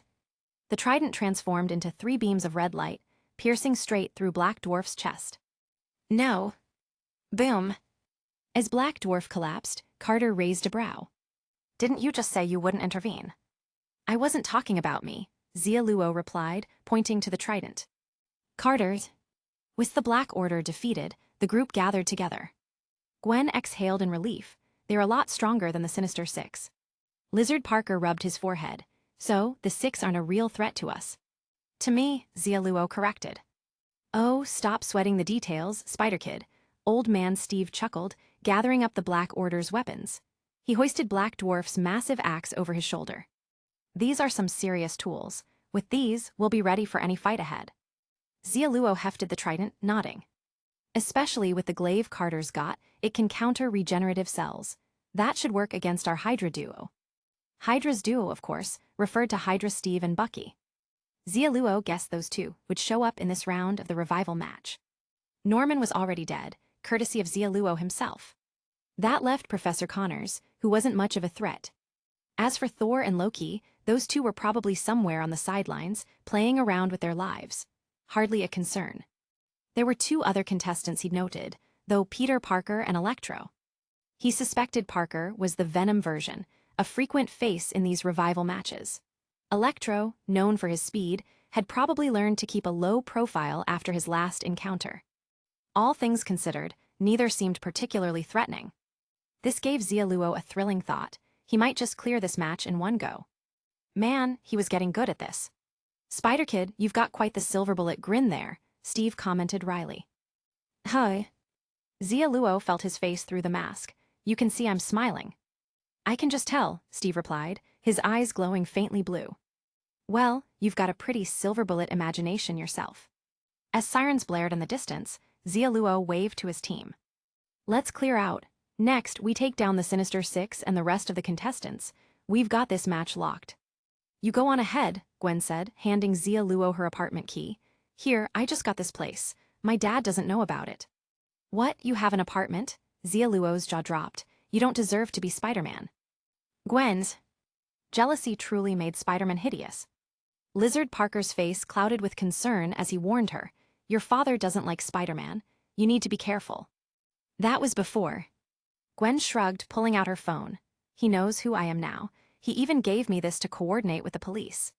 Lizard Parker let out a sigh of relief. Then congrats, he finally accepted Spider-Man. If her dad could accept Spider-Man, maybe he'd accept Peter Parker, even in lizard form. After all, bugs and lizards weren't so different, right? The group quickly left the scene. When the police cars finally arrived, Captain George Stacy climbed out, his eyes scanning until they landed on Gwen. He signaled to his team. Jerry, keep everyone back, no interruptions. Got it, Jerry replied, stepping out of the car and casually ignoring the Spider-Man now slipping inside. Clearly, this wasn't the first time he'd been on watch duty for this father-daughter duo. Inside the car, Gwen gave a quick rundown of what had happened. George could only shake his head in disbelief. This is troubling news. Visitors from a parallel universe, and they're here to save our world. He looked skeptically at Gwen. Can you trust them? Gwen nodded. Absolutely. They even have a Spider-Man on their team. See that bridge over there? The damage? That was him. He's strong, Dad. He doesn't need to lie to me. George took in the gaping hole in the bridge, his face creased with worry. If there really is a world-threatening crisis, then Gwen, my daughter, I don't want you getting involved. It's too dangerous. Dad, I'm Spider-Man. Gwen's face was resolute. You taught me to protect the weak, bring justice to criminals, and do my best to keep this city clean and give people hope. I'm doing exactly that, and I need your support. George sighed, leaning back. Every parent teaches their kids that, because we know we can't do it ourselves. I'm no different, Gwen, but when kids really follow through, we just want them to stay safe. I'm terrified of losing you. At least let me try, Gwen whispered, hugging him close. Saving the world isn't just for everyone else. It's for you too, Dad. You're here too, and if the world falls apart, I'd lose you too. The soft murmur in his ear made George's heart ache, and his hand trembled as he hugged her back. Gwen, you be careful, you hear. Thank you, Dad. Outside the car, Eddie was grinning as he snapped pictures, barely able to contain his excitement as he made a call. Boss, I got it. Pictures of Captain George Stacy and Spider-Man hugging in the car. What? In his office, J. Jonah Jameson nearly choked on his cigar, bursting out with laughter. Ha, I knew it. The two of them, thick as thieves, No wonder there's been nothing on Spider-Man lately. I'm going to make sure the whole city knows about this cozy little secret, just you wait. Just then, a knock at the door interrupted him. Betty walked in, holding a puzzled expression. "Boss, did you hire a new reporter?" Jonah scowled, hanging up the phone. "What? Not a chance. I wasn't planning on bringing anyone else in." He was in such a good mood that, for once, he didn't yell. Betty frowned. "But there's some guy here claiming he's from the team. He even has one of our press passes." "A press pass?" Jonah grabbed the pass Betty handed him and squinted at it. "Peter Parker, graduated from Brew State." Jonah raised an eyebrow, then tossed it aside. "What kind of no-name school is that? Tell him to scram." "All right," Betty sighed, picking up the discarded pass. She returned to her desk, glancing sympathetically at the young man sitting in a chair, looking lost and somewhat stiff. "Peter Parker, I'm sorry, but we're not hiring, and you're not on staff here." She handed him back the press pass, feeling a strange sympathy. He looked so blank, barely responding to 9 out of 10 things she said. Honestly, he seemed like he might have wandered out of a psych ward. For some reason, though, Betty couldn't shake the feeling that he was familiar, like she'd seen him somewhere before. It made her want to help him. "Do you have any friends?" she asked gently. "I can call someone to come pick you up." Peter Parker thought hard. "I think I do, but I'm not sure." "That's all right, take your time. Want some coffee?" Betty handed him a cup of hot milk. "This isn't coffee," Peter said, looking at the milk with wide eyes. Betty chuckled. "Guess your condition isn't too bad." "I'm not sick," Peter muttered, looking down, almost as if he was ashamed. Suddenly, something seemed to dawn on him. "I remember, I do have a friend." "What's their name, their number?" Betty asked, hopeful. Peter rubbed his forehead. "His name's Peter Parker. He's—" "Sir, you're Peter Parker." Betty's face fell, shaking her head in exasperation. Peter nodded slowly. "Oh right, I'm Peter Parker." A small smile spread across his face. "And I remember where I live now."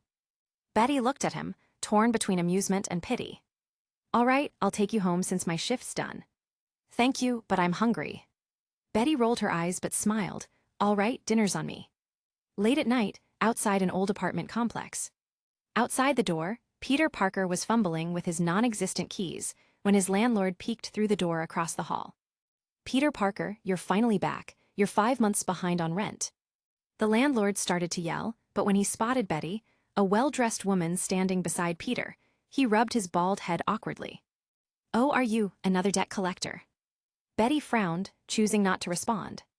"No wonder he's a little off," she muttered, glancing around the shabby building. "With a place like this and that stress, no wonder he's on edge." Her sympathy for Peter only grew as she walked him inside. Chapter 126.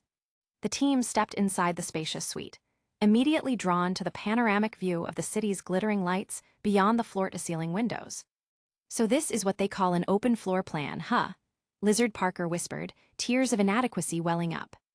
Old man Steve glanced around at the posh decor, thinking about his meager pension and the fact that, in nearly 200 years, he'd never lived anywhere this nice. His resentment for his retirement fund deepened. "I think we ought to look into Gwen's father's finances," he muttered, his tone dead serious. Felicia rolled her eyes. "I'll give you all a tour of my castle sometime. Then you'll know what luxury truly means." "Xia Luo says you're a thief. When I get the chance, I'm going to arrest you." Old man Steve paused, a twinkle in his eye. "And blow up your castle while I'm at it." Felicia's face froze, but she decided arguing with the elderly wasn't worth it. Xia Luo settled into the couch, taking a deep breath. "So this is the smell of money." "That's the smell of formaldehyde," Carter corrected, wrinkling her nose. Xia Luo squinted. "This formaldehyde sure smells like happiness." "Carter's." Turning on the TV, she remarked, "There's going to be a media storm over tonight's events. The Sinister Six are bound to realize something's off. If they go into hiding, it'll be hard to track them down for a while." Nearby, old man Steve was fiddling with the coffee machine. "Worry about that. I have a feeling they'll make another move soon enough." Carter looked at him, surprised. "What makes you so sure?" Steve exchanged a glance with Xia Luo, quickly deflecting. "By the way, anyone know where the coffee beans are?" Felicia, who was admiring the view from the balcony, replied, "They are in the cabinet under the machine." "How'd you know that?" Steve asked, actually finding the unmarked coffee can. "Got the same one at home." "Perfect, I'll make sure to blow up the same model." Steve went back to tinkering with the grinder. Meanwhile, Lizard Parker found a storage room where he stashed the weapons they'd taken from the Black Order in a hidden corner. There, that should keep them safe, he muttered with satisfaction. He wandered into the living room, just in time to see the news covering the Brooklyn Bridge incident. Just as he was about to join Xia Luo and Carter's conversation, his phone began to ring, and he went pale. "You gonna answer that?" Carter asked, raising an eyebrow. Lizard Parker stammered, It's your landlord, isn't it?" Xia Luo guessed. "You're 5 months behind on rent, right?" Lizard Parker glared at him. "Mind your own business."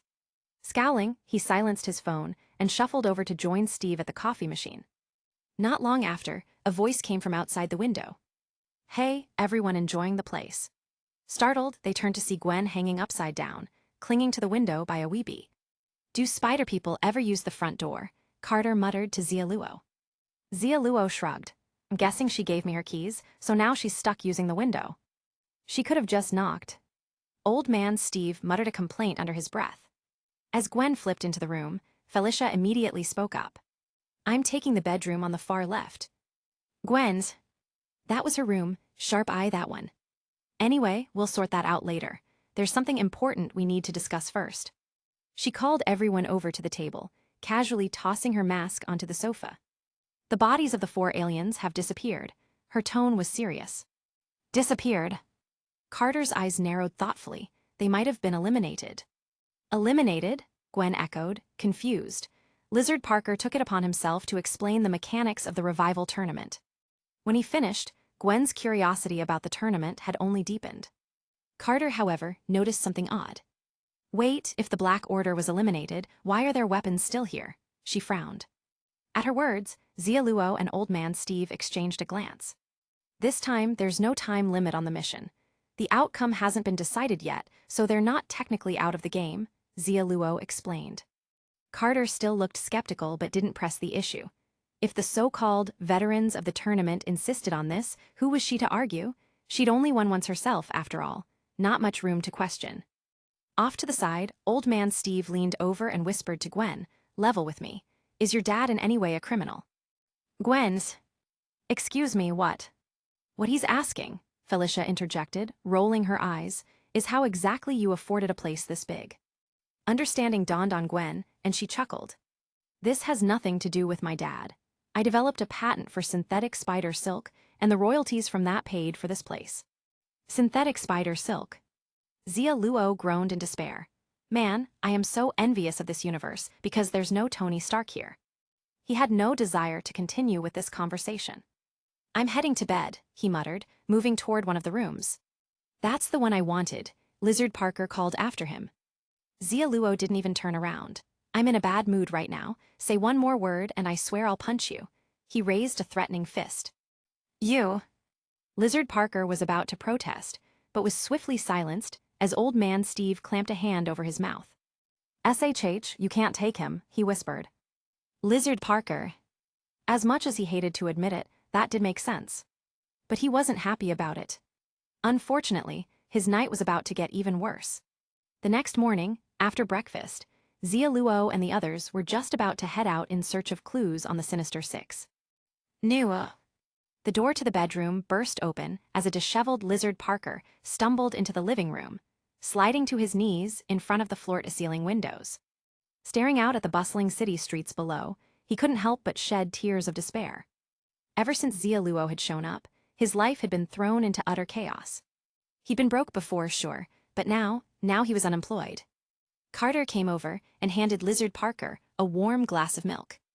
"You're not upset we didn't call you for breakfast, are you?" "No, it's not that," Lizard Parker said, nearly tearing his hair out. "My boss just called. I've been fired." Old Man Steve looked at him with a sympathetic nod. "That's rough, kid. What was your job?" "Pizza delivery." Old Man Steve's face twitched. You could find another one maybe." "You don't get it, they're holding half my paycheck." Lizard Parker clutched at his chest, feeling the pain in his wallet. Xia Luo's face fell. "What, withholding wages? This is the end. The Parker family has fallen." Felicia and Gwen exchanged a glance, unable to understand the panic over missing pocket change. "Peter, what's going on?" Gwen stepped forward, helping him up and asking in a soft voice. Lizard Parker sighed deeply. I'd already requested time off, but my boss called to say I'd been fired for stealing a customer's pizza. They're holding my pay as punishment, and I've still got 4 months of rent due. Gwen frowned. That's gotta be a mistake. You were here with us. Lizard Parker shook his head miserably. I don't know.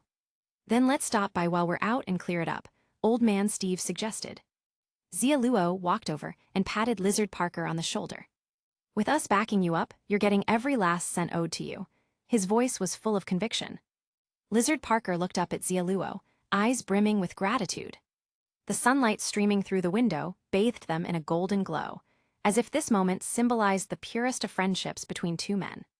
Behind them, the others exchanged glances. What exactly are they doing? Felicia asked, brow raised. Gwen tilted her head thoughtfully. Looks like they've made up. Old Man Steve shook his head. No, this is what happens when poor folks unite against a common enemy. The fear of losing what little they have, it brings out a brief, powerful alliance that overcomes even their usual grudges. Gwen blinked. That made no sense, but I think I get it. Carter sighed, rubbing her temples. This friendship will end the second they get the paycheck. Yep. Old Man Steve glanced at her. We should leave them to it and start tracking down the Sinister Six. Good idea. Carter and the others slipped out, leaving Xia Luo and Lizard Parker behind. Xia Luo straddled Lizard Parker's beaten-up, six-armed moped, and the two sped through the streets toward the pizza place. You go in first and talk to them. If anything happens, I'll jump in to help, Xia Luo encouraged. Lizard Parker eyed him suspiciously. You don't actually have any experience with this, do you? Xia Luo looked away. I admit I might have acted a bit impulsively. Turning back, he smirked. Unless you're too chicken to go in alone. I can handle it, watch me. Taking a deep breath and summoning a fierce expression, Lizard Parker marched into the pizza shop. Peter Parker, I've already given you half a month's payback. I don't ever want to see you here again. Now get out. Under his boss's furious tirade, Lizard Parker retreated from the shop, shoulders slumped. Someone already collected my paycheck. He walked out of the shop, defeated, a dejected shadow compared to the bustling scene on the streets. Xia Luo raised an eyebrow. Looks like we have another Peter Parker running around. Another Peter Parker? Lizard Parker asked, bewildered. Yep. Xia Luo gave him a reassuring pat. He's another contestant, and while he may have a taste for brains and 100-ton punch strength, he's still a good guy. A big-hearted softy. Lizard Parker's face drained of color. Wait, you mean? He remembered the monstrous teammate he'd encountered in his second tournament. A teammate who was anything but soft-hearted. Xia Luo nodded knowingly, the very same. Lizard Parker trembled. So what do we do now? Xia Luo thought for a moment. Let's start with your place. Maybe he's already been there. There's no way he knows where I live. Oh, if he's capable of messing up your job, he's definitely capable of trashing your apartment. Then what are we waiting for? They jumped onto the moped and sped off toward Lizard Parker's old, rickety apartment. Half an hour later, they arrived. Peter Parker, you damaged my door last night. You're ignoring my calls, and now you owe me 5 months of. Before the landlord could finish, Xia Luo pulled out his wallet, handing it to him with confidence. Counted up every cent. The landlord paused, surprised. What's this? Peter's rent is on me, Xia Luo declared, standing tall. At that moment, Lizard Parker gazed at Xia Luo, awestruck, as though he were bathed in holy light. Right now, Xia Luo was nothing short of his personal hero. As the landlord counted the money, Lizard Parker leaned in to whisper, Where did you get all that cash? Xia Luo gave him a sidelong glance. Couldn't sleep last night, so I took on an extra shift. Extra shift? Man, you find work fast. I've always had a Joe B. After settling with the landlord, Lizard Parker headed inside to check the apartment, relieved to find no intruders, only the usual crowd of roaches and rats. Xia Luo turned to the landlord. You said Peter was here last night. The landlord squinted at Lizard Parker in confusion. Yes, he came back with a woman, gave me her business card. He handed the card to Xia Luo. He seemed a bit out of it, like he'd been drinking. She said she was a friend, even asked me to help track down his other friends. The landlord pointed at Lizard Parker, chuckling. Not bad, kid. That lady's totally into you. You really fooled her. Lizard Parker clenched his fists. You mean I actually have a shot? Were you really drunk? Yeah.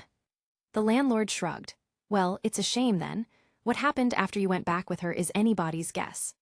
Went back with hers? Lizard Parker's eyes went wide, and he turned away, practically sobbing.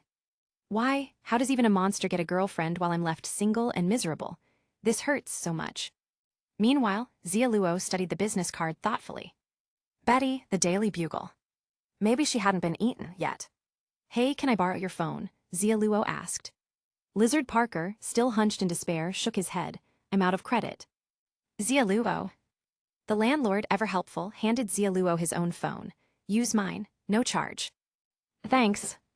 Xia Luo dialed the number on the card. Hello, this is Peter Parker's friend. Peter's friend? Oh, thank goodness. He's here with me, but he's not doing well. Please come pick him up. Give me the address. An hour later, Xia Luo and Lizard Parker found themselves back at the same high-rise, where Gwen's apartment was located. So this Betty woman lives here too, Lizard Parker muttered, seething with jealousy. Even that creature got lucky. He clutched his head in frustration. It had been a brutal day. Pull yourself together, man. Xia Luo clapped him on the shoulder as they stepped into the elevator. By sheer coincidence, Betty's apartment was on the floor just below Gwen's. As soon as they reached the door, Xia Luo could sense the subtle, unmistakable aura of money. Wait, was this world's Betty a trust fund kid? Did that mean his Betty could be? He shook his head and rang the doorbell. Ding dong. Coming. When the door opened, a woman wearing a face mask froze as she stared at Lizard Parker. Peter Parker. Her face mask dropped to the floor as she gaped. Are you two twins? She glanced over her shoulder at the Peter Parker currently playing with her cat in the living room. At the sound of her voice, that Peter turned around, his brows knitting as he saw Lizard Parker. But then his eyes met Xia Luo's, and his face split into a warm, lopsided grin. I know you. You're my friend, aren't you? He smiled goofily, stepping toward Xia Luo. Betty blinked in confusion. Wait, so you guys are? We're triplets, Xia Luo replied smoothly. But you look a bit more handsome, yes. Chapter 127. December Double Drop. I'll just have milk, Lizard Parker murmured, instinctively hiding behind Xia Luo and eyeing Peter Parker with suspicion. Betty didn't notice his apprehension and turned to Xia Luo. And you? Juice, please, make that 2 glasses. Sure, just a moment. While Betty headed to the kitchen, Xia Luo crouched down to play with a short-haired tabby cat that had come to investigate. It's my friend, Peter Parker said with a wide, dopey smile. Xia Luo raised an eyebrow. I'd have thought you were more of a rooster kind of guy. No, I like cats. Peter sat on the floor, trying to pet the cat, which was squirming to get away. Lizard Parker leaned toward Xia Luo and whispered, Are you sure it's him? Doesn't feel like it. Xia Luo nodded. Right, it doesn't.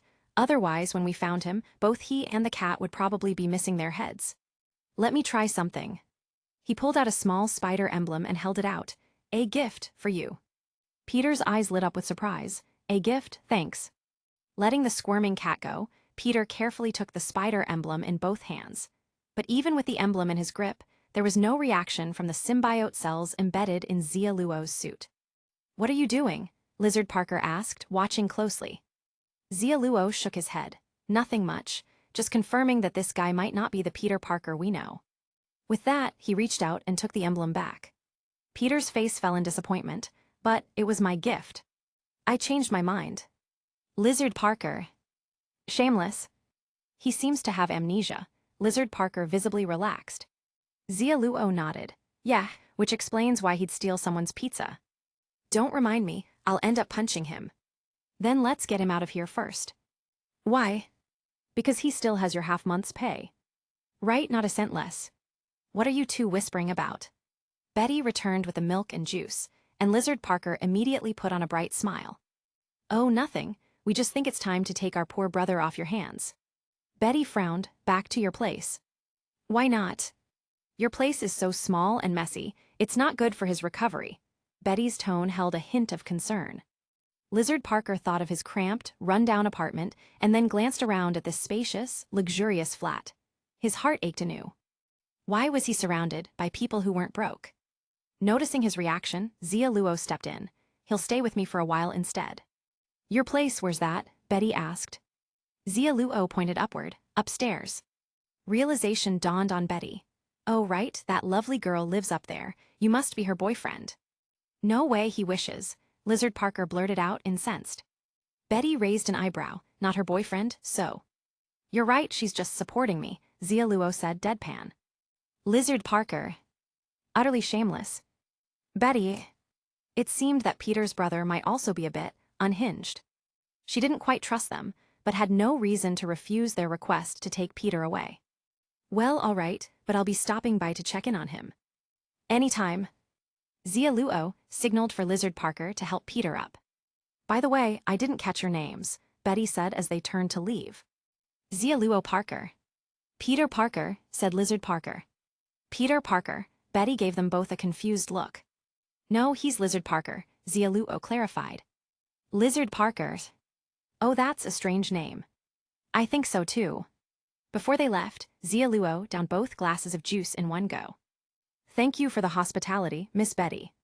Before long, Xia Luo and Lizard Parker returned to Gwen's new apartment, bringing Peter Parker along. Brother, I'm hungry, Peter Parker said softly. What? Lizard Parker, suddenly hit by memories of a terrifying cave incident, felt a chill run down his spine. He darted behind Xia Luo, whispering, he said he's hungry. I want pizza, Peter Parker said, grinning like a goof.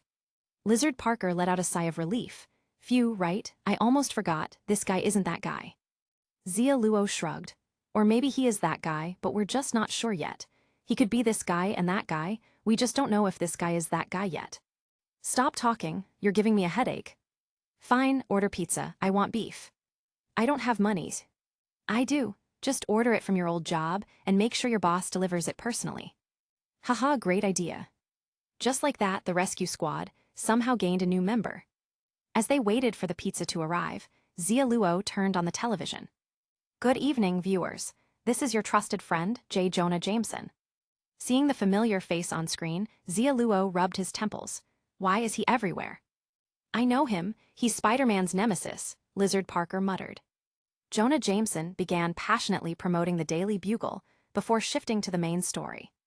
Take a look at this. This masked figure here, Spider-Woman, was caught entering Captain George Stacy's patrol car. The two even hugged. I'm convinced they're hiding a scandalous secret. I wouldn't be surprised if Spider-Woman sold her virtues to avoid police interference, he declared, looking utterly self-assured. Lizard Parker. Xia Luo. They exchanged an awkward glance and silently turned off the TV. Neither felt like discussing that topic. Something about it just felt off. Soon after, the pizza arrived, and the three of them had lunch, deciding to stay in for the rest of the day. As evening approached, Old Man Steve and the others finally returned. Hey, Spidey, you'd never guess who we took down. Wait, who's that? Peter Parker? Old Man Steve did a double take, staring at the two nearly identical faces before rubbing his eyes. Xia Luo shrugged. Yeah, Peter Parker. Looks like he's a participant too. What do you mean looks like? Curious, Gwen glanced back and forth between the two Peters and noticed the differences in their expressions and postures. I think I can tell. You, she said, smiling at Lizard Parker, you're the Peter I know, right? Lizard Parker looked touched. You recognized me right away. That means a lot. You give off a vibe of abject poverty. I couldn't mistake you for anyone else, Felicia deadpanned, earning an indignant glare from Lizard Parker. Ignoring the banter, Old Man Steve walked up to Xia Luo. We found Norman Osborn, this world's version of him, near Oscorp. We took him down.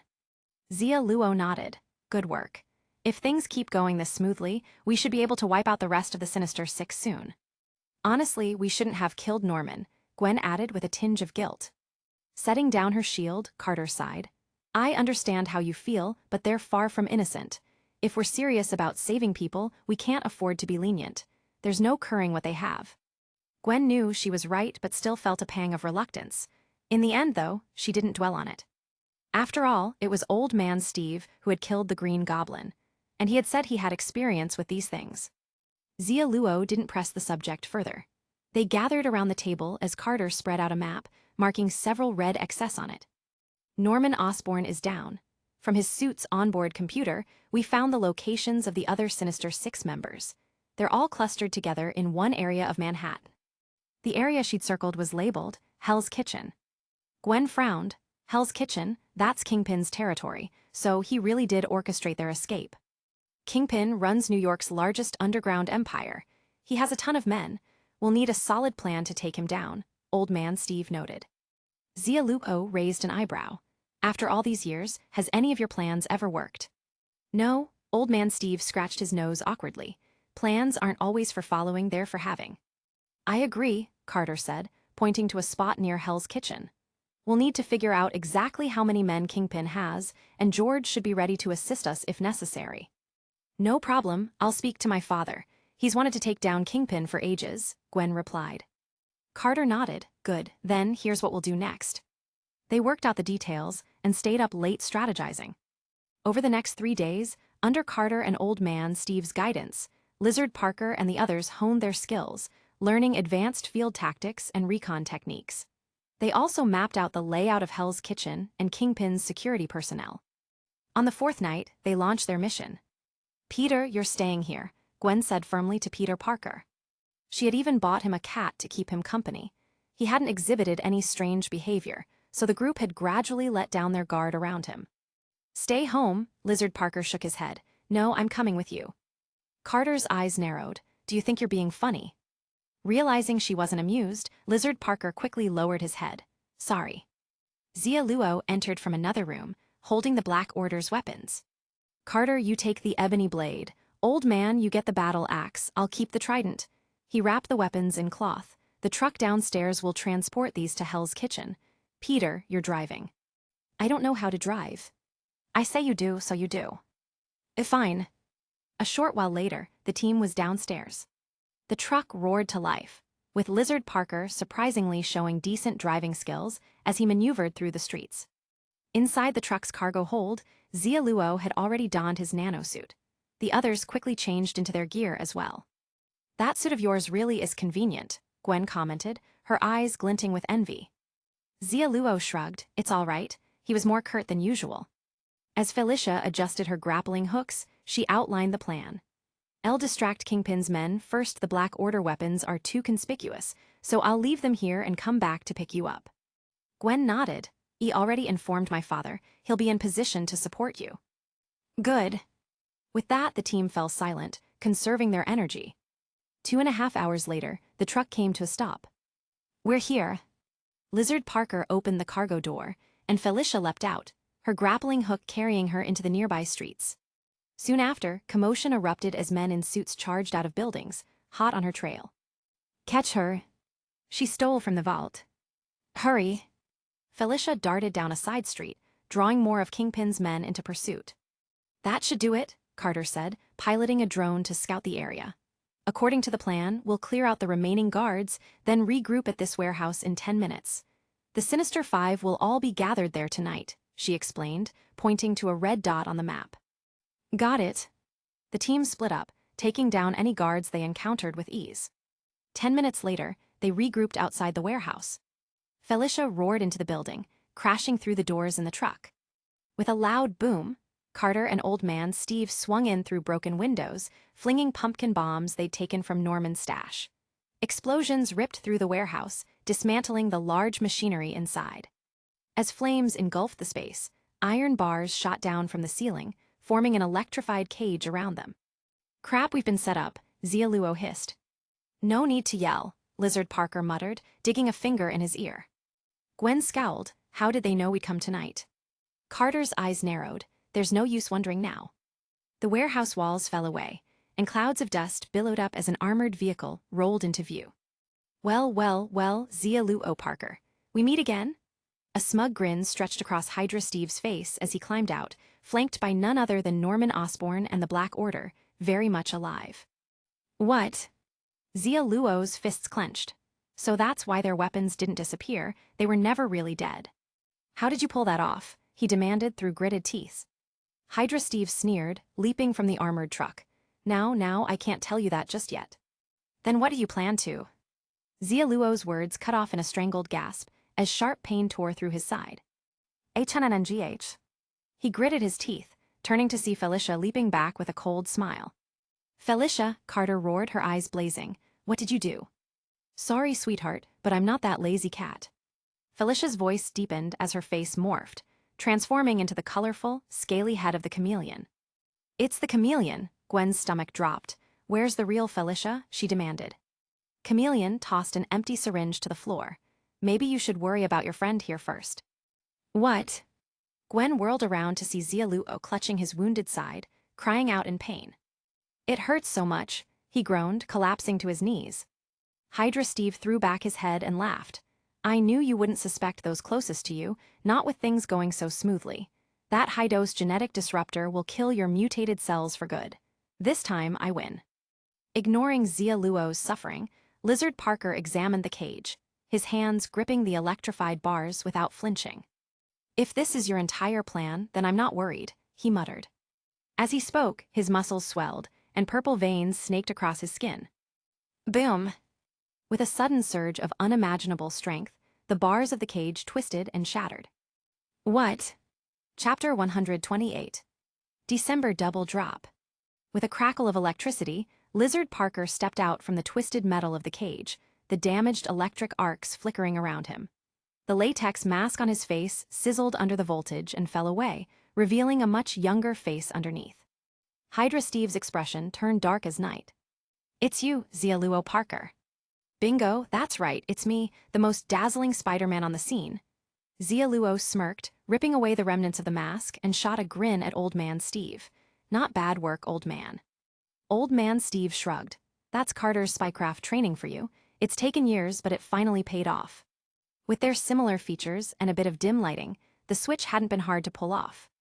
Carter raised an eyebrow, clearly a bit thrown. I taught you that. Not you, Old Man Steve said with a wry smile. Another Carter. In that world, she finally became my wife. Congratulations. Thank you. You knew about Hydra's scheme all along. It was Spidey who first noticed, Old Man Steve explained, recalling the battle on the bridge. My eyes can sometimes see through illusions, but it needs preparation and can only be used once a day.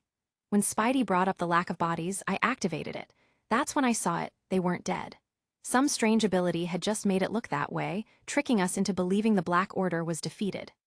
Carter looked thoughtfully at Xia Luo. So that's one of your abilities. Xia Luo shrugged. Kind of. After using his 100% critical strike ability, his kill count usually reset. But after he'd taken down Ebony Maw, the counter hadn't budged for Proxima Midnight or Cull Obsidian either. Add to that the fact that their weapons hadn't disappeared, and he'd suspected the entire battle might have been a trick. Carter exhaled slowly. I suppose you had your reasons for not telling us. Xia Luo caught the hint of annoyance in her voice and offered a gentle smile. Be like that. Of course, I trust you. But as you saw, at some point, Felicia had been replaced by the chameleon. It was safer not to reveal everything. Gwen's curiosity piqued. When did you realize Felicia had been replaced? I wasn't sure, Xia Luo admitted. Not until Felicia, or rather the chameleon, attacked Peter. Chameleon's disguise was flawless, and choosing Felicia as his guise had been a smart move. Xia Luo wasn't as familiar with her, so subtle changes went unnoticed. If Chameleon had tried posing as Old Man Steve, Xia Luo would have spotted the differences right away. But for Gwen, Carter, or even Lizard Parker, all formidable fighters, there would have been no way for Chameleon to take their place silently. Felicia, being the least skilled in combat, had been the perfect target. At first, Xia Luo hadn't planned on switching places with Lizard Parker. But after how surprisingly smooth their hunt for the Sinister Six had gone, and with Hydra Steve nowhere to be seen, Xia Luo had decided to play along and set up a counter-trap.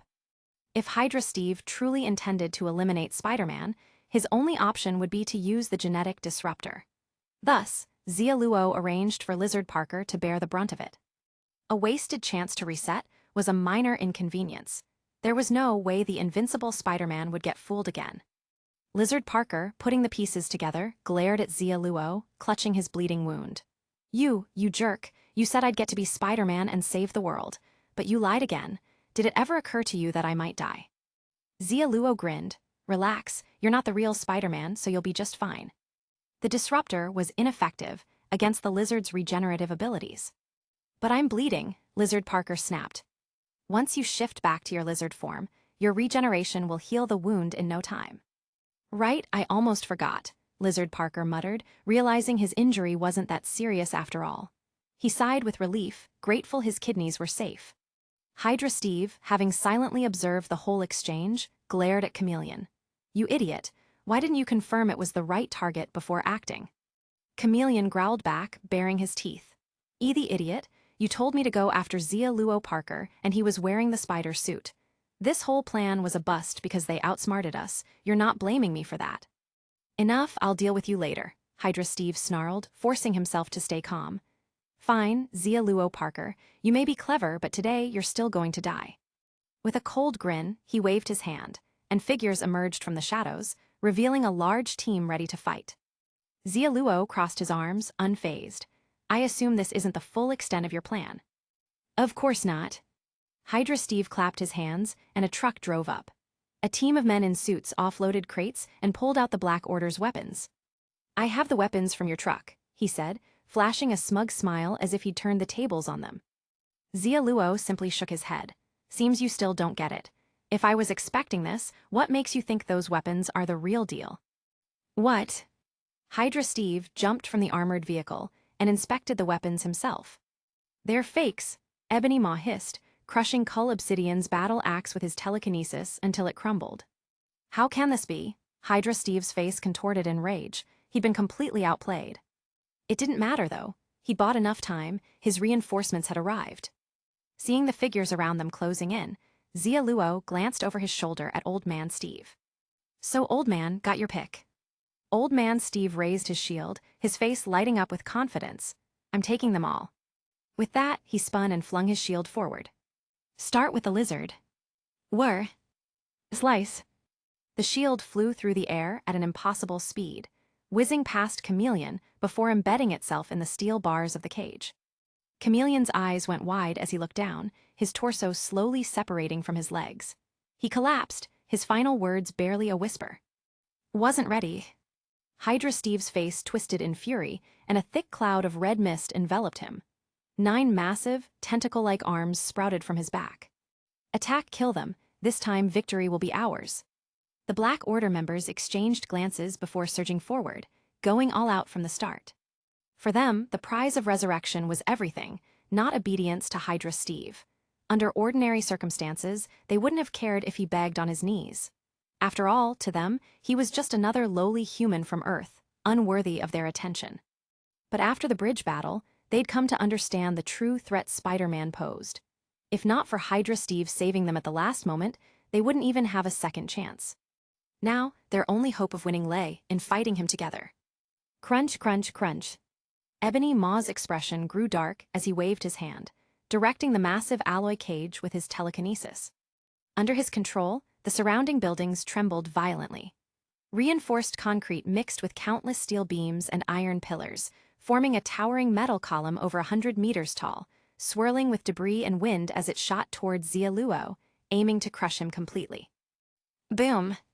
With a roar, the massive column descended, forcing Old Man Steve and the others to fire webs and swing out of the impact zone. Wait for me. Still in his Spider-Man suit, Lizard Parker jolted up, transforming into the lizard. The nanometal armor shifted and stretched to cover his now massive frame. Boom! The ground shook as Xia Luo dodged up the colossal column, leaping at the last second. Whoosh! He latched onto the air, with a webline hurtling toward Hydra Steve like a cannonball. What? You're not wearing your suit. How can you still? Crash!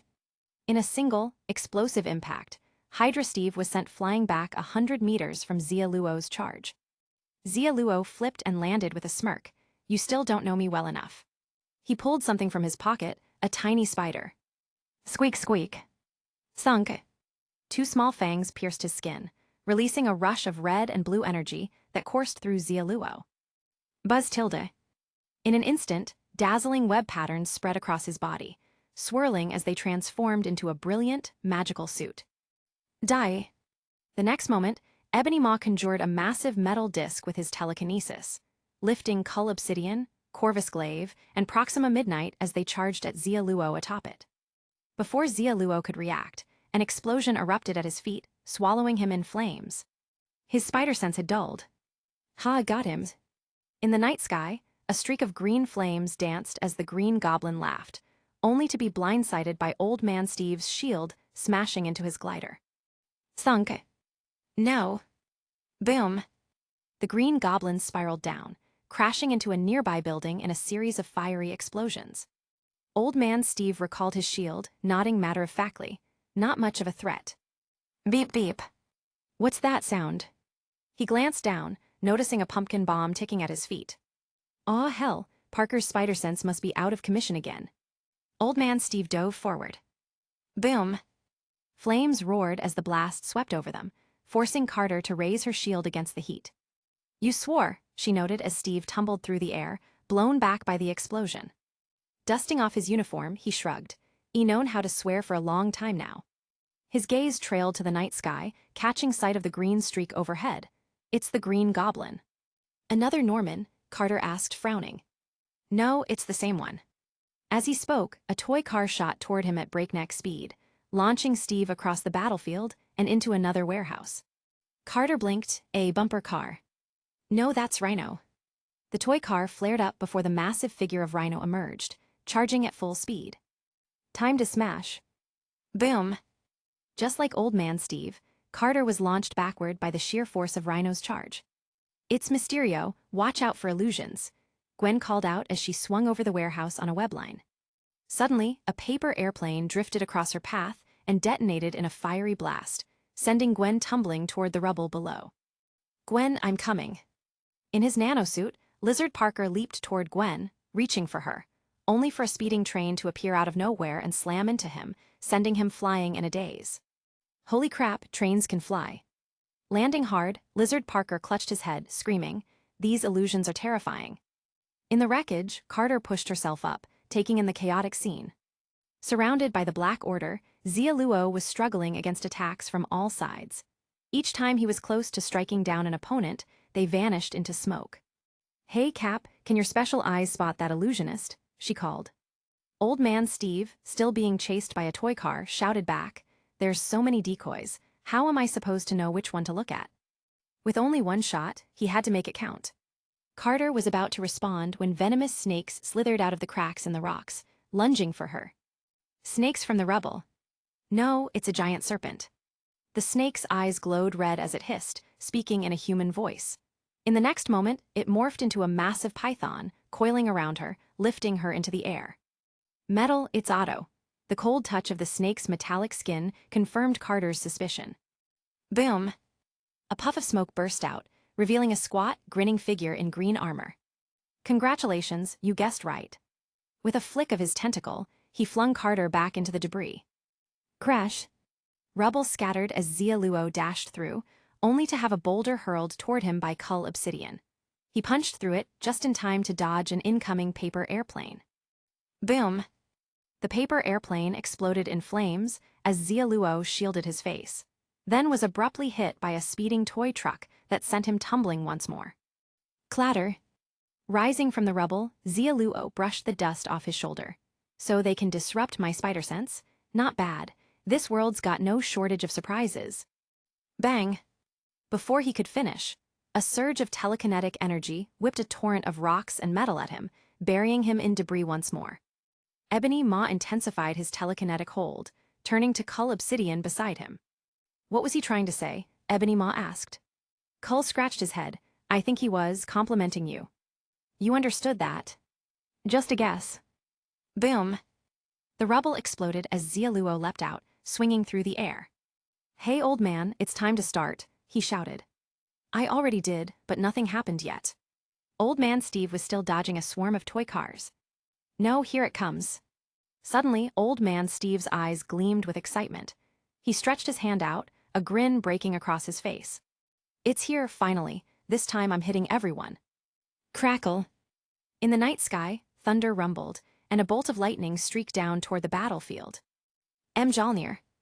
Chapter 129. Thunder cracked through the night sky, and the Black Order froze, dread etched across their faces. It's Thor, Ebony Maw gasped, stunned. Thanos had thrown him into the cosmos. He must have ended up here after his death. Cull Obsidian sneered, Thor schmore.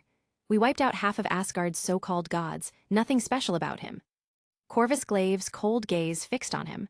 That was only because Thanos was with us. Asgard was tearing itself apart from within, otherwise we wouldn't have defeated them so easily. But now he's alone. Proxima Midnight frowned. Last I remember, Thor had lost his hammer, so why does he? Ebony Maw narrowed his eyes. Doesn't matter, the god of thunder is troublesome, be careful. As he spoke, a fierce bolt of electricity arced through the darkness nearby. Pure lightning, I can't resist, I have to have it. Max Dillon, Aka Electro, who'd been lurking in the shadows, couldn't hold back. He lunged toward the sky, aiming for the lightning, but the raw power of Mjolnir surged through him, tearing his body apart. The remaining electricity surged with the hammer's momentum, arcing straight toward Old Man Steve. Don't let him get the hammer, Hydra Steve bellowed. I've got this. With a cloud of smoke, Rhino's bulky form charged, leaping up and reaching for the descending lightning. Got it. As soon as he gripped Mjolnir, Rhino let out a triumphant laugh. But a split second later, the immense power of the hammer dragged him straight toward Old Man Steve. No, this shouldn't be possible. Boom! With a resounding crash, Rhino was driven deep into a crater. Old Man Steve raised Mjolnir with a casual shrug. Sorry, you're not the first to try and lift the hammer. All of them failed. He glanced over at Carter, ready. Ready for what? Carter looked confused, until Steve leapt into the air, raising Mjolnir and bringing it crashing down toward her. You're insane. She quickly raised her shield just in time. Boom! In an instant, the hammer struck her shield, unleashing a powerful storm of lightning across the battlefield. ZZZZZZT tilde. BZZZZZT tilde. Everywhere the lightning spread, toy cars and paper airplanes vanished in flashes of light. Holographic projectors hidden in the shadows were laid bare, and the thick smoke hanging in the air dissipated in the electrifying storm. Crackle, crackle. The illusion faded, revealing Norman and the rest of the villains. On a nearby rooftop, a man with a glass dome on his head gaped in disbelief. Impossible, my holograms. Gotcha. Red and blue scales flashing, Lizard Parker scrambled onto the rooftop. Before Mysterio could release another cloud of hallucinogenic gas, Lizard Parker shot a web and yanked him close. I'm tearing you apart. No. SHRRIP. With a savage swipe, Mysterio's shredded body tumbled from the rooftop. What? The facade of the building crumbled as Professor Connors watched Mysterio's battered body plummet to the ground, his eyes glowing red with a sinister gleam. Peter Parker, my prized pupil, let's see just how much you've grown. Hearing Professor Connors' voice, Lizard Parker poked his head out, eyes gleaming with fury as he spotted the familiar green reptilian form scaling the building toward him. You twisted freak, I'm going to tear you apart. With a feral snarl, Lizard Parker leaped down, the transformation intensifying his aggression, leaving no room for restraint. Meanwhile, with Mysterio's illusions dispelled, Gwen shot a web to latch onto Norman's glider. Ha ha ha, Gwen, my dear, you think you're going to drag me back to a prison cell? We'll see about that. Gwen darted through the battlefield, her agility unmatched even by Xia Luo's strength. With her spider sense fully restored, it wasn't long before she managed to strike Norman down from the skies. Crack, crack. As Gwen moved to attack, a mechanical arm whipped toward her, only for a shield to intercept it. You're facing me. Carter slid skillfully beneath Dr. Octopus, dodging his metal arms to close the gap, maximizing her hand-to-hand combat advantage. Elsewhere, Old Man Steve wielded Mjolnir in tandem with his shield, battering Rhino's hulking form down with a series of relentless blows. No, this can't be happening. Mjolnir struck his chest, pinning him to the ground as he struggled to breathe. For the first time, Rhino's vaunted strength felt inconsequential against the godly power weighing down on him. As he looked up in horror, Old Man Steve strode over, shield in hand. Take it easy. Pain means it's working. With that, he raised his shield and brought it down in a brutal arc aimed at Rhino's head. No. Freed from the illusions, Xia Luo delivered a powerful midair kick, his chest spider emblem flaring with a brilliant surge of magical energy. Boom! The magical blast forced Cull Obsidian and Corvus Glaive to retreat under its explosive power, but Ebony Maw noticed something peculiar. After the attack, the glow on Xia Luo's chest dimmed, the energy rapidly waning. His magic's weakening, this is our chance to finish him off. Without missing a beat, Ebony Maw launched steel beams and chunks of debris, cocooning Xia Luo in metal armor that immobilized him. Kill him! Cull Obsidian and Corvus Glaive lunged forward, while Hydra Steve roared, now Bucky. Understood. In the shadows, Bucky emerged, hurling a bomb extracted from his body straight at Xia Luo. This time, Spider-Man was done for. But Xia Luo merely smiled. Perfect, everyone's finally here. The spider emblem on his chest began to glow once more, reigniting with radiant power. When one spider totem's power was drained, he still had 4 more. What? As the emblem flared to life, the villain's expressions twisted in panic. Fall back. Ebony Maw screamed, but it was too late. The totem's power spread beneath Xia Luo's feet in a dazzling web of energy. Let's blow this place up Spider-Man style. Kaboom! A violent eruption of magical energy swept through the battlefield, scattering Cull Obsidian and the rest of the Black Order like leaves in a storm. Bucky's bomb, still in the blast zone, detonated prematurely, sending a hail of vibranium shrapnel raining down. Boom! Splurt, splurt. The fragments tore through their bodies, shredding them like tissue paper. No! When the surviving members of the Black Order staggered to their feet, their bodies were covered in horrific, bloody wounds. Gaia, what is this? Cull Obsidian howled, losing all reason to the searing pain. Unlike Xia Luo's experience, the genetic disruptors embedded in the bomb were ineffective against the Black Order's physiology. Their exceptional resilience had spared them immediate death. Corvus Glaive, possessing regenerative powers, was the first to recover. He scooped up the gravely wounded Proxima Midnight, understanding the inevitable. How are you holding up? He asked, voice quivering. Her gaze dimmed as she tried to speak, only to cough up a stream of blue blood. Of all the Black Order, Proxima had the weakest physical resilience, and the vibranium shrapnel was proving fatal. Corvus Glaive's face contorted with grief, tears welling up as he cradled her. No, don't die, please don't leave me. He stroked her cheek with a trembling hand. But this wasn't a movie, and no one would grant him time for a heartfelt farewell. She lives, you die. Schlunk. Old Man Steve looked away, regret flickering across his face as Corvus Glaive's newly regrown head was once again severed by his own weapon. Only the blade of the Reaper's scythe could end his life. Chop, chop, chop. Suddenly, a helicopter flew over them, spotlight illuminating the carnage below. Gwen, sorry I'm late. From the cabin, George Stacy tossed the Black Order's confiscated weapons onto the battlefield. Don't let them reclaim their weapons. Hydra Steve's tentacles shot out to snatch the weapons midair. Realizing their value, Ebony Maw manipulated the Reaper's scythe and trident with his telekinetic force, pulling them toward him. Thanks for the delivery, Octopus. Old Man Steve let out a cheer, lightning crackling in his grip. What? Mjolnir crashed forward, bypassing Ebony Maw's telekinetic barrier and sending him flying. The Reaper's scythe quickly swung back to Old Man Steve, captured in a well-placed webline. Catch! With a joyful shout, he hurled the scythe to Xia Luo. On it! Xia Luo fired a web to swing down, catching the Reaper's scythe midair, his energy pouring into its blade. Nothing like close combat mage mode. Slash! The magical blade swept across the field, cleaving through Hydra Steve's blood-red tendrils, which fizzled out into smoke, unable to reform. What? Hydra Steve's face went pale, but before he could retreat, Xia Luo was already upon him. Spider-Man's half-moon slash. New. SHHH Hank. The scythe came crashing down, slicing Hydra Steve cleanly in two, his blood mist dissipating as his bisected body crumpled to the ground. Steve.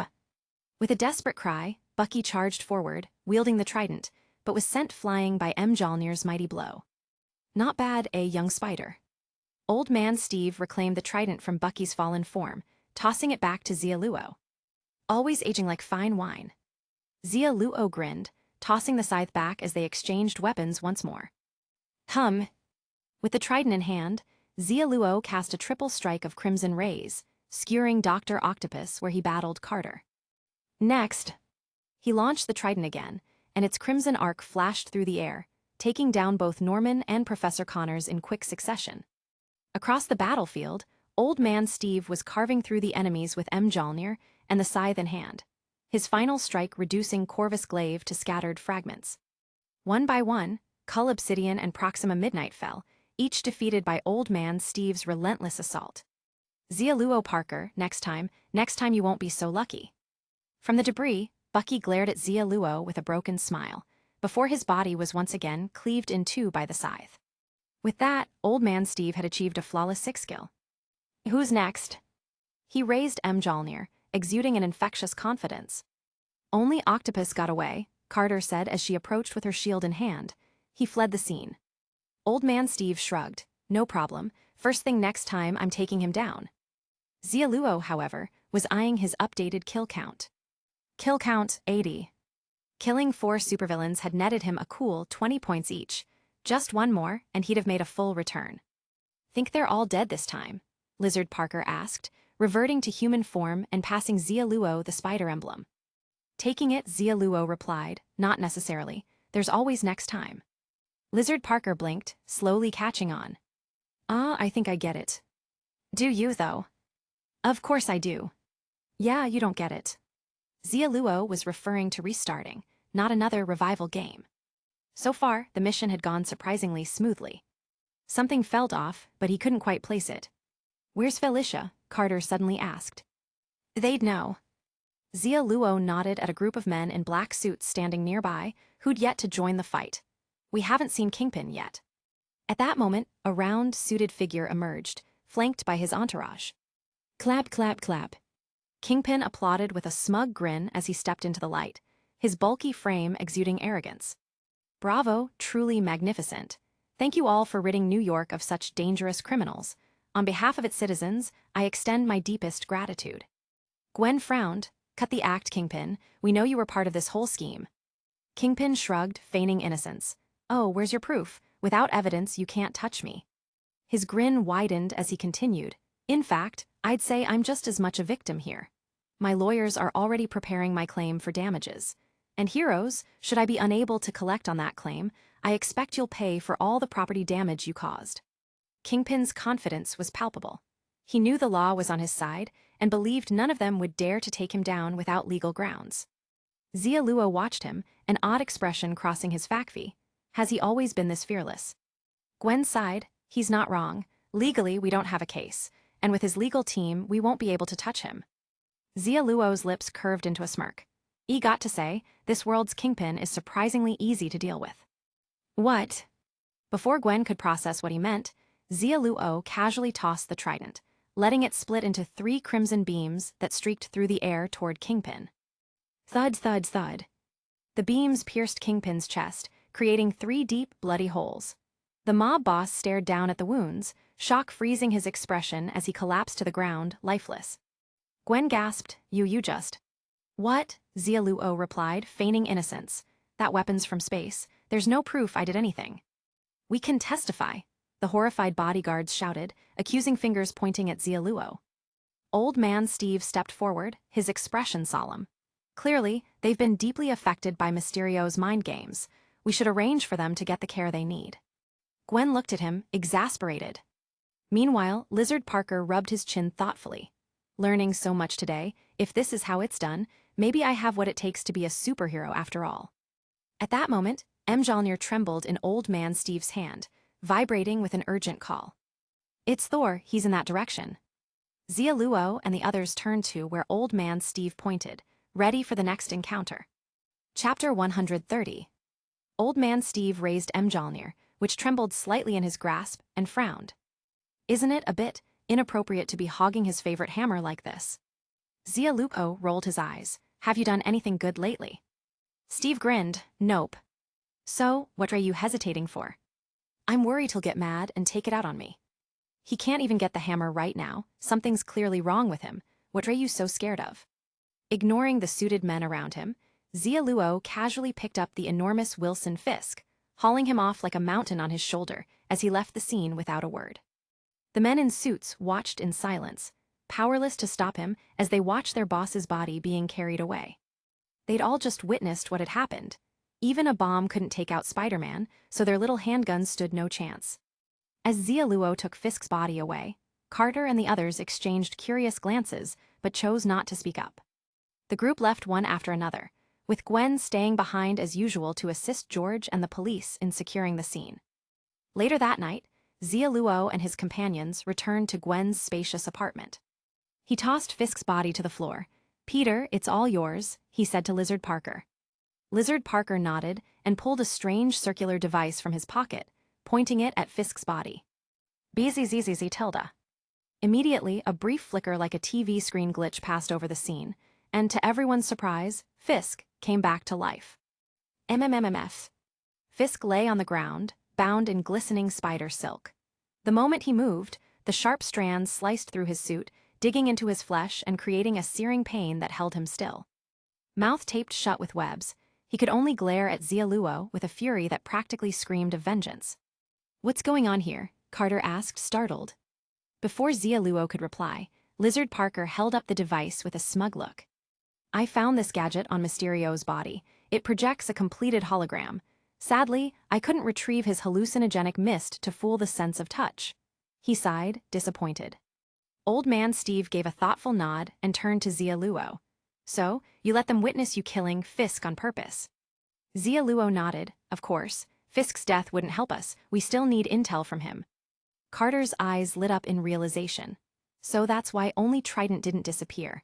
I was beginning to wonder if they were actually dead, but it was just a mirage. "No need to wonder. They're dead for real."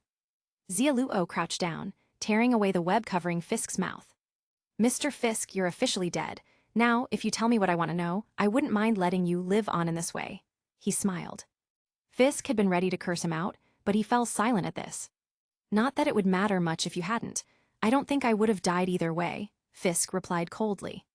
Xia Luo shrugged. "Really? I can just let you go then." "Wait." Fisk took a deep breath. "All right, I admit it. Yes, if the mission fails, I might be killed, but I still have some value. The boss might spare me. But since I've been captured, even if you let me go, I wouldn't be able to explain myself." "That's right," Xia Luo smirked. "Your smile's downright sinister." Fisk shot him a sharp glare. This guy had single-handedly shattered his plans. Hearing this, Carter started to understand why Xia Luo had acted as he had. "Have to admit, Xia Luo is clever. This is the simplest way to get Fisk to tell the truth. He's out of options." She sighed. Old Man Steve stroked his chin. "True, if we forced him, he wouldn't necessarily be honest." Lizard Parker glanced at the two of them.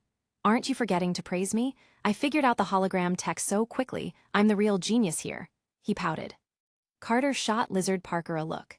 The actual challenge is creating a convincing hologram from scratch, not operating a simple device. Lizard Parker opened his mouth, rendered speechless. "Damn you, Mysterio. Couldn't you have added a few more steps to make it tricky?" He cursed inwardly.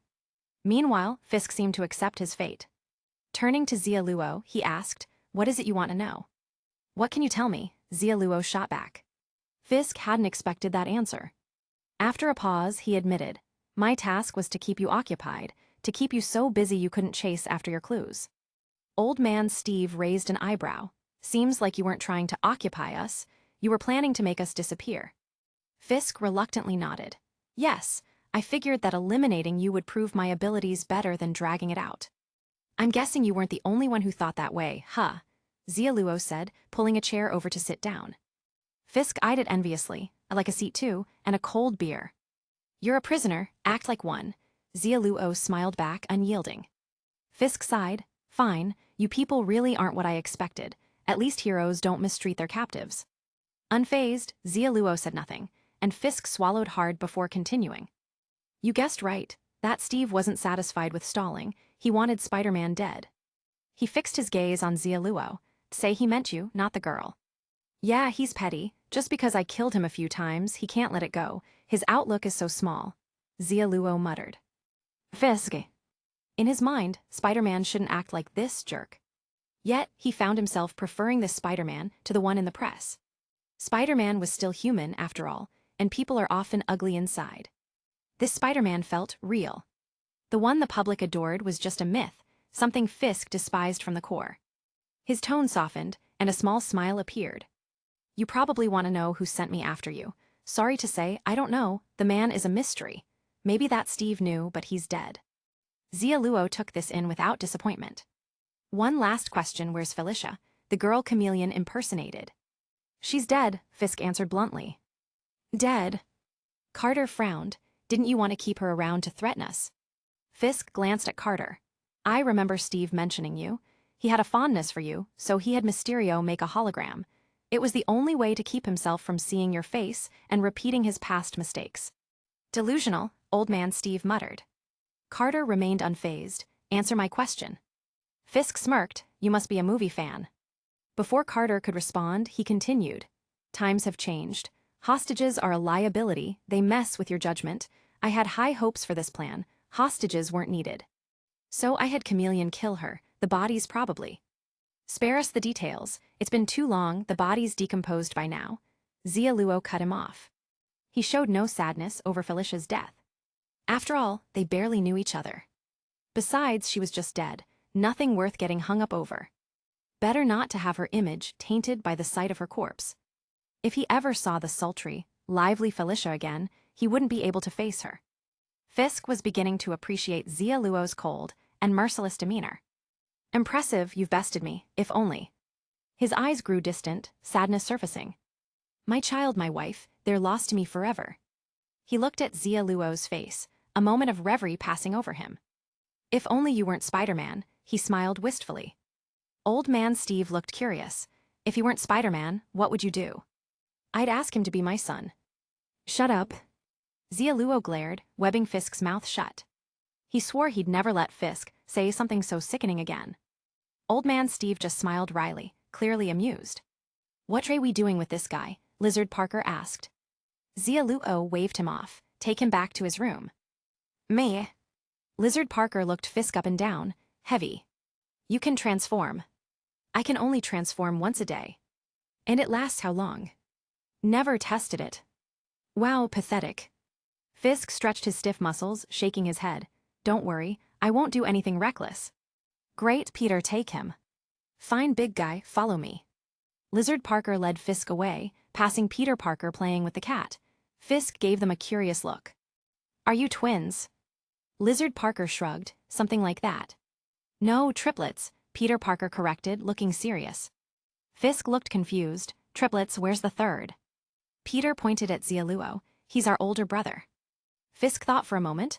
Maybe we should get a paternity test, remember. Real men face the truth, it's not your fault, he said, giving Lizard Parker a solemn pat. Lizard Parker. What is he even talking about? Swish tilde. A small figure swung in through the window. Fisk, you're alive, Gwen gasped, surprised to see him. Lizard Parker quickly reassured her. Don't worry, it's a hologram, thanks to Mysterio's tech. We never planned to kill him. And those weirdos, they're alive too. Gwen's eyes sparkled with hope. Dead, very dead. But their bodies vanished. They're defeated, so they vanished. You said the same last time. This time, it's for real. After the fierce battle, the tired crew soon returned to their rooms to rest. Old man Steve and Xia Luo, however, stayed in the living room, watching TV. Mjolnir trembled occasionally in Steve's grip, as if searching for something. Old man Steve tightened his hold on it and muttered, Where's Thor? My hand's starting to sweat. Xia Luo, lounging on the couch, casually passed him a mug of warm milk. Drink some milk, it'll help you sleep. Are you even listening to me? Sure, you were asking what exactly this world crisis is that we're supposed to solve, seeing as we haven't found any clues yet. Think we're getting pranked. I don't drink milk. Fisk's snoring is ridiculous. I can hear it from here. Hand me your earplugs. I want coffee. Anyway, old man, I have this weird feeling about the resurrection matches. I think we're being misled, but I can't figure out how. I want coffee. The doorbell's ringing. I'm guessing it's Thor. Thor wouldn't come through the front door. Maybe it's that delivery you ordered on the sly. Xia Luo ignored Steve's remark and approached the door, peering through the peephole. Nobody's there. He turned back to old man Steve, a hint of fear on his face. Don't try to drag me into one of your childish games. The doorbell rang again, and Steve, unimpressed, got up to join Xia Luo by the door. He peered through the peephole himself and saw nothing. There really is no one, he frowned. Ding dong. The bell chimed once more, and Xia Luo checked again. Still nobody, he swallowed nervously. Ding dong, ding dong, ding dong. The doorbell's rhythm suddenly became erratic, punctuated by strange knocking sounds. Steve's face went pale. He had his eye glued to the peephole, yet no one was in sight. In an instant, he felt chills crawling down his spine. He took a cautious step back, his throat tightening. Should we open it? He asked. Xia Luo, also retreating, hid behind Steve, his voice trembling. Old man, you ever seen a ghost? Steve's forehead started to sweat. It's the age of science, Xia Luo. This kind of stuff can't scare people anymore. Xia Luo suddenly clamped a hand down on Steve's shoulder, leaning in with a low, ghostly tone. You believe me when I say I have. What? Steve froze, sweat gathering on his brow. Don't mess with me, there are no ghosts. When did you supposedly see one? Every day. You. A shiver crept up Steve's back.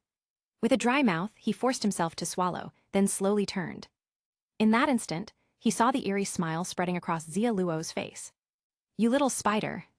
Ha ha ha, that's right, now you've seen a ghost too. Xia Luo flicked on the light, flooding the room with brightness. Coward, he laughed, pointing at Steve. Old man Steve. You bastard, I can't believe I fell for that nonsense, Steve ground out. Xia Luo smirked. Well, who told you to keep watching TV in the dark? I'd be a fool not to take advantage of this mood. You're really something. Steve exhaled, wiping the cold sweat from his brow. But when he looked at Xia Luo again, his face went pale once more. Why you? What now? Behind you. Behind me. Xia Luo glanced back and found himself face to face with a terrifying ghostly figure that had materialized out of nowhere. Antihero. The ghastly mouth gaped at him. Xia Luo's expression twisted, then he rolled his eyes. Enough with the games. He turned, giving Lizard Parker a deadpan look where he lurked in the corner.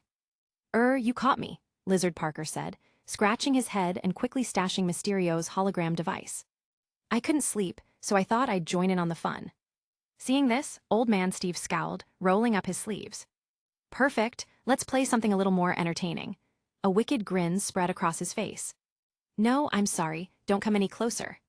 Lizard Parker's smile froze as he spun around, bolting for the door. But the room was only so big, and there was nowhere to escape. You're dead. Before Steve could start his pursuit, the doorbell rang again. Ding dong. I am Thor, god of thunder, here for the glory of the northern gods. The electronic, synthesized voice boomed from outside, and Xia Luo shook his head.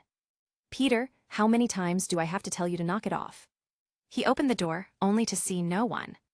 But then he looked down, and his face became an amusing mixture of shock and delight. After all, in the Marvel multiverse, there is an animal universe. Chapter 131. December Double Drop. From behind him, Lizard Parker peeked over. A Shiba Inu in a cape, who's also standing upright. Woof! The half-meter-tall Shiba Inu bared its teeth, its eyes narrowing into angry triangles. The expression conveyed both its irritation and its fierce attempt to intimidate the three humans in front of it.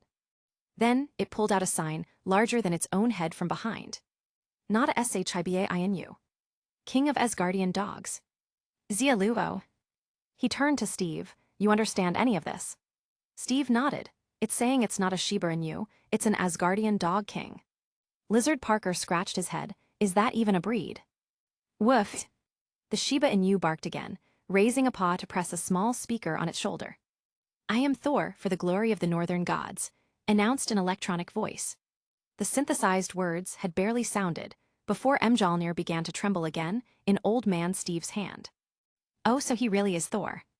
Upon realizing its identity, Steve held his head in his hands. Did your dad put a curse on you? You got turned into a dog. Woof! The Shiba Thor bared its teeth again, flipping its sign to a new message. Thief, return my meow meow. Steve's face twitched, and he reluctantly held out Mjolnir. My apologies. Thank you for letting us use your meow meow. It's been great. Woof! Shiba Thor's eyes flared with rage. Xia Luo looked on, intrigued. His eyes can shoot fire. Lizard Parker chuckled. Cute, completely different from the Thor we met last time, the big, burly one. But why isn't he taking the hammer? He asked, curious. Woof! Shiba Thor's face darkened, and it lifted a paw in a futile attempt to reach the hammer. Realizing the issue, Old Man Steve quickly knelt down, carefully placing Mjolnir in the dog's tiny paw. Here you go, if you drop it, don't blame me. Watching as the little paw actually gripped Mjolnir, Steve's mind went blank. This is so unscientific, totally unscientific. Steve clutched his head, bewildered. Woof! This time, Shiba Thor held up another sign. Mortals, you used my meow meow, so now you must help me find my brother. The sign flipped again. Loki snapping reptile, alligator. His brother's an alligator, Lizard Parker noted, his face a mix of confusion and amusement. Xia Luo stroked his chin, an alligator wearing a horned crown, no less. Steve rubbed his temples. This is giving me a headache. Should we invite him in for a coffee? Do we even have any dog food? He wondered aloud. Xia Luo considered it and pulled out a small, sleeping spider from his pocket. If necessary, I can activate Gwen's spider totem, instant dog food.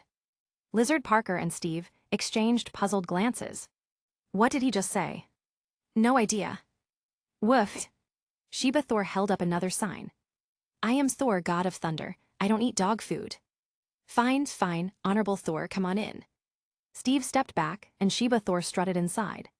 But as it noticed the shield propped against the wall, it couldn't help sticking out its tongue, eyes sparkling, tail wagging instinctively. Looks like he's a Frisbee fan, Xia Luo shrugged. Steve, suddenly wary, muttered, I wouldn't put it past him to mark his territory on my shield. Woof. Sheba Thor bared his teeth, raising a new sign. I am a noble god. Xia Luo squinted at him. All right, noble god, now tell me where you're hiding all those signs. Sheba Thor huffed, turning away with a new message. That is a god's secret. Xia Luo sighed. We're obviously not in the same style here. Guess that was a dumb question. Soon, Sheba Thor leapt onto the couch. Are you Avengers? Steve offered him the milk. Yes, your universe has Avengers too. Sheba Thor nodded, flashing another sign. I come from the animal universe. I recognize your shield and uniform, STEVE Rogers. In MY world, you're a horse. A horse? Steve chuckled. Guess that version of me can still run all day. What about me? Lizard Parker asked, filled with curiosity. Sheba Thor gave him a sideways glance. Who are you? Lizard Parker's face darkened. I'm Peter Parker. You're a pig in the animal universe, Spider-Ham. Lizard Parker. What about him? He pointed at Xia Luo. He's Xia Luo Parker. Sheba Thor tilted his head. Never heard of him. Xia Luo, unfazed, watched as Sheba Thor slurped down the milk. So you're a god, can't gods talk? Finishing the milk, Sheba Thor licked his lips and looked as if he were about to smash the mug on the ground. Hold on, Jane was right about you. You do have this bad habit, Steve exclaimed, swiftly grabbing the mug before it could shatter on the floor. Sheba Thor looked slightly disappointed, then held up another sign. Sore throat, silence helps heal. Xia Luo. So how did you pass away? He asked. At this, Sheba Thor lowered his head, looking somber. With a sigh, he held up another sign. After Father left, the dread dragon Thanos attacked Asgard. Loki and I fell in battle. Thanos, a dragon? Steve was surprised. That sounds impressive. Xia Luo seemed to think deeply. Does your universe have infinity stones too? Sheba Thor shook his head. I don't know what infinity, STONESARE. Steve explained, collect all 6, and they grant any wish. At this, Sheba Thor's ears perked up. I understand. You're talking about the 12 talismans. 12 talismans. Xia Luo's brow furrowed, wondering if this universe had somehow merged with something odd. Sheba Thor raised a new sign. 12 zodiac talismans. If you gather them all, you can wish for anything. The dread dragon Thanos took Asgard by force, stealing the dog talisman. Earth is his next target. He has 6 talismans already. The Avengers can't stand against him. Sheba Thor tossed his sign aside and slumped onto the couch. That's why I have to find him, my brother, so we can go home and save my second homeland. He regained his resolve, his eyes bright with determination. Xia Luo fell silent. He turned to Steve. Do you think this world crisis could be connected to alligator Loki? Steve thought for a moment. Possibly. Loki doesn't seem like a good alligator. But how are we supposed to find an alligator? Lizard Parker asked. Steve rolled his eyes. Try the African savanna. Lizard Parker shook his head. Try the Ganges. Idiot, it's crawling with lizards, Xia Luo scoffed. Lizard Parker snickered. You're the idiot, it's full of crocodiles. Oh yeah, you'd really go there. Of course I would. Then good luck, don't forget your metal underpants. You bastard, that reminds me of the last resurrection match, when you used the shield to cut me down there. I'm surprised you remember that. You're awful, I will get you back for that. You already forgave me. No, I didn't. Yes, you did. And with that, Sheba Thor joined their little rescue team. Though the group still had no idea how they were supposed to save the world. Early the next morning, Gwen, fresh from washing up, stepped out onto her balcony to find an adorable Shiba Inu sleeping there. Her face lit up with excitement. Oh wow, a puppy. She rushed over, reaching out to rub the Shiba Inu Thor's fluffy white belly. So soft, Gwen smiled, her eyes narrowing happily. Woof! The startled Shiba Thor yelped, scrambling into a corner, baring its teeth in alarm, and tapping a speaker on its shoulder. I am Thor, for the glory of the northern gods. Gwen's. A talking dog, even cuter, she giggled, inching closer. But in Shiba Thor's terrified eyes, her shadow loomed ominously, dredging up unpleasant memories.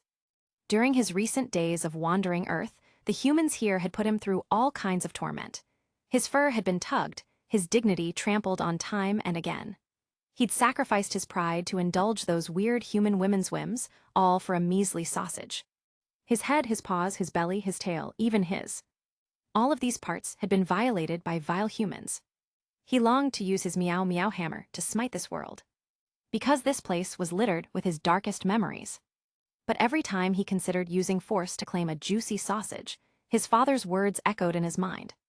Who are you, Thor, a god of hammers? Remembering those words, he would abandon his urge to wield the hammer for food. Am I nothing without the hammer? No, I refuse to believe that. Father, I'll prove it to you.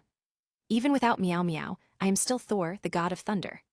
But in reality, life on Earth was torture. Annoying kids threw stones at him, stray dogs stole his food, and a pack of female dogs kept cozying up to him. He had failed. Father was right, without his hammer he was nothing. Meow meow had even flown away on its own, confirming him as a true loser. No, I'm not a loser, I have to find meow meow, it's all I have left. Finally, after running 9 blocks, feeling like a literal dog, he'd found meow meow and used his wit to charm a few morons into helping him. At last, he could sleep soundly again. But no, he still couldn't escape the clutches of Earth women. Why didn't anyone tell me there were women here? Gwen's hand returned to his belly, and he let out a pained howl. To her ears, though, it sounded like he was loving every second of it.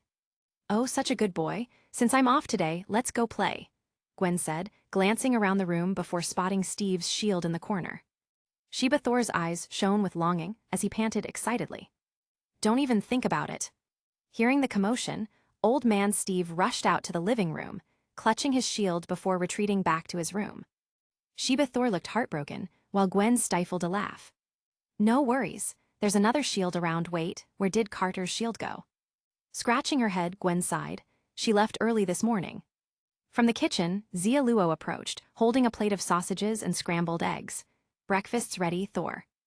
Woof! The moment the savory smell hit him, Shiba Thor broke free from Gwen's grip, racing to the table. Leaping onto a chair, he stood on his hind legs, expertly wielding a knife and fork to dig in. Wow, the puppy can use utensils, Gwen gasped, amazed. She sat across from Thor, chin propped on her hands, watching him eat with fascination. What's his name, and how did he get here? I am Thor, for the glory of the northern gods. Shiba Thor barked proudly, tapping the speaker on his shoulder. Gwen chuckled, your toy's hilarious. Shiba Thor. He tried to lift his sign, but Xia Luo swiped it, tossing it in the trash. No signs in the house. You left these all over the floor last night, and I had to clean up after you. Shiba Thor bared his teeth, but was soon distracted by the fresh sausage in his dish. Placing another sausage on Thor's plate, Xia Luo said to Gwen, his name's Thor, Thor, the god of thunder. Wow, what a powerful name. Without a second thought, Gwen reached out to ruffle the dog's head again, repeatedly blocking him from reaching the sausage. Woman, I hate you. Shiba Thor growled, teeth bared. No food guarding, Xia Luo suddenly smacked him on the muzzle. Shiba Thor. Xia Luo. Sorry, it was an accident. Seeing Shiba Thor's anger rising, Xia Luo instinctively took a step back, ready to bolt. The invincible Spider-Man getting chased by a dog would be quite the scene. He'd never live it down in the multiverse. Wow, his eyes are glowing. Did Peter add those effects? Nice touch. Gwen's doting hands on his head doused the flames of rage in Shiba Thor's eyes. Gwen, Xia Luo, I hate you both. Defeated, Shiba Thor's face filled with resignation as Gwen's relentless petting continued. Life as a dog on Earth is unbearable. Ding dong. At that moment, the doorbell rang, and Gwen got up to answer it. Oh, Cindy, it's you, she greeted the black-haired girl with surprise. Cindy Moon smiled slightly. I had to ask a lot of classmates to find out you're staying here. We finally meet, come in. Gwen happily led Cindy inside. I heard you were sick and took a semester off, but you're looking healthy now. Yes, it was quite serious back then, Cindy said, her gaze falling on Xia Luo. Is this your boyfriend? She asked, nodding at Xia Luo with a smile. Xia Luo returned a polite smile. No, we're just friends, just regular friends. Is that so? What a pity. A strange smile curved on Cindy's lips. In an instant, Xia Luo and Gwen's expressions changed. Their spider senses were screaming, danger. Before they could react, their world was swallowed by darkness. Chapter 132. December Double Drop. In the cosmic web, Xia Luo woke up in a daze. What happened? He looked down at his hands, trying to remember the events leading up to this moment. The last thing he recalled was Gwen's friend showing up, and then, everything went dark. He had no idea what happened. Everything blacked out, and then he was eliminated. Was it Cindy? Xia Luo scratched his head. Could it really have been her? He didn't understand, but no problem. A little trial and error would sort it out. As a familiar, tingling sensation spread through him, he felt his soul seem to elevate. His resistance to spider mutation toxins had increased, meaning substances like gene disruptors aimed at mutated spider DNA would have less effect on him. How much resistance would he need to completely block the effects? He wasn't sure, but with the Titan's physique already mitigating the toxin's impact to an extent, it shouldn't require too much. Unless, of course, someone crafted a gene disruptor specifically targeting Titans and Spider-Man. But that was practically impossible. With that thought, Xia Luo clicked restart. VRRRMMM. The void swallowed Xia Luo's figure. Night atop the Empire State Building. This time, Xia Luo didn't wait around for Old Man Steve. Instead, he leapt from the building immediately. Using what he'd learned from the last attempt, he decided to pick up the pace. Whoosh! The wind roared as his glider wings unfolded, carrying him swiftly over the streets. At the same moment, Old Man Steve was down on the sidewalk, trying to hail a cabbie. Sir, I need to get to the Empire State Building, but I'm out of cash. How about I sing you a song instead? I'm quite the performer. Get lost. The cab driver shouted and drove off. Old Man Steve shook his head. No manners. Hey old man, catch. Suddenly, Xia Luo swung past overhead, tossing a web shooter down to him. Carter's around the corner sneaking a Madonna burger. Go find her, then meet me at the Jacques Apartments on Wall Street. Little spider, so you're actually dead, fantastic news. Old Man Steve caught the web shooter, his face lighting up as he watched Xia Luo swing away. He came straight to find me, how touching. Wait, 4 web shooters. Is he expecting me to teach Carter how to use this thing? Looking at the web shooter in his hand, Old Man Steve couldn't help but chuckle. Well, I guess I don't need a cab anymore. He strapped on the web shooter and launched himself between the skyscrapers. Meanwhile, Xia Luo landed on a rooftop billboard. Scanning the nearby buildings, he soon zeroed in on a dark figure beneath a water tank not far away. The Gwen Spider-Verse, resurrection matches. Felicia stood there, looking bewildered as she took in the familiar yet altered cityscape. Her thoughts raced, quickly piecing things together. Oh, so that's it. This must be Spider-Man's secret to immortality. I finally get it. Felicia couldn't hide her excitement. Better go find Captain Carter. No need. Xia Luo landed in front of her, his nano mask retracting. Nice to see you again, white-haired spider, he greeted with a wave. Felicia stared at him in shock. You're Xia Luo Parker, so you're Spider-Man, she gasped. Xia Luo shrugged. Yep, ready to jump into this dangerous, exhilarating resurrection match. Wait, I don't think I'm ready yet. Relax, I've got you covered this time. Just sit back and enjoy the win. No sooner had Xia Luo spoken than a streak of green flame tore through the night sky. Spider-Man, I found you, ha ha ha ha. Norman, riding his glider, dove toward Xia Luo, only to hesitate. Wait, I can't beat him right now. Schlick bang. In an instant, 4 metallic dark gold tentacles shot out, swarming Norman's figure in seconds. Rip. Fragments of his green armor fell onto the rooftop, as Xia Luo dunked Norman's head into the water tank. Let's see if I can wash some sense into you. No, wait, this is water gurgle. Bubbles surfaced as Norman quickly lost consciousness. Seeing Xia Luo deal so ruthlessly with the poor green goblin, Felicia gulped and instinctively backed away. Noticing her uneasy expression, Xia Luo released Norman, turning to her with a smile. Don't worry, he won't hold a grudge. Felicia. How could he? He's dead. Soon, a petite figure swung into view, her web line pulling her onto the rooftop. Gwen had been tailing the Green Goblin.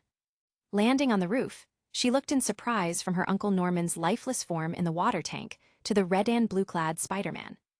Spider-Man. Bzzz. In that moment, a pink spider totem emerged on her chest, and a strange pull stirred within her, instinctively drawing her towards Xia Luo. No, my body. A squeak. At that instant, a tiny spider leapt from the void onto her shoulder. Its tiny fangs pierced her skin, injecting a small amount of mutated cells into her.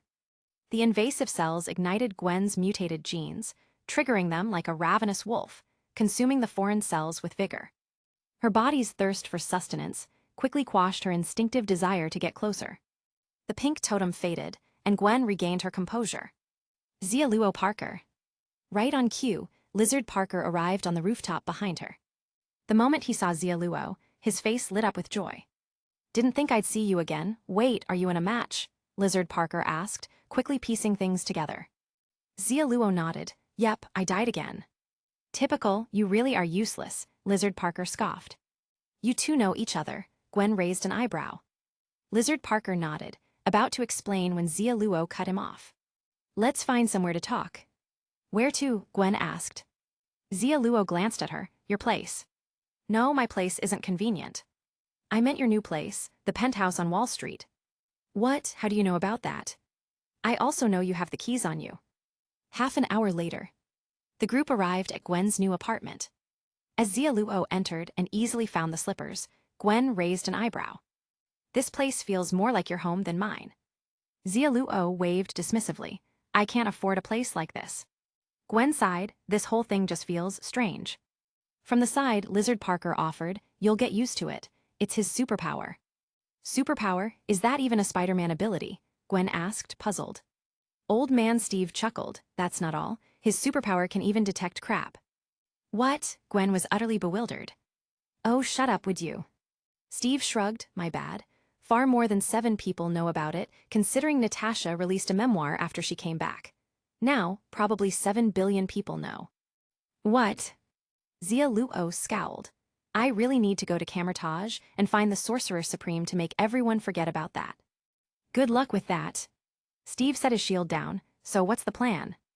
Xia Luo tapped his nano device, and a map of New York flickered into view.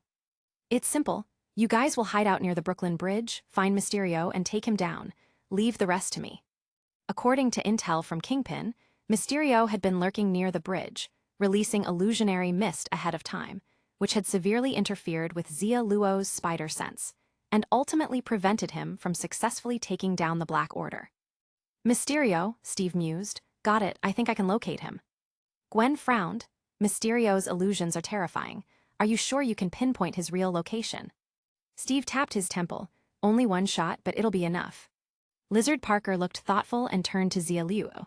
So, your powers aren't fully awakened yet. What exactly is this world crisis? Along the way, they had shared some basic information. Xia Luo shook his head. It's complicated this time, but a few more tries should reveal it. Carter and the others exchanged baffled glances. What's he talking about? Not sure, but it's definitely got to do with his powers. Sounds impressive, though. Steve clapped his hands together. All right, let's start with step 1. Let's move out. He paused mid-sentence. Little spider, we could have talked through this on the way over. Didn't need to come inside. Xia Luo opened the fridge. I know, I just wanted to grab some juice. He held up a bottle. Anyone want some? I'll split it. The others. Gwen leaned over to Lizard Parker and whispered, I'm not sure I trust this guy. Lizard Parker shook his head. On that, I disagree. If you were his enemy, you know what real despair feels like. Before long, the group set out. Brooklyn Bridge. Up on the bridge, the Black Order was causing massive destruction. Below, Mysterio was busy adjusting his hologram device, grumbling to himself. Is all this caution really necessary? These guys don't look easy to handle, sure, but there's no way Spider-Man could beat them. We could have just invited them for a simple team-up. Actually, it's not complicated at all. What? Suddenly, a dark figure swung into the metal beams under the bridge. Before Mysterio could release his illusionary mist, a shield came hurtling through the air. No. Sunk. Mysterio's glass helmet flew off his shoulders, plunging into the waters below, while Steve's shield boomeranged back to his hand. Too easy. He tapped his earpiece. All set here. We'll head to Hell's Kitchen to meet up with Little Spider. Gwen, not far away, hesitated, looking toward the bridge. The four looming figures emanated a pressure that sent her spider sense into overdrive. These guys are terrifying. Can we really leave him alone? Trust me, he's got this. Before Carter could finish her reassurance, a vibrant spider totem burst to life in the night sky. 100% critical hit. With each reset, Xia Luo's kill count and critical state also reset. Already on the move, Lizard Parker blinked. As the spider totem in the night sky condensed into a blazing meteor, its fearsome aura radiated across the scene. Felicia, stunned, couldn't help but comment. Why didn't he use this move against Kingpin? Carter thought for a second. Maybe he forgot. I'm telling you, Little Spider did it on purpose. He's just dying to see me again, came Old Man Steve's voice. Without hesitation, Carter turned and left. Don't listen to that nonsense. Hearing it will only make you dumber. At that moment, the bridge shuddered with a massive impact as the blazing meteor plowed through Ebony Maw's psychic barriers, finally engulfing his figure. Before he could fall into the ocean, the meteor erupted, and four mechanical arms latched onto the broken bridge as Xia Luo swung back up to the deck. He's here again. Proxima Midnight quickly hurled her trident, but one of Xia Luo's mechanical arms struck first. Schlick. No. Corvus Glaive watched in horror as the arm skewered his lover. A guttural scream tore from his throat.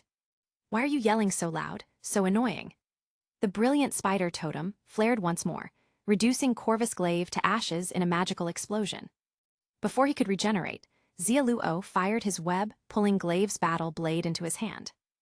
Die. Schlick. With a swift strike, a gleaming magical blade cut through Cull Obsidian, slicing him in two, while the half-formed Corvus Glaive faded away. Not far away, Carter and the others saw the Black Order get decimated within seconds. With their weapons dissolving, Xia Luo left the scene, satisfied. Kill count 80. Next stop, Hell's Kitchen. In the surrounding buildings, Xia Luo's red and blue figure darted through the shadows, leaving unconscious bodies in his wake. Kill count 100. After gathering enough kills, his 100% critical hit mode reignited. Over at Kingpin's mansion, the blazing meteor streaked through the night sky once more. What's going on? Feeling the oppressive force descending from above, Hydra Steve, who had been waiting for Mysterio's update, paled. Damn, it's a missile. No, it's a meteor. Chameleon, standing by the window, pointed at the brilliant light, awestruck. Kingpin didn't hesitate, bolting for the door. Damn it, how did anyone find out we're meeting here? Which idiot spilled the beans? BOOM. Before he could escape, the meteor crashed down, bursting with a shockwave of magical energy that flattened the entire mansion. Moments later, Old Man Steve wrapped things up with the barely conscious Kingpin and his associates. All done, where's Little Spider? He glanced around, but didn't see Xia Luo. Carter pointed to a direction. I saw him heading that way. Meanwhile, over Hell's Kitchen. Swinging between the rooftops over Hell's Kitchen, Xia Luo finally spotted the black motorcycle speeding through the streets below. Once he locked onto the license plate, he was sure this was Kingpin's so-called master. The timing and location all matched up perfectly. He was eager to see who could command someone like Kingpin. With that thought, Xia Luo shot out from his web slingshot. Boom! A gust of wind roared as he soared toward the motorcycle, whose rider barely glanced back before gunning the throttle. VROM. The front wheel lifted, and the motorcycle's speed surged. Whoa, Fast and Furious style. As Xia Luo neared the ground, he twisted midair, launching another web to reverse course and shoot back up. Oh my god, what's that? Spider-Man. No way, isn't Spider-Man supposed to be a woman? His webbing looks weird. Xia Luo's sudden appearance threw traffic into chaos. The motorcycle raced ahead without slowing, but Xia Luo's pace was even faster. Chapter 133. Gotcha, wait, why am I quoting that lizard? The instant his arms clamped down on the motorcycle, a massive force erupted, flinging it through the air. Vroom. In midair, the motorcycle's engine roared as the black-clad figure leapt off, grabbing a street lamp and quickly vaulting into a nearby alley. Seeing this, Xia Luo webbed the falling motorcycle to prevent it from crashing, then sprang after his target. "Haha, you're not getting away." He tailed the figure, laughing strangely as he went. But the figure up ahead didn't respond, simply focusing on running with all their strength. Thwib! Xia Luo fired off another web, using it to propel himself forward. He flipped over the figure and landed right in front of them. The black-clad figure couldn't stop in time, throwing a punch instead. The punch carried enough force to make the air tremble, but Xia Luo met it head-on, throwing his own punch straight at their head. Boom!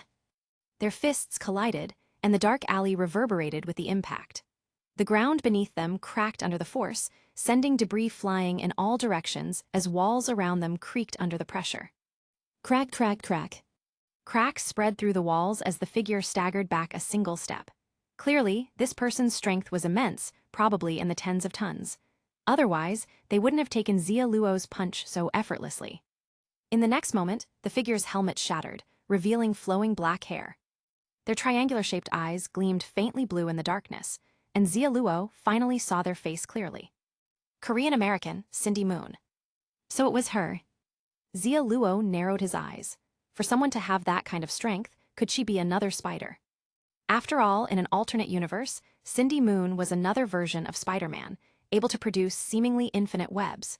Her nickname was Silk. But his spider totem hadn't detected anything from her, no signs that she was another spider. So if she wasn't a spider, then what was she? Could she be connected to the world crisis? He didn't know yet, but he'd find out soon enough. Without another thought, Xia Luo shot a web and charged forward, his 4 mechanical arms swirling behind him and shifting into metallic spider lances that aimed for Cindy's vital points. Shing! Amid the flashing steel and the rush of air, Cindy merely gave him a strange, chilling smile, and Xia Luo's vision went dark once again. Xia Luo, you have been eliminated. No revival slots earned. Reward, spider mutation gene toxin resistance plus 1%. 29 resets remaining. Would you like to restart? In the cosmic web, Xia Luo came to, just as confused as before. What just happened? Got one shot again. That doesn't make sense. He scratched his head, replaying the details of the fight in his mind. Everything had seemed fine. No, something wasn't fine.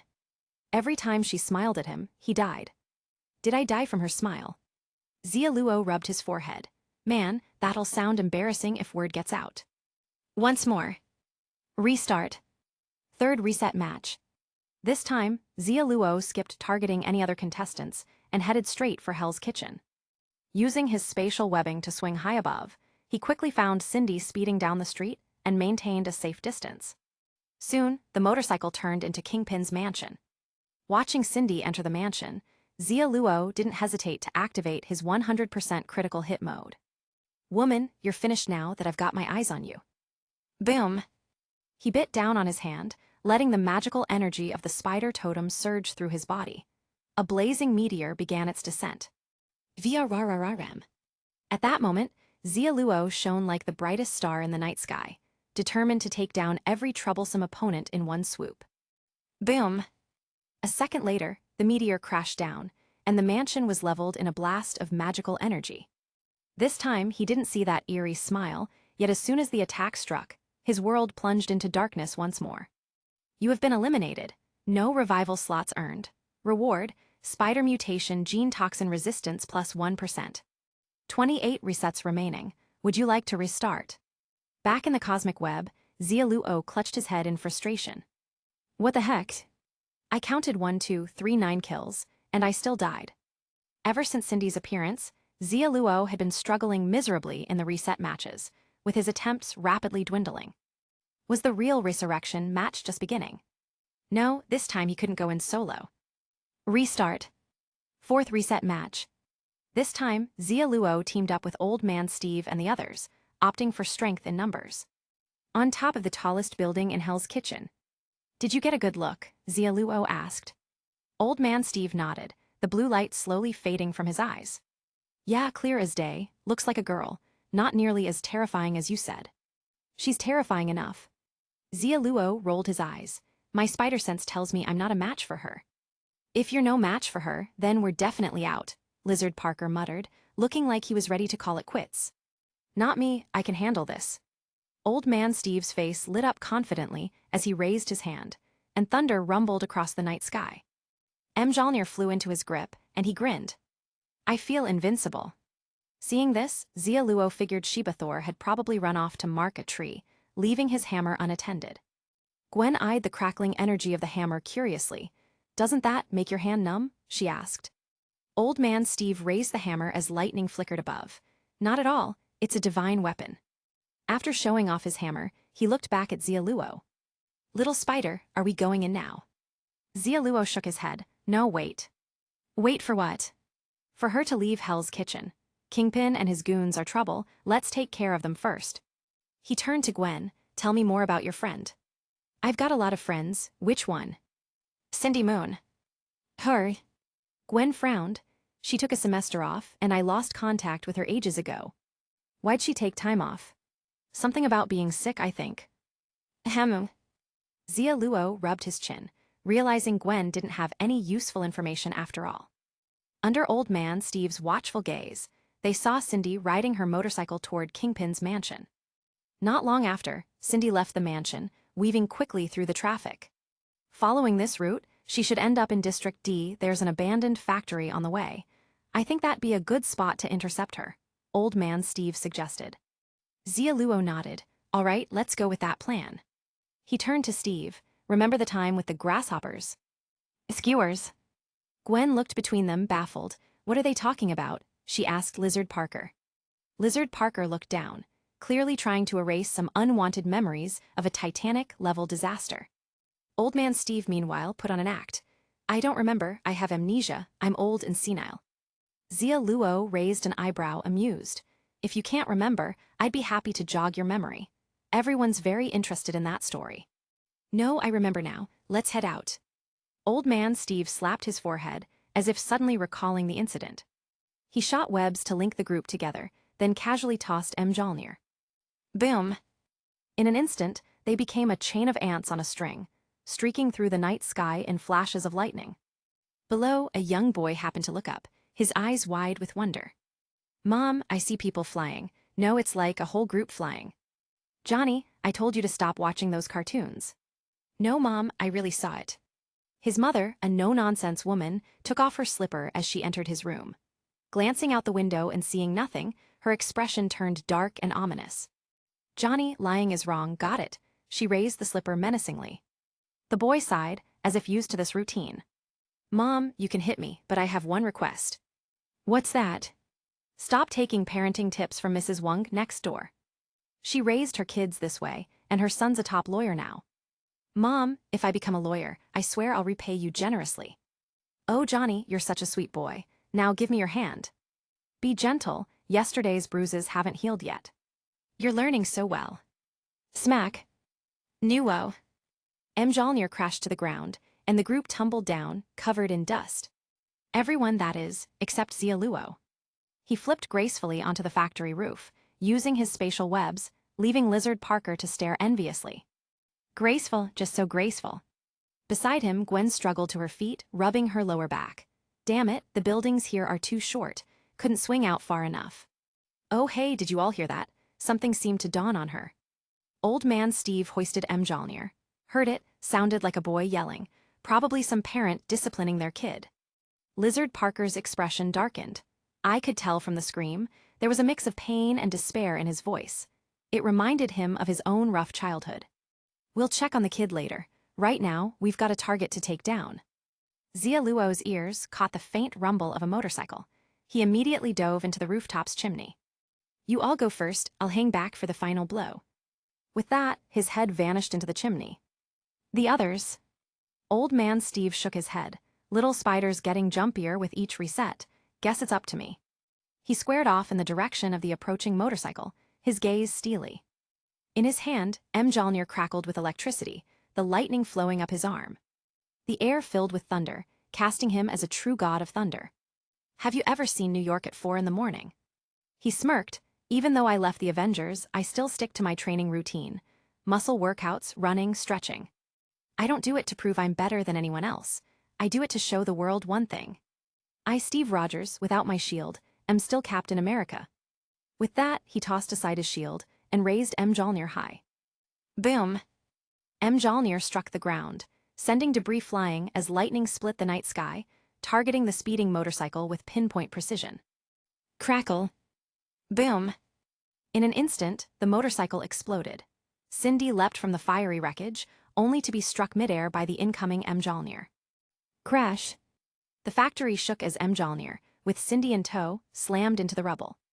Residual lightning sparked over Cindy's body, pinning her down. She struggled but couldn't break free. Old Man Steve stood, still in his hammer-throwing stance. Whoosh! A slight breeze passed, and he grinned. I'm waiting for the applause. Next to him, Lizard Parker grimaced in disgust. I've never seen anyone so shameless. Carter nodded. Right, no shield, but you've got a hammer. Gwen thought for a moment. EC New York at 4 a.m. when I'm up late binging shows. Old Man Steve. This wasn't quite the reaction he'd pictured. Hey, old man, go check on her. And whatever you do, don't let her smile, Xia Luo warned, poking his head out of the chimney.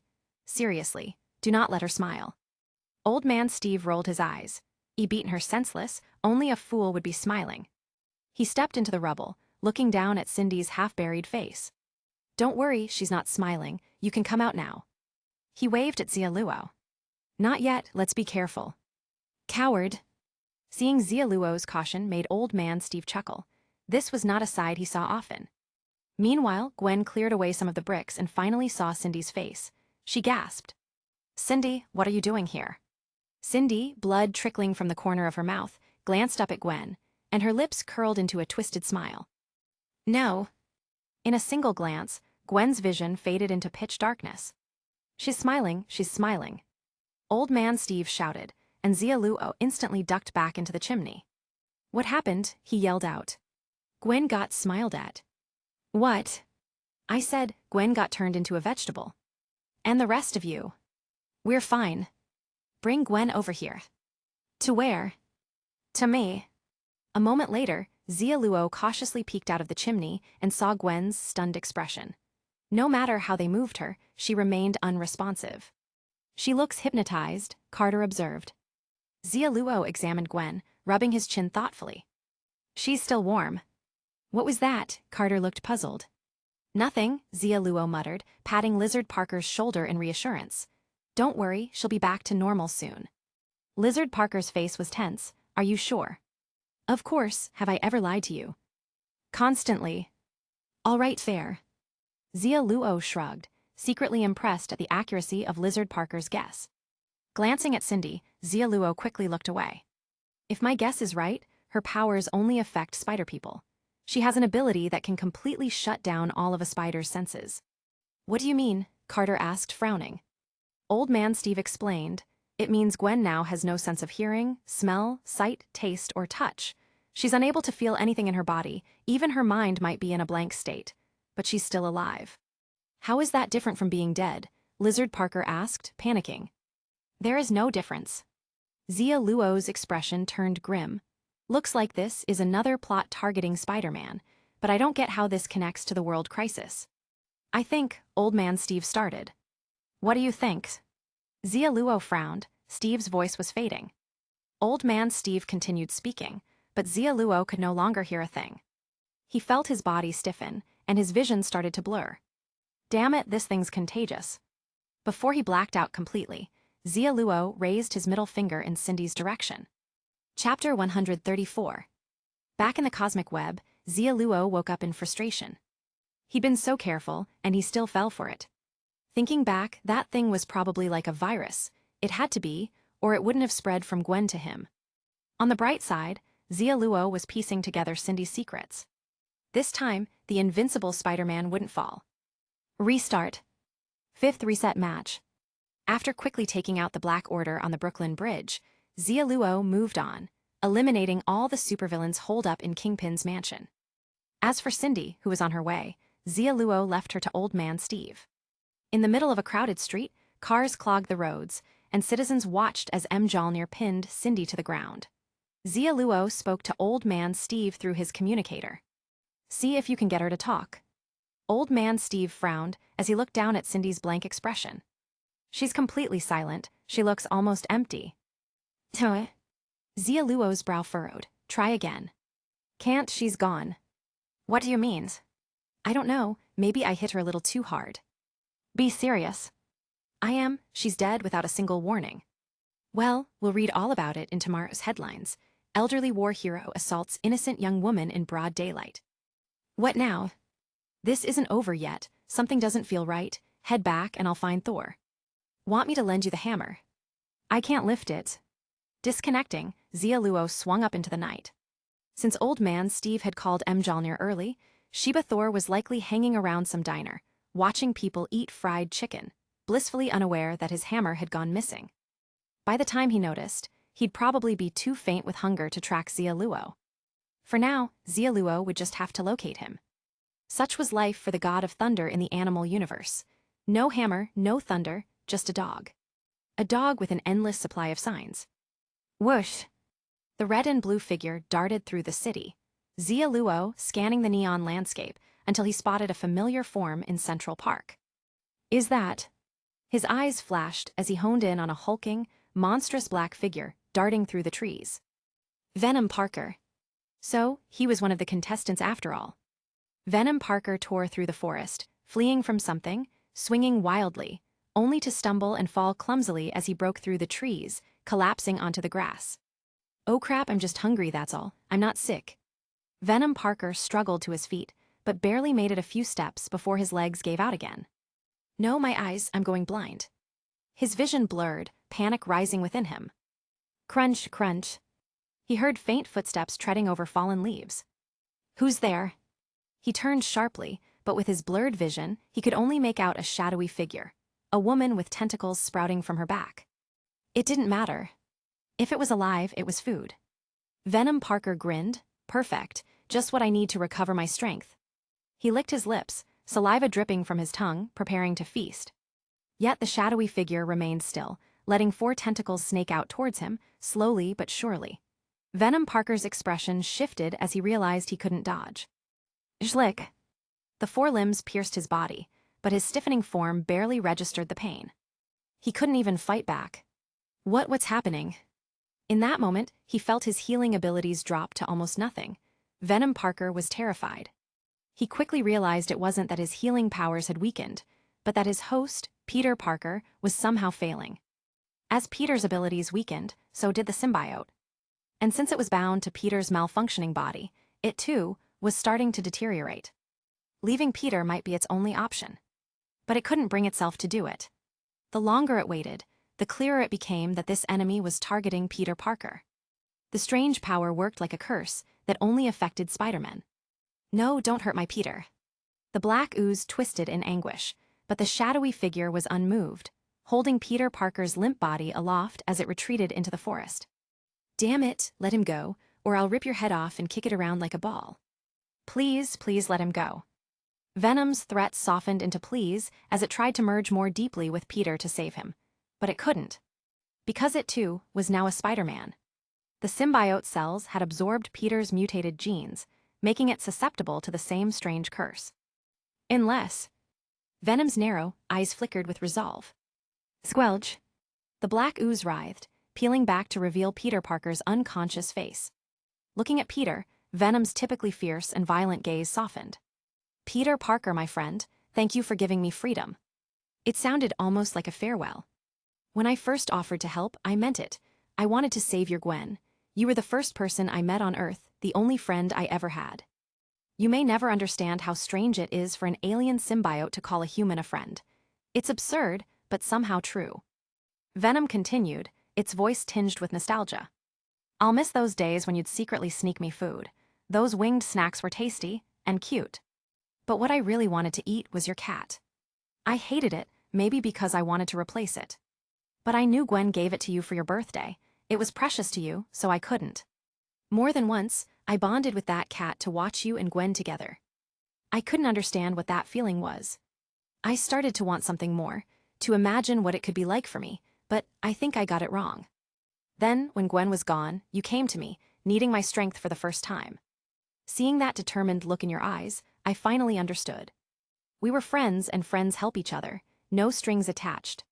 We fused together, and your body exploded with power I'd never imagined. We almost did it. But fate didn't care. It was one accident after another until we were left with nothing. We failed. And you, my friend, you gave up entirely. You let me take over because that wasn't really you anymore. I tried to shock you back to your senses with my ruthless methods, hoping you'd rise to be the hero everyone wanted again. But you just wouldn't wake up. You must have hated me.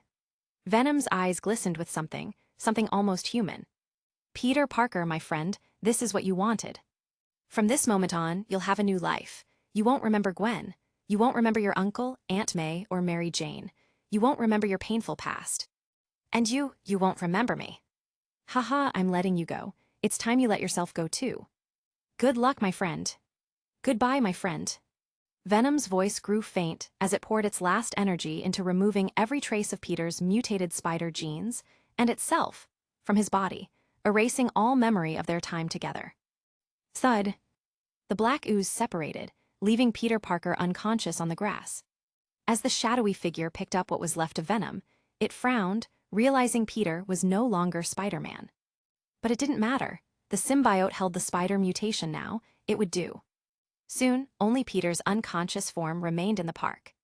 High above in the web of life and destiny, Xia Luo had witnessed everything. Octopus Cindy. Yes, it was another Cindy. This one wielded the powers of Dr. Octopus. And the Cindy he'd encountered before, could her monstrous strength have come from the rhino? No matter which Cindy he faced, they all seemed to possess powers that left Spider-Man hopeless. Otherwise, Venom wouldn't have been beaten so easily. Things were getting complicated again. With a determined leap, Xia Luo dove toward Central Park to retrieve Peter. He'd spent time with him before the reset and hadn't caught any virus, so Peter was likely safe now. After picking up Peter, Xia Luo headed to a diner where he found Sheba Thor, who was loitering outside and begging with his sign. Xia Luo managed to lure him away easily with a single hot dog. Shadows flickered outside the window, and before Carter and the others could react, Xia Luo swung inside, carrying Peter Parker and Sheba Thor. Do Spider-Men ever use the front door? Carter muttered. Xia Luo set Peter and the dog down, shrugging. I don't like doorbells. He quickly introduced Peter Parker and Sheba Thor, then recounted his encounter with Cindy along the way.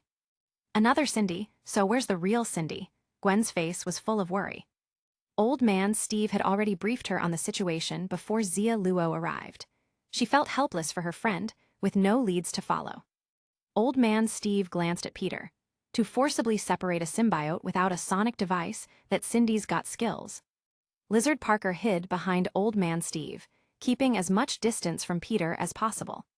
He looks out of it, but he could snap and bite our heads off any second. Better safe than sorry. Coward. Felicia rolled her eyes.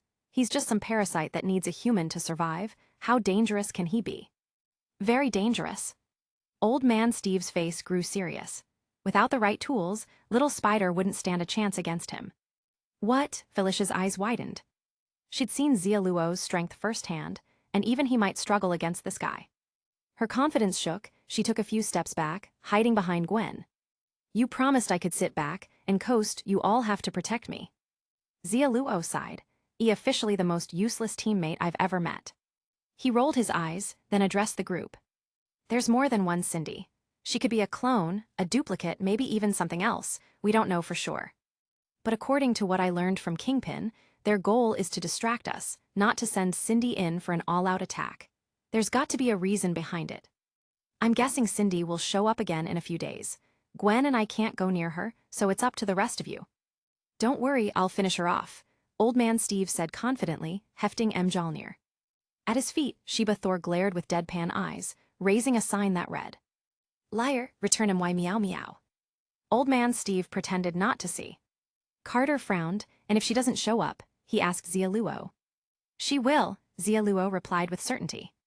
And then, Old Man Steve pressed. Xia Luo grinned. Kill her outright.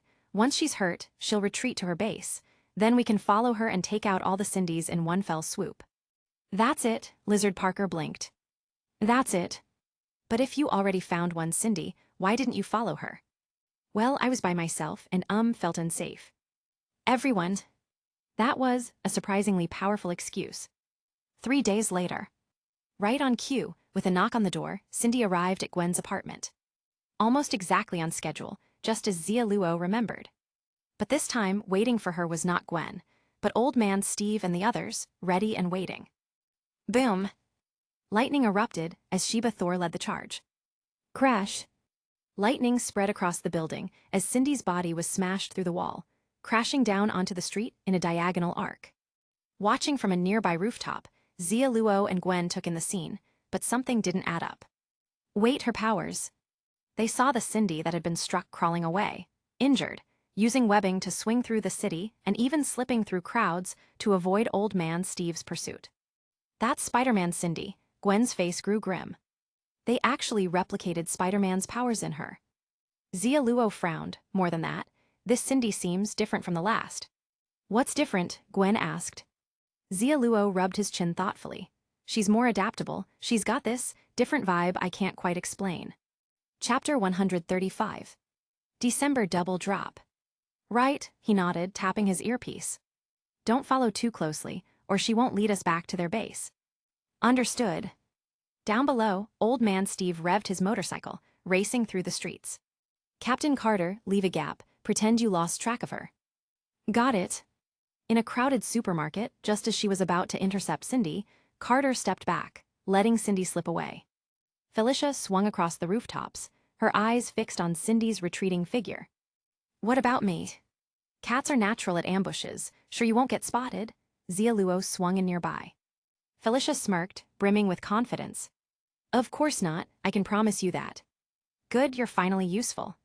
Took you long enough to notice my strengths. What strengths? Pervert. She cursed it under her breath, leaping ahead.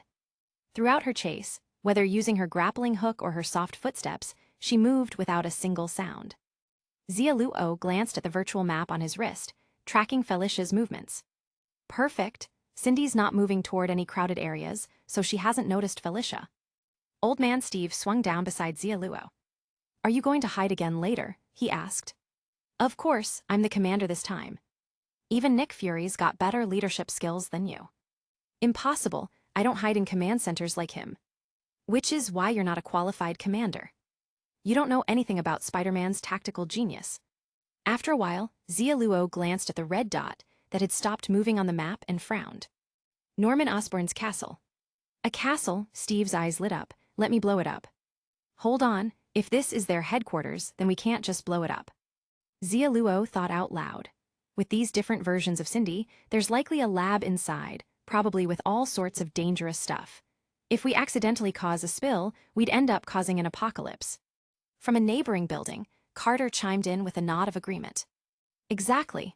If we ended up triggering the world's crisis, it'd be kind of dramatic, don't you think? Steve thought it over. Fine, I'm best at frontal assaults anyway. He tapped his earpiece. Hey, Sheba Thor, lend me your hammer. Woof. Only an indignant bark answered him. Steve's face went a bit stiff. I'm guessing those barks were pretty unkind. No need to guess, I can see it in his expression. Xia Luo lowered his binoculars, then swung into action. Come on, Felicia's waiting for us. Before long, they arrived near Osborn's castle. The group hid in the woods, observing the castle from a distance. Gwen lowered her binoculars, sighing in frustration. I should have known, Norman's castle is the perfect hideout for a secret base. Xia Luo looked at Gwen. You know Harry. Of course, he was my friend, Gwen sighed. According to the news, Harry died in an accident. But I know that wasn't the case.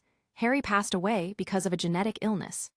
Ever since he died, Norman has been shut away in his lobby. I think that's when he really started going mad. Xia Luo was silent for a moment. Finally, he asked, if we could get a sample of the goblin serum, do you think there's a way to make a cure for Norman? Gwen shook her head.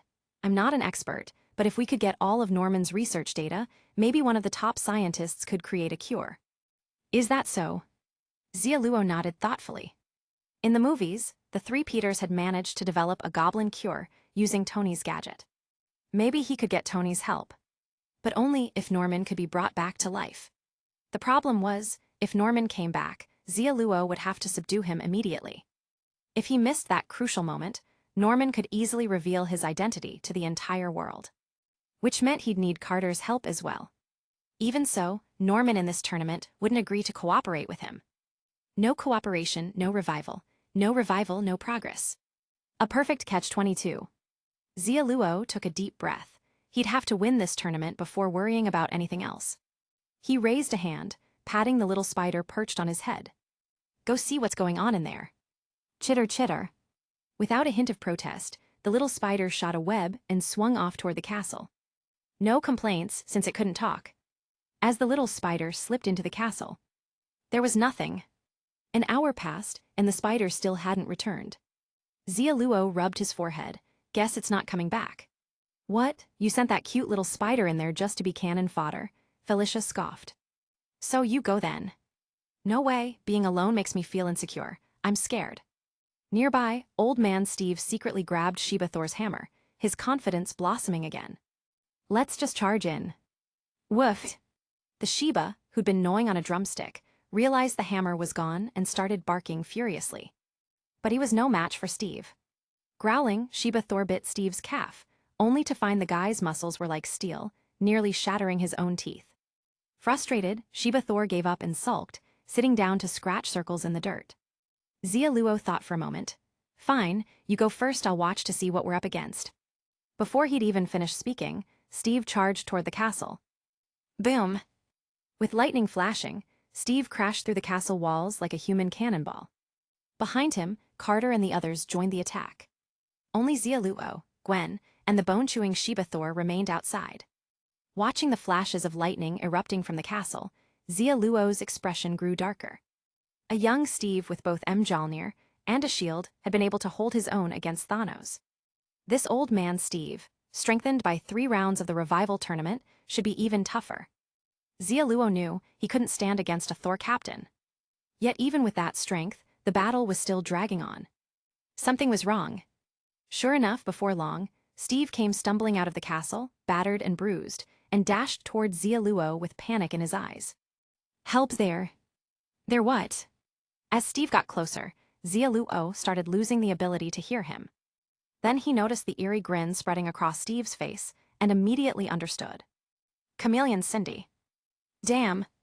You have been eliminated, with no revival rewards available.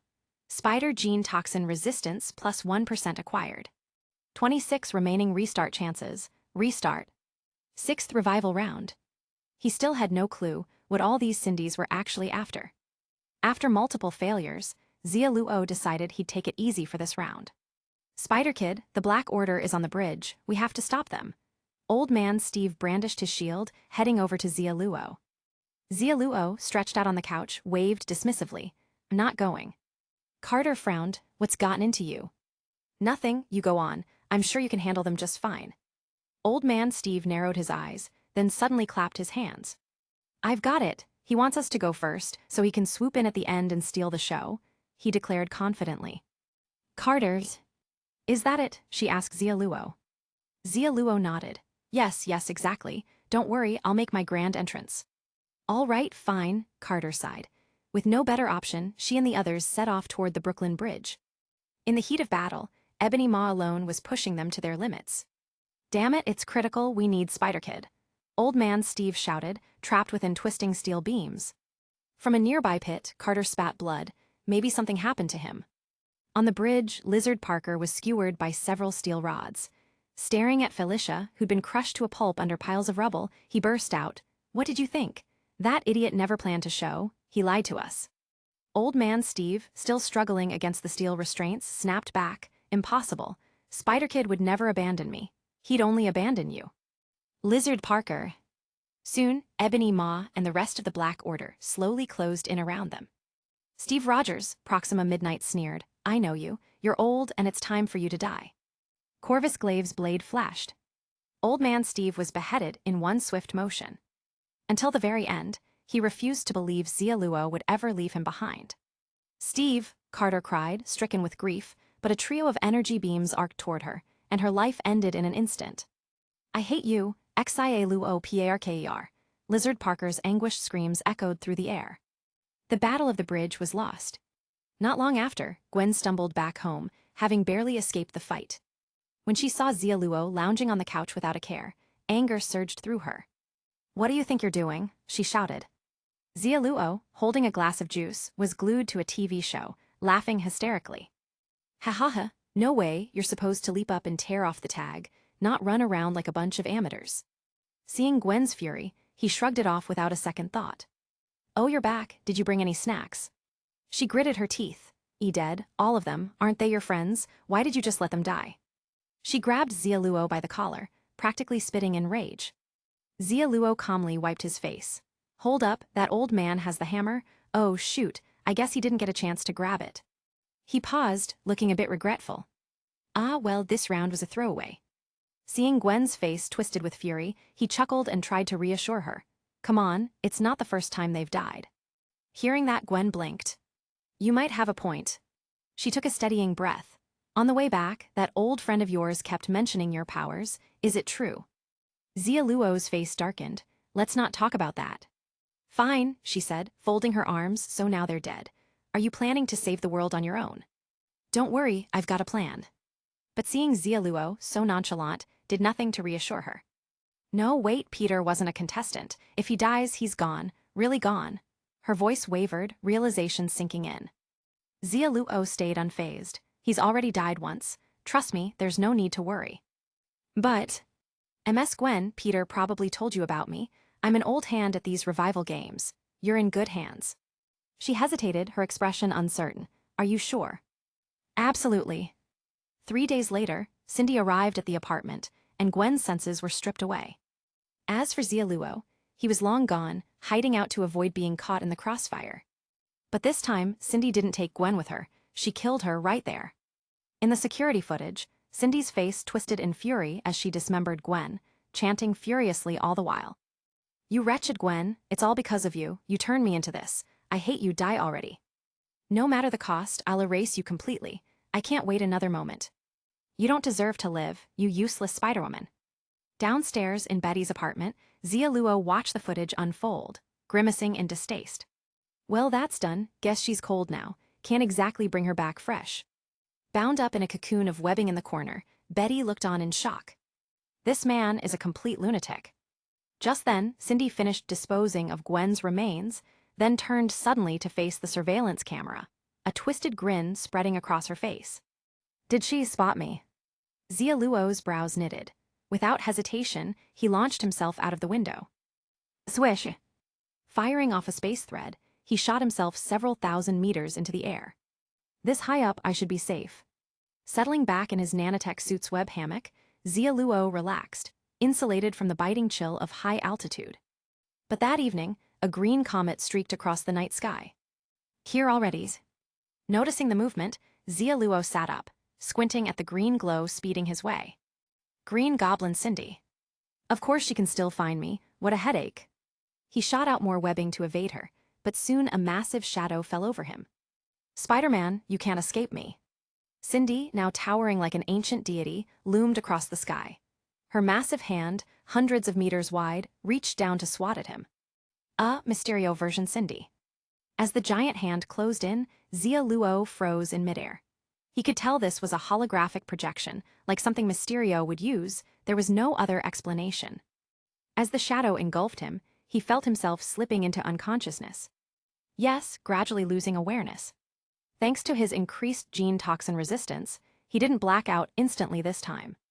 In his hazy state, he vaguely heard something. Bring him to meet the mistress. The cosmic web. Xia Luo awoke, piecing together fragments of his memory. The mistress. He sat up, a faint smile tugging at his lips, a clue at last.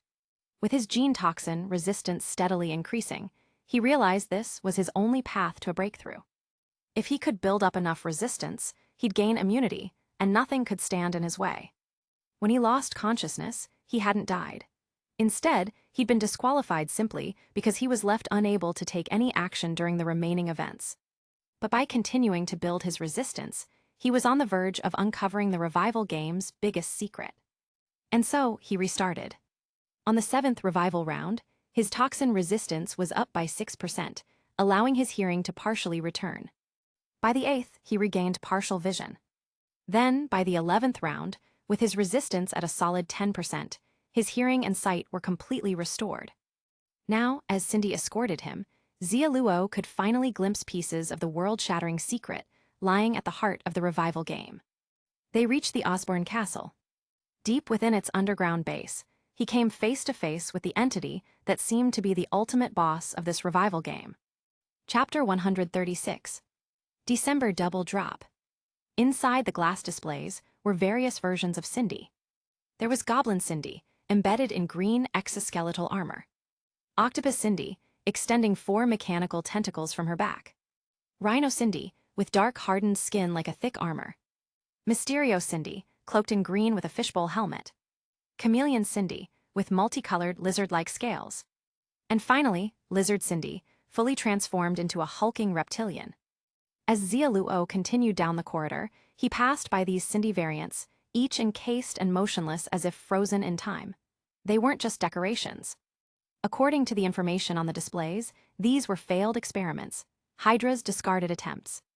The infamous Hydra, that explains a lot, Xia Luo thought to himself. Cindy carried him through the corridors, and soon his vision was filled with a massive genetic experimentation lobby. The grisly experiments being conducted were inhumane and hard to stomach. Xia Luo quickly looked away. Maybe he was a bit squeamish after all. They eventually left the lab and entered a medieval-style underground fortress. Here, various Cindys lined the halls, watching him in stony silence as he was brought deeper and deeper into the fortress. At the far end of the last hallway hung a green veil that draped to the floor. Mistress, we've successfully captured Spider-Man. Mission accomplished. Cindy dropped Xia Luo unceremoniously to the ground and bowed toward the figure hidden behind the veil. The silhouette shifted slightly, serpentine movements intertwining, as though 2 large pythons were coiling together. Xia Luo glanced over, and he couldn't help but notice her long, slender legs beneath the gauzy veil. Would have made a hell of a track star, he thought dryly. The so-called mistress of this Hydra base could only be one person. Viper, real name Ophelia Sarkisian, known as Madame Hydra, one of the highest-ranking members of Hydra. Just the name Viper hinted at her expertise, poisons. Judging by her ability to produce a gene-targeting toxin against Spider-Man, it was clear this wasn't any ordinary Viper he was dealing with. His musings were interrupted by her voice from behind the veil, languid and authoritative. "Oh, excellent, did you find the traitor?" she asked lazily. "Not yet," Cindy replied, keeping her head bowed. "Then keep looking," Viper commanded, stretching before sitting up. "She destroyed my most perfect test subject. You know what to do." "Of course." With a wave of Viper's hand, Cindy turned and exited the room, leaving Xia Luo alone with the shadowy figure. Whoosh! The veil stirred, and Madame Hydra emerged, shrouded in a sheer green wrap with no other clothing underneath. Xia Luo's gaze slid sideways, avoiding her intense stare as she approached with an ethereal, almost hazy grace. She leaned forward, her chilly breath ghosting over him as she studied him intently. A long, slender finger traced over his suit, her fingernail lightly scratching the nanotech fabric. Impressive technology. Her voice was soft, revealing neither anger nor pleasure. Her finger drifted down his chest to rest on the spider insignia, and with a touch, the suit compressed back into his wrist. "Oh, quite the young Spider-Man, aren't you?" Her lips curved, and she leaned closer, inhaling deeply beside his ear. "Not like the others, your scent intriguing." The forked tip of her crimson tongue slid from her mouth, flicking across his cheek with an unsettling slowness. Such a tempting flavor. Xia Luo kept his eyes locked on hers, unblinking. With her pale skin, piercing green eyes, and perfectly sculpted features, she looked like something out of an ancient European painting, a noblewoman straight out of a dark fantasy. And Xia Luo thought, probably filthy rich. But something in her eyes told him she didn't just want to admire him. And indeed, her idea of taste didn't match what he had in mind. A flawless test subject may be lost, but in return, I've acquired an even more perfect Spider-Man from another universe. "Today's a lucky day," Viper murmured, her tongue flickering once more as she extracted information from his genetic code. "Guards," she called out, eyes flicking toward the door. "Bring me Steve. I'm sure he'd love to see his old friend again, and I owe him a little gratitude for all the secrets he's shared with me." "Yes, mistress." From outside the door, Cindy's voice confirmed the order before she hurried off. As she left, Viper returned her gaze to Xia Luo, her long lashes fluttering as she smiled with wicked amusement. "I know you're still aware, Spider-Man. Your eyes give you away." Xia Luo's response was a silent, unimpressed eye roll. The perfect test subject she'd lost was probably another Spider-Man, Likely Gwen, if he interpreted her hints correctly. It sounded as though Gwen, and perhaps other, Spider-Man experiments had been developed by Hydra. Somewhere along the line, Gwen had broken free. And for whatever reason, rather than striking against her outright, Madame Hydra seemed more focused on observing. The traitor in question was probably a Cindy, one who had somehow developed self-awareness. Yes, that seemed likely. Viper didn't dwell on the details for long. She grabbed Xia Luo by the collar and threw him onto the plush bed. "Your genes are potent enough to resist my gene toxin," she said, watching him with a curious gleam. "Far stronger than any Spider-Man I've ever created, but it's still not enough.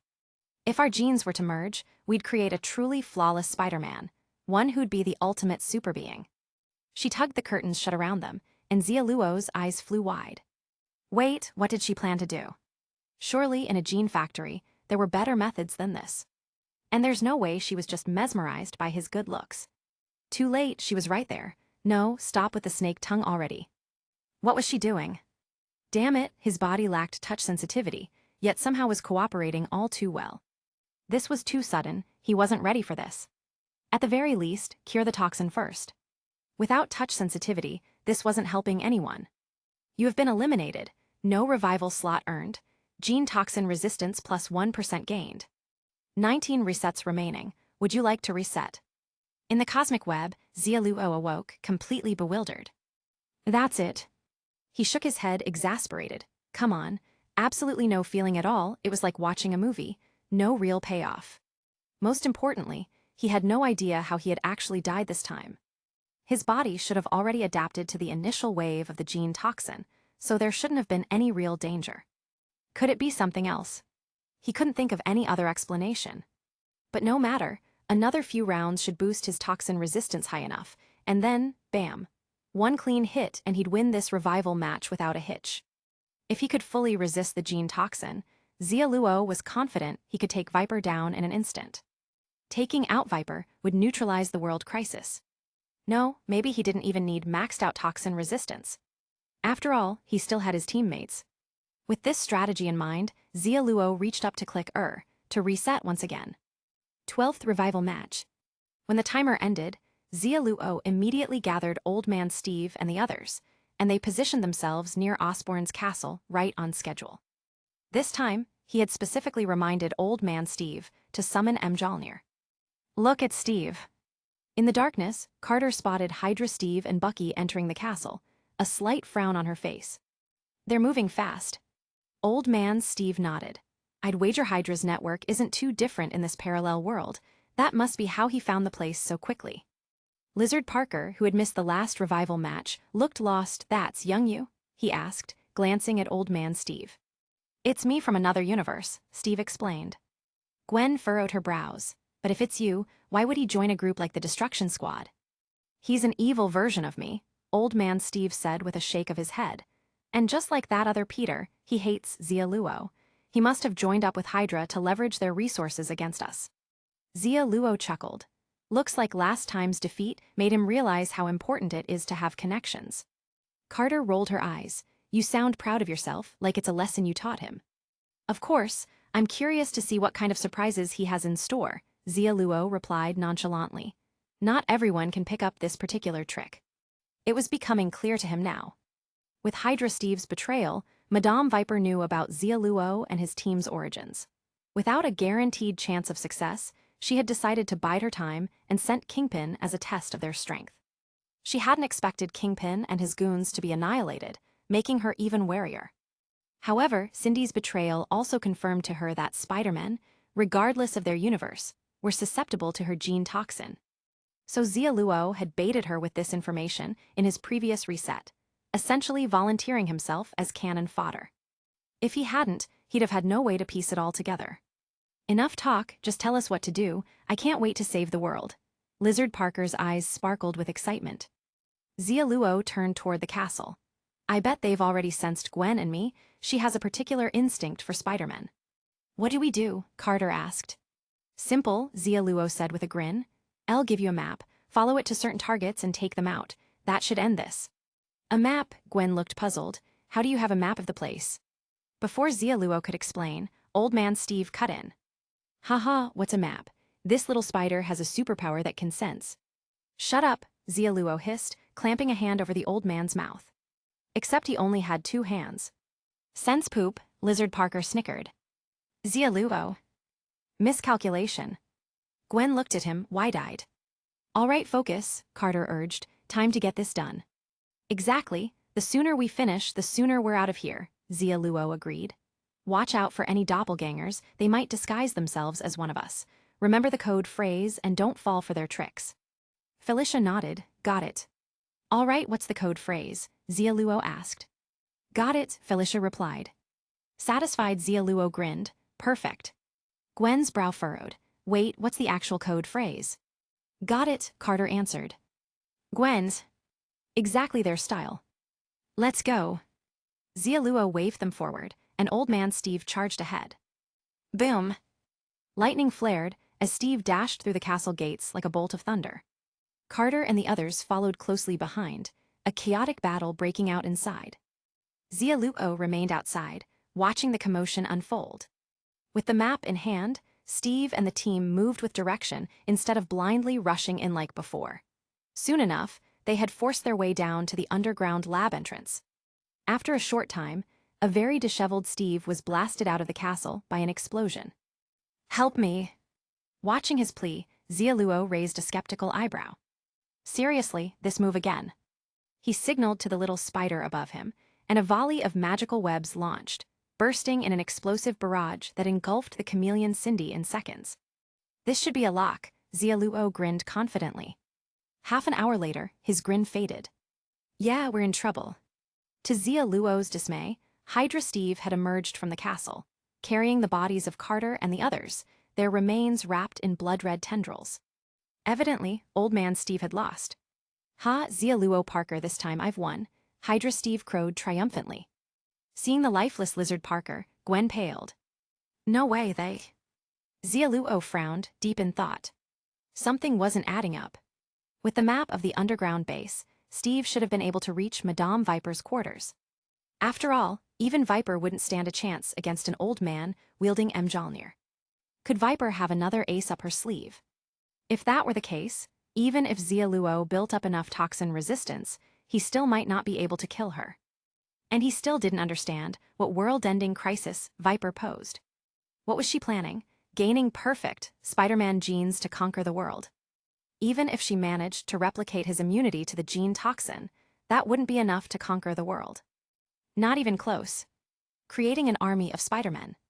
Maybe, but that still didn't spell global catastrophe. As he watched the Cindy army flooding out from the castle, Xia Luo's mind raced, plotting his next move. 13th reset. The moment the countdown ended, Xia Luo rushed to Osborn's castle. Just before Hydra Steve could arrive, Xia Luo threw himself right into the lion's den. For a Spider-Man who offered himself willingly, Madame Viper once again opened her arms. However, the arrival of Hydra Steve seeking an audience disrupted her plans. Madame, Steve Rogers wishes to see you, Cindy reported. Steve. Viper's eyes flickered with intrigue as she was about to draw the curtains. A hint of a smile curled her red lips. How fascinating, the man I once killed has come back to life, let him in. Yes, madame. Chapter 137. Clearly, she had gone into alert mode. Ophelia, is that you? Seeing the woman before him, Hydra Steve's eyes flashed with a strange emotion. Bucky glanced at Steve and frowned. He knew exactly what Steve had endured to gain the power of Hydra. In the last century, Hydra had not been controlled solely by Red Skull. Ophelia was one of its core figures. And without her consent, Steve would have never been granted the power of Hydra. He'd gone to great lengths to earn her favor, finally winning her trust only after killing Carter with his own hands. Now, meeting Ophelia again dredged up painful memories. A wave of regret washed over him, especially with Carter's blood on his conscience. But he reminded himself that this Ophelia wasn't the same formidable adversary from his past. He needed her support and couldn't afford to show the slightest hostility. Forcing a smile, he opened his mouth to speak, only to spot the red and blue figure on the bed. Spider-Man, he exclaimed, and Ophelia frowned. Your target is him.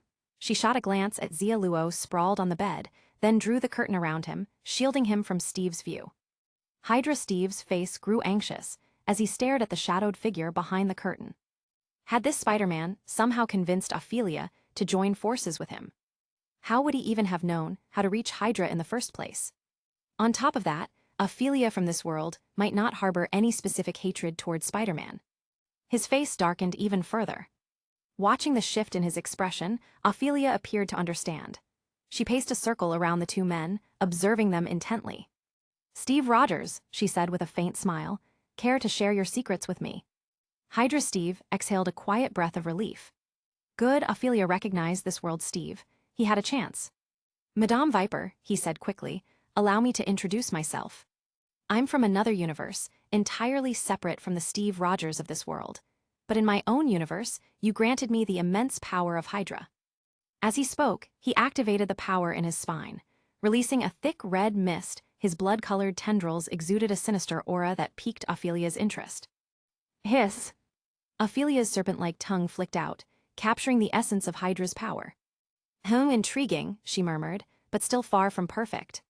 Her expression turned disappointed. "I won't blindly trust anyone, least of all you. Remember, 70 years ago, you died by my hand." What? Steve's heart jolted.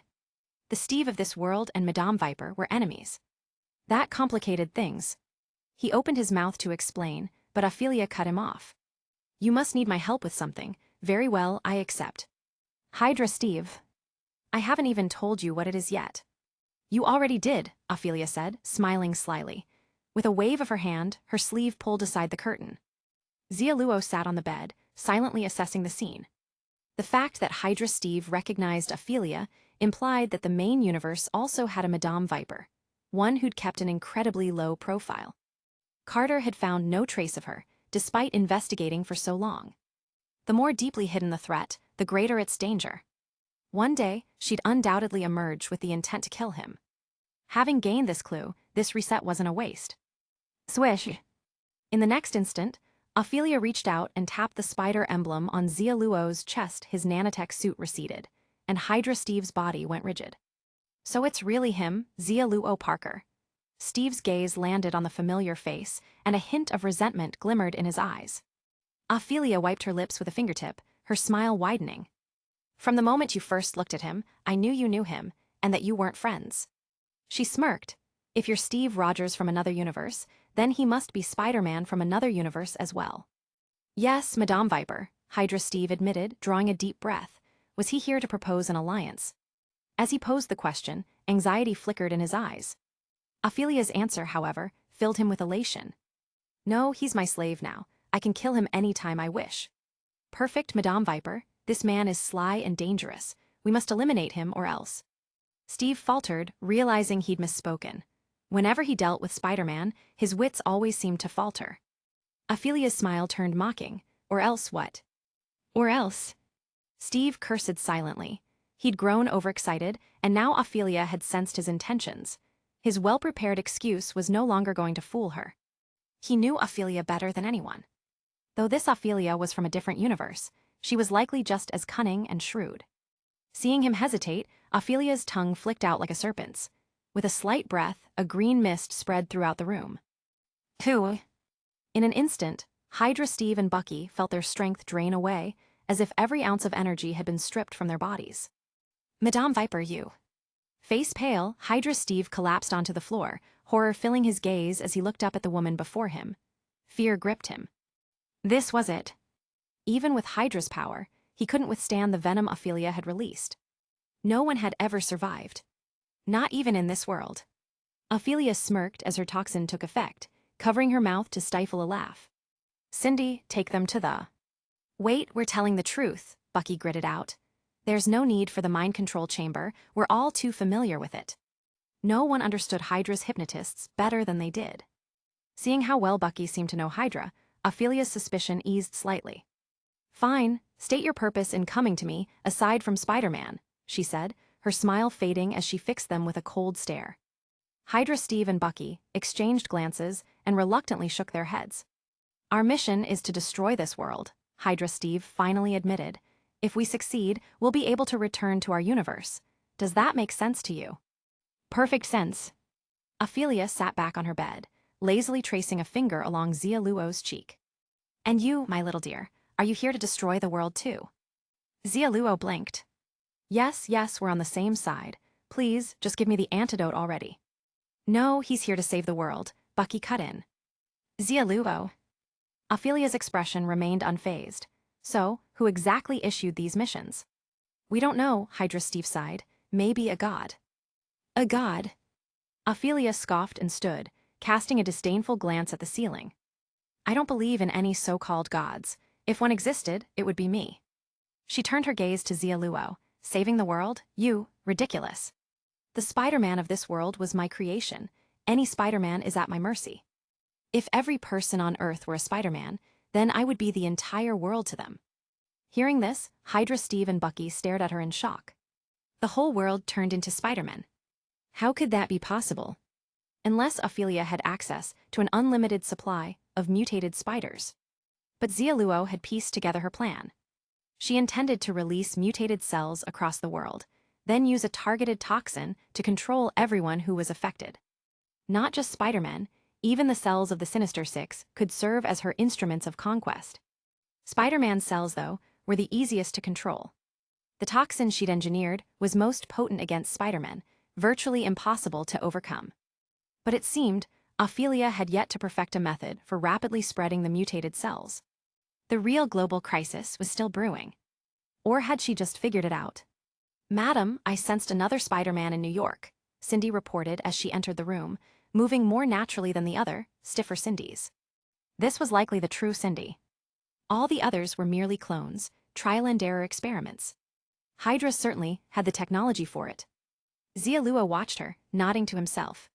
Hearing Cindy's report, a glint of excitement appeared in Ophelia's eyes. Another Spider-Man, excellent, bring him to me. Ah, but avoid Gwen, no, on second thought, do as you please, she's no longer my ideal subject. She eyed Xia Luo, her snake-like tongue flicking greedily. At Ophelia's dismissal of Gwen, a flicker of hatred crossed Cindy's face. Gwen, her best friend. Both had been chosen for Madame Viper's spider experiments. But their treatment had been worlds apart. Gwen had successfully gained the powers of Spider-Man, commanding Ophelia's full attention. Cindy, however, was dismissed, left as a lesser version of Spider-Man who required further experimentation to gain abilities. Gwen had been allowed her freedom, and her painful memories of the experiments had been erased so she could live unburdened. But Cindy had received no such mercy. Instead, Cindy had become Ophelia's loyal hound, denied all hope of freedom. She despised Ophelia, the source of all her suffering. But her hatred for Gwen burned even hotter, because Gwen had the life Cindy could only dream of. If Gwen could have it, why not her? She had long wanted to kill that cursed Spider-Man. At last, she had permission to do so. A twisted expression of excitement spread across Cindy's face as she thought of her revenge. Understood. She swiftly left the underground base and returned less than 2 hours later. Her clothes were spattered with blood. Her revenge was complete. Behind her, Octo Cindy threw a limp black substance onto the ground. What is this? Ophelia frowned. I wanted Spider-Man. Cindy smiled. This is Spider-Man. It's a strange creature that's gained Spider-Man's mutated cells. It's capable of parasitizing humans. A parasite? Ophelia's intrigue grew, and she flicked her tongue, gathering a sample of the creature's genetic material. Ah, how marvelous, she laughed. A symbiotic cell that can rapidly divide on its own. With this, and the spider mutation gene for my little dear here, my plan will reach perfection. She cackled, then turned to Cindy. Have the lab create a dispersal device. I want this symbiote spread across the city by morning. Yes, ma'am. Cindy bowed and withdrew. At last, Xia Luo fully grasped Ophelia's plan to destroy the world. By unleashing the symbiote cells and their parasitic properties, she could ensure they spread across the globe. Once the symbiote cells infected humans, the spider mutation cells would enter their bodies, transforming them into something akin to venomized Spider-Men. And if they became Spider-Men, Ophelia would own them all. It truly was a horrifying crisis, threatening the entire world. Chapter 138. If they developed an immunity to her gene toxins, Ophelia's plan would collapse, even backfiring spectacularly. At that point, not only would she fail to conquer the world, but she'd also turn Earth into a playground for symbiotes. That would be the real end of the world. But Xia Luo couldn't wait around for the apocalypse to come. As Ophelia slowly drew the curtains around him, he blinked again, only to find himself back in the cosmic spider we be. Attempt 14. This time, he needed to understand how Ophelia had defeated Steve and the others. With his gene toxin resistance now increased by 13%, Xia Luo's sight and hearing had completely returned, and most of his other senses were starting to come back. Yet he still couldn't move. Maybe at 20% resistance, he'd be able to manage some degree of movement. But he couldn't guarantee he'd return to full strength. The thought left him mildly exasperated. Chinese letter, Chinese letter, Chinese letter, Chinese letter, Chinese letter, Chinese letter, Chinese letter, Chinese letter, Chinese letter, Chinese letter, Chinese letter, Chinese letter, Chinese letter, Chinese letter. Little spider, you don't seem too happy. In the forest near Osborne's castle, Old Man Steve's sharp instincts caught on to Xia Luo's frustration. Nothing serious, Xia Luo replied with a sigh, just tired. Tired of this endless struggle. It felt like every world he went to was out to make life miserable for Spider-Man. The experience was downright demoralizing. Taking a deep breath, he looked towards Osborne Castle. They've developed a gene toxin specifically targeting spider powers. Anyone I get close to can neutralize my abilities, so when we launch the assault, I'll need you to carry me on your back. I need to get closer to learn more of their secrets. Carry you on my back? Old Man Steve raised an eyebrow. Are you sure about that? Of course. Feels a little weird, like I've got a kid again. Xia Luo's expression darkened. Have you ever had one? No. Steve sighed. Maybe it's one of the super soldier serum's side effects. I could never have kids with Carter. It's our one regret. Carter gave him a sideways glance. Better clarify which Carter you're talking about. My bad, Steve quickly collected himself. Beside him, Felicia wore an odd look. Funny enough, Kingpin once mentioned wanting Xia Luo as his kid, she recalled. What? Old Man Steve's grip tightened on Mjolnir, jaw clenched. The nerve of that brute trying to steal my son, if I see him. Enough chit-chat, Xia Luo cut in. The longer we wait, the more prepared they'll be. Not in the mood for Steve's humor, Xia Luo scanned their team. They had Carter, Felicia, and Lizard Parker. He'd left Gwen behind this time. She wouldn't be able to help much here. Each of them now carried weapons from the Black Order. Yes, they'd made a detour to Brooklyn, where he defeated Ebony Maw and stolen weapons from Cull Obsidian, Corvus Glaive, and Proxima Midnight, without killing them. With those weapons, their fighting strength was much higher, giving them a better shot at victory. They'd also taken out Hydra Steve and Bucky to keep Ophelia from learning about the revival game and reinforcing her defenses. Let's move. With a wave from Xia Luo, Old Man Steve instantly braced himself. His uniform stretched taut over his bulging muscles as he transformed into a tank of pure muscle, offering his back to Xia Luo. Little spider, hop on. Coming up. Xia Luo attached himself to Steve's back with webbing, just as Mjolnir unleashed a burst of lightning, propelling them both into the castle. Who's there? Someone shouted from inside. An old man. Steve's hammer swung wide, flooding the room with crackling light. Thunder rumbled as bolts tore through the armed guards, sending them crashing into walls. Booms, boom. Walls shattered one after another as Old Man Steve barreled through the castle with Xia Luo, ignoring the guards as he charged straight for the underground base. Careful, here come more of them, Xia Luo warned as he felt his body weakening. Steve grinned. Don't worry, with my spider sense and Mjolnir, I'm unstoppable. Not spider sense, just my body's honest feedback, Xia Luo muttered. Any Cindy nearby would immediately dampen his powers and silence his spider sense. Ophelia had cleverly laced her gene toxins into each Cindy's body, letting them bypass Xia Luo's nanotech suit and directly weaken him, a vulnerability he had no defense against. Soon, as Steve charged into the underground corridor, Cindy clones poured in, and Xia Luo's powers were fully suppressed.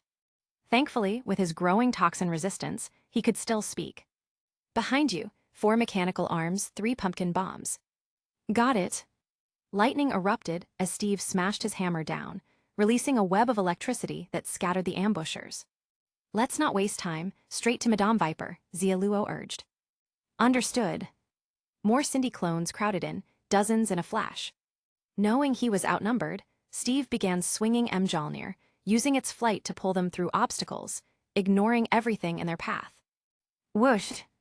The wind whipped around them as Mjolnir dragged them past the gene lab, where tendrils from Octo Cindy lashed out to seize them, while more Cindy's formed a blockade. But Steve didn't stop. He simply gripped Mjolnir and flew onward. And so, an almost comedic scene unfolded in the underground base. Their bodies were covered in tentacles, with dozens of Octo-Cindy's in tow. They're way too fragile, Steve laughed. Xia Luo watched the tangled mess of tentacles dragging along behind them, grimacing.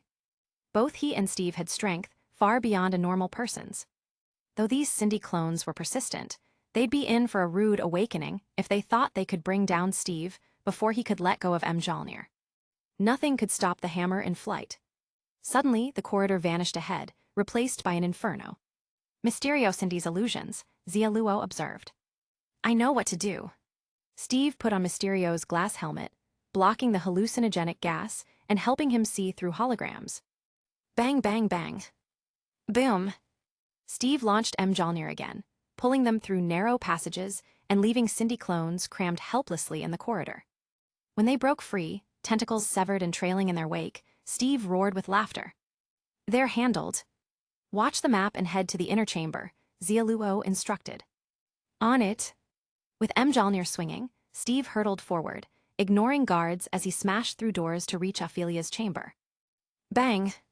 The heavy blow sent the ornate door crashing to the ground, kicking up a gust of wind that parted the green curtains inside.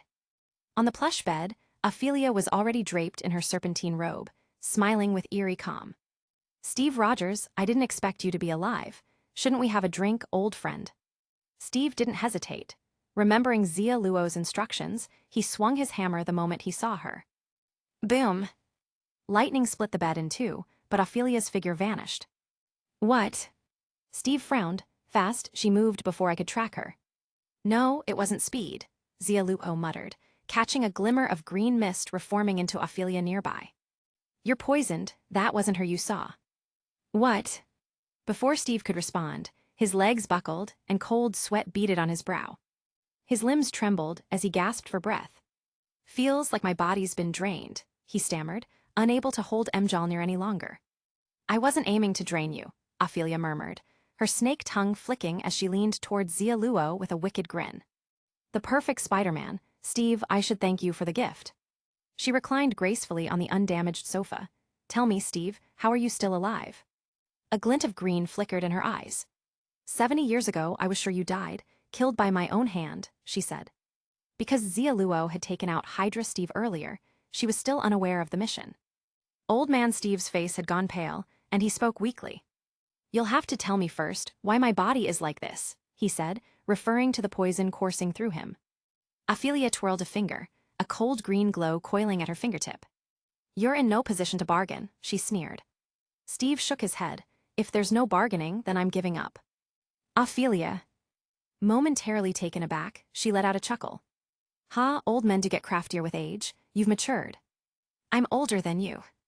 I can see that. She continued with a smirk. Injected with the super soldier serum, you should know I didn't kill you back then, because I didn't need to. It wasn't that your serum could protect you. Steve's eyes glinted with realization.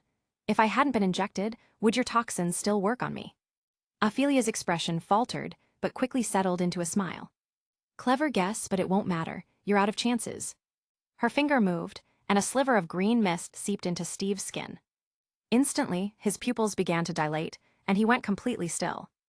Xia Luo knew he wasn't dead, but the difference was negligible. Ophelia would want to investigate his revival abilities. And after this fight, Xia Luo had confirmed one crucial thing. Ophelia's toxin wasn't just deadly to Spider-Man, it could also take down a super soldier like Steve. Yet Steve's unintentional remark had revealed her fatal flaw to Xia Luo. With Ophelia's expertise, she didn't need to mutate everyone to control them. Ordinary people would be far easier to poison. So why make everyone Spider-Man? The answer was simple. Her toxin only worked on superpowered beings, not ordinary people. More precisely, Ophelia could only create gene toxins targeting mutated cells. It sounded absurd, but it made perfect sense.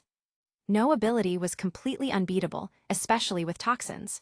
Every poison had an antidote somewhere. The realization filled Xia Luo with renewed hope for his next reset. But until then, he'd have to endure for a little longer. Well, my little spider, Ophelia purred as she approached, malice glinting in her eyes, now it's your turn. In the rec room, the evil woman reached out to Xia Luo with a predatory grin. Oh no, his sense of touch was back. You have been eliminated. No revival slot granted. Spider mutation gene toxin resistance plus 1%. 16 resets remaining. Restart. Inside the room, Xia Luo looked at Gwen. Are you up for this? Gwen frowned. Even though Peters told me about your abilities, mounting a direct assault on Osborne Castle sounds impossible. You don't have solid evidence linking it to any kind of criminal organization. Without proof, your plan won't get approval. George won't be able to convince his superiors to greenlight such an operation either. Old man Steve nodded in agreement. He looked into how their department operates. Missions like these need time for clearance. Without something massive to spark a response, they won't mobilize any sort of armed force. Something massive? Xia Luo smirked. That's not too difficult. Carter shook her head, doubtful about the success of this plan. If this is really Hydra, George's clearance wouldn't be nearly enough to make any real decisions. And the higher-ups, well, you know what I mean. The moment anything official is in motion, Hydra will get wind of it. You get what I'm saying, she said, serious. Xia Luo nodded. Right. If they've managed to stay hidden all these years, they must be deeply entrenched. Relying on those guys, it's not going to work. He dropped the idea of getting official forces involved for an assault. Too many potential moles. Without a shield in this world, infiltrating the government was all too easy for Ophelia. Not worth the risk. He'd have to move on to Plan B. Chapter 139. December double drop. When Kingpin opened his eyes again, he realized he'd been taken hostage. What? Who are you people? Old men, Steve replied with complete sincerity. Kingpin. Xia Luo shot Steve a look. How many times are you going to use that joke? Steve scratched his head. This is the first time. I thought long and hard about it. It's not funny. Carter deadpanned, beyond stale. Fine, I'll work on it, Steve sighed, crestfallen. Xia Luo returned his attention to Kingpin. By now, you should understand the situation you're in. I don't understand. 3 minutes later. Okay, I understand. Kingpin let out a weary sigh. Tell me, what do you need me to do? You've got access to mercenaries. I need this entire operation kept absolutely secret, Xia Luo said. Kingpin raised an eyebrow. If you need manpower, I've got plenty. I said absolute secrecy. I can't trust your regular men. Fine, got it. When do you need them? The sooner the better. 3 days. I'll need a minimum of 3 days. Kingpin pulled a card from his coat. Use the funds on this account. No one will track our moves. Perfect. Xia Luo smiled, then assigned the matter to Steve. If that woman was right, the older a man, the wilier he got, and Steve could manage this covertly without a hitch. Now it was time to decide who would lead this mission. His gaze swept over Gwen and Carter, before finally landing on Felicia and Lizard Parker. Big Kitty, he said, I don't think you've told me what your powers are. Felicia blinked. Kitty, I don't recall us being on such informal terms. Xia Luo waved it off. Sweat the details, I'm naturally friendly. Felicia glanced at him with distaste before answering, I don't have powers. No powers? Xia Luo looked surprised. A regular person's muscles would have torn to shreds swinging around like you do. Felicia rolled her eyes. Spider-Man, ever heard of technology? She held up her wrist to show them her grappling device. I spent a lot of time and money developing this. With some fine-tuned controls, I can swing through the city like you. And my suit's got an exoskeleton built in, so my muscles don't tear, and I stay nearly silent in motion. Xia Luo gave an approving smile. Excellent, you're qualified. Qualified? Felicia asked. Yes, we need someone without any superpowers for this role. The main role. Hearing this, Lizard Parker's eyes lit up. Me, I want the main role too, he said, hand raised eagerly. Xia Luo gave him a once-over. Are you sure? Absolutely. Lizard Parker thumped his chest. In my normal form, I'm just an ordinary human without powers. Gwen chimed in, it's true. I've studied Peter's condition. In his normal form, there's no trace of regenerative cells in him. Blood samples even confirm he's just an ordinary person. Interesting, Xia Luo mused. It sounds like your transformation doesn't merge with your baseline biology. Seems more like an external force momentarily takes over your body. Yeah, whatever. Can I be the main character or not? Lizard Parker looked at him, brimming with hope. All right, Xia Luo nodded. Then you two will lead the mission. Lizard Parker cheered. but Felicia looked exasperated. What's he so excited for? It's not his revival game. Carter chuckled. You wouldn't get it. When someone who's struggled with self-worth feels needed, their whole world lights up. Felicia tossed her hair. I wouldn't know, I've never been insecure. Gwen smiled and glanced over at Lizard Parker. Then she leaned in to whisper to Felicia. Of course you wouldn't, you're a woman. What's that supposed to mean? Nothing, Gwen replied, slipping past Felicia to the fridge. Peter, congrats, let's break out some champagne. Thanks. Me too, Felicia quickly joined her. Don't celebrate yet, first get some gear. Xia Luo leapt out the window. Man, the Black Order's weapons were fantastic. 3 days later. Ding dong tilde. Outside Gwen's apartment, Cindy pressed the doorbell, waiting for a response that never came. Gwen, she muttered, her face darkening as she uttered the name with growing resentment. Just as she prepared to kick down the door, a cold voice rang through her earpiece. Cindy, someone's infiltrated the base. What? Cindy gasped. Meanwhile, at Osborne's castle. Steve, leading the charge, swung Mjolnir and unleashed arcs of lightning that exploded through the air, leaving the castle's armed guards convulsing in its wake. Tat-tat-tat-tat. Behind him, Kingpin and a squad of mercenaries swept through, clearing out any stragglers and ensuring no witnesses remained. Entrance to the underground is here, Steve thundered, smashing down on a spot where the ground instantly exploded in fiery rubble. Kingpin couldn't help but feel a shiver of dread. Such a brutal old man. The mercenaries, exchanging uneasy glances, couldn't hide their unease either. Why would people this powerful need to hire us? Did they just want an audience? Soon enough, Steve and the others breached the underground base. The Cindy clones poured in from all directions, but in the face of Mjolnir's crackling lightning, their numbers meant nothing. If even gods fear thunder, why would they fare any better? Whether it was Black Dwarf's massive axe, Corvus Glaive's deadly glaive, or Proxima Midnight's trident, these weapons tore through Cindy clones with ease. One by one, Cindy's forces fell, littering the hall with her fallen clones. They advanced until they finally reached Ophelia's chamber. Lady Viper, leave her to me, Steve proclaimed, charging in and completely forgetting Xia Luo's warning. The instant he stepped inside, a cloud of poison seeped into his body. Thud tilde.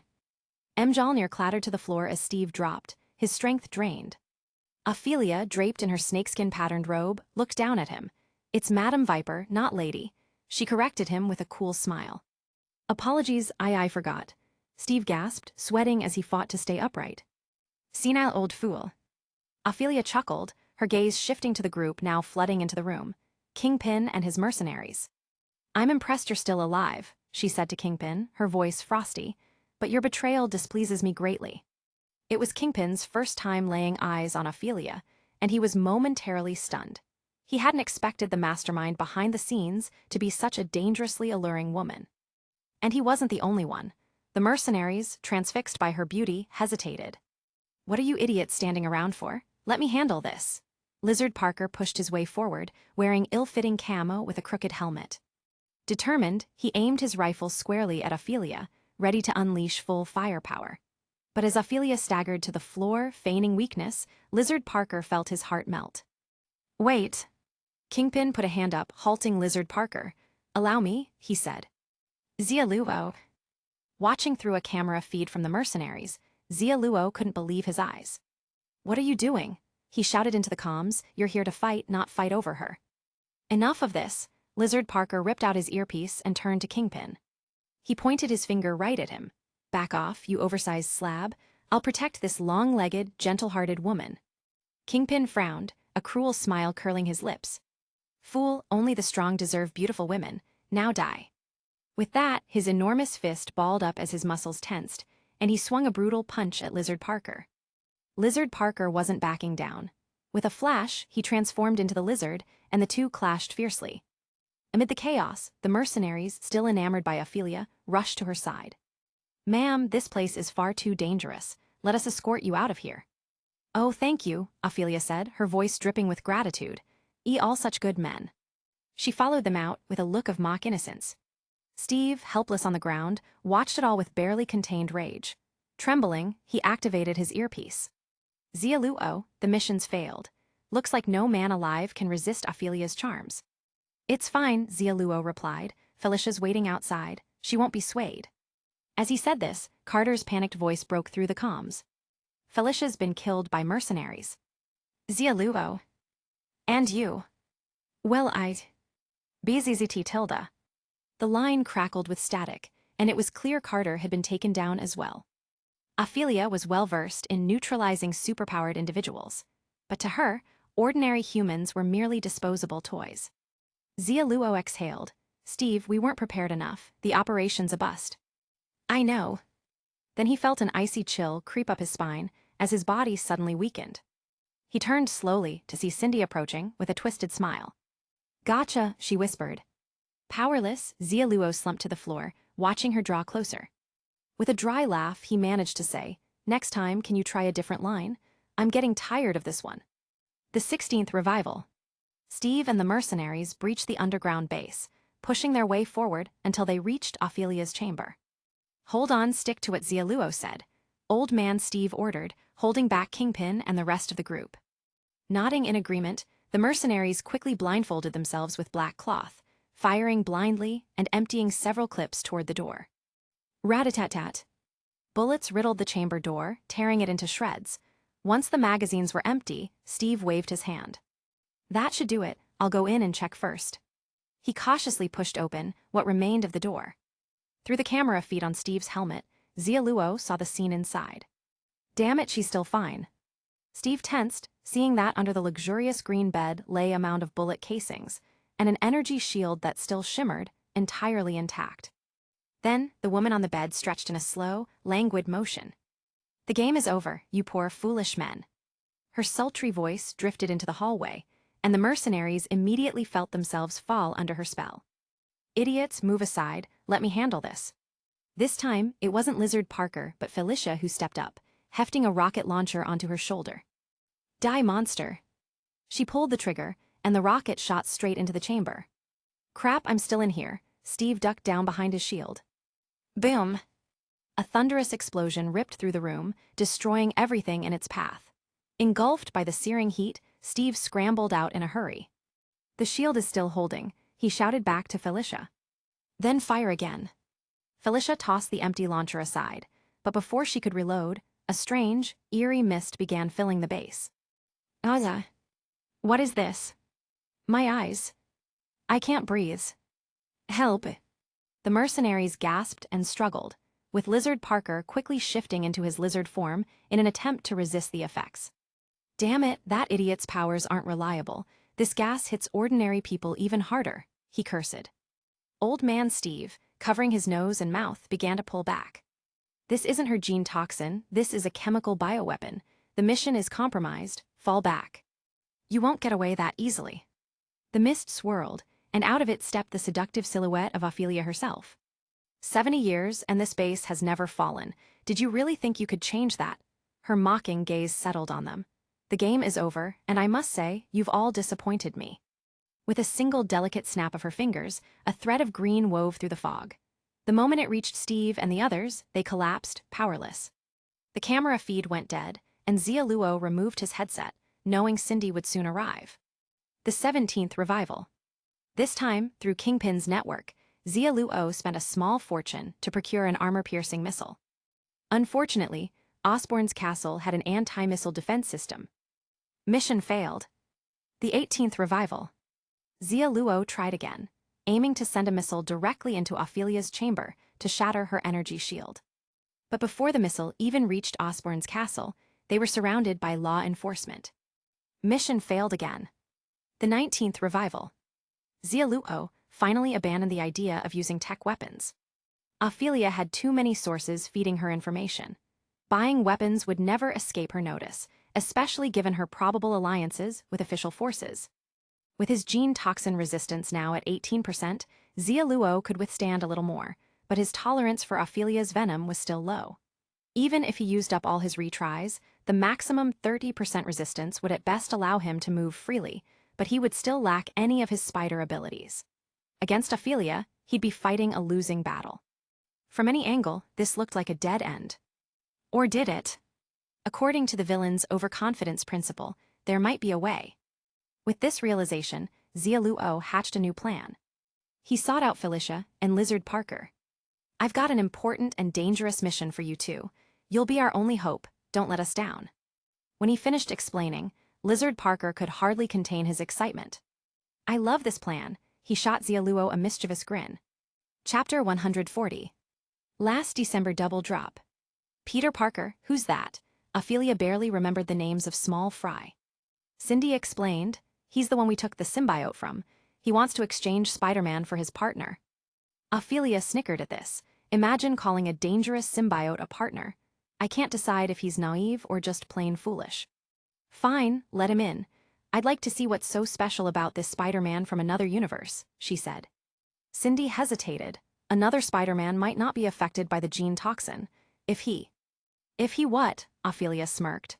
"If Spider-Man's using this as a ruse to get close to me, is that what you're thinking?"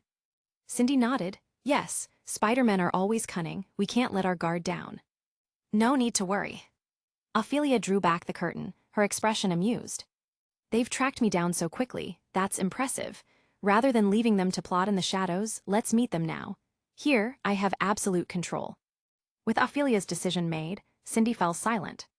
Soon after, Lizard Parker strode into the room with Xia Luo slumped over his shoulder. Felicia, meanwhile, looked around curiously, her gaze searching for the energy shield Xia Luo had warned them about. Draped in her snakeskin robe, Ophelia regarded Lizard Parker coolly. She hadn't activated her charm, so Lizard Parker wasn't immediately captivated by her allure. He shifted uncomfortably on his feet. "Ma'am, Cindy says you're the most dignified queen here. Are we supposed to kneel or something?" "Xia Luo. Felicia. Ophelia." No wonder he and that brute hit it off. Pure innocence, clearly. "Do as you like. I'm more interested in knowing if the one on your shoulder really is Spider-Man," she said. Without hesitation, Lizard Parker dropped Xia Luo unceremoniously to the floor. "Yep, he's Spider-Man." "Xia Luo. He's definitely doing that on purpose." "How can you prove it?" Ophelia asked. Lizard Parker fumbled in his pocket, pulling out a spider emblem. "Here's his suit. I'll put it on him to show." "No need, I was just teasing." Ophelia had no desire to watch Lizard Parker's antics. She crouched down, tracing Xia Luo's cheek with her long fingers. A flash of her snake-like tongue gathered Xia Luo's genetic information. Perfect compared to those wild-grown test subjects, he's clearly more refined. Seeing how Ophelia touched Xia Luo, Lizard Parker swallowed hard. If he'd known this would happen, he would have swapped places with Xia Luo. But even that wasn't enough to distract him from the task at hand. I want to exchange him for the symbiote," he announced. Ophelia shook her head. "Impossible." Can't we negotiate?" Lizard Parker widened his eyes, putting on a pitiful look. Felicia couldn't stand it any longer. She stepped forward. "From the moment we walked in here, I knew we were doomed." "Oh, do tell," Ophelia said, intrigued. Lizard Parker leaned closer to Felicia, whispering, "You messed up your line." "No, I didn't." Pointing to Xia Luo and Lizard Parker, she continued, "They're working together. Technically, before we came in here, we were all working together." "Hey, Big Cat, what do you mean?" Lizard Parker felt a twinge of worry. "Don't call me Big Cat, it's gross." Felicia wrinkled her nose. "Can't you tell? Xia Luo used us." "What?" Lizard Parker looked shocked. Before he could say more, Felicia added, "Even if we help him take out the Viper Lady, we'll never make it out of here. And my guess is, the lady here has already seen through our plan. Isn't that right?" She looked at Ophelia, taking a deep breath. "I thought this would just be a simple assassination. But as I walked through here, I saw too many terrifying things. I don't want to die, so I'm sorry, Peter, but I'm not dying for this." With that, she took a step back, drawing a clear line between herself and the others. "Ma'am, if I tell you the truth, can I leave here alive?" she asked pleadingly. Ophelia nodded approvingly. "I like a smart woman. If you agree to serve me, I'd be willing to spare you." "Thank you," Felicia said, letting out a sigh of relief. Meanwhile, Lizard Parker was deep in thought, glancing back and forth between Xia Luo and Felicia. Slowly, he pieced things together. "That scoundrel, he almost tricked me again." Lizard Parker glared at Xia Luo. "Stop playing dead. She's already figured us out. So what? You planned to use me again, didn't you? Never cared whether I'd make it out or not, right? He's all yours to manipulate." Ophelia looked down at Xia Luo's unmoving body, her smile growing. "No Spider-Man can resist my gene toxin. You made the right choice," she said. "Gene toxin." Felicia and Lizard Parker looked at each other, confused. It was something Xia Luo hadn't mentioned. Ophelia didn't elaborate, she merely waved her hand. From the moment he stepped in here, his fate was sealed. Cindy, take them away. I have my own plans for this perfect Spider-Man. Wait, Lizard Parker looked at her warily. What are you going to do to him? Ophelia raised an eyebrow. You seem awfully concerned about him. Aren't you even curious about what I'll do with you? Not at all. Lizard Parker scoffed. I just want to know how he's going to die. For all the times Xia Luo had tricked him, Lizard Parker wanted to get even, but he also found himself genuinely worried. Conflicted emotions twisted inside him, though he didn't recognize them as such. Ophelia burst into laughter. Ahaha, this is rich. It seems you really have been deceived. But you can't lie to yourself, you care about your friend. Too bad you've already made your choice. No, seriously, I just want to know how he'll die, Lizard Parker insisted, stubbornly. Ophelia laughed, delighted. Very well. Meeting someone like you has put me in a good mood. I don't mind sharing. She grabbed one of Xia Luo's legs and dragged him toward the bed. Xia Luo? No way, there's a whole audience here. Luckily, Ophelia wasn't one for public demonstrations. Turning back to the others, she began, years ago, I started a project. I wanted to create a perfect child, a child with beauty and strength beyond compare. Lizard Parker. What's that got to do with this loser? He asked. As Ophelia laid Xia Luo on the bed, she answered, a perfect Spider-Man paired with a perfect Viper lady. Do you see the connection? What? Felicia gasped, are you saying you want to? Ophelia nodded. Indeed. I've waited too long to create a truly perfect offspring. Gene engineering has its limits, and while advanced technology can do much, there is still nothing as effective as the most natural method. She smirked, casting a sidelong glance at Xia Luo. So when you brought him to me, I was thrilled. I won't need to kill you now, consider it my thanks. With that, she pulled the bed curtains closed. You'd best leave, while I'm feeling generous. Watching her climb onto Xia Luo, Lizard Parker's eyes filled with tragic tears. Why is he getting this? I really thought he was in for a horrible end. This is so unfair. If I had another chance, I'd be the one taking the most dangerous role. That would have been perfect for me. His voice cracked in sorrow. He was practically drooling with envy. Let's go, don't disturb them, Felicia muttered, urging him along. As the two left, Cindy met them at the door with a scornful smirk. Did you really think Spider-Man could leave here alive? What do you mean? Lizard Parker asked, alarmed. Cindy walked them out, explaining as they went. Madam is both the world's most flawless woman and the deadliest Spider-Man, has no chance of surviving this. Lizard Parker's face fell. How can that be? That idiot's her man now, isn't he? She wouldn't. Why wouldn't she? Cindy halted, shooting him a knowing look. The truth is, Lady Viper's lethal nature comes from more than just her ruthless heart. Her body itself is laced with deadly toxins. Her gene toxin is a curse from which no man can escape, not even Spider-Man. So Xia Luo is doomed. Lizard Parker's face turned grave. As much as he hated that con artist, there were moments when the guy wasn't so bad. Wait, since when had he started to think that? Lizard Parker thought for a moment. Not great, but not terrible either. What do you plan to do? Felicia asked, nodding towards the Cindy clones scattered around. Even if you regret it, the fact remains, you can't save him. Lizard Parker took a deep, shaky breath, his body trembling. But he got me out of the survival game. That's a fact too. If I just leave him now, I'll be haunted by it. Felicia shook her head. Well, good luck then. She stepped back, watching as Peter transformed into the lizard and threw himself into the swarm. That guy wouldn't actually die, so she couldn't understand what he was fighting for. Was this the famed brotherhood people talked about? She didn't get it. Inside the room, Ophelia paused at the sound of the commotion. She glanced at the door, frowning. Looks like your friend had second thoughts. I knew he would. He's a kind person. Xia Luo spoke up, and Ophelia wasn't surprised. From the gene information she'd extracted, she understood that this Spider-Man wasn't fully affected by her gene toxin. But it didn't matter, he couldn't resist. Xia Luo cast a glance toward the door and shook his head. Actually, my original plan was to let them kill you. Was it now? Ophelia continued her work, and Xia Luo considered his options. So, aside from covering me in saliva, what else can you do? Ophelia. Be quiet. Could you hurry up? I'm on a tight schedule. So am I. Pain flashed across Ophelia's face, but her efforts only increased. Her long-held wish was finally coming true. As a child, scarred and insecure, she'd hated the strange looks people cast her way. She felt small, weak, afraid. She yearned to be beautiful, to be flawless, because people are visual creatures. They only value the beautiful. As she grew older, she understood this more and more. Perfection meant everything to a woman. In her search for perfection, she'd been lured into a Hydra experimental facility as a young girl. The experiment succeeded.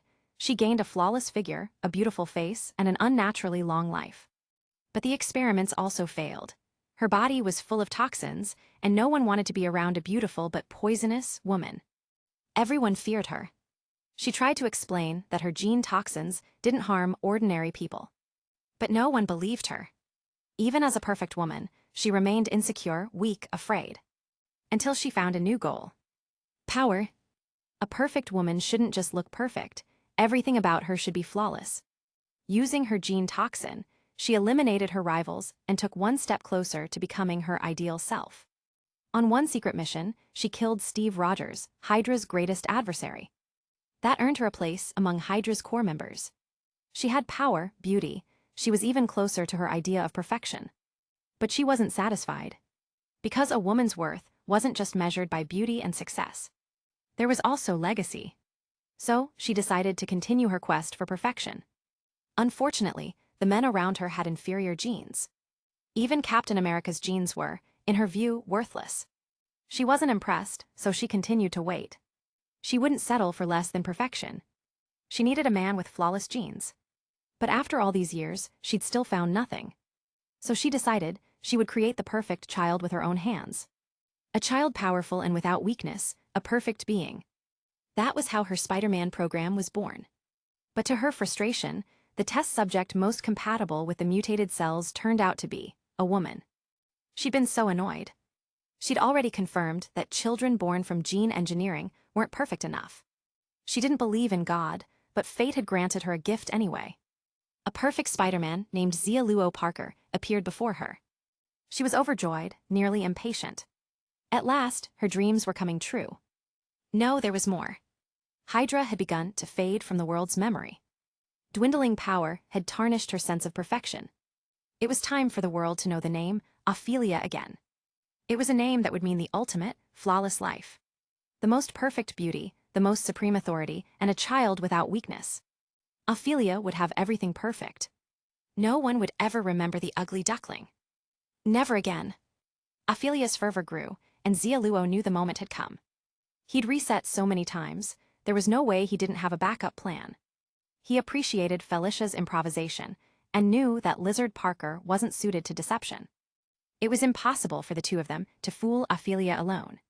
So his backup plan was Sheba Inu Thor and Crocodile Loki. However, the betrayal of his team had given him unexpected inspiration. If people could betray, then so could the gene toxin. Chapter 141. Meanwhile, Xia Luo, with his growing toxin resistance, had endured until now. Well done, Spider-Man. I appreciate the gift you've given me. Ophelia dabbed her forehead with a silk handkerchief, a hint of regret on her face. But you're of no further use to me. My child doesn't need a father to share his perfection with. She smirked. As my first man, I'll make sure you die with some dignity. Hearing this, Xia Luo couldn't help but roll his eyes. He could feel a dull ache spreading through his body. Another toxin, it seemed, one responsible for the endless cycle of deaths he'd endured. But it didn't stop him from making his move. Though his body felt sluggish, he could still manage small movements. After 2.5 hours, he finally completed a magic circle, summoning his little spider companion. Chirp, chirp. With a flash of vibrant light, the weakened little spider landed on Ophelia's shoulder. Since Xia Luo's condition was linked to the spiders, it too was affected by the gene toxin. Using the little spider for a sneak attack had never been a real option. He knew it wouldn't stand a chance of killing Ophelia. But this time, killing her wasn't his goal. All he needed was one bite. That might just end it all. In an instant, the little spider's tiny fangs pierced Ophelia's skin, injecting a fraction of mutated spider cells into her bloodstream. Ugh! Ophelia let out a scream and collapsed onto the bed. Outside the door, Cindy didn't react. She was no naive girl and knew this sort of noise was perfectly normal. Meanwhile, Ophelia lay writhing in pain, her voice all but gone. Green veins twisted across her skin as the red and blue mutated cells invaded her body, throwing her toxin system into a brief standstill. Soon, the toxins seemed to reach a decision. Rather than expel or destroy the invading spider cells, they allowed them to spread, reconfiguring her body and transforming her toward a spider mutation. The toxins remained solely focused on punishing Spider-Man. As spider silk proteins began to form within Ophelia's body and spider glands emerged on her wrists, her senses rapidly deteriorated. The anti-Spider-Man gene toxin worked quickly, destroying her. At last, Ophelia was fully transformed into a Spider-Man. The toxin-secreting glands vanished as a result, but the residual gene toxin remained. Ophelia sat in a stupor. Xia Luo blinked, waiting for a notification that the mission had been completed. Unfortunately, the joyful message didn't appear, not even when Cindy's voice echoed from outside. "Madam. Madam." After calling a few times and hearing no response, Cindy mustered her courage and opened the door. Noticing Ophelia's blank expression, Cindy's face changed. "That vacant look. You're not seeing things. She's turned into a Spider-Man," Xia Luo said. Cindy blinked in surprise. Then, after some tentative checking, she let out a crazed laugh. "Ha ha ha, perfect. You got what you deserved, Ophelia." Right in front of Xia Luo, Cindy seized Ophelia's throat and choked her until Ophelia was dead. Xia Luo frowned. The Viper Lady was dead, yet still, no mission success notice had popped up. Had he missed something? But soon enough, he understood he hadn't made a mistake. "Spider-Man, I must thank you for everything you've done for me," Cindy said, her expression transforming as she fully unleashed her ambition. "From now on, everything that was Ophelia's is mine." Xia Luo. "All right, looks like I still have to deal with her." 20th Resurrection Round. Xia Luo finished his part, and Old Man Steve had wrapped up dealing with all the Cindys right on schedule. "Hey, little spider, I'm heading in," Steve announced. "Hold up, don't come in just yet. Make sure you've taken care of all the Cindys carrying gene toxin. I don't want anyone else finding out my secret to beating the round," Xia Luo quickly called out. He really didn't want anyone knowing how he'd pulled this off. It was embarrassing.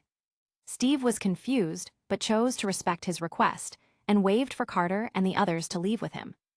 Meanwhile, deep in the base, Lizard Parker tossed the remaining Cindy corpses into the incinerator. Guess that little twerp actually pulled it off. How'd he manage to handle such a terrifying opponent? He was genuinely curious. Felicia, standing nearby, just shook her head. "No idea, but a win's a win. I can finally go back and see my dad," she said, visibly excited.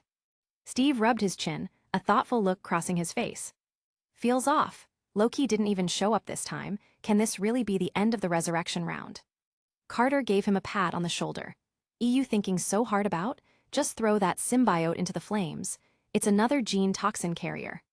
Steve moved toward an adjacent lab and tossed the weakened symbiote into the incinerator. "It's separated now, but next time we see Parker, will he still be Venom Parker?" he wondered. "Oh, by the way, has anyone seen that guy?" he asked Carter. "Which guy?" "That Hydra captain, you know, your old pal." Carter made a face. "He's no friend of mine." "Hell's Kitchen, Fisk's Villa." "Mr. Rogers, Lady Viper's messenger just came by. They've captured Spider-Man, a man named Xia Luo Parker," Fisk reported. At this, Hydra Steve's face broke into a grin. "They caught him, excellent." He was thrilled, already making his way out the door toward Osborn's castle. "Wait," said Fisk. "Our plan still needs some fine-tuning. We can't underestimate the other participants." Hydra Steve scoffed. "Apart from Spider-Man, the others aren't worth mentioning. This time, victory is ours." The moment he finished speaking, a mission failure message appeared before him. "Hydra Steve. Mr. Fisk, I need to know one thing." "What's that?" "When did you get the news about Spider-Man's capture?" 2 hours ago." 2 hours? Hydra Steve's expression soured. "So he turned the tables in just 2 hours, Xia Luo Parker, impressive. Next time." Before he could finish his threat, Bucky interjected. "Steve, there won't be a next time. I don't think we'll ever beat him." "What are you talking about?" "Ever since we met that guy, I feel like we're living in his shadow. There's just no beating him," Bucky said dejectedly. "Bucky, you're already dead. You can't live in anyone's shadow." "I'm serious." "So am I."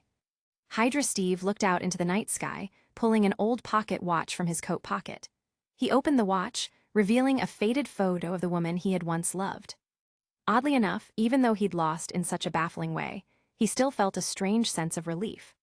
After all, only one of them needed to fall into this abyss. Cosmic Weeby. With his mission complete, Xia Luo decided not to use up his remaining restarts farming for more toxin resistance. 10 restarts left, just enough to handle any future surprises. The only reason he'd managed to win this round was because he'd had so many retries. Without that resistance, he'd have been helpless against the gene toxin. From now on, he'd need to conserve restarts carefully, the same way some folks guarded their supply of Holy Land relics. Then, he turned his attention to this round's rewards. Congratulations, you have successfully won this resurrection round. Reward 1, Resurrection Ticket X1. Reward 2, choose 1, Titan Body Phase II or Strength plus 30 tons. Bonus Reward 1, Spider Totem Power X1. Bonus Reward 2, Spider-Man Exclusive Spell, Summon Little Spider, Youth Version. Remaining restart count, 10, saved for next resurrection round. Looking at the options, Xia Luo didn't hesitate before choosing Titan Body Phase II. With roughly 20% resistance to the gene toxin, plus this upgrade to his Titan body, his strength would increase by at least 30 tons, with similar boosts to his durability, stamina, and other stats. Most importantly, he'd no longer be vulnerable to the spider-specific gene disruptor. From now on, killing the invincible Spider-Man would require some serious firepower. As for the youth version of Summon Little Spider, Xia Luo pondered it. Suddenly, the void swallowed his figure. When he opened his eyes, Xia Luo was standing in a chaotic lab, clearly the scene of a recent battle. Right away, he spotted a gleaming, bald head. "Are you okay?" Xia Luo asked, giving a little wave. The bald man froze, forcing a strained smile. "Okay." The next moment, he spun around and yelled, "Spider-Man's alive. Get the gene disruptor now." Xia Luo. So, word about the gene disruptor being Spider-Man's kryptonite had already spread. Chapter 142.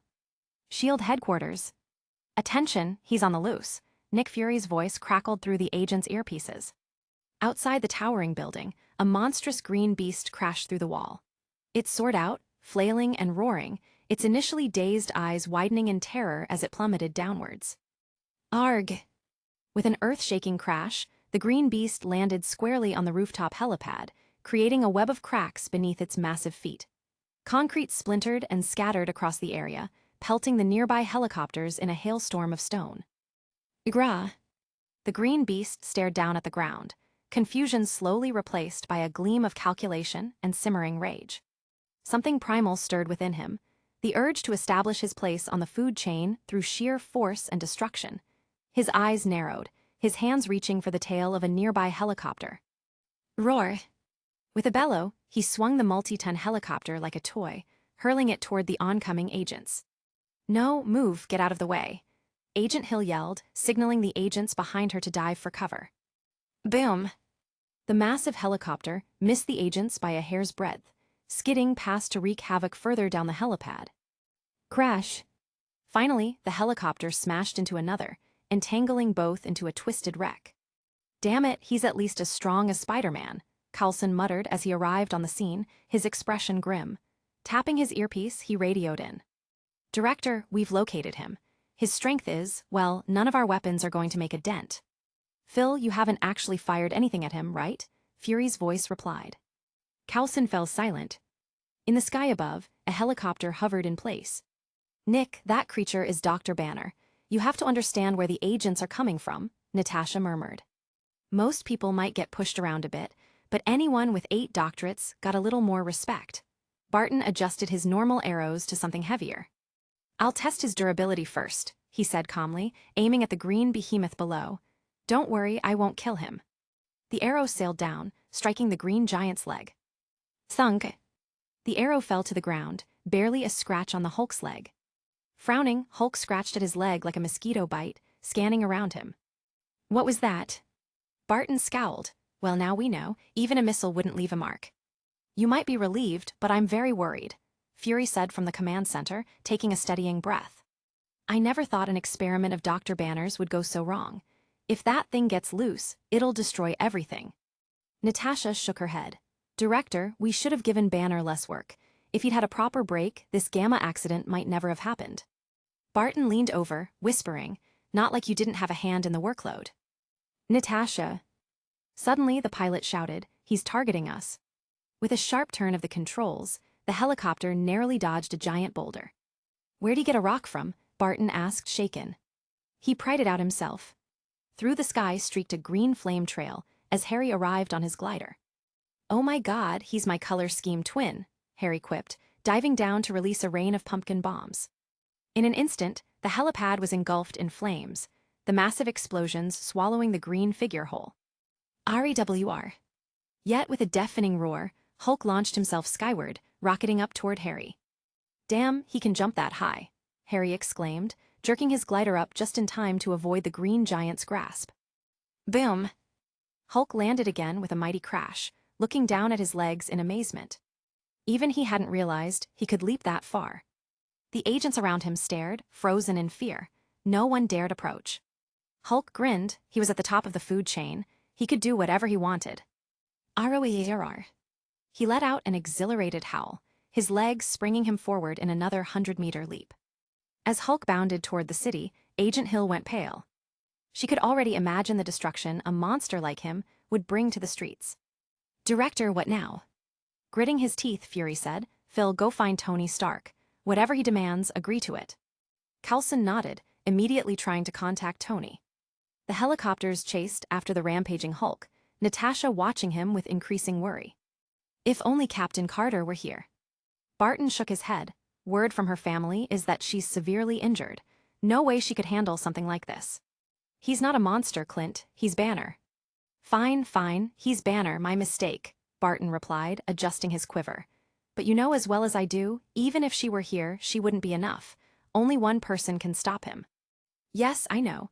Only Spider-Man can handle a rampaging Hulk." Natasha kept an eye on Hulk's movements, though her tone held little hope. "We have no idea when Spider-Man will even revive. He doesn't exactly stick to a schedule." At that moment, Agent Sitwell's panicked voice cut through their earpieces. "Spider-Man's alive, and he just killed one of our agents." "What?" Everyone froze, then erupted into cheers. "Fantastic, Spider-Man's back. He can beat that monster." "Wait, what did he say? Spider-Man killed one of our agents." "That's impossible. He's friends with Captain Carter. We're allies now, he wouldn't do that." Could he have been affected by the gamma radiation too? Maybe. Spider-Man's body was in Banner's lab, right? If Banner turned into a monster from gamma rays, maybe Spider-Man did too. The agent's speculations were quickly interrupted by a response. Inside the lobby. Boom! The gene disruptor shattered, flashing in the dimly lit lobby. The razor-sharp fragments, laced with a gene-breaking serum, tore through the lab, obliterating equipment. In the shower of debris, a small piece of vibranium punctured the nanotech suit, allowing the gene disruptor's serum to seep into Spider-Man's bloodstream. But as the faint purple veins began to glow around the wound, a soft purple radiance pulsed through the injury, merging with Spider-Man's Titan body phase II. His body was evolving. Chapter 143. Of course, Big Bald Sitwell and his crew couldn't see what was happening. In their shocked gazes, Spider-Man merely raised his hand to block the blast from the genetic disruptor with ease, leaving him entirely unharmed. "What? Impossible." Seeing this, Sitwell's face darkened. "This makes no sense. The genetic disruptor was designed as a lethal weapon against Spider-Man. You can't just..." Before he could finish, Xia Luo shot a line of webbing, snaring several agents and dragging them forward as the web strands exploded around them. Boom! His fist shattered the air, sending tremors through the lobby. In an instant, broken bodies fell to the ground, blood and flesh splattering across Sitwell's face. Spider-Man's strength had grown terrifying.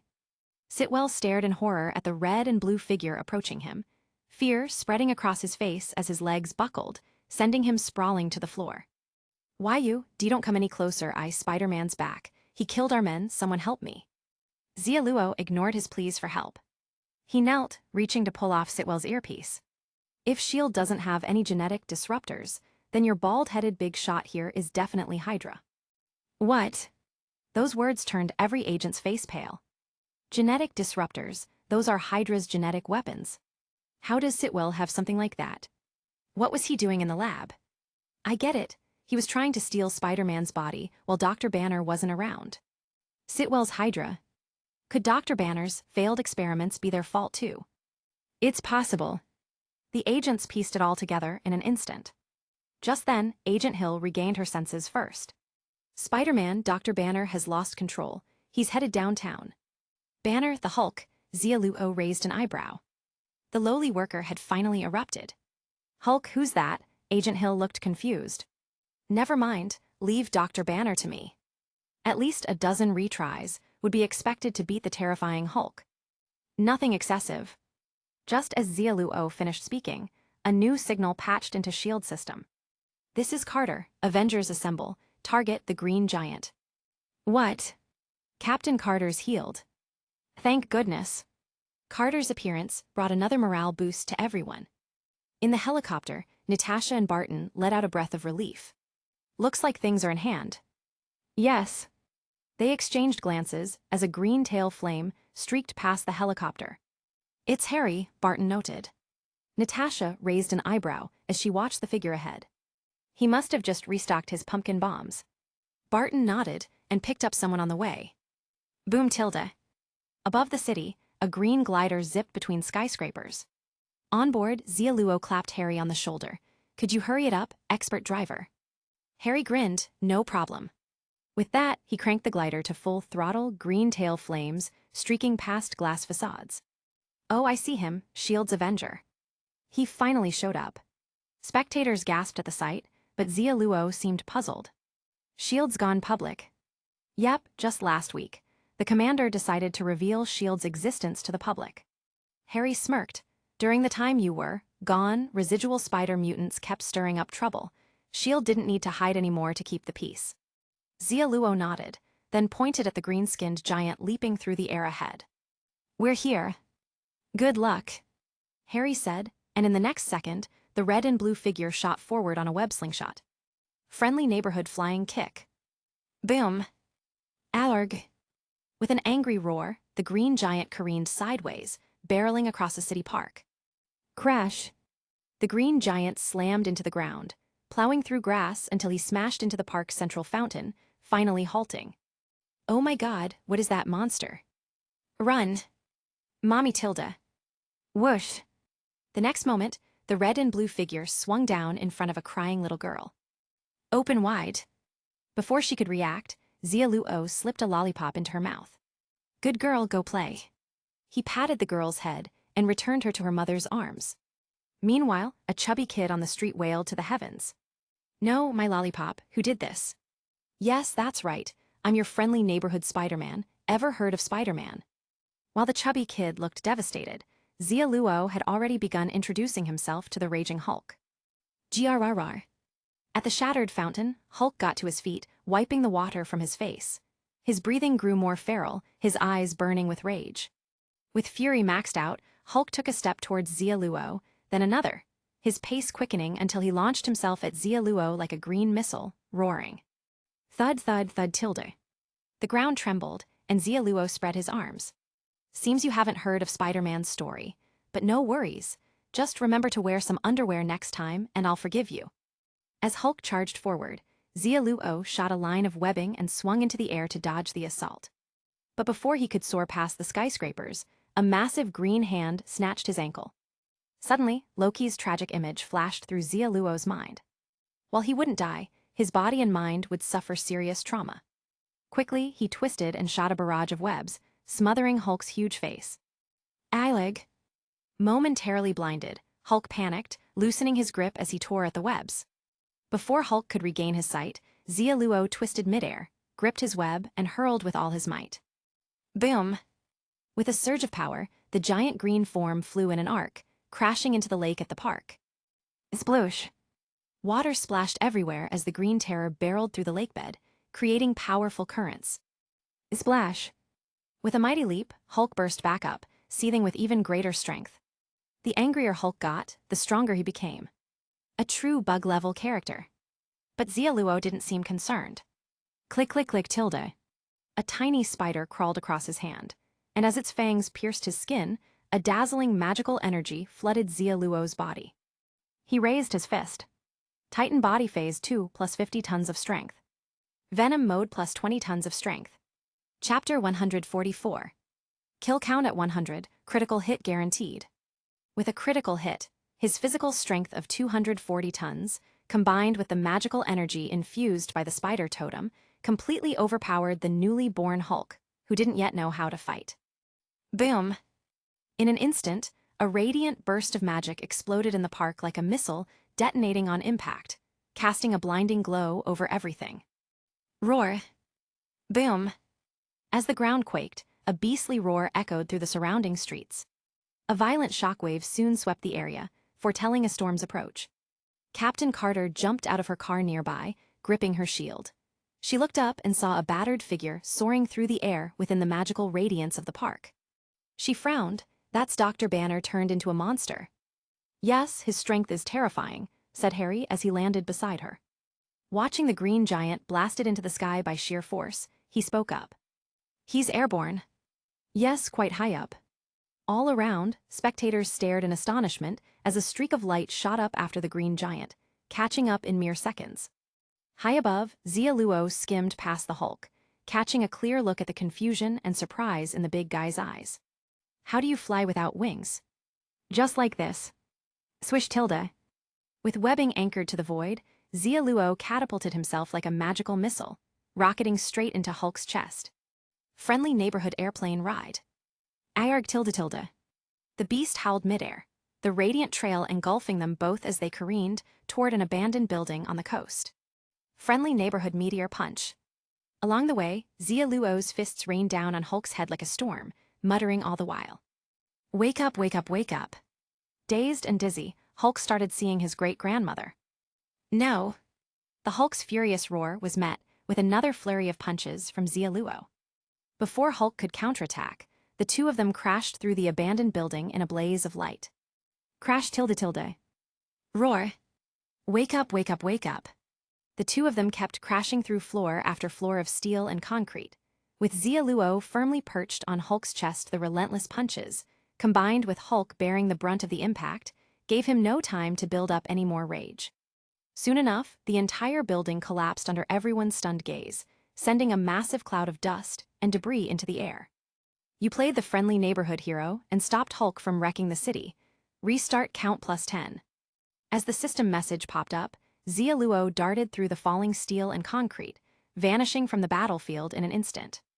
The crowd was left in shock. Just then, flames roared in the distance. Tony arrived on the scene in his Mark armor, gazing silently at the rubble below. After all, he had just bought this abandoned building. Sir, would you like to send a cease and desist to Spider-Man? Jarvis asked. Tony's face twitched. Spider-Man's broke. My apologies, I have no data on that. Send a message to S.H.I.E.L.D., they're footing the bill for this. Understood. In the command room, Nick Fury stared at the collapsed building, his one eye filled with concern. Spider-Man kept getting stronger. If that guy came back from the dead a few more times, even his friends might not be able to stop him. Nick, the gamma radiation wave frequencies at the scene have disappeared, Natasha reported from the field. Nick Fury breathed a sigh of relief. Good, looks like Spider-Man defeated that thing. Director Tony just sent over a damage claim. That building was his, Coulson said. Hearing this, Fury rubbed his forehead in frustration. Damn it, it was Spider-Man who wrecked it. What does that have to do with us? Sir, I'd like to remind you, Spider-Man's broke. Fury hesitated for a second, then sighed. Fine, I'll request funding, but I'm not making any promises. Understood, sir. We know S.H.I.E.L.D.'s broke. Arriving at the scene, Coulson felt utterly drained. Spider-Man's involvement had only worsened S.H.I.E.L.D.'s already tight finances. But at least the out-of-control Dr. Banner had been contained, preventing worse consequences. Otherwise, S.H.I.E.L.D. would not only face bankruptcy, but also risk mass layoffs, putting agents at mid-career without jobs. He still had a mortgage to pay off. Soon, waves of rescue teams arrived at the ruins, and journalists scrambled to report the event. In the crowd of onlookers, Xia Luo, now in a red and blue hoodie, played the part of an excited fan. Wow, Spider-Man's amazing. You're my hero, I love you, he shouted with a raised fist. Bystander. A youth with dreadlocks shot him a glare. Hey kid, you're hurting my ears. Xia Luo grinned. Sorry, I'll help fix your ears. He raised 2 fingers. Poke. Oh shit, you damn brat, I'm gonna mess you up, don't you run. The dreadlocked youth chased him through 3 alleys, only to trip over Carter's outstretched foot and land headfirst in a trash can. Oh no, what the hell, who did that? The dreadlocked boy cursed, fuming. Up on a nearby rooftop, Xia Luo lay leisurely on a web hammock, while Carter looked at him in exasperation. I heard Sitwell was a Hydra mole. Was it you who found out? Xia Luo folded his hands behind his head and smirked. Yep. The second I opened my eyes, he chucked a genetic disruptor at me. Carter looked taken aback. You're okay. Xia Luo nodded. Of course. The invincible Spider-Man will never die again. Carter rolled her eyes. You say that every time. Xia Luo grinned, then asked, what about you? Has anyone caught on to your secret? Carter sat down on the low wall of the rooftop. I was prepared for this kind of thing. My family retrieved my body and publicly announced I was injured. Only a few people know I'm back. Xia Luo snorted. Next time, make sure they bring my body along too. Didn't you say you wouldn't die again?